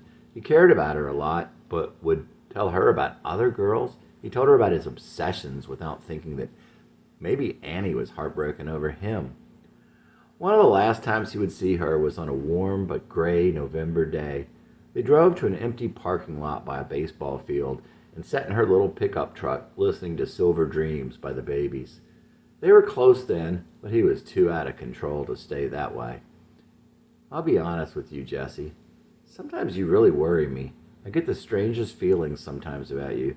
You have so much going for you, but you hurt so deeply. I wish I could take the pain away from you and show you just what you really are. Amazing. That is about the sweetest thing ever. Less the about part. What strange feelings do you get? Something sad, something dark, something you really don't want to talk about. The last time Jesse saw Annie was at a bar during finals week. He would be gone a couple days later. Her heart always fluttered when she saw Jesse. She was surprised to see him, though all night she had been hoping she would. All week she had tried to hide the thought from herself that she might never see Jesse again. She was sitting at a table across from the dance floor. Jesse asked her to dance. Annie said that she didn't dance, so he picked her up out of the chair and carried her to the dance floor. A few weeks later, she would send him a Christmas card with a letter asking him to keep in touch and please come see her sometime. She also gave him some career advice. December 20th. Jesse, hi. How has my favorite strongman been? Been picking up any more girls? Have you decided what you're going to do? Have you decided what you're going to be doing since you are not coming back next semester? Have you been given a life sentence at hard labor, or have you been permanently assigned to McDonald's? Seeing as how you have a variety of fast food places to choose from, may I suggest an alternative form of employment? Why don't you combine all the things you enjoy, girls, parties, concerts, and playing your guitar, and get your own band together? Now I'm being totally serious. As of right now, you're probably wondering what you're going to do with the rest of your life. Doesn't it make sense to do something that you would enjoy? You absolutely thrive on attention, and this is the answer. Get a band together. You can write music, and you can play anything you want to play. I could see you playing in a band. You're good. Why let talent go to waste? By now, you're probably having a good laugh. Go ahead, but think about it, okay? I think this would be the best thing for you. You have talent, and you're fairly strong-minded, especially if you have a little drink, if you've had a little to drink. Think about it. Well, when are you going to come see all your friends and enemies at Middle Tennessee? You'd better warn us before you show up. It may take a while to prepare downtown for you. What am I going to do without you? I'll have no one else to get mad at. I won't have anybody to call when I get drunk. I won't have anybody to run downstairs for, especially if I'm messed up as I was that one Friday. I'll bet you didn't know just how much you meant to me, especially when I'm drunk. You had better write me back. This is not school where I won't hear from you for a week. This is life, and I may never hear from you again. Please find it in your heart to write me one letter, okay? Merry Christmas. Love, Annie. Chapter 37. Jesse moved back home when the semester ended that December. The cold winter of that year was not a good time for Jesse to be looking for a job. Unemployment was super high, and Jesse had no skills or experience. In late January, the Donnas had planned a party for Lisa Simpson's birthday and invited Jesse to come down. It felt like an escape from exile. He wrapped up a Moody Blues album and a Beatles album, got her a card, left his mother a note, and hitchhiked back to Murfreesboro. There was an early snow that day, and it was quite a trip. It was hard to get a ride, and the first ride only took him to I-24. When the next ride finally came, the driver told Jesse he was going to Murfreesboro, but he was taking the back road. It took forever, and they were even stopped at the guy's house. Oddly enough, the guy had known Lisa. It was a strange trip. Lisa was happy to see Jesse. She was a little tipsy. She looked over at Jesse and smiled at him, kissed him on the cheek, and said, "You're cuter than a spotted puppy in a little red wagon." Well, maybe had he been one, she would have at least picked him up and given him a hug. Instead, she ended up with some other guy. Jesse went back to the dorm with the older Donna. He didn't have to worry where he would spend the night, though. Jesse had only had a couple of beers, but he and Donna were being really loud. The dorm worker warned them to be quieter. The second time she warned them, Jesse said, "All the sluts are from Fairfield." He happened to know the girl was from there, even though he didn't know her. What he didn't know was that she would immediately call the campus police. They came and pulled him outside. On his way out, he saw Annie. They started giving him a drunk test. "I've only had 2 or 3 beers. I'm really tired, though, because I hitchhiked all the way from Nashville, and it's been a long day." Not to mention that he was still recovering from his injuries to his back and all. In any event, they had planned on arresting him the whole time. The girl in the dorm was a friend of theirs, so he was in jail again. He sat in jail when Lisa was in a hotel room with some other guy. The next morning, a guy he knew came and got him from his cell. Bruce used to hang out with Jesse and Sandy and Jeremy in the cafeteria. He was mature, yet unassuming, a good guy who you could definitely trust. Bruce would definitely become a good man. Bruce was now a trainee with the court as he was graduating with a degree in criminal justice. He let Jesse sit out in the office with him. He said that he should be able to get him out if it was his first offense. It's not. Just public intoxication before? No. Bruce tried to get hold of a judge. There was no judge there because it was Saturday morning. Bruce didn't ask any more, but certainly he saw that Jesse had been arrested for shoplifting. Just some more shame and embarrassment. Bruce was a Christian and he was a really good guy. There are good people, and there's me, Jesse thought. Jesse was there all day. Finally, when he got out, Bruce apologized. I could have let you out on your own recognizance, but I didn't know. When he got out, Blaine told him how he had tried to call people to get money to bail him out. Jesse was particularly hurt that Annie didn't seem to care that he was in jail. Blaine called Sandy too, of course. Later, Sandy would tell Jesse that she sat on the steps of the jailhouse and cried all day. Jesse stayed in Murfreesboro for a few more days. One night before he left, Jesse saw Annie on the sidewalk downtown. He strode up to her quickly, reached down, and shoved a $5 bill into her hand. He had owed her $5 and was mad that she didn't want to help him when he got arrested. It was his childish way of telling her that she had hurt him. He continued on before she had a chance to say anything or even realize what had just happened. Things didn't go any better when he got home. He was just that much more lonely and depressed. He felt that pretty much no one wanted him, and that was pretty true. Back home, he had to scrounge for money to pay the fine. It was harder than he thought it would be to get $50. Eventually, he went downtown to a jeweler who sold coins, and he sold a little coin collection he'd had as a kid. All he held on to was the silver 3-cent piece that his grandfather had given his father, and his father had given him. A couple months later, his mom called his grandmother again and called the bus line. She put Jesse on a bus back to North Carolina. She thought she could work on her marriage better if Jesse wasn't there. Jesse turned 21 on the bus. He was back in his grandmother's house in a small town where he knew no one. He was lonely and stayed up late at night writing songs and dreaming about his future, and then slept all day. Falling stars. It was on a night like this. It was on a night like this. I met you 'neath the falling stars. Moonlit water, flashing waves. Moonlit water, flashing waves. We made love on their crashing graves. Jesse Dillon in June of his 21st year. His grandfather came over for dinner many nights. He had years ago moved out as he was an alcoholic and had become somehow abusive to Jesse's grandmother.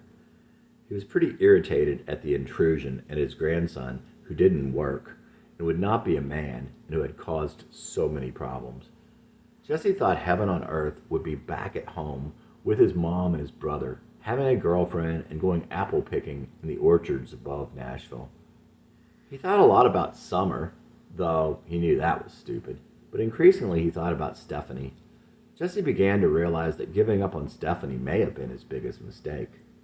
At the beginning of August, Annie sent Jesse a letter telling him that she was sorry about the Barrett Hall incident. She said she missed him and she really wished she would hear from him. August 2. Dear Jesse, I know this will come as a surprise to you, and from what happened the last time I saw you, you probably won't want to hear from me now. I am really sorry about what happened to you the night you came to Barrett to see me. I really didn't get a chance to explain why I didn't bail you out. Well, for one thing, I was drunk off my butt when you were here, and when they, security, took you away, I came back upstairs and passed out. That is, until Blaine called. It really didn't hit me about what he said until the next day.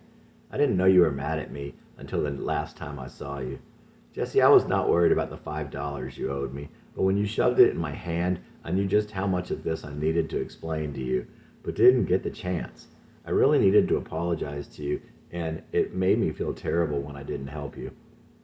Jesse, this is the first chance that I've had to apologize to you. If I hadn't seen Blaine downtown, I wouldn't have gotten this chance. I'm really sorry that the last time I saw you, you were mad at me over that. Believe me, if I could have prevented it in any way, I would have. I really hate to let friends down because Friends are really hard to come by. If you don't believe that, then find a description of a Capricorn. You know, MTSU seemed really dull without you last semester, and it seems like this one is going to be just as dull. I guess what I'm trying to say is that I miss you, and I'd really like to make things up to you. I'm still in Barrett, have the same room, same mailbox number, but I have a different phone number. If you feel like talking to me, or even just writing me here is the address and phone number. I would really like to hear from you. You're a Moody Blues fan too. I haven't found anyone else, and that makes you kind of special. Love, Annie, Georgetta. Jesse wrote her back telling her that he was so happy to hear from her. He told her that he had been upset, but that he wasn't mad and she didn't have anything to be sorry about.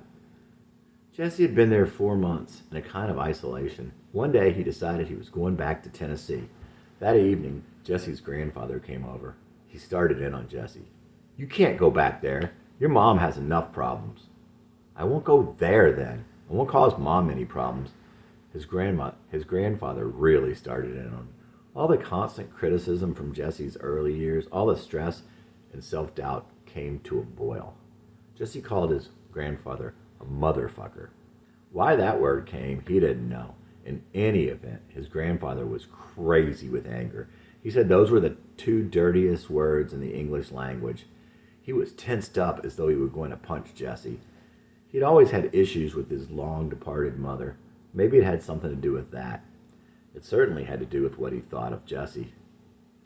You better calm down or you're going to die of a heart attack, old man. Jesse went to pack and his grandfather left. That was the last time he would see his grandfather alive.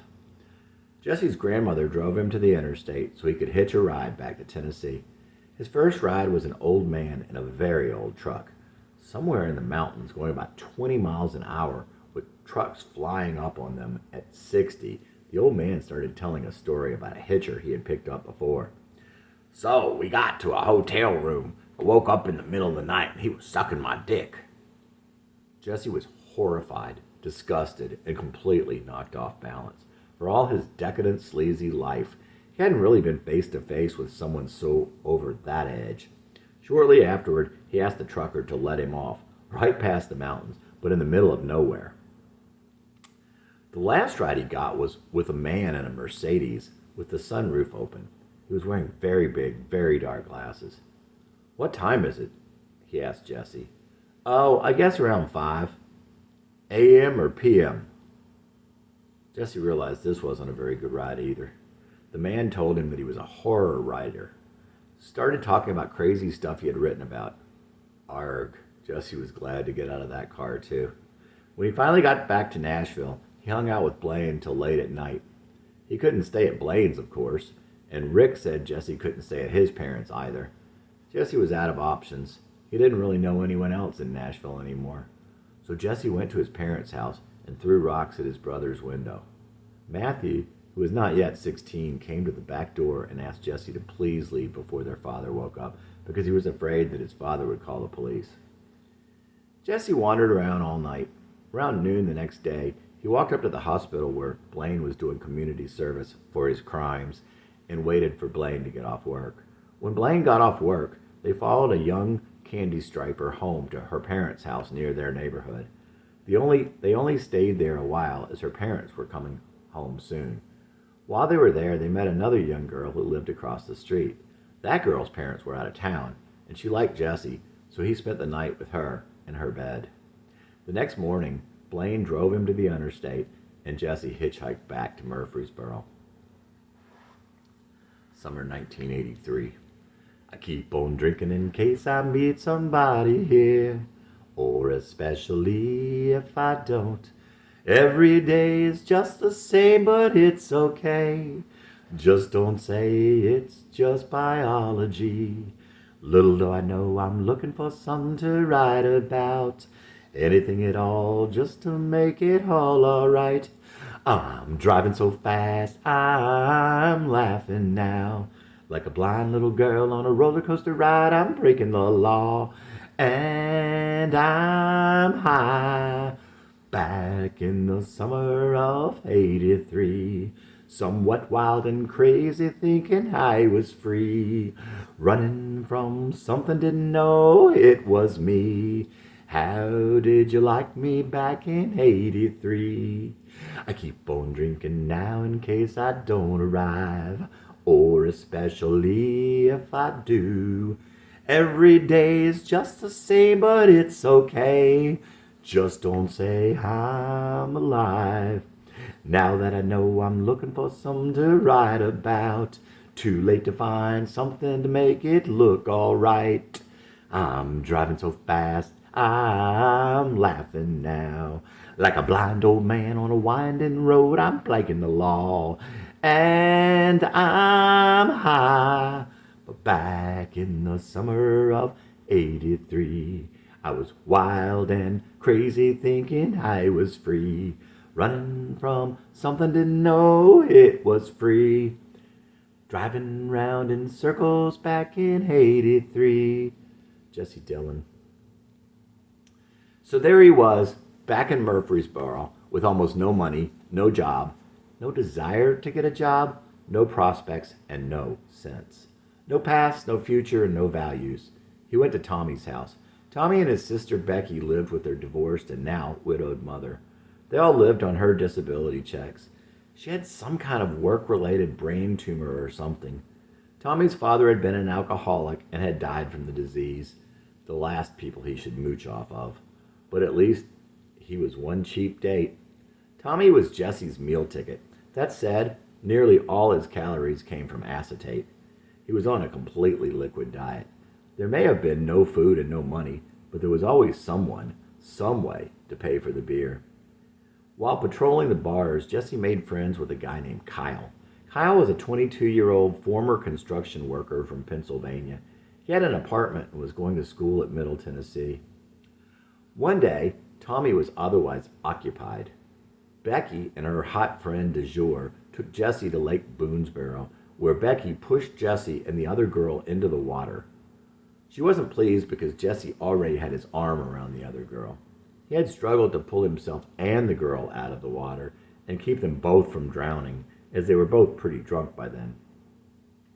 Later in Becky's room, they were on her bed in their underwear, watching TV. Well, Jesse was mainly watching Becky's friend's butt. Jesse walked out to pee and came back to a locked door. Jesse and Vicky and her now 14-year-old friend also regularly went swimming at some other girl's house. There were two things Jesse would always remember about those days. The first was when Vicky tried to drown him yet again. She knocked him off of his raft after he had been laying on it drinking all day. It was one of those inflatable rafts covered with holes perfect for putting beers in, full of beers and covered with ice, of course. The other was a day that he and the young girl sat in the back of the car on the way back from the pool. They were like little young playmates. She was so sweet to him, and there was a shared something between them. It was almost like they were both 10 years old and had a first crush. Her favorite band was Loverboy, and she told him he looked like Mike Reno, so he started wearing a bandana around his forehead, under his hair. For the next couple of years, Jesse wore a bandana a lot of the time. On one of the last days of that period, Tommy and Kyle and Jesse were outside a bar when some angry guy started something with Jesse, right in the middle of downtown, right across the street from the jail. Jesse fought him right there. As the police came, Tommy grabbed Jesse and got him out of there. Kyle got arrested along with the other guy. When Kyle got out of jail, he told Tommy and Jesse that the other guy was insane, absolutely terrifying. He cut the bridge of Kyle's nose with his fingernail, there in the jailhouse with police all around. He told Kyle that he was going to kill him when they got out. Tommy had missed the whole thing, so Jesse had to ask Kyle about it when he got out. Man, I don't even remember the fight. Was I winning? Well, you were hitting a lot, but you were missing a lot too. Jesse made another friend that summer. Paul was the gay son of a preacher from a small town. He was a singing major, balding, and at least a few years older than Jesse. Jesse used to ask Paul to sing, "I Don't Want to Play House." Paul had a beautiful voice and perfect pitch, and he knew the song well. Paul idolized Jesse. Jesse was pretty gentle and open for a straight guy. and he still seemed so tough. Paul would tell Jesse, "I'll bet you've never cried." He thought Jesse was tough, wild, and crazy. He'd seen Jesse in action. He had to be. Yes, Jesse was the boy the kids used to say no one could make cry, but he cried more than Paul could have possibly imagined. On the verge of breaking down since that time in junior high, since the time you walked away so they wouldn't see you cry. Jesse would have done well spending a lot more time crying and a lot less time drinking in those days. Tommy and Kyle continued to hang out with Jesse also. They were all a little fascinated by him. Jesse was a bit like Peter Pan. For a time, Jesse was the prophet of waste, girls, and drunkenness, and he was not without honor among his people. If Robin Hood's band of merry men had been just a bunch of drunken losers, outcasts, and misfits, such was the little group that formed around Jesse, seemingly without any encouragement from Jesse himself. He didn't really care who came with him on his crazy, pointless adventures. Many an unsuspecting windmill went down to the little band. It wasn't long before Tommy's mother wanted him gone, though. He had climbed in a second-floor window late one night when he had been locked out. She was afraid that Tommy and Jesse's behavior was going to get her kicked out of the neighborhood. As he was getting ready to leave, he walked in to see Becky going through his suitcase, pulling out a towel and some socks. He'd been wearing some of Tommy's socks while he stayed there. "These aren't yours." "I brought a towel. I couldn't find it, so I took this one." He was sober, so it hurt. Someone scrounged around and found his towel. "Here." Jesse moved in with Kyle, and he continued his homeless, drunk, mooching lifestyle for a little while longer. Chapter 38. It all came crashing down one night when Jesse was at Kyle's apartment. Kyle's girlfriend, Annie, came over. Jesse was completely wasted, and he was crushing a bit on Kyle's Annie. He thought Kyle had asked him to leave so they could have some privacy. Either way, Jesse left the room and walked into the kitchen for a beer. He was definitely feeling unwanted. The kitchen window was open, and the cool evening air was blowing in. He climbed out the second-story window and got on the light fixture. He fell off and down to the concrete 20 feet below. Landed on his feet, then butt, then back. Blaine somehow arrived and saw him laying there on the pavement. He thought he was dead at first. Jesse had probably been laying there for some time. Blaine ran upstairs to call an ambulance. When he came back down, Jesse was gone. Jesse had started crawling down the street, and someone pulled up in a car. Jesse had no idea who it was, but they opened the door, and Jesse crawled up into the passenger seat. They drove him to Paul's apartment. The next morning, Jesse was in a great deal of pain, but wasn't sure where it was coming from. He could not stand on his feet. He just collapsed. Blaine and Paul helped him to the bathtub. Afterward, he dried off and dressed, and they took him to the hospital. "What did I do last night?" Jesse was still shaky, still had a lot of alcohol in his bloodstream. It was a total blur. The only image he had of the night before was of crawling up into the seat of a car, and his vision had been so impaired he couldn't even see the face of whoever picked him up. But he remembered something about the night, and he had to know for sure. "Well, you cried, and then you moaned, and then you cried, and then you moaned," over and over. Paul wasn't looking at Jesse the same. He was disillusioned. Peter Pan had feet of clay, literally. The doctors took x-rays. He had broken his back, 3 crushed vertebrae, badly sprained both his ankles, and had a fractured foot. He would be there several days while they fitted him for a back brace. For someone who didn't break a single bone when he was at home, Jesse gradually accumulated quite a collection. His back in 3 places, his hand, his foot, his toes, his nose twice. None of them as a kid, none of them playing sports, none of them really seemed to faze him. Jesse told everyone the light fixture had broken. He could remember standing out there on it, and he remembered it giving way under his weight. At the time, the doctor had suspected it was a suicide attempt, and sometimes even later, when people spoke of it to Jesse, they would say, "When you jumped."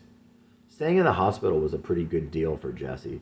For one thing, the nurses honored all of his requests for visits by the candy stripers. One particularly cute one gave him her phone number.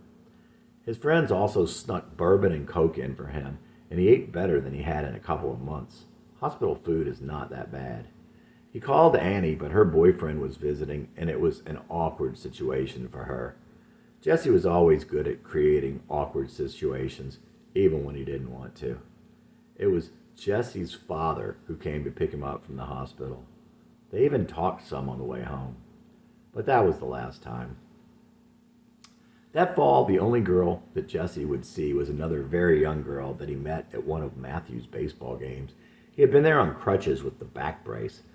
They would call each other and flirt over the phone. Her name was Leah, like, "Ah, Leah, here we go again." He was alone again in the house he shared with his mother and brother. They were rarely home. Jesse wrote songs and continued to dream.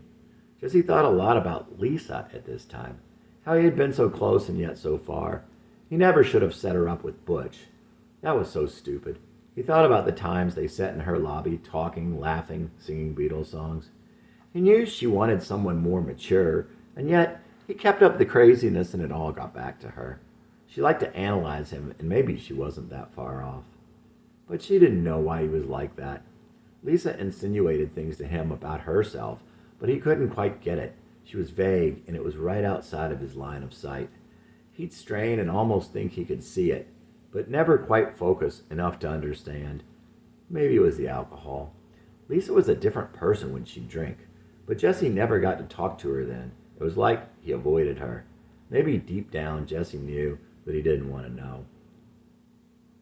What about you? Accidentally intelligent and purposely down. I've lost my temper sober when I've gone downtown. Lost my cool, lost my head, I've lost my mind. Broken down a door and torn down a sign. Okay, sometimes I drink and fight. Sometimes lost I roam around. Not always wrong, I'm not always right. Known on occasion to tomcat around.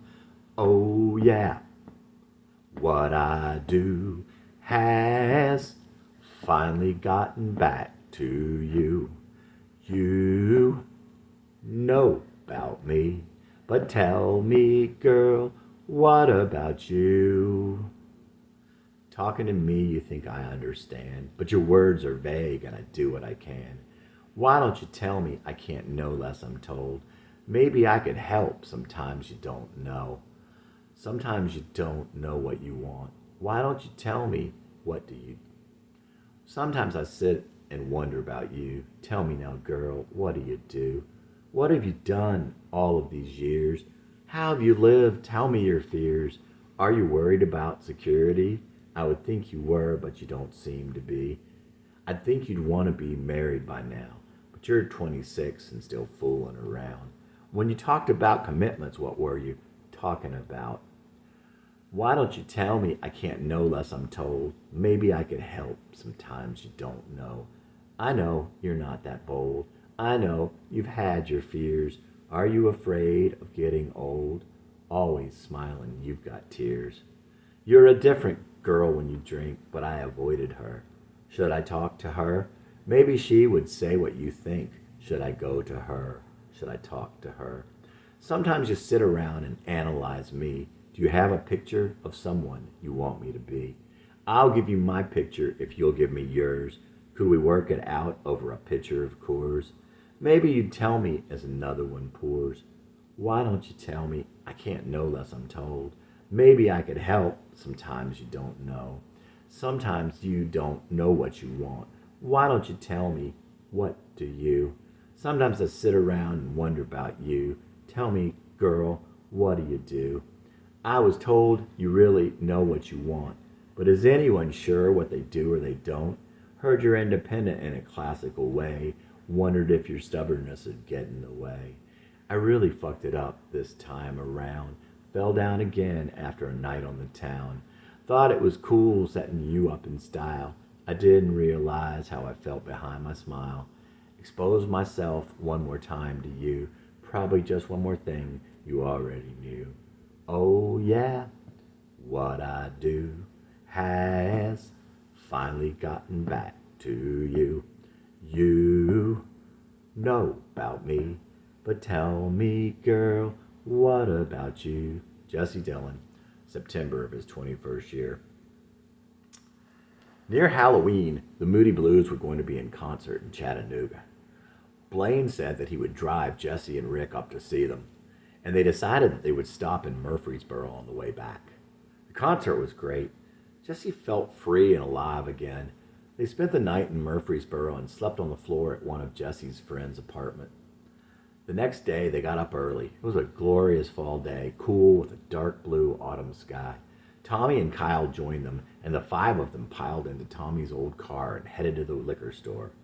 Tommy had an account at University Depot Liquors. Made no sense, but they gave him one as he was such a good customer. Tommy and Jesse were in the back seat with 2 cases of Little Kings. They handed a beer to the other 3. A few minutes later, Rick stuck his hand back and said, "Beer me." Tommy replied, "Nerd." Jesse and Tommy had finished the first 2 cases in 15 minutes. By the end of the day, they had gone through 5 cases. That evening, Jesse and Tommy were asleep back at his house. Blaine and Rick had no idea where Jesse had gone, so they drove back to Nashville alone. Jesse and Tommy got up later that evening to go to a Halloween party. Before they left, Jesse called Annie and some of his other old friends. He called everyone he still had a number for. He also called the little candy striper he had met in the hospital, only to find out that she knew Summer. Summer had seen his name and phone number on her mirror. Hearing that freaked him out, and the young girl didn't want any part of Jesse after what Summer had told her. But he was leaving that night anyway, and he'd never really come back to Murfreesboro again. The party was at the house where the gay people lived. And as soon as Jesse walked in, he saw Marie. It was rather sad that it was the last time they would see each other, and they were both wasted. Ironically, it was a Halloween party again, and it was exactly 1 year since the last time he had seen her, which had also been the first time in a very long time, and also seemingly a crazy random coincidence, since neither of them could possibly expected to see the other there. He had not even lived in the same place. She heard about his fall, but had no idea how bad it had been. "Look who it is!" "Hi, Marie. Did you miss me?" "Nah. What are you doing here?" "We went to a concert and came back through Murfreesboro and spent the night last night." "Oh, yeah? Who'd you go see?" Maybe it was the bandana. She thought he said lover boy. She'd grown somehow, but the impishness was still just below the surface. She'd sometimes wonder what could have been, but that night she didn't care so much, and she had all the power. "Hey, I've got something of yours." Marie went into one of the bedrooms and came out with a cassette tape. It was one he had made a couple years before. How it wound up in that house, he'd never know. Marie had just found it earlier that evening. "Did you listen to it?" he asked with fear and trepidation. "We all did." She had that look on her face. Jesse was mortified. He couldn't sing to save his life, and besides, he had no idea what was on it. Marie looked at him with that little mischievous look she had, the one that never quite belied how much she had liked him. "Who's the girl?" Jesse had cut out a little drawing he had done from memory of Carrie as a young girl and put it between the cover and the plastic case. That's how he had recognized the tape so quickly. He was really embarrassed. Every time he felt like that, he relived all the years of humiliation in his past, and he felt again the shame rising up to his cheeks. He lied. "I don't know." Jesse said it with a half shrug and a tone that said, "How would I know, and why should I care?" He was trying to imply that he hadn't drawn the picture and he didn't really care. Maybe he didn't even put it in the case, or if he had, it was only on a whim. Nothing could have been further from the truth. That afternoon, he found a ride back to Nashville. Back in Nashville, Jesse got a Halloween card from Annie with a short note. It made him feel warm and fuzzy inside, but that old familiar melancholy was stronger now. Chapter 39. Around Christmas, Rick took Jesse out to MTV night at a big local bar. Rick's father was a beer distributor. Imagine that. Open bar, any beer, any drink. The two of them ordered every drink and every beer they could recall the name of. Rick tipped the waitress $20, which was a lot back then. Rick had called Jesse a lightweight until that night. That night, Jesse drove Rick home, Rick puking all over his own car. Of course, Jesse did use the guardrail to help him steer the car. That Christmas, he got cards from Annie and Stephanie, and Lisa and Sandy. Each piece of mail perked him up and kept his dreams alive, like they had ever gone away anywhere anyway. No matter how bleak the sky, he always dreamed of the blue. More and more, Jesse had come to realize that Stephanie was his favorite memory of all. When he thought of her, he would always get a warm and fuzzy feeling inside, and he would always smile. Where he had felt a sort of obsession over the other girls from MTSU, he felt a warm and tender love for Stephanie. Jesse stayed up half the night once, writing her a long letter telling her how sorry he was and how he felt about her. Eventually, his memories of Stephanie got him over all the others, even Summer. He never even thought about Carrie anymore, but Jesse was certain that he was not worthy of Stephanie, and he felt a certain emptiness inside. One day, during Jesse's recovery and isolation, Blaine came by the house. Above all, Blaine was a good friend. Blaine had been a loyal friend to Jesse. But Jesse was scared that his life would go on this way forever. It was just too hard. They both had a penchant for trouble, and the combination seemed destined to kill them. Blaine, we can't hang out anymore. Why not? I'm scared. I can't keep going on like this. We don't have to. Blaine, when we get together, we get crazy. We don't have to get crazy. See, that's it. We do. We do have to. We can't help it. We are just such a volatile combination when we're together. It was hard. Blaine wasn't there yet, if he'd ever be. Jesse went on like that for quite a while. Blaine didn't say much, and Jesse couldn't look at him. But Jesse wanted him to leave, and he wanted him to stay gone. Blaine didn't want to lose his best friend, but Blaine respected Jesse's wishes. Jesse would not see Blaine again. Once Jesse was recovered enough that he didn't have to wear the back brace all the time, he walked down his street and applied for jobs at the convenience store on the corner and the Pizza Inn behind it. He got both jobs. With the additional income, he and his mother and brother went and bought a new car, a little Toyota diesel. It seemed like the little store had always been there. It was built shortly after Jesse's family moved into the house in Briar Knoll, just down the hill and across the halfway busy street that led to his schools, the other neighborhoods, and to the rest of the town. At the time, the building still had a sign above the door that said, Quick Mart, and that's how it was known locally. Jesse would always call it Quick Mart, long after that sign was gone and forgotten. It was a natural place for Jesse to walk to and put in an application on his way to the Pizza Inn, 2 buildings down. Quick Mart served as a gas station and a mini convenience store. Too crowded, full of cigarettes and soft drinks. It felt like beer and smelled like Hershey's, Nilla wafers, and windshield wiper fluid. Standing in Quick Mart after a customer walked out, you felt like no one had ever been there. But once 3 or 4 friends surrounded the cramped register, it felt like a warm and well-lit party.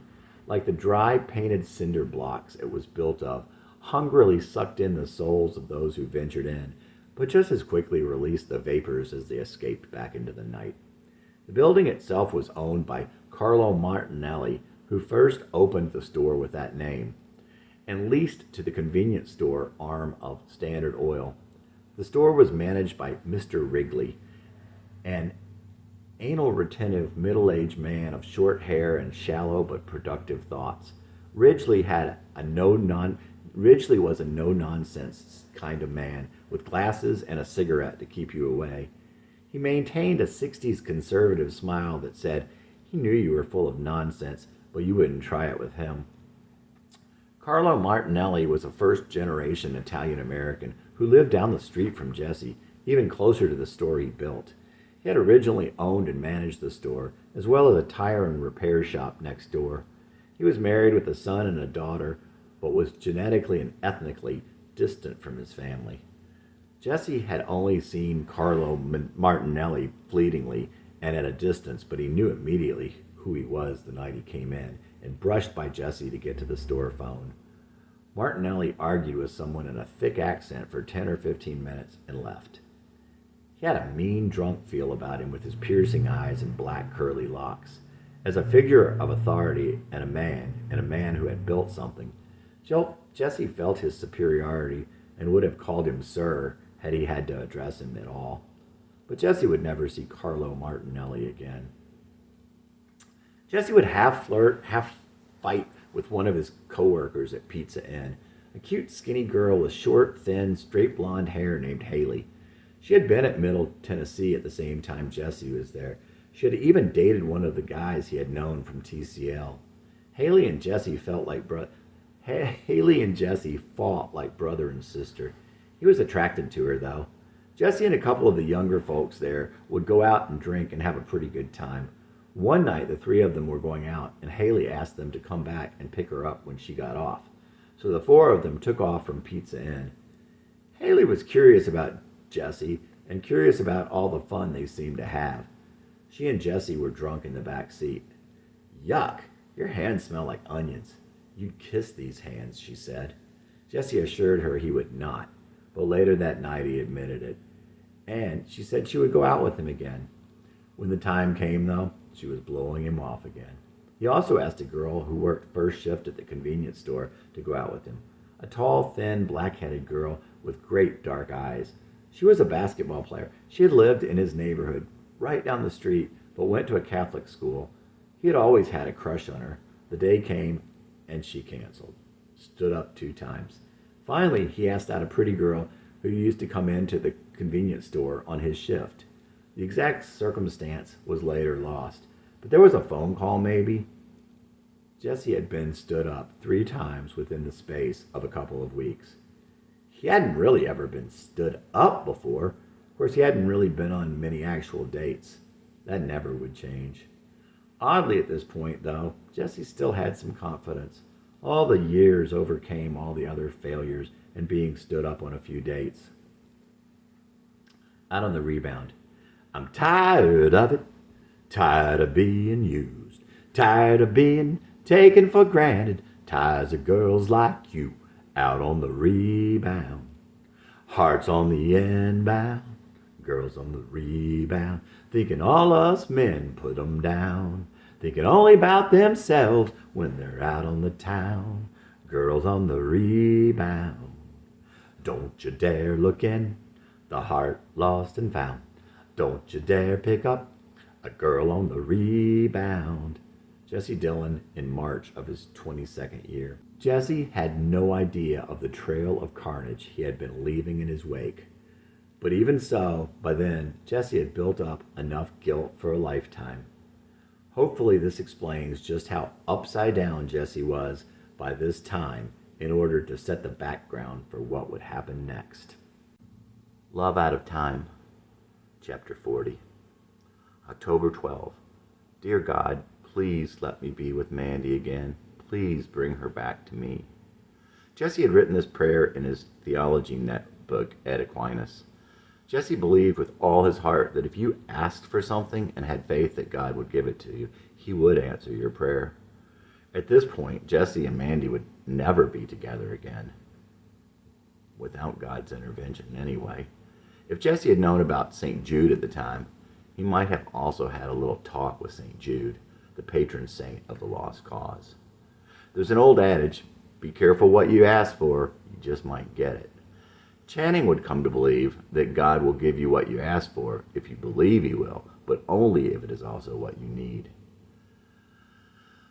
But he had also come to believe that Jesse did need Mandy to return to him. In the future, Jesse would not remember this prayer. It was a warm, sunny October day. It was an Indian summer day. After class, Jesse drove in the general direction of Mandy's sister's house. And then he drove past her street and parked at a school. There he sat, thinking. He decided to do it. He'd gather what little was left of his courage and go apologize. He drove around a while longer to regain his composure and then pulled slowly down her street, parking across the court. He cleared his mind as he stepped up onto her porch and knocked. Fortunately, Mandy was home alone and opened the door. Hi. I got your note, Mandy. I just wanted to apologize. His adrenaline flowing, he was happy to see her, to be next to her. Mandy's eyes never left the ground. Then again, she never could look Jesse in the eyes. He remembered how she would say, "Don't look at me like that." But she was so sweet. Thanks. So Mandy was glad he came to apologize. Jesse didn't want to overstay his welcome, so he made his visit brief. Still, he mustered the courage to ask her if he could come by again. She had said yes. When he left, he was bathed in sweat and sore all over, but also relieved and hopeful. Jesse went by there another day, a dreary gray mid-October day that felt like rainy November. He played with Mandy and her sister's baby on the carpet, and they hardly talked. When her sister returned, he helped her bring in the groceries and left. Mandy moved back to her parents' house. Jesse showed up at their door a final sunny day in late October with a card in his hand. Mandy didn't seem to mind this unexpected visit, and he gave her the card. It was an anniversary card. Happy anniversary. It's the anniversary of the day we quit seeing each other. Mandy looked thoughtful. I guess it is. I hadn't thought of it. She seemed to take the joke well. Do you think we could go out to celebrate sometime? There was the $64,000 question. He hadn't meant as a date, and he hadn't let his nervousness show through. Her response took him by total surprise. I've been thinking about that, about us going out. There was a sweet seriousness, a genuineness in Mandy's voice, and bluebirds in Jesse's heart. She hadn't said yes, but Jesse had been going so long on nothing. This out-of-the-hand remark fanned the flames to a towering bonfire. Jesse cared little about school or work or friends or anything except Mandy. Fire and water. I'm afraid of losing you. You're afraid to look in my eyes. You're afraid of losing you. I'm afraid to look in my eyes. You're fire on water. I'm water on fire. I'm desire without an angel. You're an angel without desire. You stand before me, afraid to look in my eyes. Are you afraid of what you might see, or of what I might see in you? You're afraid of happiness. I'm afraid of goodbyes. You're afraid love is a test. I'm afraid of your size. You're fire on water. I'm water on fire. I'm desire without an angel. You're an angel without desire. You stand before me, afraid to open your heart. Are you afraid that love is a test, or just afraid to start? You're fire on water. I'm water on fire. I'm desire without an angel. You're an angel without desire. Jesse Dillon at 23. At work one evening, Jesse was paged for a phone call. Jesse? Yes? Do you know who this is? Jesse's heart pounded. Of course he did. This was the phone call he had waited a year for. Sure, Mandy. I wondered if you wanted to play softball Sunday. We're in a tournament. We're short on people. I'd love to, but you guys better watch out. I used to be a pretty good softball player. Okay, it's at 5 at the Y behind Futural Federal on Rawlings Lane. Great. So what are you up to? I'm sitting around my sister's house watching some movies. Like what? The Karate Kid and The Big Chill. The Big Chill was one of Jesse's favorite movies. Wow, that's great. I'd love to watch The Big Chill. Could I watch it with you sometime? What time do you get off work? Jesse was in seventh heaven.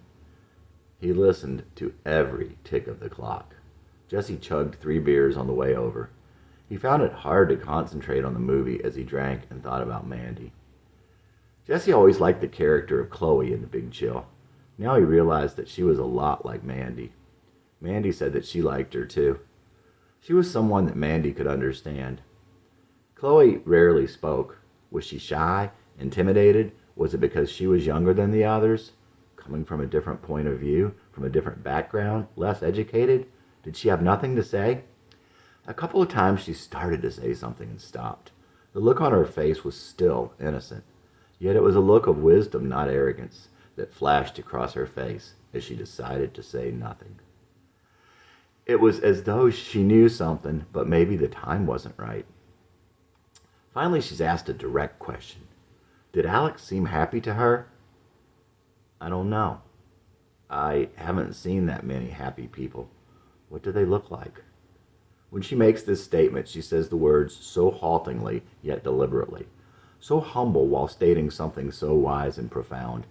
That's the way that Mandy would speak with great wisdom out of the blue. After the movie was over, they talked. Jesse boldly asked if he could lay on the sofa with her and hold her. She felt so good in his arms. He wanted to stay there forever. Finally, she said he had to go, and reluctantly he went. He was hurt she would let him drive like this, but what else could she do? Besides, he had probably once let her do the same. On the day of the game, Jesse drove by the ballpark, and there was no one there. He called her house. Her father answered. Bad enough in itself. Hi, it's Jesse. Mandy said they were playing softball today. Do you know when? I think they have enough players. Oh, she had said they needed me. It's at 5. Once again, grilled by Mandy's father. When Jesse got there, they had already lost the first game, so they were out of the tournament. But they still had a second game to play, and they did have enough players. Mandy threw with Jesse, and he told her that he hadn't played in 6 years. As Jesse sat there on the bench, one of Mandy's teammates started talking to him. Pete was a lot older than Mandy, and he was a lot older than Jesse, for that matter. Jesse thought Pete might have been Jan's older brother, Jan from all those years ago. His first girlfriend, who happened to be 22 when Jesse was 17. Jan's older brother, Pete, was several years older and married at the time Jesse and Jan were going together. He didn't seem to have a lot of brotherly love for his sister, a little standoffish. He seemed to be a product of their parents. But if he was that Pete, he didn't seem to recognize Jesse. Are you Mandy's boyfriend? No, Jesse replied sheepishly. I wish I was. Pete made some comment that sounded like, doesn't everyone? But Jesse wasn't sure and didn't ask. After the second inning, Mandy put Jesse in the game. She hadn't spoken to him until then, and he wondered why he was there. Jesse crossed himself as he stepped up to the plate. He hammered the very first pitch over the fence. All the other players congratulated him, except Mandy. In the field, he made a decent catch and a good throw. After the inning, as he walked into the dugout, she said, "Good hit." It was like the praise of 100 sports writers. After the game, Mandy walked toward her car, not a word to Jesse. He didn't know what to think. He caught up to her and asked if she had thought any more about going out with him. Call me sometime. I'm still thinking about it. I'm in a hurry now. With Jesse, it never went the way. With Mandy, it never went the way Jesse thought it would. Forever too optimistic. A few days later, Jesse called her on the phone. Can I come over? Okay, for a while. They sat in Mandy's room and she talked about a pot holder she had never finished for her mother when she was in 3rd grade. She felt guilty about not finishing the pot holder for her mom. It was symptomatic of the whole failure and black sheep thing. Hey, I remember that dog. You kept him? Yeah, his name is Tom. I tried to return him, but the lady wouldn't let me. She told me how you begged her to hold it and all the trouble you went to get it, and she wouldn't take it back. Jesse felt somehow good about this. I threw him in the closet, but he was too cute, so I had to take him back out. Mandy's father appeared at her door. I don't want you bothering my daughter. Now go home. Jesse felt his heart stop and turned to Mandy, stricken. Dad, it's okay. Jesse wondered about that. Mandy told Jesse that if she didn't go to a party on Halloween, she would go out with him. And soon thereafter, she said he had to leave. It was not Jesse's best night with Mandy. Chapter 41. Jesse had a song for Mandy, Tragedy, by a one-hit wonder named John Hunter. It's 3 a.m., can't fall asleep. This must be loneliness, but man, it's black and deep. It was just no use hanging on. I'm a mess since you're gone with my love. Every day is just another page in this tragedy. Every day is just another page in this tragedy. John Hunter from Tragedy, 1984. Kate had dutifully laid this on to Mandy months back when Jesse first told her. Kate reported back to Jesse that Mandy's song for him was Don't Come Around Here No More. This was not really as bad as it sounded, since it included the line, You tangle my emotions. Halloween came and they went out. They were going out to eat at a nice place called the Sunset Cafe. They talked as Jesse walked Mandy to his car. Kate told me you said Don't Come Around Here No More was your song for me. Is it, Mandy? No, it isn't anymore. I wanted a song for you. I was thinking of Go Your Own Way. Shacking up's all you want to do? Jessie wondered at how she could think that. There's more words than that in it. Mandy softly said, Jessie was always pushing just a little too hard. Go your own way. Loving you isn't the right thing to do. How can I ever change things that I feel? If I could, maybe I'd give you my world. How can I, when you won't take it from me? You can go your own way, go your own way. You can call it another lonely day. You can go your own way, go your own way. Tell me why everything turned around. Packing up, shacking up's all you wanna do. If I could, baby, I'd give you my world. Open up, everything's waiting for you.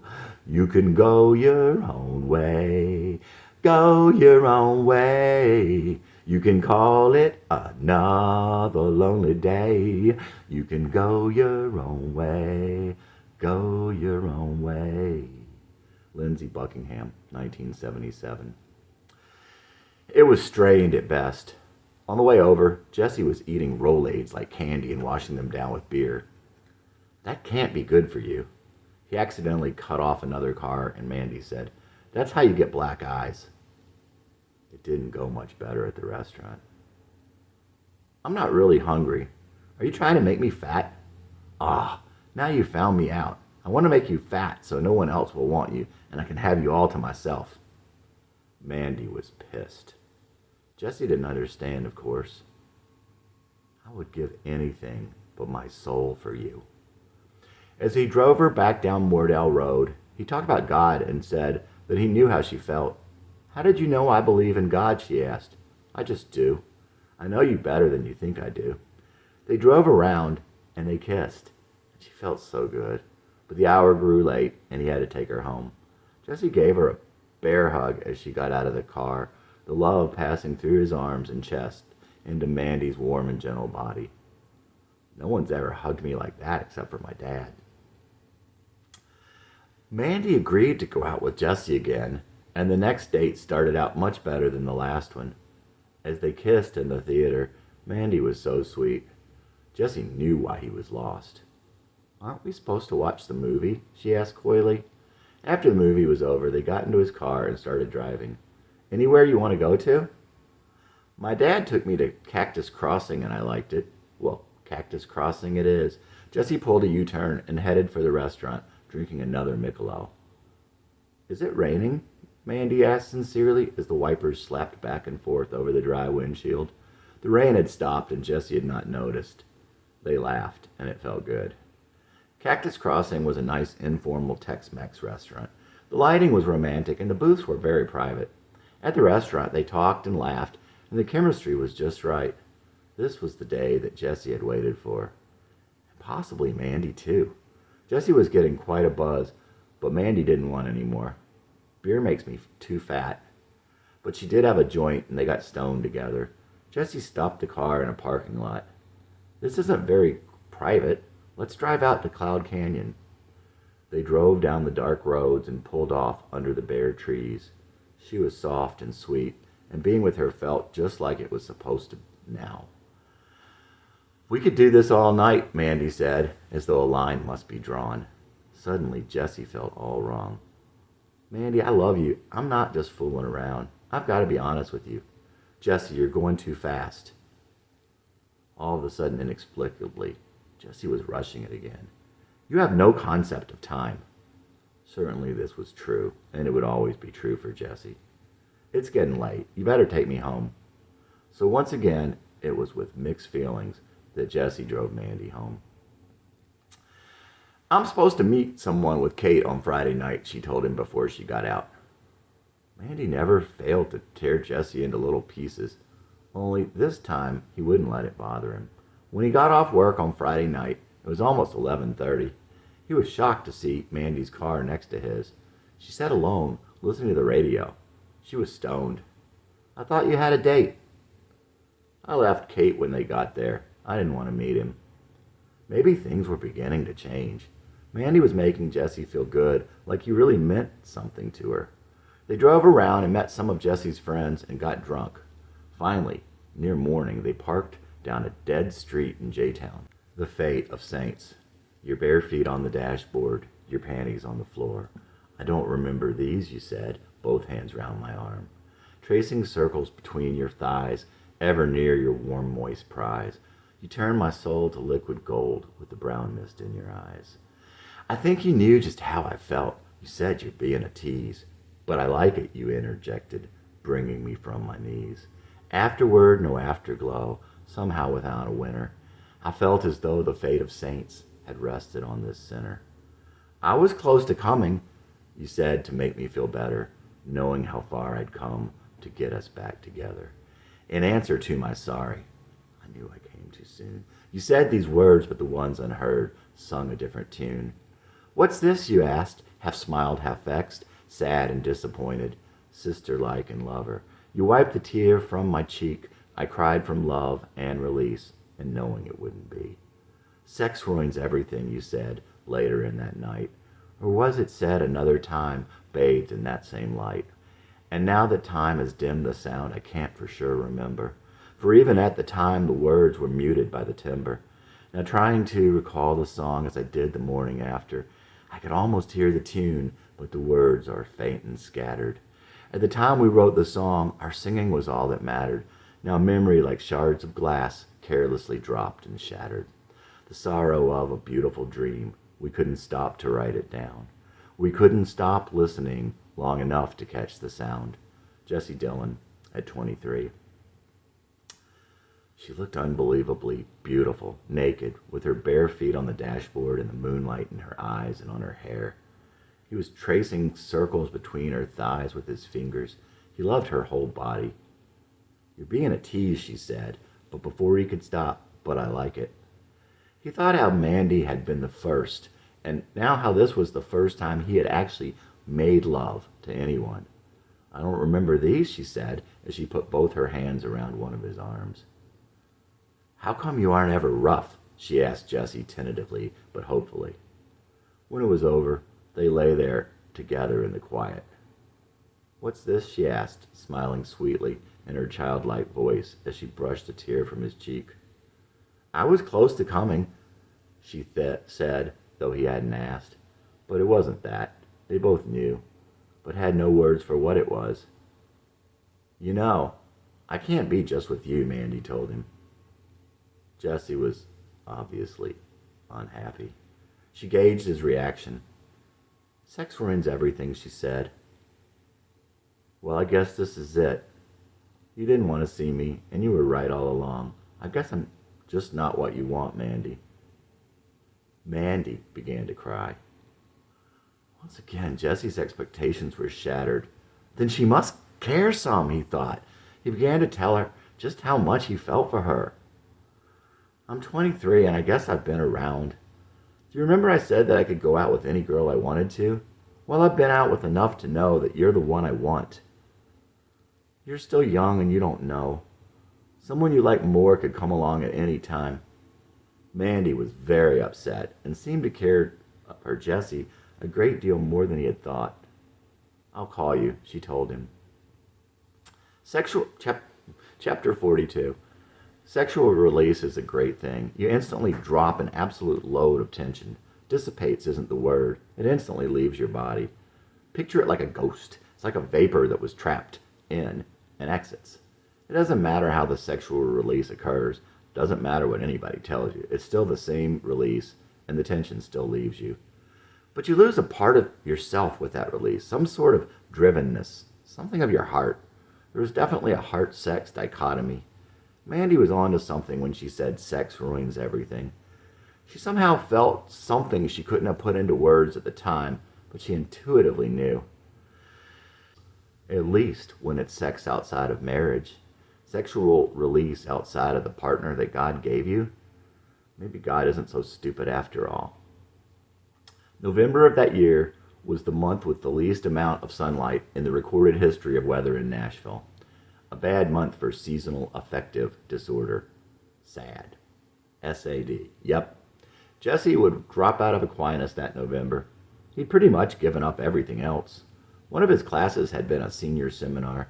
Jesse had actually thought of becoming Catholic until he had this class. Jesse always thought fondly of his friends going to CCD in Rockland, hearing Carrie talk about her confirmation, and then, of course, Mandy's family was Catholic.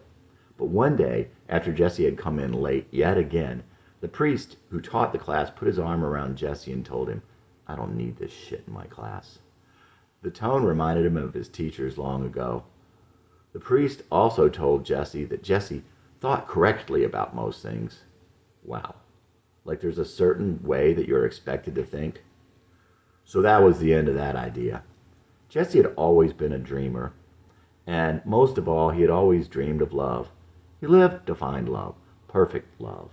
In the hard times of his young life, when he thought he couldn't go on, when he thought of killing himself, he turned inward to his dream of love and went onward with fire, knowing that that was why he was put here in this cosmos. Jesse never thought to ask himself why it was that both times Mandy came back, he had sex with her. Yes, he wondered why she had sex with him and why it bothered her and why she left. But not once did he ask why he had sex with her. Alas, in the end, then, it was Jesse himself, not Mandy. It was Jesse that he didn't know, and it was Jesse that kept Mandy from him. Had he asked, he would have known. He had sex with her because he could, because she let him. In his subconscious, he thought that if a girl had sex, it meant she truly loved a man, that she was his. Jesse had no real desire to rush back into bed with Mandy, but oh, how he wanted her to love him. He wanted to know she was his. Jesse was great at finding the right answer to almost anything. His great failing was in finding the right questions. Chapter 43. Jesse waited by the phone all day. He couldn't stand the suspense. The next day, he drove over to Rebecca's apartment, and they waited for Mandy to get home from work. When Jesse called, she wasn't home. He left a message for him to call her. Once again, he waited. No call. Jesse called over and over the next couple of days. When he finally reached her, she was cold and withdrawn. Jesse kept after her. Each time he reached her was worse. Mandy, please get together. Let's get together sometime. I'm leaving for St. Louis to go to my sister's for Thanksgiving. When will you be back? In a week. Well, I've got to go. Call me when you get back. A week came and went. Still, Jesse didn't hear from Mandy. He decided to give her a little time. He pacified himself by going shopping. He bought Mandy a coat with little sheep on it, rows and rows of white ones and just two black ones. Yep, those were Mandy and Jessie. Jessie never thought Mandy's family respected or appreciated her. Maybe that's one reason why they disliked him and scoffed at his efforts to win her back. But Jessie appreciated her, and she had not only his love, but also his respect. He had always thought of himself as a black sheep, but never would that stop him from being what he was destined to be. If you didn't dare to be different, you couldn't be better. Next, he got a dozen roses for her and picked out a card. After hours of looking, he found the perfect card. Lucy stood over Schroeder's piano. "You don't have to love me," she told him. On the inside it said, "But can I still love you?" Jessie signed it, "All my love, Jessie." Yes, that was what he wanted to say, and yes, it was funny. Jessie wouldn't ask for what Mandy couldn't give him, but he was there for her. With his heart pounding, he knocked on her door. To his relief, her younger brother, Eric, answered. Eric was the youngest. He was a cute kid and a good student, not the kind to get in trouble, but he didn't seem spoiled. He didn't intimidate Jessie and probably wouldn't have even had he been the oldest. Jessie left the gift and flowers and left. It was crucial to give Mandy time. Every time he pressured her, she ran. He would wait for her to call. Anxiously he waited, but she didn't call that night, and she didn't call the next day. He waited all the next day, and he could wait no longer. "Hi, Mandy. I'm kind of busy right now." "I'm sorry. Did you get the present?" "Yes, you shouldn't have got me a present. I can't take it." "But I wanted to." "Well, it's too small." "Oh, what about a bigger size?" "No, I don't want anything." "Are you mad?" Jessie was incredulous. Why would Mandy be mad? No answer. "What are you mad about? Are you mad about the card?" "I don't want to talk about it." She was furious. "It was only a joke. I thought you would think it was funny." "Oh, it didn't seem like a joke from what it said." "I didn't mean any harm by it." "Well, we can talk about it later. I've got to go." "Will you call me tomorrow?" "I don't know."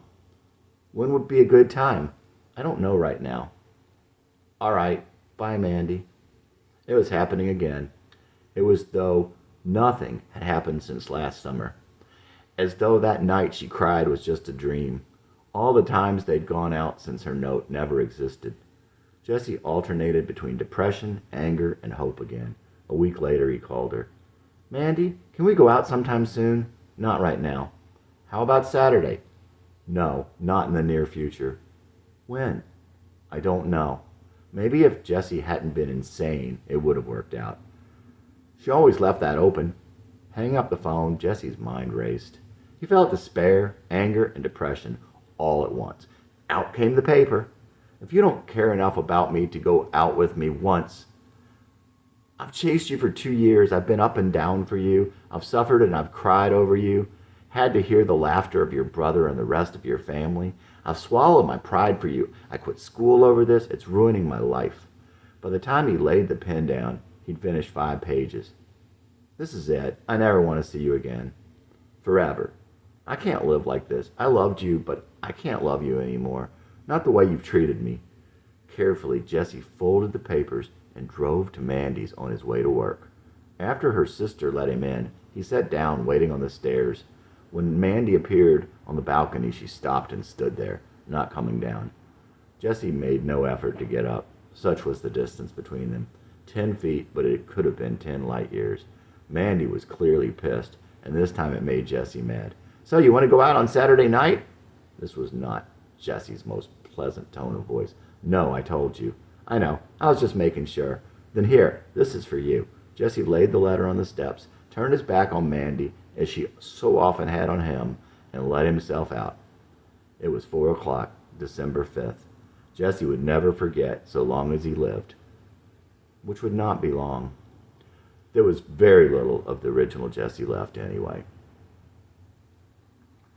Thinking you'd change your mind. The things I did didn't impress you, so I quit. I just dropped out. No one to blame but me. I lay there bleeding and sleeping and drinking, thinking you'd change your mind. I just lay there trying to emulate you, but I never had a chance, as I never understood, and you would never say. Guess that was part of the attraction. always getting the wrong reaction. Jesse Dillon at 24.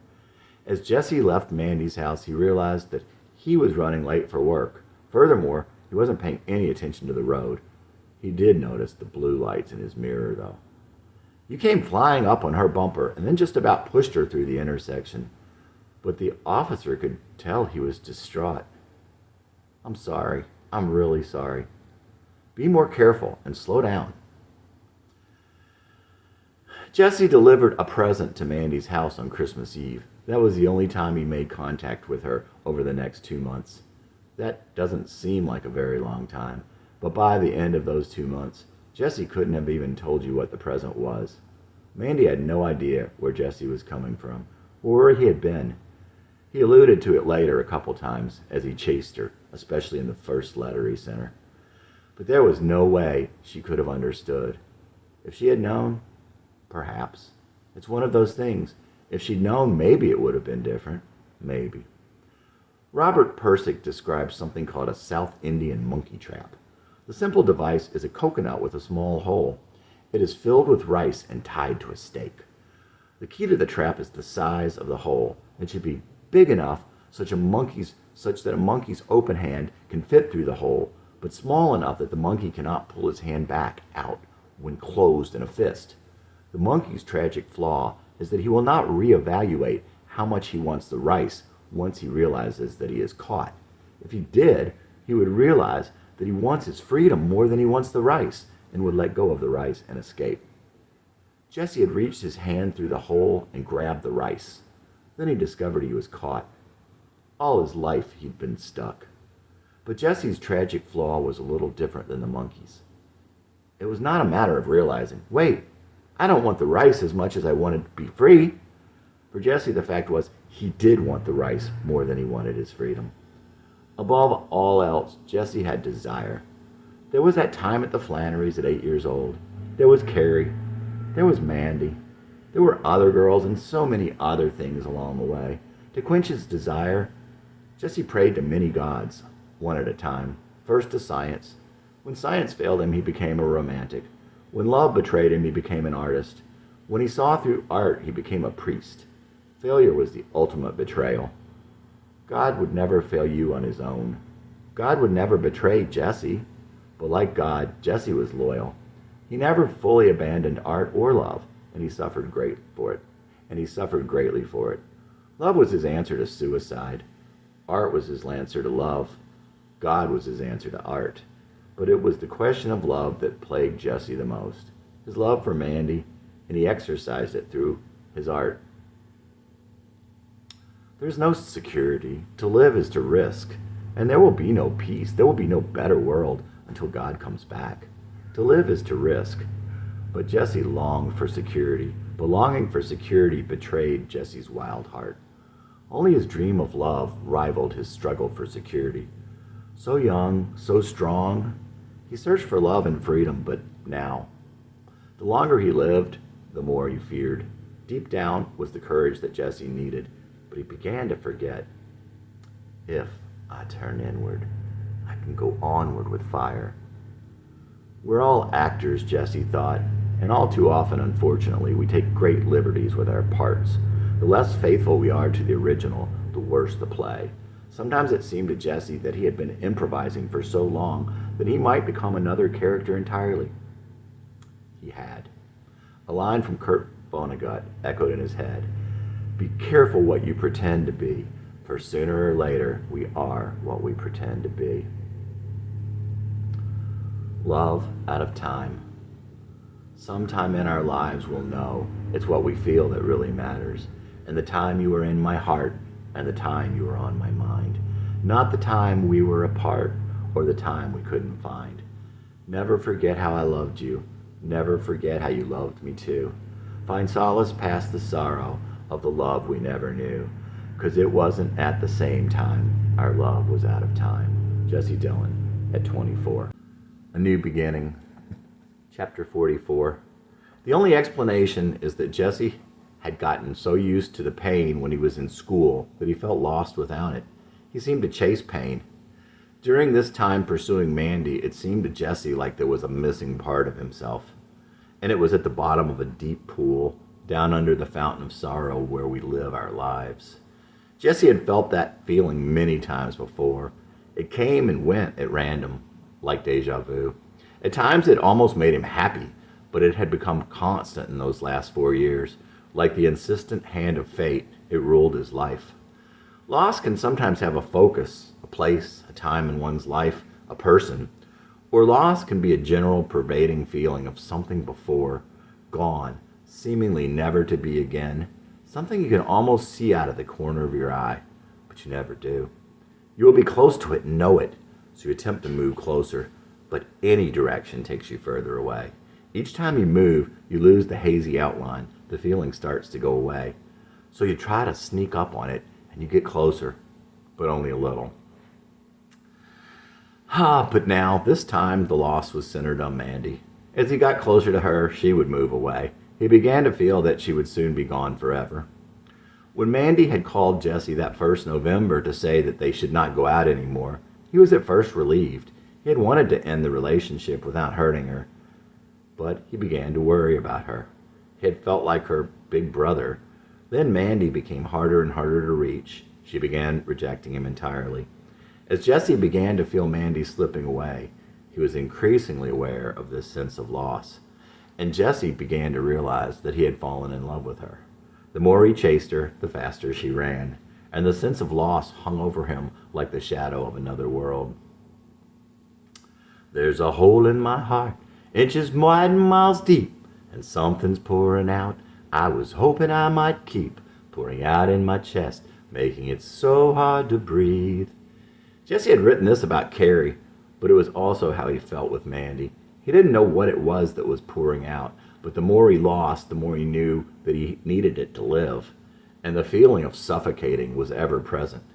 If he couldn't stop the flow, he would have to open his chest to let it out. Each time he had gotten closer, somehow he would end up even farther away. Twice she stopped and let him hold her. Each time she pulled away, already running. After the second year, Jesse would no longer know if he continued out of love or to free himself from the power of loss. And he had become a detective looking for the cause of those feelings. Black-Eyed Susan. I last saw you on the side of the highway as I pulled away slowly and didn't say goodbye. I did not look back to see you fade in the distance, could not watch you grow small, so much I could not face. May God keep you till you return to me. Pretty black-eyed Susan, please come back to me. The cars and the grass and the road all swayed. Waves of heat blurred the day, the air too hot, the sky too bright, without you to cool my soul or to make it right. I gave you my hat to shade you from the sun. You made me like myself, but only for so long. May God keep you till you return to me. Pretty black-eyed Susan, please come back to me. Whenever I see those flowers in the grass along the road, I can't help but think back upon that June. May God keep you till you return to me. Pretty black-eyed Susan, please come back to me. May God keep you till you return to me. Pretty black-eyed Susan, please come back to me. Pretty black-eyed Susan, please come back to me. Jesse Dillon. Chapter 45. Jesse thought back on his history with Mandy, and he wondered why it all stayed just out of reach. Was there any answer in why Mandy ran from him? There were things he wondered about as he walked again under those same watchful stars, those stars that seemed to smile down on him, smiling down on him, for they knew all of this, and they knew what was to be. Yet tonight he was happy.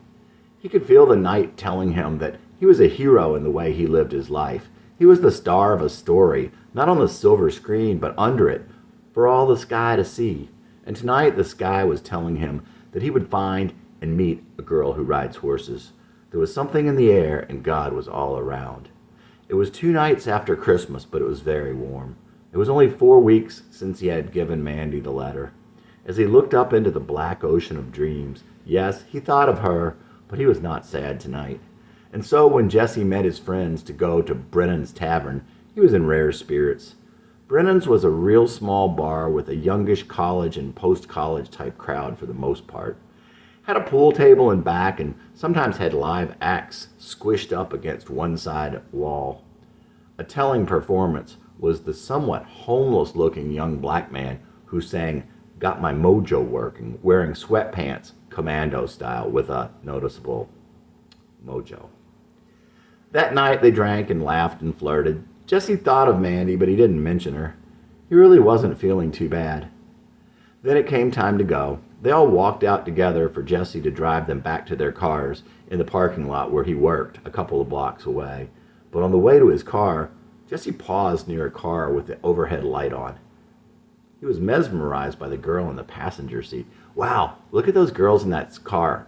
Let's go talk to them." "No, we're going home, Jesse." Reluctantly he went, but he kept thinking of the girl's big blue eyes. After he dropped the guys off, he drove back there. Slowly he got out of his car and walked over to the driver's side. He knocked on the window. The girl looked and then said something to the other girl. She rolled down the window. "Can I get in and talk to you guys?" The passenger whispered, "No," but the driver let him in anyway. The three of them talked for nearly 2 hours.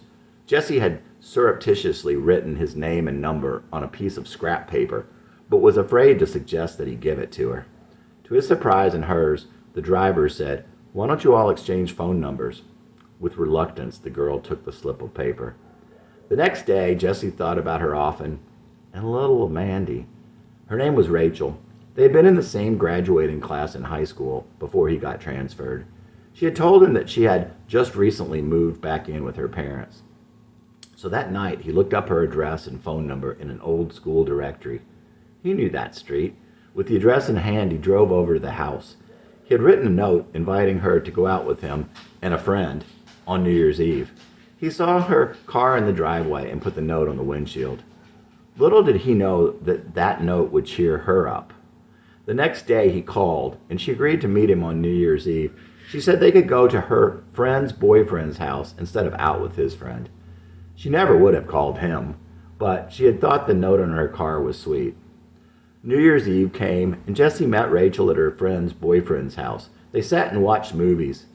Jesse never even reached over to hold her hand, but they had a good time, and he was quite taken with Rachel. As the night ended, he asked her if he could see her again. The second time they got together was much like the first. After that second night, he asked her if she would go out with him on a date. On the date, he was actually bold enough to hold her hand, but he still didn't even kiss her, not even goodnight. He finally kissed her on their second official date.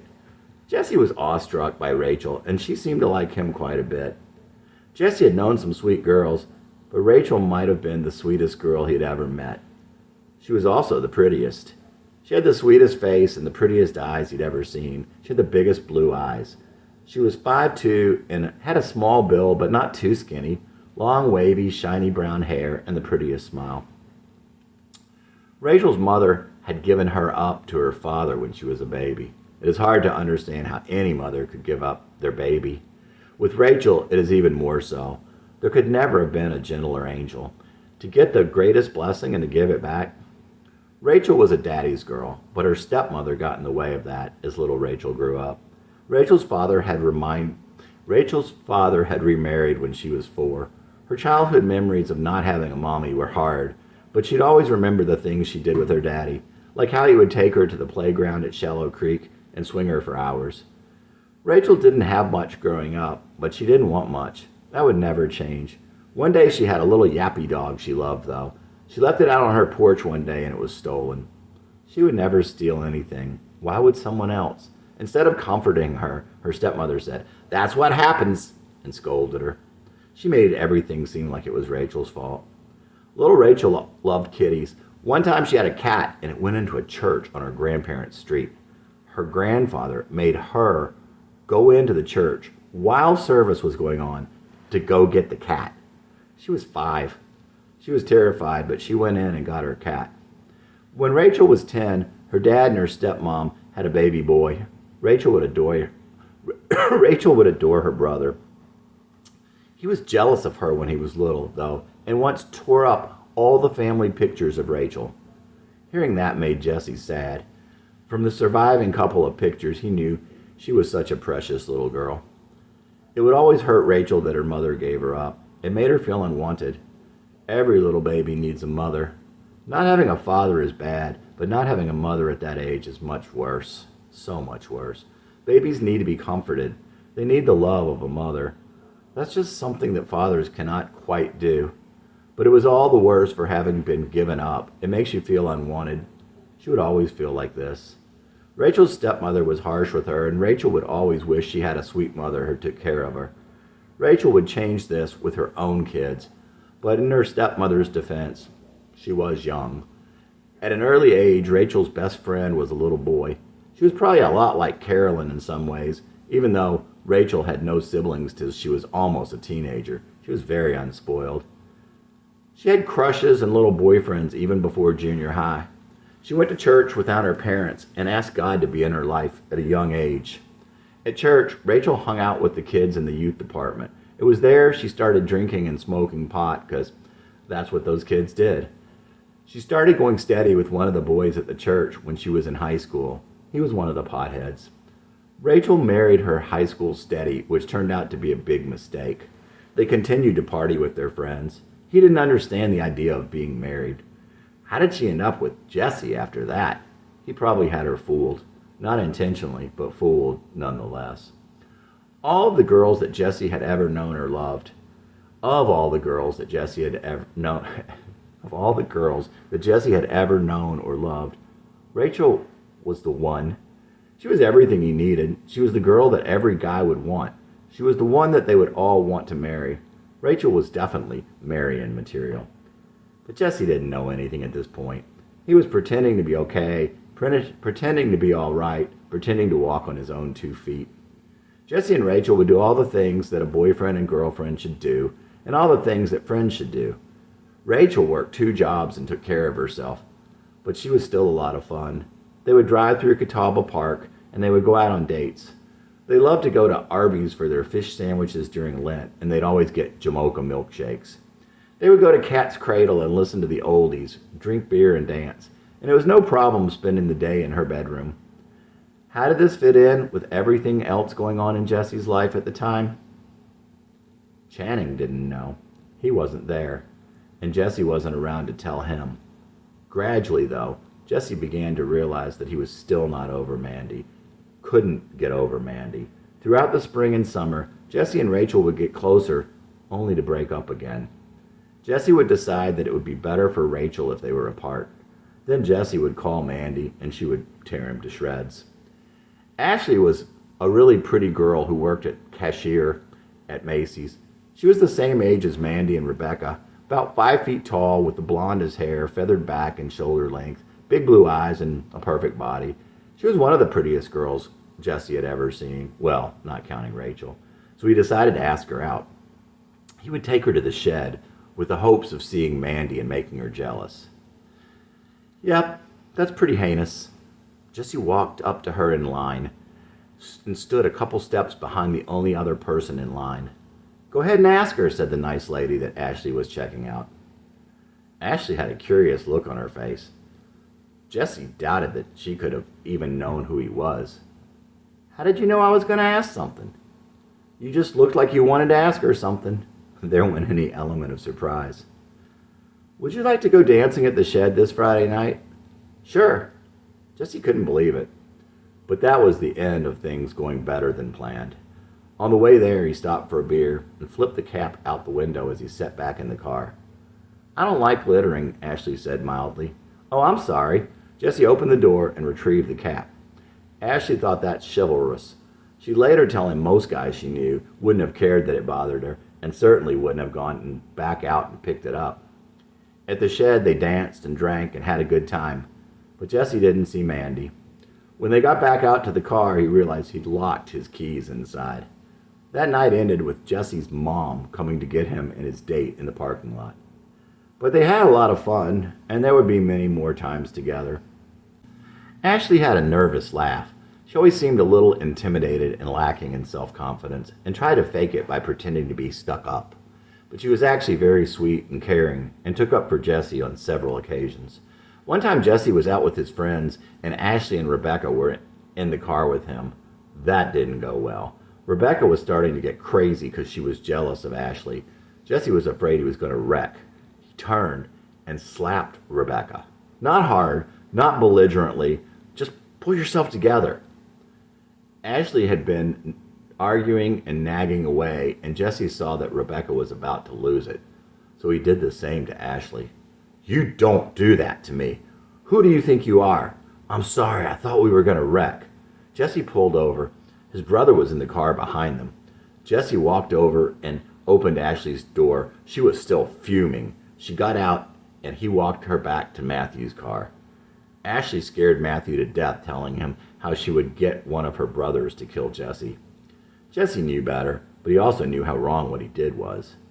Ashley never could understand what Jesse saw in Rebecca, and it definitely hurt her ego. And there would be many crazy drunken times with Ashley and Rick's girlfriend Tina. Tina was tall and fairly big-boned and overweight. She seemed like an only child even though she wasn't. She had her own place over the top of her parents' bakery. Her first-generation German-American parents also lived over the bakery in another apartment next door. Tina was not real nice to Jesse, probably jealous. She was super superstitious and narrow-minded. Tina never worked when she didn't have to. She'd probably never get married because she'd never be willing to change. She also told Rick that her mom did not understand late virginity in males, meaning Jesse and Rick.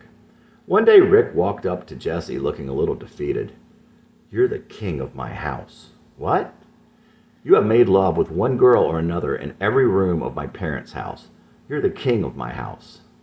But later Rick was able to pridefully tell Jesse, you're no longer the king of my house.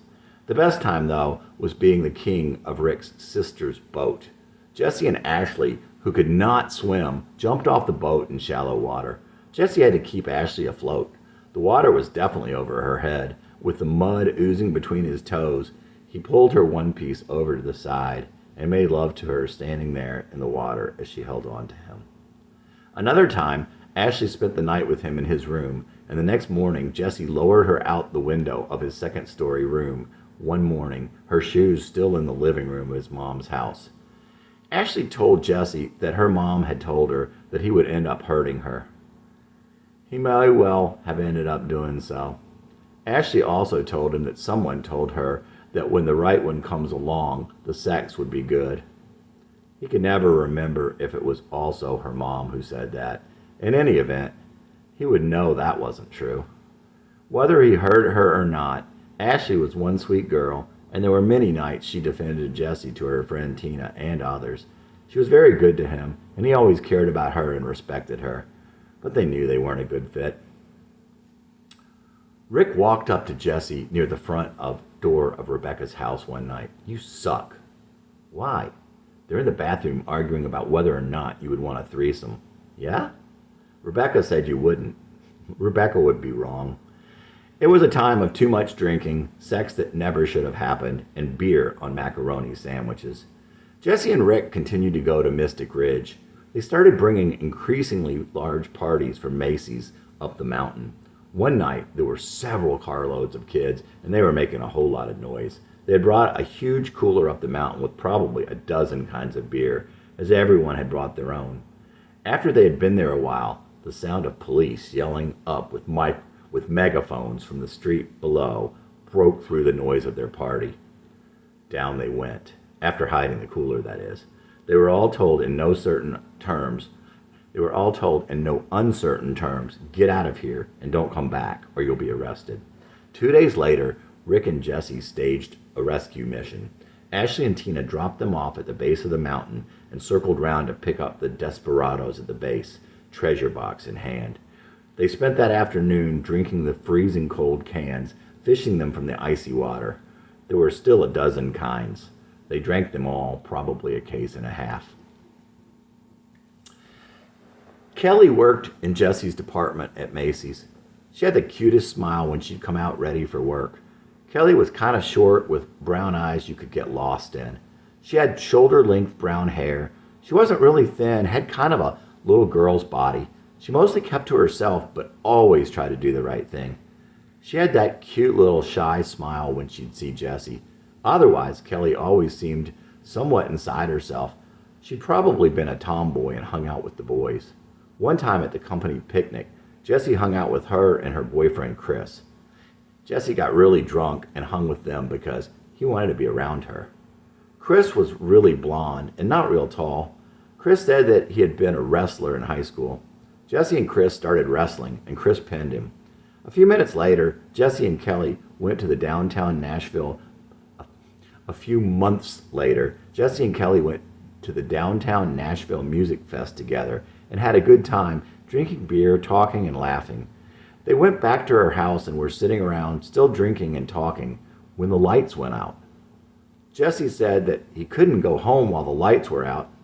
They started kissing on the sofa. Jesse was on top of her and looking into her eyes. The moonlight was streaming through the nearby window. "Do you know what I want? To have sex with me?" "No, I want to be your boyfriend." Eventually they fell asleep, and Jesse left Kelly's parents' house as the sun came up. The next day, Jesse's phone rang. "This is Chris." "Ah, hi Chris. I'm going to kill you." "What?" "It's not right to stay at a guy's girlfriend's house overnight." Jesse never knew if Kelly's sister told Chris or if Chris had actually driven by and seen his car. Pretty weird either way. "Hey, we didn't do anything. I just stayed because the power was out." That seemed to satisfy Chris. He called Jesse from time to time, and they started going out to bars. Chris told Jesse that he had stolen money from Burger King when he worked there as a teenager.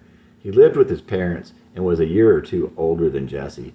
He worked for a mom and pop TV sales and repair shop. The guy who he worked for, who owned it, apparently told him he would give it to him one day, or some such. That seemed to be his sum total plan for the future. Chris talked about other girls, and it pissed Jesse off. "You need to stay true to Kelly. She's a great girl." "I know." On the other hand, Jesse wished they'd break up. One day, Chris called him and asked him to come over. Kelly was there when he arrived. She was complimenting Jesse right and left. Jesse said something nice about Chris, that he was strong or something. She said Jesse was stronger. "Well, he sure took me down when we were wrestling." "You were drunk." She left a few minutes later. Jesse and Chris had a couple of bourbon and cokes and then got in Jesse's car. A few minutes later, Jesse had sideswiped some young lady's car as he talked to Chris. Bad karma, obviously. The only other thing Jesse would remember about that night was smoking the only cigarette he ever smoked in his life as they waited for the police. It'll calm your nerves. Probably wouldn't hurt covering up the bourbon smell either, he thought. On the first perfect early spring day of the year, Jesse and some of his Macy's buddies drove over to Catawba Park. They parked in the parking lot at Shallow Creek and leaned against their cars. Shallow Creek is a huge open area of exposed ground rock in the middle of Catawba Park, where the creek spills out for a few hundred feet in every direction. It's one of Nashville's landmarks. If you're from out of town, you might scratch your head, but every local knows where it is and can immediately summons a mental image of summer and kids splashing. They were laughing and drinking, and the sun felt so good on their skin. Jesse's brother Matthew was there, and Brad's sister, and Barry. Barry was also a couple years younger than Jesse. He was kind of quiet, but kind of cocky. Barry liked to be silly and wasn't really mature. He tended to judge people even though he was pretty easygoing. Barry and Jesse were pretty good friends for a while. Out of nowhere, or so it seemed to Jesse, a police cruiser pulled up. Didn't really seem like a big deal to Jesse, but Matthew, being underage, quickly handed his beer to Brad's sister. The cop gave a ticket to her and to Jesse for drinking in a public place. They didn't even know that it was against the law. "Oh well," thought Jesse at the time, "at least I didn't get arrested again." Brad's sister, however, was really mad, but she only had to pay a fine, a small fine. Jesse got 10 hours of community service. He had to clean up trash in the parks. Didn't seem too bad, except for the time, which he couldn't really spare. The first day wasn't so bad. The next day, however, Nashville happened to get a freak snowstorm. It snowed all day while he was out picking up trash. His feet were frozen and soaked, and the light jacket and no gloves didn't cut it. By the end of the day, there was 6 inches of snow on the ground. By the next day, he was sick. Another fine summer day, Jesse and Rick sat in a bar trying to decide if the song had it right. Was the perfect order actually in the title? Should you drink the bourbon first, then the scotch, and finish up with beer? They tried every conceivable combination and were convinced. Of course, they had to try the original combination one more time just to be sure. Yep, it is 1 bourbon, 1 scotch, and 1 beer in that order. One day near the end of that summer, Jesse and Rick and Brad and a couple of girls from Macy's decided to go to the downtown music fest that night. Brad was a few years younger than Jesse, nerdy but cocky, thin, not too tall, curly dark brown hair. Soon his beard would grow thick and he'd keep a 3-day growth, put on some pounds, lose the glasses, and like Springsteen, he'd be that much more to reckon with. But for now, Brad was just an arrogant kid. Jesse drove his family's little Toyota diesel. Shortly after they got there, Jesse had already had several beers and was geared up for kind of a heavy drinking night. He handed Rick his keys. The night didn't go quite as planned, and Jesse quit drinking shortly afterward. By the time everyone was ready to go, Jesse was tired but stone cold sober. He asked for his keys back. Rick had given them to Brad. "No, you can't have them. I'm driving us home. You're drunk." Brad, who was just 18, was pretty drunk himself. "I don't think so. Brad, give me my keys. I am totally sober." By now, Brad was in Jesse's car, behind the wheel, talking to him through the open window. "Get in the back." This was outrageous. "No, give me my keys. I quit drinking hours ago." "Get in. Do you want to go or not?" "I am not getting the back seat. I'm not riding home with you." Brad rolled the window up. Jesse stood there. Everyone else was in the car. No one got out. No one said anything, not even Rick or the girls. Brad started driving away slowly.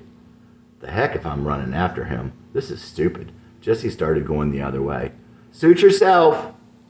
Jesse was miles from home, tired and sober. He walked to the road and started hitchhiking. He walked a very long way before anyone stopped. It was way dark out, but he could see the big maroon car 100 feet ahead, running and reflecting the moonlight. Jesse caught up and walked around to the passenger side, and the driver opened the door. "Where are you going?" The driver was a black chick, all made up and kind of crazy looking. Jesse told her and got in. The driver chatted away to Jesse while she played Cadillac of Love on the 8-track. Okay. The driver was not a woman. Jesse was in the car with a black transvestite. Yet another time, he was so glad to get out of the car. When he got to a payphone, he called Rebecca, who came and picked him up. She took Jesse back to her apartment. Great. Jesse and Rebecca had spent quite a lot of time together, back before he had met Rachel in the days when Mandy refused to see him. Rebecca had been his confidant during those times, but he also ended up in bed with her again and again. Jesse kept saying to her, "This is bad for you. It's got to end." But she would tell him, "No, I like it. I like it because you're safe." Jesse decided a couple of times that it was over, but it wasn't long before it started up again. One winter day back then after work, they walked to the parking lot together, and Rebecca suggested they go eat dinner. "No, I can't. You know what always happens." Rebecca protested. "We'll just get something to eat, that's all." She was always so convincing. She must have believed it, or something. She probably would have said anything, and he would always believe it, or something. They sat talking in the little fast food joint. There were only 3 other tables, and they had that place to themselves. Rebecca looked down so that Jesse would notice as she kicked off one of her hard little flats. Her chubby leg reached out under the table, and her fat little foot pushed its way between Jesse's legs. Through the thin hose, her prehensile toes greedily searched him out. She could feel the change almost immediately. Jesse closed his eyes for a minute and breathed in a sigh. No words passed between them, but Rebecca's eyes challenged him. "Ready?" Jesse glanced toward the register and then quickly pushed her leg away in a poor and belated sense of outrage. Rebecca picked up her purse and stood up as she slipped her shoe back on. Jesse followed her mutely as she headed to the door. He looked away as Rebecca passed a knowing smile to the girl at the register. Once outside, she put her hand down his pants. Had she put her other hand down the back, it would have been over then and there. She led him like that to her car and stuffed him in the passenger seat. In his room, she quickly stripped off her tight jeans and big, translucent, flesh-colored polyester panties. The snap in the zipper and the wrinkles of the panties all left thick red marks on the flabby white skin of her stomach and below. It always turned him on. Things that somewhat disgusted Jesse turned him on, and the beauty and innocence he loved and wanted so badly, he tried to keep asexual. Not long afterward, as he sat on his bed and got dressed, the feeling washed back over him. But worse, of course. Each time was worse. Over and over, time and again. It was like he was cheating on someone. Himself? Mandy? It made Jesse ill and lightheaded. All the time now. It was the guilt and lost innocence and the ill feeling that he didn't hold out for the one who waited for him, that he somehow betrayed her and would never be good enough for her now, that he couldn't be true to himself even, chasing something he didn't want. One night, some weeks later, Jesse sat on his bed at his mother's house. Rebecca stood naked with her back to him across the small room. "Take me to Ravenwood. I want to go there now. I'm crazy and I need to be there. Take me now." It was nearly midnight. Jesse was freaked out. No one had ever said anything like this to him. He took her to her parents' house and rung the doorbell. Her father disappeared with Rebecca. As Jessie sat alone on her family room sofa, her beautiful little sister came running down the stairs in her little white nightie and bare feet and sat in Jessie's lap. It was unreal.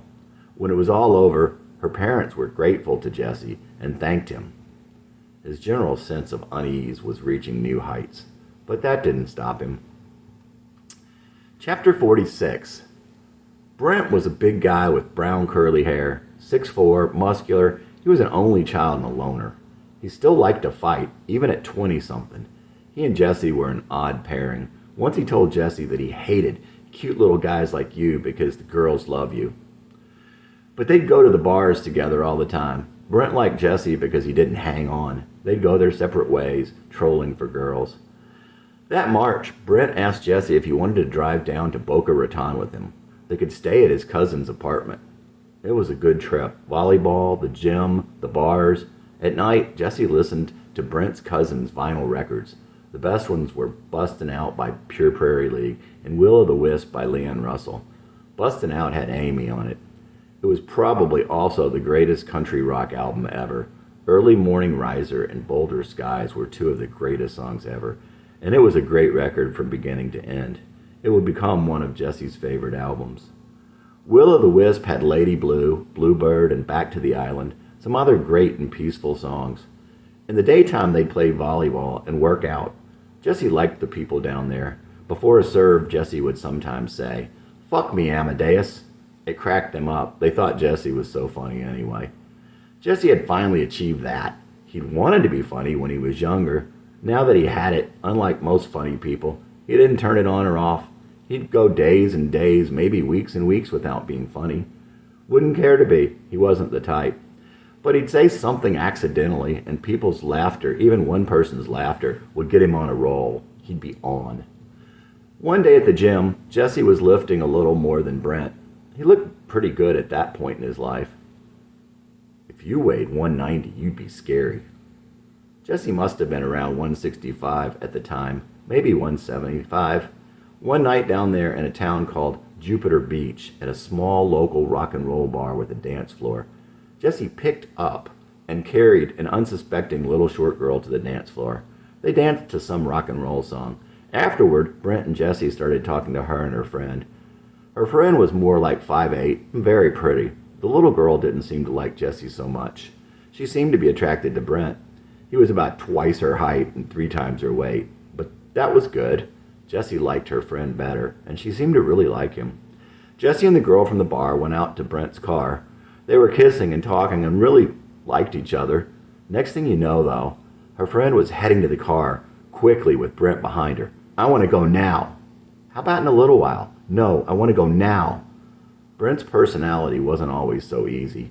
but the girl agreed to meet Jessie the next night. Again, the next night, they were really hitting it off. She was so sweet and pretty. Jessie liked the feel of his arms around her. They were standing outside talking, a little ways away from the others for privacy. But the next thing you know, Brent and her cousin were squaring off. Brent probably would have killed the guy, so the girl was very upset. Jessie finally broke it up. Afterwards, she started crying. The girl that he liked. "You're going to leave. I won't see you again. This always happens." "No, I'll stay in touch and I'll come back." "No, you won't. I need to go now. I don't want to get attached. I don't want to fall for you." And that was that. Jessie and Brent went to a big disco on the last night. Brent was hungover and didn't even want to go in, but he didn't mind waiting in the car. There was a beautiful girl with blonde hair and shimmering eyes at a table talking to someone, drunk. Jessie sat down at the same table with them, listening and looking. All of a sudden, she turns to him and says, "Want to dance?" Jessie thought she had to be talking to someone else. They danced and talked. She was from Australia, going to school at Notre Dame. "Do you know Olivia Newton-John?" Dumb question, of course, but Jessie was very drunk. "Her sister was my English teacher in high school." Shortly afterward, the bar closed. Jessie headed out to the parking lot with the girl and her friend. When she got to her car, Jessie asked if he could have her number back at school. She wrote it down for him. When he got back home, he called it, but she must have made it up. Or maybe not. In any event, the number he had did not go to her dorm room. Jessie also sent a postcard to the bar where he met the girl who was always left behind. He only had her first name. On the postcard, he asked them to post it on a bulletin board if they had one. He put his phone number on it for her to call. Jessie told her how he felt and how great those nights were. What any of that had to do with Jessie's life before or after, Channing wouldn't know. But it was a nice trip for him and momentarily took his mind off all his problems at home. When they got back, Brent and Jessie continued to go to bars. Brent, like everyone else in Jessie's life, knew how he felt about Mandy. Jessie's grandmother had given them a 1973 Buick LeSabre, affectionately known by a nickname that is no longer appropriate. That first night back, there was a party. Jessie went with Ashley. They made love in the front seat of that 73 LeSabre with 10-way power seats. In the driveway of the house where the party was going on. Next thing you know, there were people outside all the windows. Fortunately, they were fogged up. Jessie looked out. They were pushing the car. Ashley had accidentally kicked the car out of gear, or into gear, and it had rolled out of the driveway. They were pushing it back into the driveway. One of the last times Jessie saw Ashley, he found out she was pregnant. He'd remember sitting at a table with her. She was not really showing, but she was wearing stirrup pants. She was defending him to Tina. Jessie would always think kindly of Ashley. That summer, Jessie got a job as a waiter at Mainsail Inn, an outdoor restaurant on the river. Mainsail Inn is one of the few restaurants on the river in Nashville, and the only pretty one. Known mostly to locals, it's a favorite of boaters. Successive owners continued to add deck after deck, heading down the hills of cottonwood trees leading to the docks, where the servers would serve the boaters like a boat drive-in. Jessie was one of the ones they picked to wait on the boats that would pull up to the dock. They picked the athletic guys because of all the running up and down the hill to the river. Jessie made good money there, but he was always ready to leave and go drinking and carousing. The manager would ask, "Who's ready to go home?" Jessie quickly called out, "I am." "Jessie, I think you were born ready." Well, maybe not. It was there that he met Lori, a little short and sweet girl with green eyes and short auburn hair. She was really quiet and had an all-over tan and a perfect body. Lori, like Mandy, had gone to Our Lady of Mercy. She had been a year ahead of Mandy there. She'd also been hurt before and seemed more little girl than not. Jessie told Lori all about Mandy and his pain. But she thought he was cute with his little ways of calling money cabbage, dyeing his hair blonde, and just being a little off in everything he did. He also hung out with a recent college graduate named Doug who worked there. Doug was something of a grown-up with his own car, an apartment, and a degree. But that didn't mean that Jessie couldn't be a bad influence. Before you knew it, they were talking about their old girlfriends, over beer, and driving past their houses. Doug told Jesse that he was FOOC, fucking out of control. Jesse didn't get much sleep when he was with Lori either. Lori slept naked. They would have sex and then try to go to sleep. He would lay there as long as he could before they would have sex again. And so on. One time at work, Lori asked him, "Do you cheat?" "What?" After that answer, she didn't bother explaining that she meant steal, not ring everything up, pocketing the rest or whatever. It was good he didn't. All the waiters who waited on boats had to take lie detector tests. Jesse was morally opposed to them. He had argued vehemently against them at TCL, and he was nervous about it because he wasn't that honest.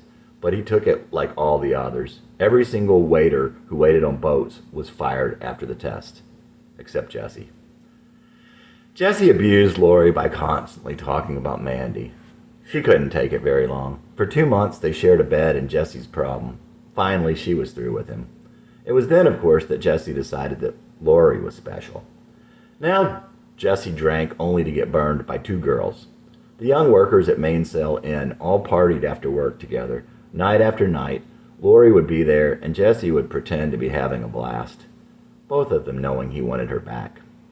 It might have been better had he been fired. One night, they were all going down to Outings, a bar just down River Run from Mainsail Inn. Outings was attached to a Marriott. It had a DJ and a nice little dance floor surrounded by tables. Never too loud, it was often pretty empty till the mainsail crowd came in. The occasional boaters or hotel guests tended to be the only other patrons. One night, Jesse was going to drive over there, but another waiter, Dick, insisted that Jesse ride with him. Dick was thin and weaselly, straight but seemed gay. He was too nasty to be gay, though. He pretended to be Jesse's friend to get to Lori, which was weird since they were broken up. The little asshole took him there only to abandon him, so that he could go somewhere else with Lori without Jesse there. Funny thing was, Lori would have never gotten with Dick. She thought he was quite a wiener. The next day at work, Jesse glared at Dick. Dick yelled out, "I'm not afraid of you and your big muscles." One of the managers immediately ran up to Jesse. "All right, clock out." She was firing him. "Please, come in here with me," he whispered to her. "Last night, he stranded me so he could be with Lori. He insists that I ride with him, and then he ditched me. Lori doesn't want to be with me either anyway. I didn't say anything to him. I wasn't threatening him. I don't know what's wrong with that guy."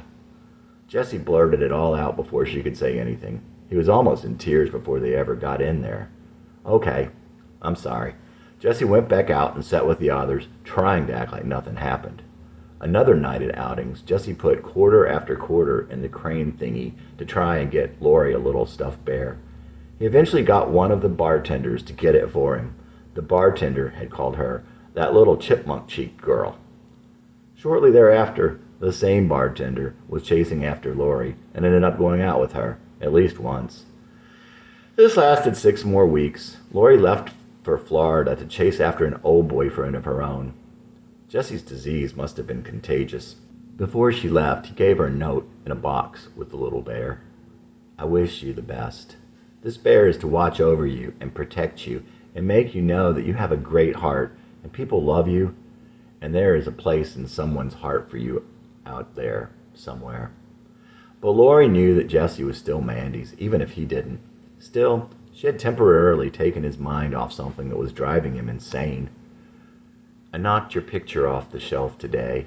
Though the frame was glass, I always thought it would always last. You got me over someone who made me want to die. Goodbye, Lori, goodbye." Jesse Dillon from Goodbye, Lori, at 24. Chapter 47. Jesse bought another Jeep shortly before Lori left. It was a brown CJ5, and he loved to take the top and doors off. It didn't even matter if it rained in. That October, Jesse was back with Rachel.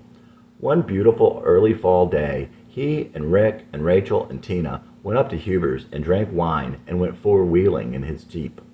When they got home, Jesse and Rick dropped the girls off. That night, Jesse and Rick and Brent went to a bar in Matthews. Matthews was a nice, older, West End shopping district with neighborhoods of cramped Cape Cod cottages.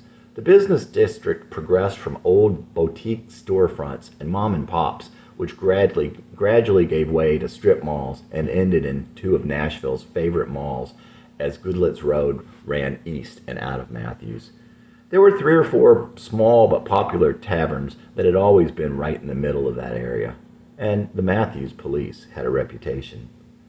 Jesse was drinking bourbon and cokes. He'd had 3 over the course of a couple of hours.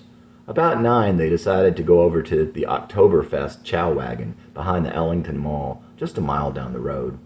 As Jesse approached the stoplight before the mall, he could see the light for the other street go yellow, so he didn't slow down as he approached the intersection. As he got to the light, and the light on the other side went red, he threw both arms forward in a motion like "Open Sesame!" right as his light went green. A moment later, the lights behind him were blue. "Why did you run the red light?"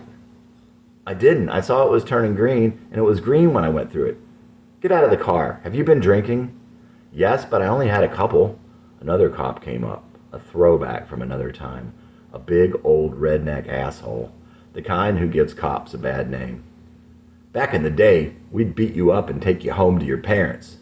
That was insulting, of course. Jesse was 24 years old. They gave Jesse the drunk test, and he obviously passed. They gave him a field breathalyzer, .08, below the minimum that was used at the time to presume intoxication. "Put your hands behind your back." "But I'm not drunk." "Obey the officer or we'll charge you with resisting arrest." Jesse was wishing they'd beat him up and took him home. Are you all right to drive?" they asked his friends still in the Jeep. They said they were. They weren't. They were both wasted. So they decided that Rick would steer and push the pedals. Brett handled the stick shift. The first cop took Jesse down to jail in the back of his cruiser. "God knows I wasn't drunk." "We'll just go to court and plead innocent. I'll help you out." In jail again, being arrested did an enormous amount of damage to Jesse's ego. But it was an opportunity to reevaluate his life and to think about the people in his life and the people not in his life. Brent would tell Jesse, "You'll never be satisfied with just one girl." Another prophecy about Jesse. There were already the crash-em-up driver and the never-lived-to-30 prophecies. Jesse didn't buy this one. Around this time, Jesse was taking classes at NCC in order to get credits he needed for his degree from Aquinas. Nashville Community College had a couple of large downtown classroom buildings and a few smaller buildings spread out around town. It was cheaper, and the credits counted just the same. He and Matthew had an economics class together and would sit in the back of the class talking to 2 girls. One had a near-permanent case of what she called rackhead. You get it from spending too much time in the rack. The other one was Nikki, a cute little flat-chested girl with dark, wavy hair and freckles. She was sweet and friendly and kind of tomboyish. Jesse had an instant crush on Nikki. They would sit in the lobby and watch Family Ties together. That was Nikki's favorite show. Jesse watched it also since it came on Thursday nights before Cheers. Jesse loved Cheers. The saga of Sam and Diane's ill-fated love was so sad and poignant, and the parallels with Mandy and Jesse were obvious. They didn't know what they had till they lost it. Jesse would copy Nikki's homework and hit on her for rides on occasion. Mostly, though, those were excuses to be with her. One night he called her up. "What you doing tonight?" "I'm going with some friends to Cat's Cradle. Would it be okay if I met you over there?" "Sure." Cat's Cradle was a somewhat hip bar on Nolensville Road with a really tiny corner dance floor downstairs across from the bar. They actually had a DJ, both with a live DJ who spun 45s and took requests. He always seemed to be playing "You Never Even Call Me By My Name," "Amy," "Bye Bye Miss American Pie," or "I'm Gonna Make You Love Me."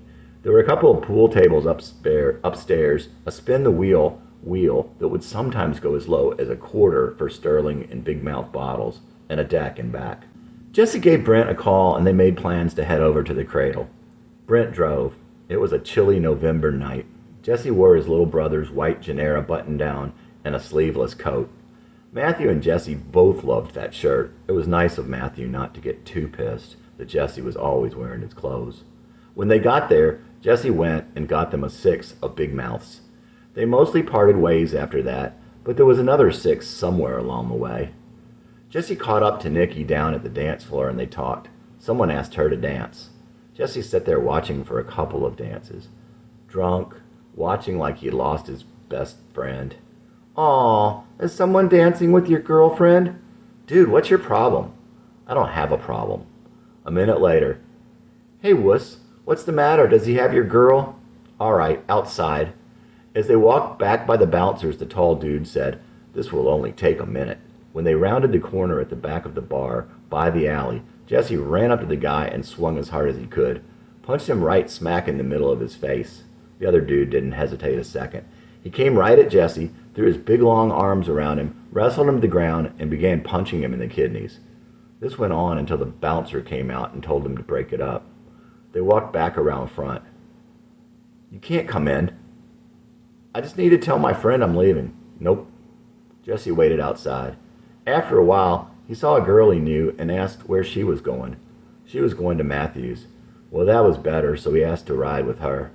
He got out of the car and strolled into Buck's Tavern. Buck's Tavern was across the street from Brennan's, but was definitely more of a dive. Buck's always smelled like beer and pee. It was small and darkish with a single pool table in the back and a mixed but youngish crowd. Jesse's shirt was torn, and he'd left his jacket inside the cradle. As he walked by the tables, he saw Kate and her boyfriend Chris sitting there, drinking a pitcher and watching a band. Can I hang with you guys? Sure. I got into a fight at the cradle, punched the guy square in the face, figured he'd cry, but instead came right at me. He was a big, lanky guy, and we just lay on the ground, his big, long arms around me, punching me in the kidneys. Jesse asked if he could have some of their beer. When they said yes, he picked up the pitcher and started drinking out of it. He drank it all and then went to the bathroom. He was drunk, disoriented, angry. Angry at Mandy, probably. Jesse punched a hole in the wooden door, cutting up his hand on the jagged edge, and splinters. A while later, he went back over to their table. They looked at his hand. I hit some guy. Hey, I left my jacket at the cradle. Would you take me back over to get it? All right. They took him back over there and waited while he explained to the bouncer and went in after the jacket. Jesse found Brent and told him what had happened. Oh, man, you should have told me. I would have beat his ass. Yeah, sorry. I didn't think about it, and besides, he was pissing me off. Brent dropped Jesse at Rachel's at 4 in the morning. She took care of him and let him stay there the next couple of days. She also sewed his brother's shirt. His brother didn't want it anymore, of course, but Jesse still liked it. He wasn't proud. That was the real start with Rachel. Jesse was pretty much out of action for a couple of days after that. He quit working, he quit going out. It slowed him down and gave him a chance to be with her and appreciate her. It gave Jesse some time to think and to realize how he loved her. Jesse had seen Rachel from time to time during this period, usually drunk, but now he was coming back to his senses. Deep down, he also was coming to realize that maybe he loved Rachel like no other ever.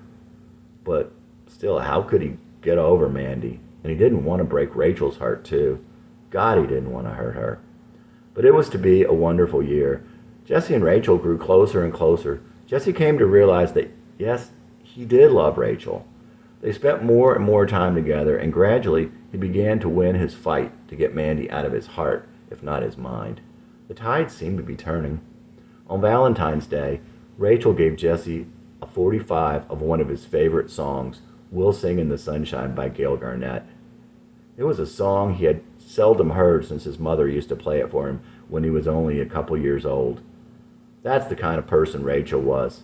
It was such a wonderful and thoughtful present, and no way it would seem that she could have found it. Jesse also gave Rachel a song, one he had written for her, Valentine. Rachel, you are my angel, for all the ways you showed me the light. Rachel, this is my Valentine, for all the ways you said you were mine. Rachel, if we go our own way, we may both find another one day, but I'll never lose what you gave me, nor could I lose the love that could save me. All my life I've been wrong. You're the first thing that's gone right. Princess, you knew all along, finding love is worth a fight. Girl, you don't know how good you are. God loves you more than you know. All your life you've looked for a star, but you're the star waiting to glow. Rachel, if we go our own way, we may both find another one day, but I'll never lose what you gave me, nor could I lose the love that could save me. Jesse Dillon in February of his 24th year. They decided to go on a trip to Charlotte. They got a hotel and saw the site and went to Carowinds. Carowinds had music and pretty trees and flowers, not your typical amusement park. It was clean and the lines were small. The day they went, about 2 in the afternoon, a storm was coming in, and they closed all the rides over lightning fears. Jesse and Rachel went back to their room. It was then that Rachel knew she loved Jesse, and it was then that Jesse first told Rachel he loved her. When they got back, never one to leave well enough alone, Jesse wrote Mandy a letter saying that maybe they could be friends. One day, Jesse ran into one of Mandy's friends, and she told him that he should leave Mandy alone. Much upset by some of what was said, Jesse began to have more and more days free from thinking of Mandy. And when she did enter his thoughts, what he thought about her wasn't kind. Jesse thanked God every day that the nemesis that had plagued his heart and mind was almost gone. Jesse would go and stay with Rachel when she would babysit kids from the daycare where she worked. She had her favorite, a little baby with a hole in his heart. His name was Aubrey, like the Bread song. Rachel called him her little Aubrey. One night, when the baby was asleep and Rachel was dozing in Jesse's arms, Jesse wrote 2 songs. He was starting to really love Rachel, and he was starting to see some things more clearly. He was not who he thought he was. Rachel brought out the good in him, and God had finally sent him an answer to his prayer from long ago. The best of me. I guess you probably think you got the best of me, 'cause every time you came around, you knocked me to my knees. You thought I gave you all I had, and you never lost to me. But you never even saw the best there was of me. She's got the best of me, the part you could never see. It's not what she took, it's what she helped me be. That is the best of me. Sometimes I used to think you got the best of me, 'cause every time you came around, you knocked me to my knees. I thought I gave you all I had, and you never lost to me. But you never even saw the best there was of me. She's got the best of me, the part you could never see. It's not what she took, it's what she helped me be. That is the best of me. Jesse Dillon at 25. On this next one, I only found a tape of Jesse doing the chorus. Answer is a man. Going through my youth, finding only questions, trying to answer as a man. Suddenly one night, you sent an answer. I was to love her all I can. How dare I forget you are my God? How stupid can I be? How much evil is in this world? How did I forget you were my God? Going through my life, never stopping for direction, living as best as a man. Looking back on that night, more significant on reflection, I could only see part of your plan. No, I could never forget you are my God, nor how you saved me. From a world of death and pain, you created all and you will again. How could we forget you are God? You created all and you will again. You created all and you will again. You will again. Jesse Dillon at 25. Jesse and Rachel became closer with each passing day. Finally, Jesse was sure that she was the love of his life. Rachel had changed his life, that's for sure. She had made him happy, and he loved her with all his heart. She loved him too, it seemed, and he felt that he could be good for her. What more did they need? He wanted to take care of her. He wanted to take care of her for the rest of her life. With God's help, they would be happy. Jesse asked Rachel to be his wife. They would be married in May. I Love You by the Climax Blues Band. When I was a younger man, I hadn't a care, fooling around, hitting the town, growing my hair. You came along and stole my heart when you entered my life. Ooh, babe, you got what it takes, so I made you my wife. Since then, I never look back. It's almost like living a dream. And ooh, I love you. You came along from far away and found me here. I was playing around, feeling down, hitting the beer. You picked me up from off the floor and gave me a smile. You said you're much too young, your life ain't begun, let's walk for a while. And as my head was spinning round, I gazed into your eyes, and I thought, ooh, I want you. Thank you, babe, for being a friend and shining your light in my life. 'Cause ooh, I need you. As my head was coming round, I gazed into your eyes, and I thought, ooh, I want you. Thanks again for being my friend and straightening out my life. 'Cause ooh, I need you. Since then, I never look back. It's almost like living a dream. Ooh, I got you. If ever a man had it all, it would have to be me. And ooh, I love you. Climax Blues Band, I Love You, 1980. One morning in October, Jesse's mom had come into his bedroom and turned on the light. Jesse was groggy, but he heard her saying that she was flying to North Carolina. Her father was in the hospital, and he wasn't doing very well. She was afraid it would be the last time she would see him. Jesse didn't even get up to see his mom off. He said a quick prayer for his grandfather and fell back asleep. Jesse did believe that if you ask God for something and have faith that God will answer your prayer, he will answer it. So it was with guilt that he would think back on that little wisp of a prayer. He didn't bother to stay awake long enough to consider whether or not he believed that God would answer his prayer. Jesse's grandfather died that night. Jesse rode with Matthew to North Carolina that weekend. It was the first time Matthew would see his girl cousins since they had been babies. They had a small family, but not a close one. Jesse and Matthew were close, though. It was a good trip for them. They inaugurated a tradition of stopping in Canton, right past the mountains. From then on, they would always stop there to get a cheerwine out of a vending machine in the back of a Ford dealership and pee off the hill behind it. Matthew drove fast, and they listened to Loverboy, Billy Squier, Huey Lewis, and Bon Jovi. At 25 years old, it would be Jesse's first funeral. A second fall.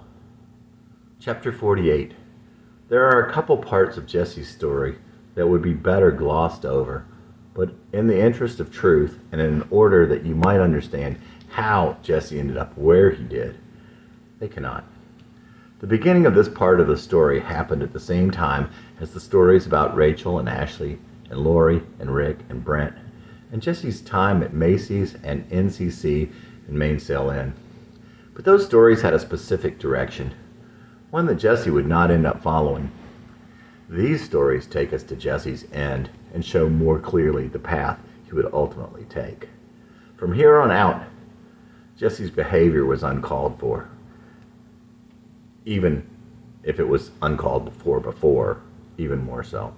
But there wasn't much of the old Jesse left. It would have been nice if Mandy could have known that for the sake of her memories of him, but she could not have known. It's obvious that any decent person would have left her alone. Any sane person would have. Jesse was certainly not sane at this point. And it was not so much his decency that was gone, so much as it was all of him that was gone. With that said, I'm going to spell out the unpleasant details that take us to the end of Jesse. To do that, I'll have to back up to the months following the final letter he left with Mandy. One day in March, on impulse, Jesse drove to the Bowflex Center where Mandy worked out. It had been over 2 months since he had last seen her. The impulse had gone this far, so he went in. Jesse felt like an intruder in enemy territory. Slowly he walked through the halls, stepping lightly so as not to awaken his fears and his better judgment. His anxiety was acute, as his obsession was chronic. Jesse both dreaded and welcomed that first glimpse of Mandy that would put his heart in his throat and send the fire coursing through his veins. As soon as he opened the door, he saw Mandy. Too late to turn back now. How you been, Mandy? What are you doing here? I wanted to talk to you. I came to work out, not to socialize. Could we just talk for a minute? I'm going to get a drink of water. She walked to that fountain outside of the workout room, Jessie in tow. It seemed she was being reasonable. Jessie talked as she bent over the fountain, her back to him. Could I see you sometime? Jessie always had a way of asking too much. Mandy never faced Jessie as she turned and went back into the weight room, but he saw the ice in her eyes. His heart shaken, but not his will, he walked away. Borrowing pen and paper from the desk clerk, Jessie scrawled a friendly note and left it on Mandy's car. I'm sorry for how I acted, Mandy. Looking back, I saw myself and I understood how you must have felt. I acted like an idiot and put pressure on you. I know you didn't need that. I was going too fast. I really didn't want it to be the way it was before, but I couldn't see how you felt then. I tried to, but I was blind. I was blinded by fear. Mandy, I was so afraid I would lose you again. I'd already lost you twice. I've been through a lot in my life, and I realized that I'd finally found what I dreamed of what I wanted. I'd finally found love, and I couldn't let it slip away, but I did. Sometimes, Mandy, I understand you so well. I know who you really are, and you're so special. Sometimes I think your family doesn't give you the respect you deserve. I was trying frantically to tell you how I felt about you. I didn't want to own you, just not to lose you. Jessie felt as though he'd finally expressed to Mandy what he really wanted her to understand. He felt that he'd finally found the words to get through to her. He often recalled the words to a song by Jackson Browne. Now I'm sitting here wondering what to say that you might recognize, afraid all these words might scare you away and break through the disguise. No one ever talks about their feelings anyway without dressing them up in dreams and laughter. I guess it's just too painful otherwise. Jackson Browne from The Late Show, 1975. Jessie followed this up with a phone call. He basically told her the same thing over the phone. She let him talk, and he was feeling good about that. Jessie didn't consider that he really had no right to say anything to Mandy after the note he gave her in December. Does that make any sense to you, Mandy, or am I just rambling again? I didn't hear you. I was listening to the basketball game. He just poured out his guts to her, and she wasn't even listening. And she told him so. It seemed to Jessie that Mandy tried time and again to hurt him. Jessie was mystified. All right. I just can't believe you. I'll leave you alone then. Jessie hung up the phone. Those days, Jessie hung out with a friend he had made at the gym. Rich had a Jewish father and a Gentile mother. His brother took his mother's blonde hair and blue eyes and was in all ways the golden boy. All nose and curly dark hair, Rich worked as a clerk in an auto parts store on the South End and took after his father, who sold hats and drank.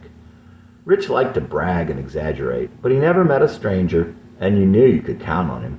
He was fond of saying, "A man's got to do what a man's got to do." Talking about squealing the tires on his fastback Mustang in all 4 gears and putting on his beer goggles. Jessie and Rich would often go out drinking when they left the gym. They often went to one of the bars on Nolensville Road. Nolensville Road was an old road that led to downtown Nashville. It was full of quaint storefronts, good cheap restaurants, and interesting people. Punks, gays, musicians, artists, students, stray cats, and lost girls all called the Nolensville Road area home. On a few occasions, they went out with a friend of Rich's from the auto parts store. Wildcat was a little wiry redneck firecracker. Whether he'd really killed before or it was more of his talk didn't really matter. It was plausible, but when you were his friend, he wasn't the least bit threatening. Rich was something of a moderating influence on the two crazies who would have had nothing in common if not for him.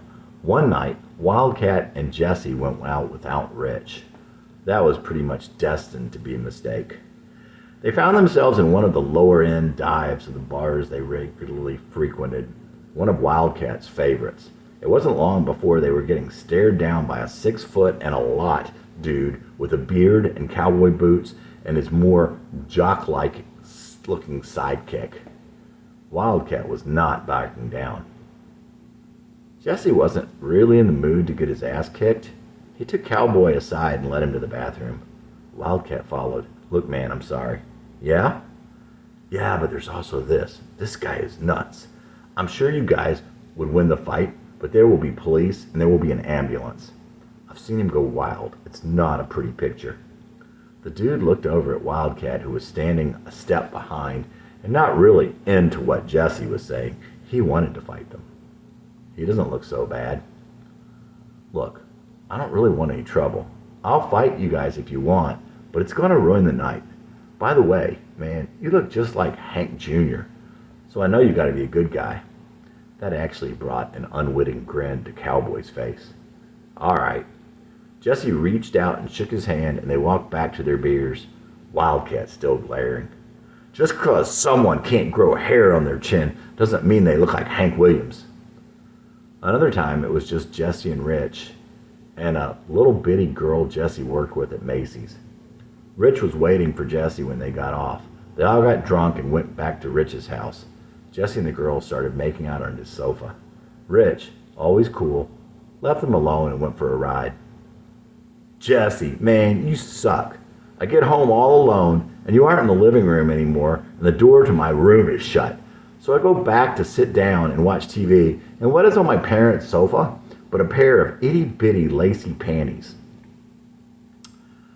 Jesse was starting to really build up. This was around the time that Brent had told him he would be scary if he weighed 190.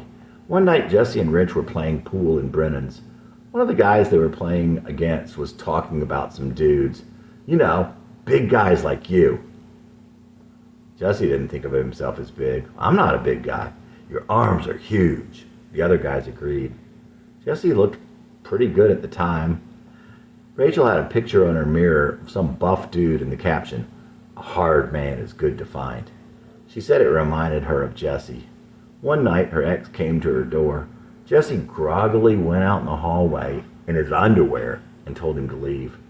Later, when Bert talked to Rachel, he made a comment about her big bad boyfriend. But Jesse wanted more. Working out every other day was not enough. He decided to sign up at Bowflex to work out on the days he took off from free weights. Bowflex was a brand of exercise machines, and the Bowflex gym, of course, had the machines and not free weights. So the clientele were mostly upscale older people. A 20-minute workout was desired by the owners and clientele alike. It was close to his house, a lot closer than his gym, and he could pay monthly, but obviously, the real reason he joined Bowflex was to see Mandy. At first, he worked out on days and times when he was relatively sure that Mandy wouldn't be there. He had seen her workout card, pulled it out and studied it. After he'd been going there for a month, Mandy came in while Jesse was working out. Jesse felt that old familiar pain and that old familiar rush. His heart beat out loud. Neither acknowledged the other, but each saw the recognition, and Jesse saw he knew that nothing had changed. Once again, Jesse ate, slept, and lived Mandy. For a while, he continued to go to Bowflex on the times she was not likely to be there. But temptation won out, and he began to seek those times she would be there. It isn't a pretty picture, but it is what it is. There wasn't much in the way of pride and decency in Jesse anymore. But Mandy turned the tables, probably inadvertently. One evening, she was to meet a date at the Mainsail Inn. It didn't seem likely that she could have had any idea that Jesse was working there. Jesse saw her walk in. He followed her as she walked by the hostess. "What did that girl say?" She asked if Randy Adams was here. "Who's that?" "I don't know." Jesse trailed Mandy to where she had sat down on one of the outside decks by the bar. She didn't look surprised to see him as he walked up in his Mainsail Inn polo, shorts, and sneakers. Not pleased, but not surprised. "Hi, Mandy." No response. "What are you doing here?" Icy silence. Jesse tried to elicit an acknowledgement of his presence. After a while, Jesse's boss called him. "You're going to get in trouble." At least she had spoken to him. "I don't care." One of Jesse's co-workers walked up and tried to talk to him, maybe even to flirt with Mandy. Jesse handed him $20 and asked him to get lost. 20 minutes, half an hour. Jesse continued the embarrassment of staying there by her side while she ignored him. But as it appeared that Mandy had been stood up, at least they were somewhat even this time. Finally, he walked away, riveted. In time, Mandy left. 10 minutes later, there was a page. "Randy Adams, please come to the hostess desk." Jesse was incensed. How dare she? A short walk to the phone didn't calm him down. "Fuck you," he yelled into the receiver, anger dripping from his voice. He slammed down the phone into the cradle and let him know, and let her know in no uncertain terms, his incredulity. Mandy called back and complained to the hostess. Once again, the page. Jesse ran back to the station. No Randy Adams, but Mandy had succeeded in angering Jesse to his limits, and the showdown he had with the hostess didn't help matters. Was Mandy even trying to get him fired? The hostess and the manager talked to him, further shaking him up. They let it go when he explained the situation. Mainsail Inn used off-duty policemen for security on weekends. One of them was the nice older cop who once had come to Jesse's rescue at Quick Mart. Another one was Glenn. Officer Glenn was a big, easygoing cop who always wore sunglasses. The sunglasses were probably there because he had too pleasant a face to back up the initial intimidation that came with his size. Jesse was particularly fond of him. "Hey, Jesse, who was that girl you were talking to?" Officer Glenn was a friend of Jesse's. Jesse told him her name. The big young cop asked him if she had a brother named Jack, mangling their last name. "Yep. He's a smartass." Glenn obviously didn't like Jack much either. "Yeah. How do you know her?" Jesse said that they used to go out, and that he really had it bad for her. He told Glenn how Mandy had been there to meet a date. "It wouldn't have been so bad had she spoken to me, or at least had she not called back and had him paged." "Well, I've had trouble with her already. That's why I asked you about her. She and her friends have been here drinking. They're underage, and I've had to kick them out before. If you said she was okay, I would have kept that in mind. Don't worry, I'll take care of her now." "That's not necessary. She's a good person. Please don't." "I don't like the sound of how she's treated you." Jesse was just sad. Questions we can't ask. "Guess you know this story. It's the story about me and you, and all our love promised, and all it didn't do. You said you thought you loved me.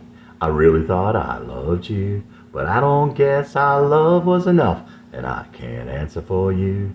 I heard it's sad when love dies, but I don't know if that's true, 'cause I don't know if our love ever lived. How about you? Guess this is the last song I'll ever write for you, so I'll try and say the only things I still can say are true. Thought the problem was I cared for you, and I hurt you in the past, but it was feeling you had a feeling I always felt would last. We played this song so many times we don't need to hear the words, answers we don't care about, and questions we can't ask. It's not that I'm losing you, that's something you might resent. I never had any idea, isn't that what you meant? My love for you was a forest fire raging through my soul. Your coldness, water, searching out the coals. Gradually it reached the flames, steadily the glow diminished. Now just scattered fires, waiting for the minutes. Drying embers all remain of a love that lit my life. Darkness overtakes my heart, running toward the night. Jesse Dillon, 24. When Jesse got home, he gathered up the items that made the shrine as Rebecca called it. There were letters from Mandy, some lyrics he had written about her, a postcard, and a t-shirt she had given him. Jesse threw them in a shirt box, along with a tape of songs he had written about Mandy. The next day, he waited impatiently for the time Mandy would likely to be at Bowflex. Jesse left the box in his Jeep as he went in to work out. There she was, on an exercise bike. He turned on his heels and went back out to the Jeep to get the box. He took the stairs purposefully and stopped at the bikes. Mandy, I guess I never really did know you. You didn't even care enough to talk to me. But of all the classless things you could have done, I never would have thought you would meet someone where I worked. Hadn't you already hurt me enough? I don't know what you could be thinking.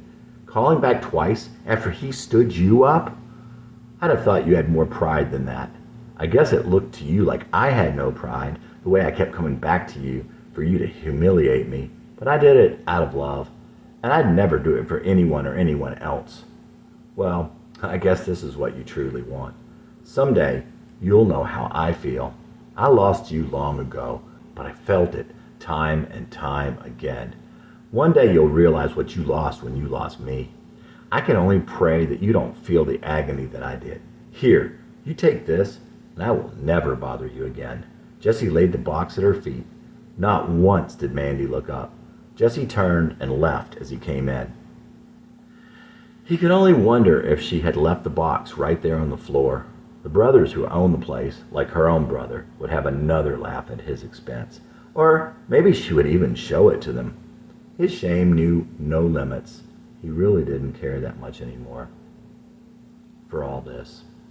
It isn't any better for me, but I hope it's better for you. Living without me, making things harder for you. It's not losing you that made me feel weak. It's when you were for me, I finally felt so strong. Not a doubt in my mind which one of us was wrong. For all the times you made me cry, I believe in you. And for all the times you said goodbye, I believe in you. And it hurts me more than anything I've ever done for the soul in my mind to believe in you. In spite of and for all of this, Mandy, I believe in you. I hope a new life's starting for you, 'cause it feels like it's over for me. Living without you's not living at all for me. It's not losing you that made me give up. It's when you were for me, I knew there was something to win. Not a doubt in my heart, I'd do it all again. For all the times you made me sad, I love you. And for all the times you turned your back, I love you.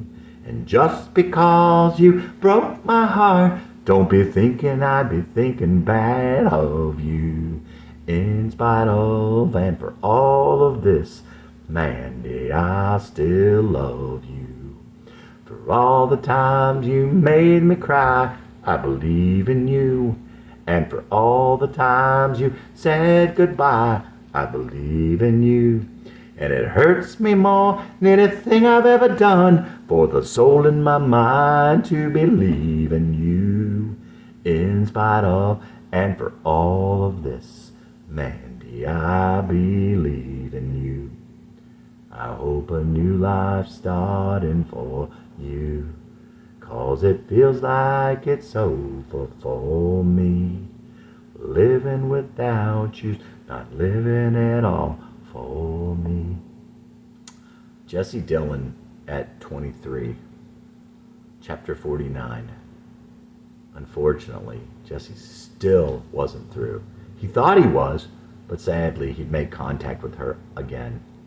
Later that summer, Jesse again had tickets for a Moody Blues concert. He and Rick had planned on going to Chattanooga to see them. Rachel and her roommate also decided to go. In an ideal world, they would have gone together. As it was, however, at the last minute, Rick wasn't able to go, and Jesse was thinking of someone else. Around 4:30 on the afternoon of the show, Jesse drove over to the office park where Mandy now worked for her father. He waited in his Jeep in the parking lot of her building. Jesse spotted Mandy's father and pulled out of his parking place. As her father walked to his car, Jesse pulled up alongside him. "Hi, do you think I could talk to Mandy?" "No, that wouldn't be a good idea. She doesn't want to talk to you." "Oh well, I figured that. She gets awfully mad," and she tells the old man. Tail between his legs, Jesse drove away. Jesse left there and headed on up to Chattanooga by himself, but not before getting a six-pack of Lowenbrau bottles for the ride up. When he got there, he sat in his Jeep drinking another beer.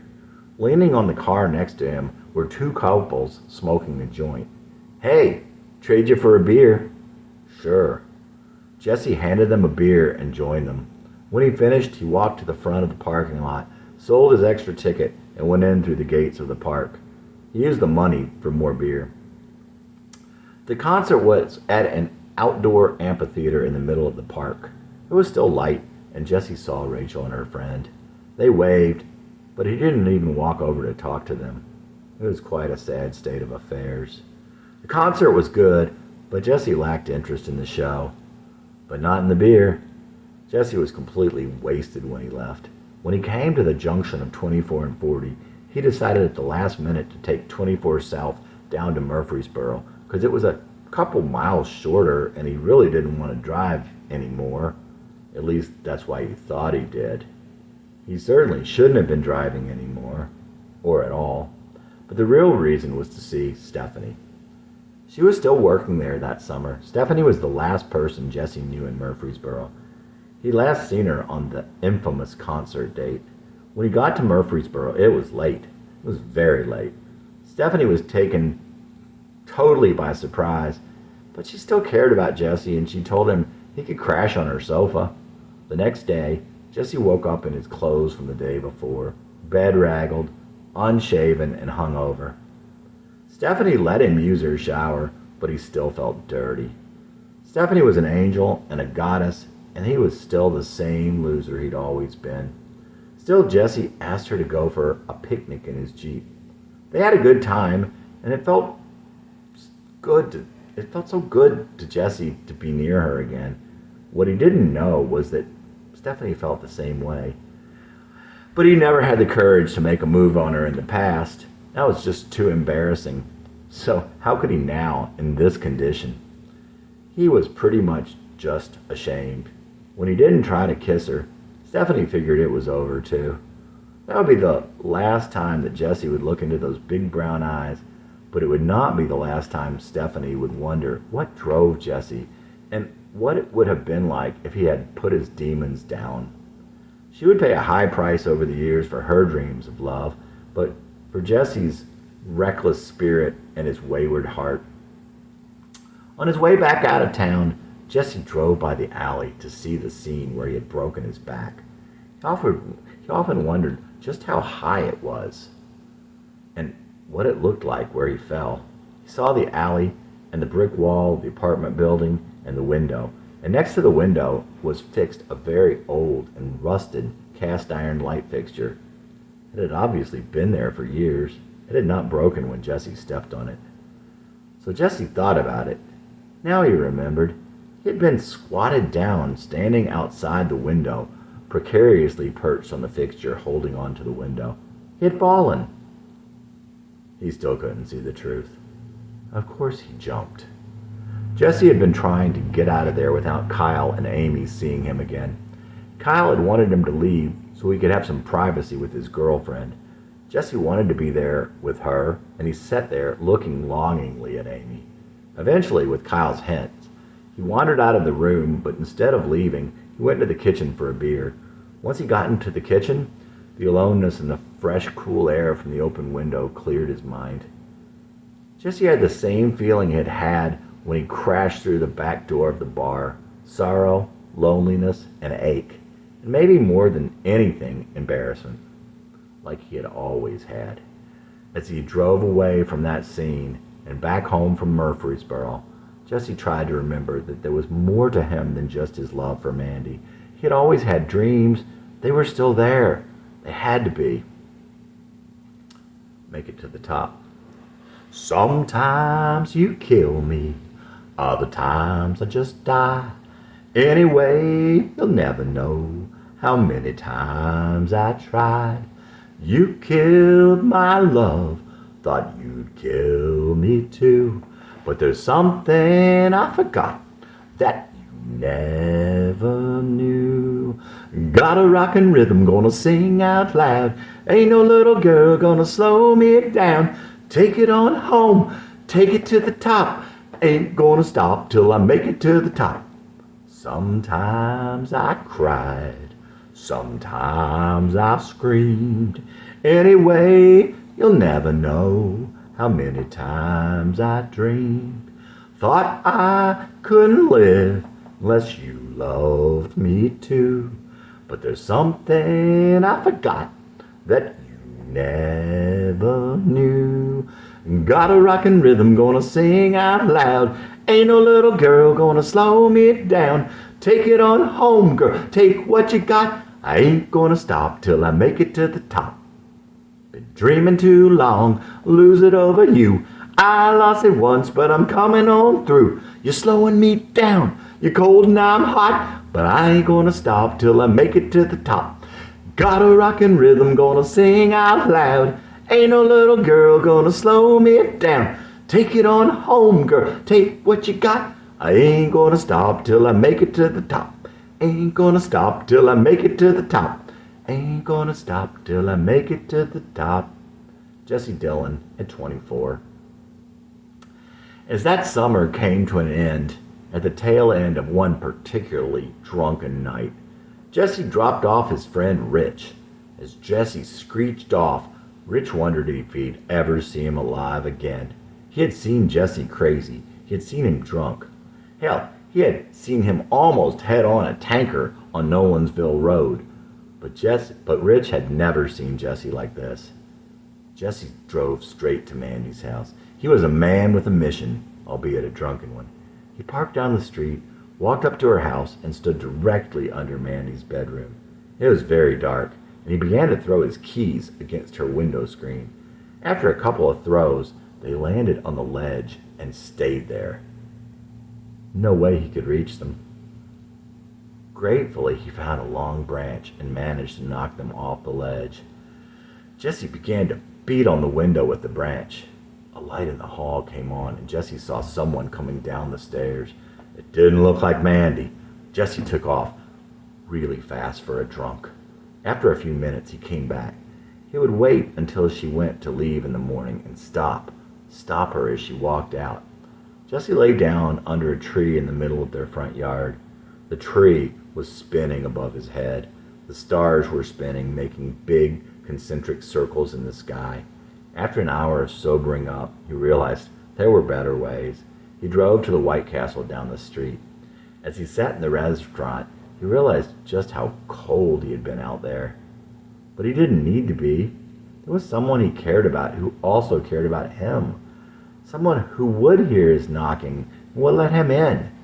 He was beginning to realize who it was he really cared about. It wasn't Mandy anymore. Gradually, he was able to think of Mandy less. He still looked for her on the road and around corners. He still thought about her. But it was not every waking second. There was a possibility that he could get on with his life. If there had been anything left of the boy he once was, he could have been saved then. 2 or 3 times earlier that summer, he left notes in Mandy's box or on her car. He talked about boredom and curiosity, and he may not have been completely lying. Naturally, Mandy didn't answer. After living for only one thing for years, all other things tended to be blurry and out of focus. It was hard for Jesse to maintain any sort of concentration, which led to a sense of boredom, not to be confused with boredom itself. It was more of a mental restlessness, and Jesse was trying to get over a mortal wound. When he returned to the one who loved him, He wrote Mandy another note. I really cared about you. Maybe you and I could be friends. It just seems wrong that we would never see each other again. Would you come see me play softball one day? You could bring your boyfriend.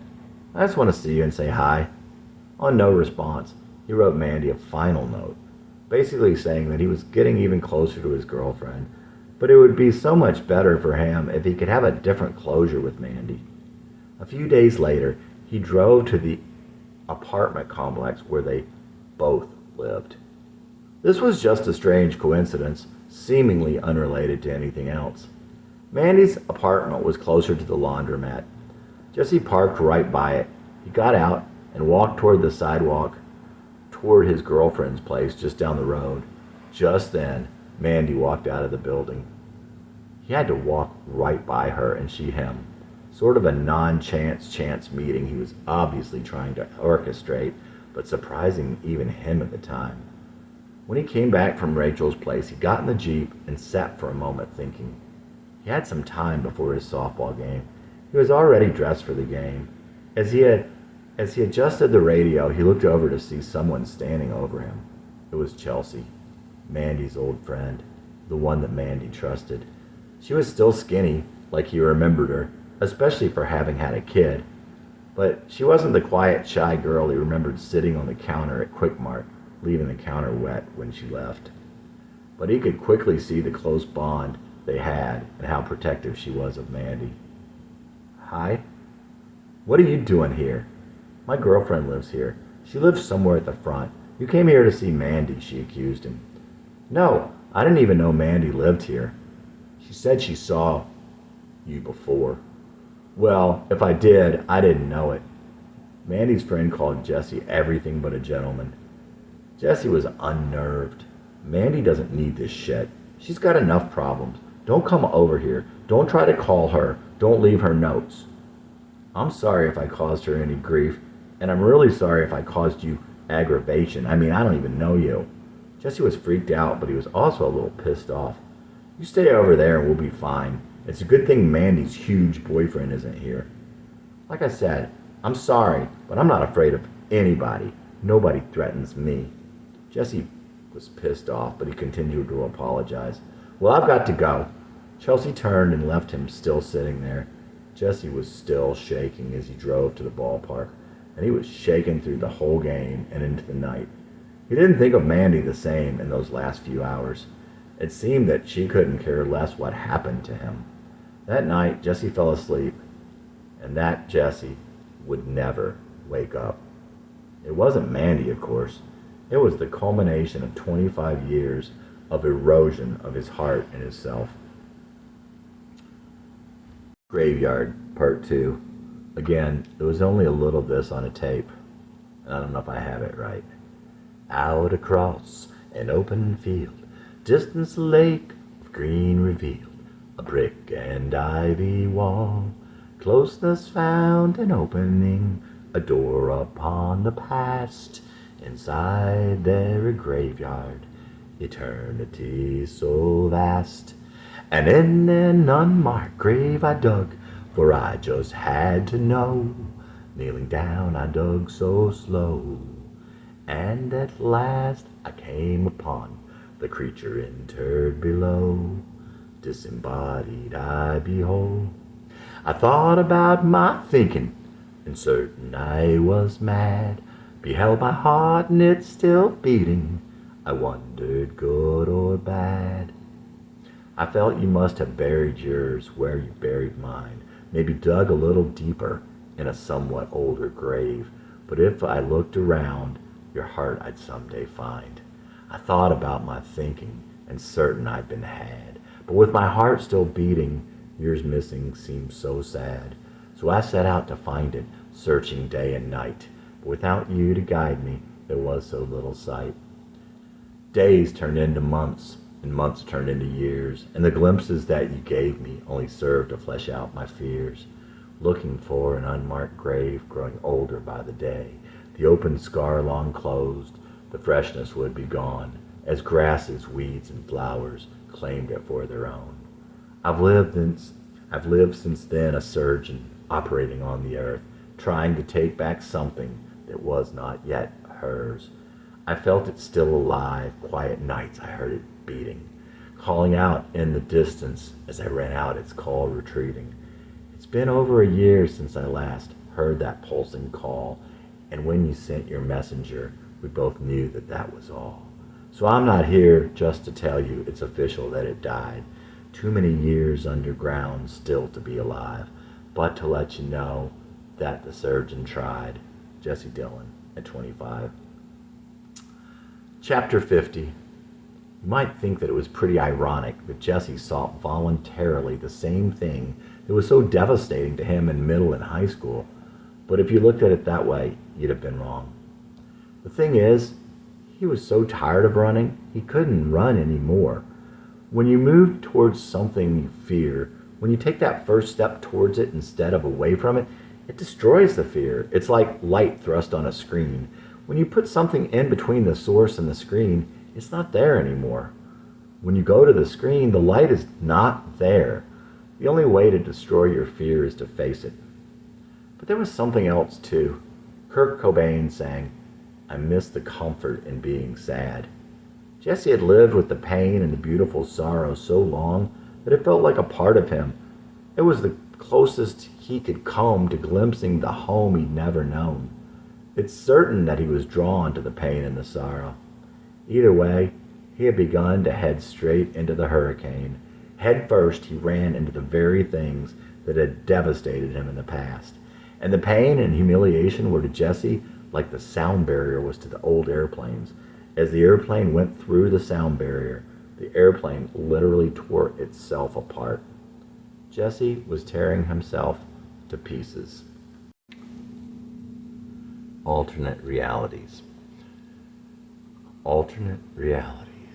In alternate realities, I have loved you, not just one. Where this reality leaves off, some have just begun. Some differ in just the smallest parts. We'd like to live again, as if God erased a line or two or a word he penciled in. Like the time you wanted to give me a hug, but didn't think you should. We've hugged that hug a million ways, time and time again. In one reality we live, that hug until the end. In alternate realities, I have loved you, not just one. In alternate realities, I have loved you, and in some, you loved me too. Shadows of those get me through the rest, make me forget you took away my hope, took away the hope I had for you. Some realities we live, not even human, you and I a cat and you a dog, without even asking why. In alternate realities, I have loved you, not just one. Where this reality leaves off, some have just begun. Jesse Dillon at 24. Chapter 51. Jesse, this is Mandy. The voice on the other line was timid, unsure. It was definitely Mandy. Jesse could feel his heart stop, then race. His mind was reeling. To Mandy, the pause must have seemed interminable. In spite of himself, Jesse felt elation too. He had always wanted to talk to her one last time. But that wasn't it, and he knew it. Yes, he was making this hard on her, but now she knew she deserved it. Jesse, I wanted to say I was sorry, she stammered. Then say it. She was now on the verge of tears, but then that was what it would take to get through his defenses. I'm so sorry. I didn't know. Jesse, I never stopped loving you. This amounted to a full-blown speech for Mandy. Jesse could tell she was crying. She had said she loved him. His heart was breaking again. Then why did you do it, Mandy? What didn't you know? All the times I poured my heart out to you, what could I have possibly left off? I didn't think you really loved me. I didn't understand why you didn't pay any attention to me that first summer. I thought you and Rebecca had been together then, and I thought you had been with Kate. Jesse was taken aback. His biggest fear in the world had been that Mandy had thought that he had been with Rebecca that first summer, but he never would have dreamed that she had thought he'd been with Kate. And in spite of his fears, surely, he thought, she must have known how he had loved her. I did love you, Mandy. Mandy, I thought that I would never stop loving you, but you did everything humanly possible to stop me from loving you. Oh Lord, please forgive me for that. I'm so sorry, Jessie. I would kill myself before I would hurt you again. The tears in her voice were real. He thought how he had said almost the same thing to her 3 years before. I don't think you'll ever know just how much you hurt me, even if you live to be 100. But that's beside the point now. I love Rachel, and we're getting married in May. I would invite you to the wedding, but did you ever see The Graduate? It was true, of course, that he loved Rachel, but his tone was a mask. He never did stop loving Mandy, and deep down he knew it. Mandy began to sob now. This was not the first time their hearts had broken together, but this was the first time that Jessie knew. Please meet me to talk, Jessie, she pleaded. How many times had he begged her for just that, and how many times had she turned a cold shoulder? Perhaps then it was sympathy. He understood too well what she was going through. Maybe it was that finally she would be talking to him, and maybe he could finally understand. Or maybe it was just the fact that he still loved her now as he always had. All right, Mandy. Friday night at 10, meet me in the park at Shallow Creek. Is that all right with you? That would be great. There was gratitude in her voice. Mandy was wiped out. Well, I'll see you then. Bye. Goodbye, Jessie. Looking for a lesson. Here I stand, no longer heart in hand, trying to explain about me, and asking you why you never told me why you knew you could live without me. I'm looking for a lesson to be learning, standing on a bridge quickly burning. See your reflections in the waters, but they're churning, and I can't find you. Did you think I wanted to own you? Did you think I wanted to turn you into something you never even wanted to be? Or did you just find when you looked in your mind that the boy you once thought was me? Couldn't you believe I could love the girl you were when you weren't the girl you wanted to be? Did you think I wanted to own you? Here I stand, no longer heart in hand, trying to explain about me, and asking you why you never told me why you knew you could live without me. I'm looking for a lesson to be learning, standing on a bridge quickly burning. See your reflections in the waters, but they're churning, and I can't find you. Jesse Dillon at 25. His mind maintained a continuity between sleepless nights and troubled days, replaying every past moment, every scene he was in with Mandy. This angle, then that one, color, then black and white. The endless footage played to a captive audience of one. Going through the motions of his day-to-day, Jesse fought the feeling that his life to that point had been a dress rehearsal for the impending face-to-face with another life, capriciously cast by fate to the same play as a man in a pit struggles for his sanity. When the time arrived, his mind went blank. Not the fade to black signaling the coming to an end, but the still flickering light suddenly gone brighter, the rhythmic clicking remarking on the end of the celluloid, the machine still running, the first reel at an end. He did not have the script in hand, but they were still filming. All he knew was that he must go to meet the leading lady. The turning point had come and the climax was at hand. No one can foresee the denouement until it too is at hand. The best one could do is play out his appointed role till his time to exit the stage.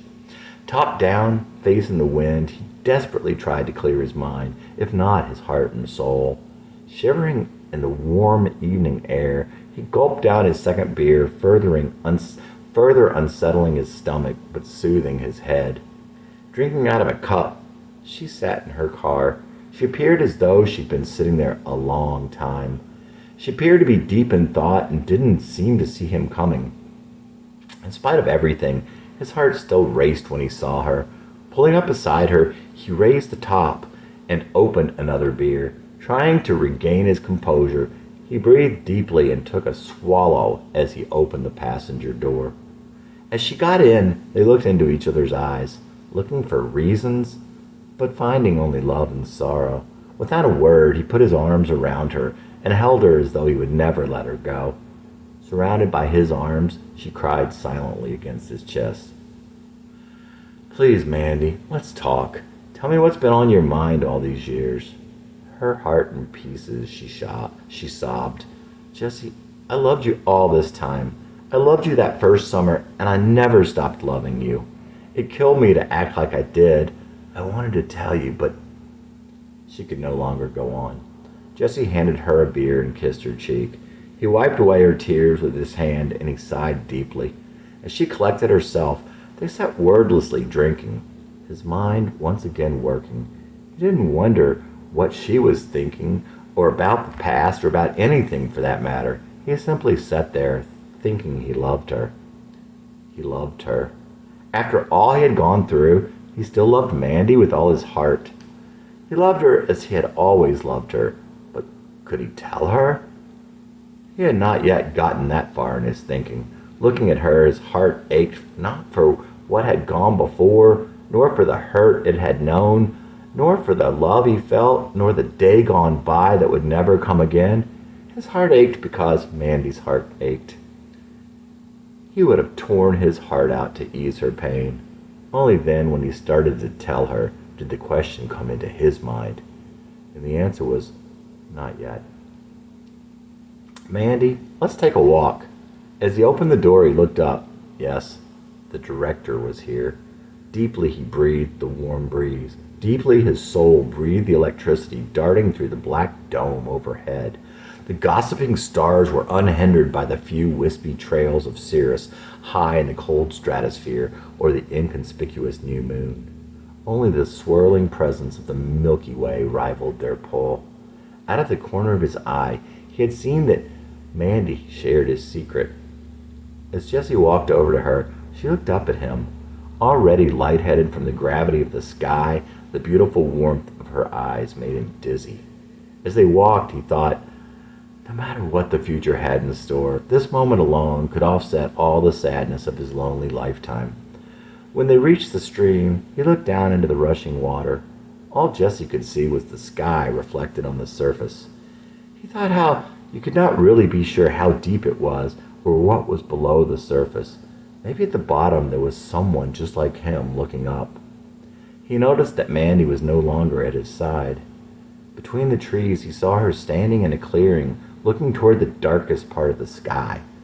Jessie often wondered if it was not reserved for something truly wonderful, something so awesome that even the proud and fearless stars would respect its place. Suddenly he saw it, arcing across the sky like a great ball of fire riding a rainbow. His eyes, still open, wished Mandy would be his and his alone, sharing her with no one, not even the moon or stars. As he walked to Mandy, the sky came alive. Then this was the great spectacle that all the stars waited for. Mandy stood there seemingly in a trance. I love you, Mandy, he whispered. Slowly she dropped to her knees. She seemed to pray for her sins long ago forgotten. I've always loved you, he told her as he studied her face. I know, she said simply, and with understanding and love. He sat down beside her in the grass, there at the edge of the clearing. The rippling of the brook and the swaying limbs played in the background. They sat there for a long time. All these years their love was doomed by their inability to communicate. They reached each other now in silence, like the silence he had shared with Carolyn when he was very young. I saw Rebecca the other day, she began. We talked for a long time. At first I didn't want to see her. I had nothing to say to her. Besides, I thought maybe you had sent her. But curiosity got the better of me, and I decided to hear her out. She said she resented the way I had treated her, but that was beside the point. She talked for a long time before I answered. Jesse was a real bastard, Rebecca told Mandy in her matter-of-fact way. But I was no friend to him either. I only pretended to be one for one reason. I wanted him. I knew deep down that I could never have any part of him. He belonged to you, Mandy. But I resented you. I had given you my friendship, and you turned your back and walked away. I knew Jesse truly loved you. I knew that you loved him. I also knew that you thought there was something between us that summer, and that you didn't believe he loved you.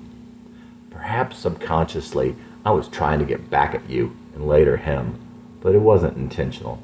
Mandy, I had no obligation to come to help you get what I couldn't have. But I knew if I did, it would have saved you and Jesse a lot of pain. I'm sorry for you that I waited all these years, but I don't feel guilty. It was not my personal responsibility to swallow my pride and come to help you. So what, Rebecca? Do you think I should just go running back to Jesse? Mandy, I don't care what you do. I'm just doing my good deed, even if it is 2 years too late. Besides, I'm not sure he would take you back. You did him wrong. I saw what was left of him after each time you got through with him. You really hurt him. He was really broken up. Well, what about Kate? Why did he go sleep with my best friend if he loved me? Come on, Mandy. Jesse would never have done that with Kate, and you should know it. Did she tell you that? No, I just thought, well, maybe you should communicate sometimes. If you had ever talked to him. Geez, you wouldn't know love if there was a big sign over it. Rebecca, why did he ignore me then? Maybe you should ask Jesse that. He told me that he didn't know how he felt. I think there was some girl at Middle Tennessee before you.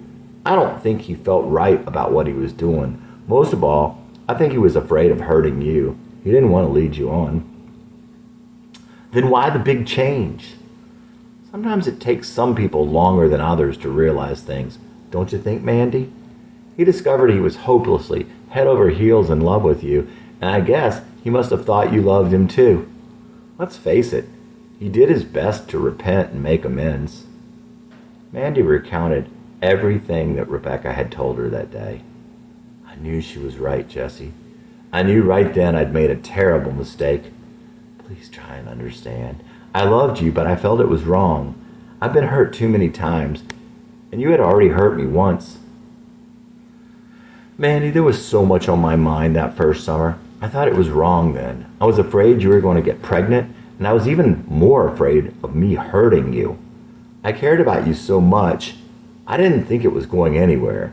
I didn't have any idea how I felt about you, and I thought I was leading you on. You see, I had this dream of love, more a fairy tale. All my life I was looking for this one girl. I didn't see it was you, and then, too late, I did. They talked on and drank till well in the morning hours. Finally, they talked of serious but happier subjects. Mandy finally opened up to Jesse, and at last they began to understand each other. Jesse kissed Mandy like the sun on the early morning waves. They made love under the eager sky. Just before dawn, they drove back to her house and collapsed in Mandy's bed. Jesse felt as though he had drifted up to heaven. He and Mandy spent the autumn together, kicking through the fallen leaves. They were inseparable. Sometimes they would talk for hours on end. Sometimes they would just sit together, hardly saying a word all day. The memory of that time would be a snapshot of happiness, a little out of focus, but the colors would be the beautiful rainbow of autumn's gown. Nothing could enter their little paradise. Mandy was the girl he dreamed of. She was the girl who rides horses. They were married in an outside service, just the two of them on a cool Indian summer day, standing in the magic-colored carpet of autumn. The sky was the deep blue only found in New England on a sunny day in late fall. All he could see was Mandy as the ghost leaves swam past the warm brown pools of her eyes. That winter they spent hibernating in each other's arms. The lonely sky before the snows seemed like a curious child coming upon the warm fire in Jesse's soul. The days rushed by like droplets in a great and endless river, heading for the falls, each one more dazzling but more fleeting than the last. Spring brought them joy like no spring before. The world was the soft, lush green of Camelot. Their lives were as the slow summer days in an English garden in the country. Each April morning came a goddess of the promise of hope made new. Jessie awoke one such April morning aware that something was missing. Alone in the half light that illuminated the half empty bed, he knew instantly that Mandy was gone. He knew she had left him again. She was gone for good. He ran to his car in a panic. Without knowing where he was headed, he screeched down the deserted early morning road. Faster and faster he went, taking the little car to its limits. He could barely keep it on his side of the road as he squealed around the curves. Suddenly he saw the oncoming truck passing in his lane. Violently, Jessie swung the wheel. Chapter 52.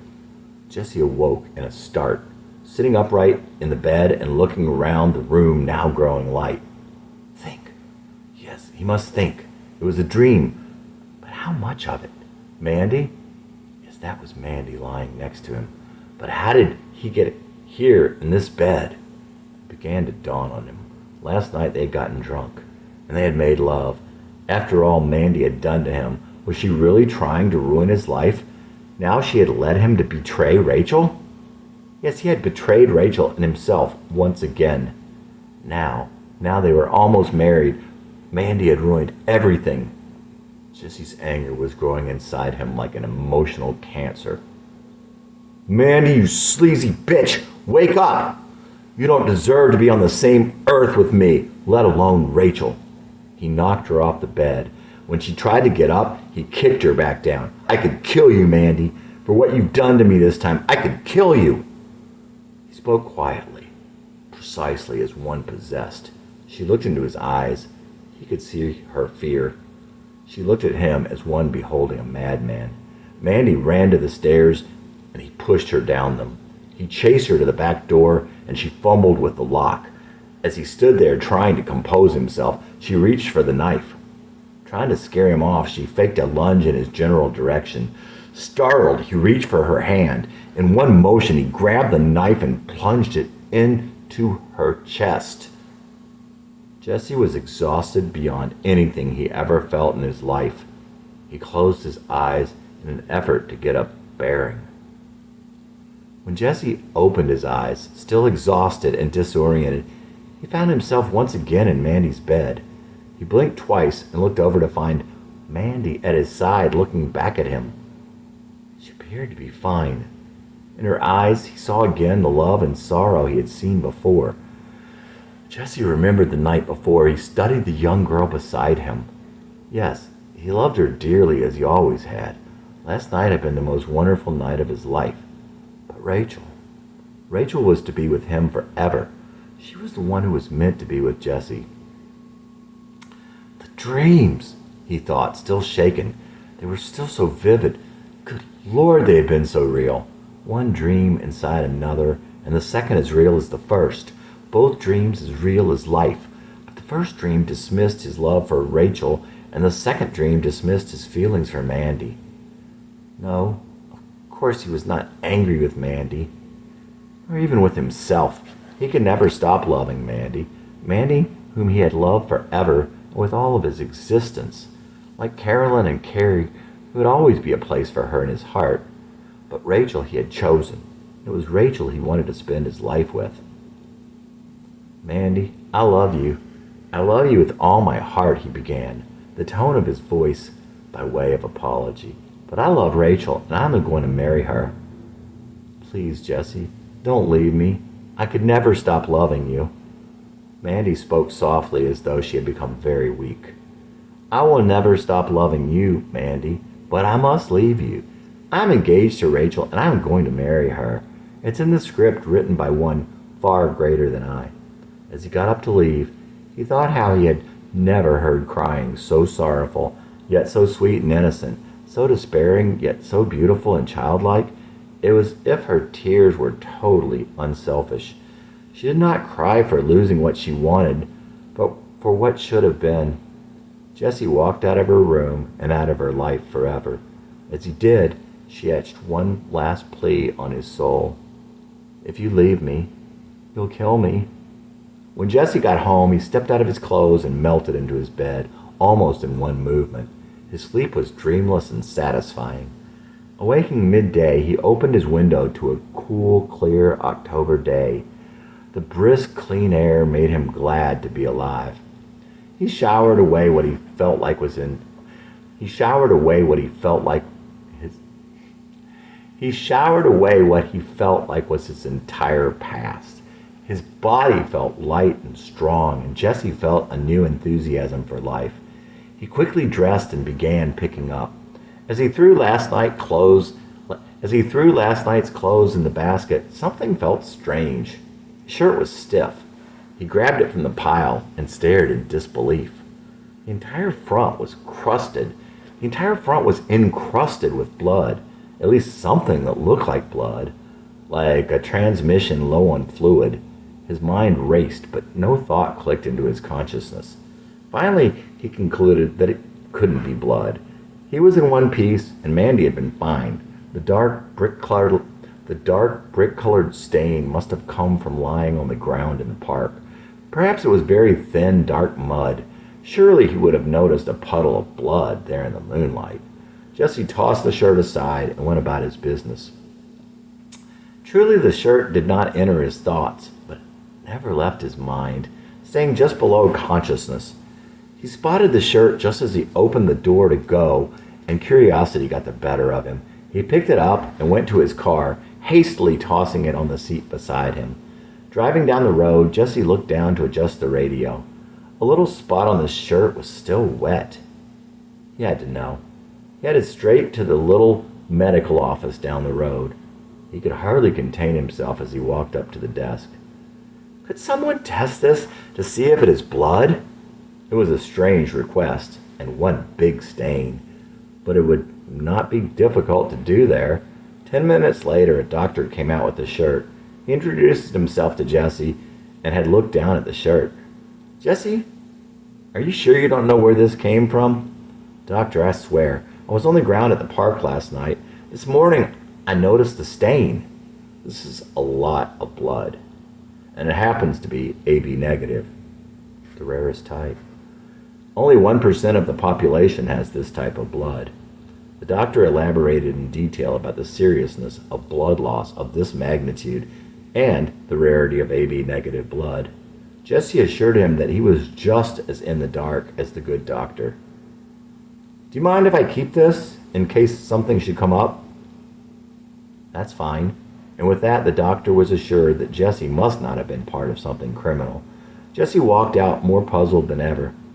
He drove straight to Catawba Park and quickly found the area past Shallow Creek where they had been.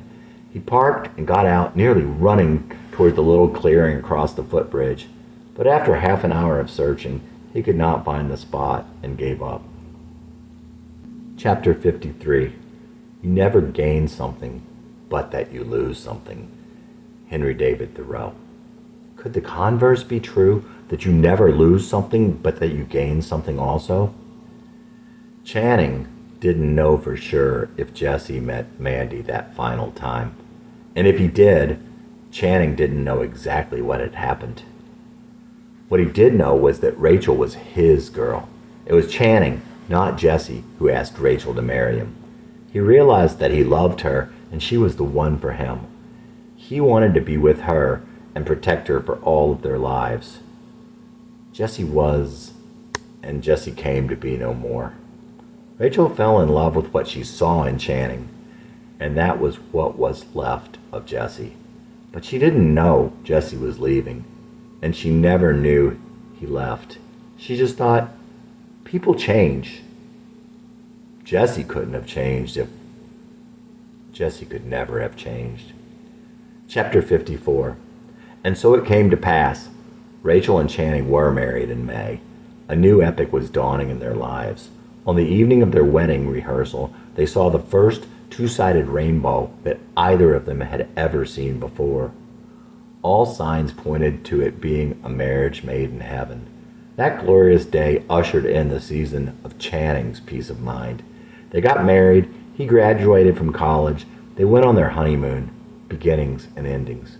There was no place for humiliation in his life now. The family and friends who gathered together that day came to realize that Rachel and Channing were made for one another. What Rachel needed, Channing was. What Channing had lacked all his life, he found in Rachel. For the rest of their lives, they would teach each other. The things they had gathered in the times of solitude that made up their troubled youths were the blessed presents to one another. The presents that God had promised on that day of covenant that Rachel and Channing had entered into with the giver of all good things. Channing had come to believe in little. Such was the wisdom he had gleaned through experience and introspection. Seek, and ye shall find. Ask, and ye shall receive. In those promises, he came to have complete faith. Those promises tied back to the lesson Channing had learned at the Flannerys all those years ago. All things asked in the name of the Son of God with clean heart shall come to pass. So make sure you want it before you ask. Channing often thought of the prayer he wrote to God in his notebook at Aquinas that October some years back. The prayer that God would bring Mandy back to him. He searched mind, heart, and soul to make sure that all the days he walked this earth, he would still wish to be with Rachel. And Channing found the answer within. With their hearts, they had paid their dues on the front line, on the battlefield of youth. Rachel and Channing now received their soldier's pension. Chapter 55. One night, Channing's restless dreams took up where Jesse's left off. In his dream, a daughter was born to them the March following their wedding. They wondered if she had been conceived on their wedding night. From the very beginning, it was clear that Brittany was no ordinary child. The doctor said that the baby girl had a rare blood type and that she had not cried when he spanked her, but she was the picture of perfect health. There was wonder in everything about the child. She never cried, and she had beautiful brown eyes, while Rachel and Channing had blue eyes. Channing knew this was a genetic impossibility, but the doctor never noticed, and Channing believed in miracles as much as he believed in science. He took this as a further sign from God, not much different than the two-sided rainbow. Even though the author of the laws of nature seems to disdain breaking them, he has been known on occasion to do so. Those violations are the minor miracles. Look, Channing, our little girl has brown eyes. I told you we could have a brown-eyed baby. Channing had told Rachel when they were dating that if they had children, they would all have blue eyes, since they both had blue eyes. He could not seem to convince her that he knew what he was talking about. I know. It's a miracle, Rachel laughed. It's a sign from God that she is a special child, another wonderful gift. I love you, Channing. Rachel could tell Channing was serious. Either way, she thought, what a wonderful baby they had, and that was that. Brittany had a full head of the softest and blondest hair to go with her big brown eyes and a smile that lit the day. She had a strange power to make everyone who looked upon her feel instant joy. Time passed quickly in the dream. One year, as the earth shed her green gown and prepared itself to stray farther from the sun, they looked at the calendar and realized that nearly a decade had passed. It was late October. The phone rang. They were in the car almost before the receiver hit the floor. Brittany had been on her way back from a friend's house. There had been a car wreck. Brittany had been hurt badly and was being rushed to the hospital. When they reached the information desk, they were met by a doctor they knew. The doctor was urgent. Channing, do you or your wife have AB negative blood? AB negative is the universal donor. A person with AB negative can only receive AB negative, but can give to anyone. And so it was with Brittany. No, we both have O positive. Then Brittany was adopted? No. Does she need blood? Channing, I'm afraid that she is in critical need of a transfusion. And he continued, I'm afraid we can't locate any AB negative. Don't let Brittany die. She can't die. Channing, we have people working on it, but there isn't much time. Channing was devastated. For the first time in his life, he could not think at all, and of course could not act. As only in dreams and movies, a moment later, everything had changed. We've got it! She came! A donor! The nurse had appeared at their side out of thin air, going on in two-word sentences. Channing ran down the hall and into the operating room. No one stopped him. Chapter 56. Channing could not remember the long operation as he sat in a stupor by her bedside. He felt himself dreaming, a dream within a dream, his eyes open in the same surrounding whiteness of the room. Mandy. He said the word as if to test it out, trying to see if he still could. His dreams of Mandy had grown less frequent in the wonderful storybook years of his life with Rachel. The smile of fortune, the love for his wife and daughter, and an idyllic life left little room in his soul for the past wellspring of sorrow and elation that flowed from his memories of Mandy. The more a man lives, the more he sees in the finer distinctions between things. Perhaps that is why that which has changed still appears the same. The memory can only store the essence of things past, that which makes them different, that which makes them make sense. And the essence of a thing, and that which separates it from all others, does not change. Here before him was his remembrance of Mandy, incarnate. She seemed somehow shaken. Hi, Channing. As in most dreams, he did not suspect he was dreaming, but had he been fully awake, he might have. Chapter 57. I see you two have met. The doctor greeted Channing and Mandy with a smile. I still don't understand how you heard of our search from California or how you got here in time. What search? Channing wondered, but his mind was too slow to wander far. I had already been on my way back, she told the doctor as sheepishly as the girl he once knew. I'll bet he gave you one of his big bear hugs when he found out you were the lady who donated the blood. Channing understood what the sentences meant, but he still could not quite comprehend. What did you do, Mandy? He asked. You mean you didn't know that she was the one who saved your daughter's life? Weren't you introduced? Channing didn't know what to feel. He didn't feel anything, actually. He sort of felt as though he was in the twilight zone. He was the poor guy who didn't understand that he was the joke. The doctor went over to examine Brittany, and Channing walked quietly into the corridor. Mandy followed unobtrusively after hesitating a moment. Your blood is AB negative? That can't be. The odds are... My blood is O and Rachel's is O, both positive. The doctors here swore it was impossible, that Brittany could be our child and be AB negative. They didn't think she was really... And he thought about Brittany's brown eyes. I love you, Channing. He heard it, but it was his body that was in the play, in this role, not his mind. It was in the audience. I've always loved you, and I always will. When I first met you, when I ran away from you, I loved you then. Before we were born, I loved you. Was waiting. I've been true to you, Channing. Channing turned. He thought of Rachel. I never asked for that. He turned and walked away and walked down the hall. Mandy turned pale. The years alone caught up to her, all in that instant. I'll love you forever, Channing. Slowly he glanced over his shoulder. Mandy was gone. Chapter 58. Rachel wasn't the kind to ask many questions. Her beloved daughter was saved by the grace of God. That was enough for her to know. She never questioned Channing's preoccupied demeanor. She realized that its cause and cure were things he must work out for himself. A few days later, Channing could hear Rachel and Brittany talking in the next room. His mind began to float off as he stared vacantly at the television.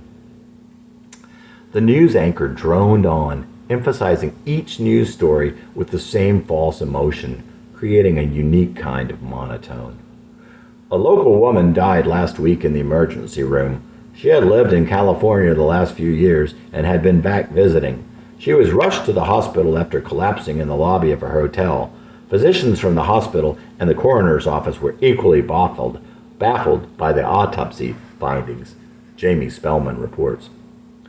Here at Suburban Hospital, I'm talking with an incredulous doctor. Dr. Connor, what happened? Well, Jamie, we don't know.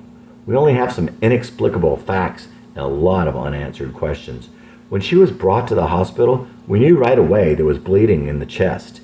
We had to open her up to relieve the pressure as well as to stop the bleeding. We couldn't stop the bleeding, and her blood was AB negative. There just wasn't any anywhere. The thing is, she had been right here earlier that day and had donated blood, which saved a little girl's life. Wow, that is tragic. It's just crazy. That's not the craziest part. During the autopsy, we found a wound at the base of the aorta. It appeared as though it had been cut by a knife, but there was no external sign of injury. Furthermore, there was scar tissue around the wound. It could have been 10 years old, and there is no way that she could have lived with such a wound. It would have caused a quick death at the time it was inflicted. In spite of what Channing was hearing, he continued to fall into a deeper sleep. He woke again, and it was morning.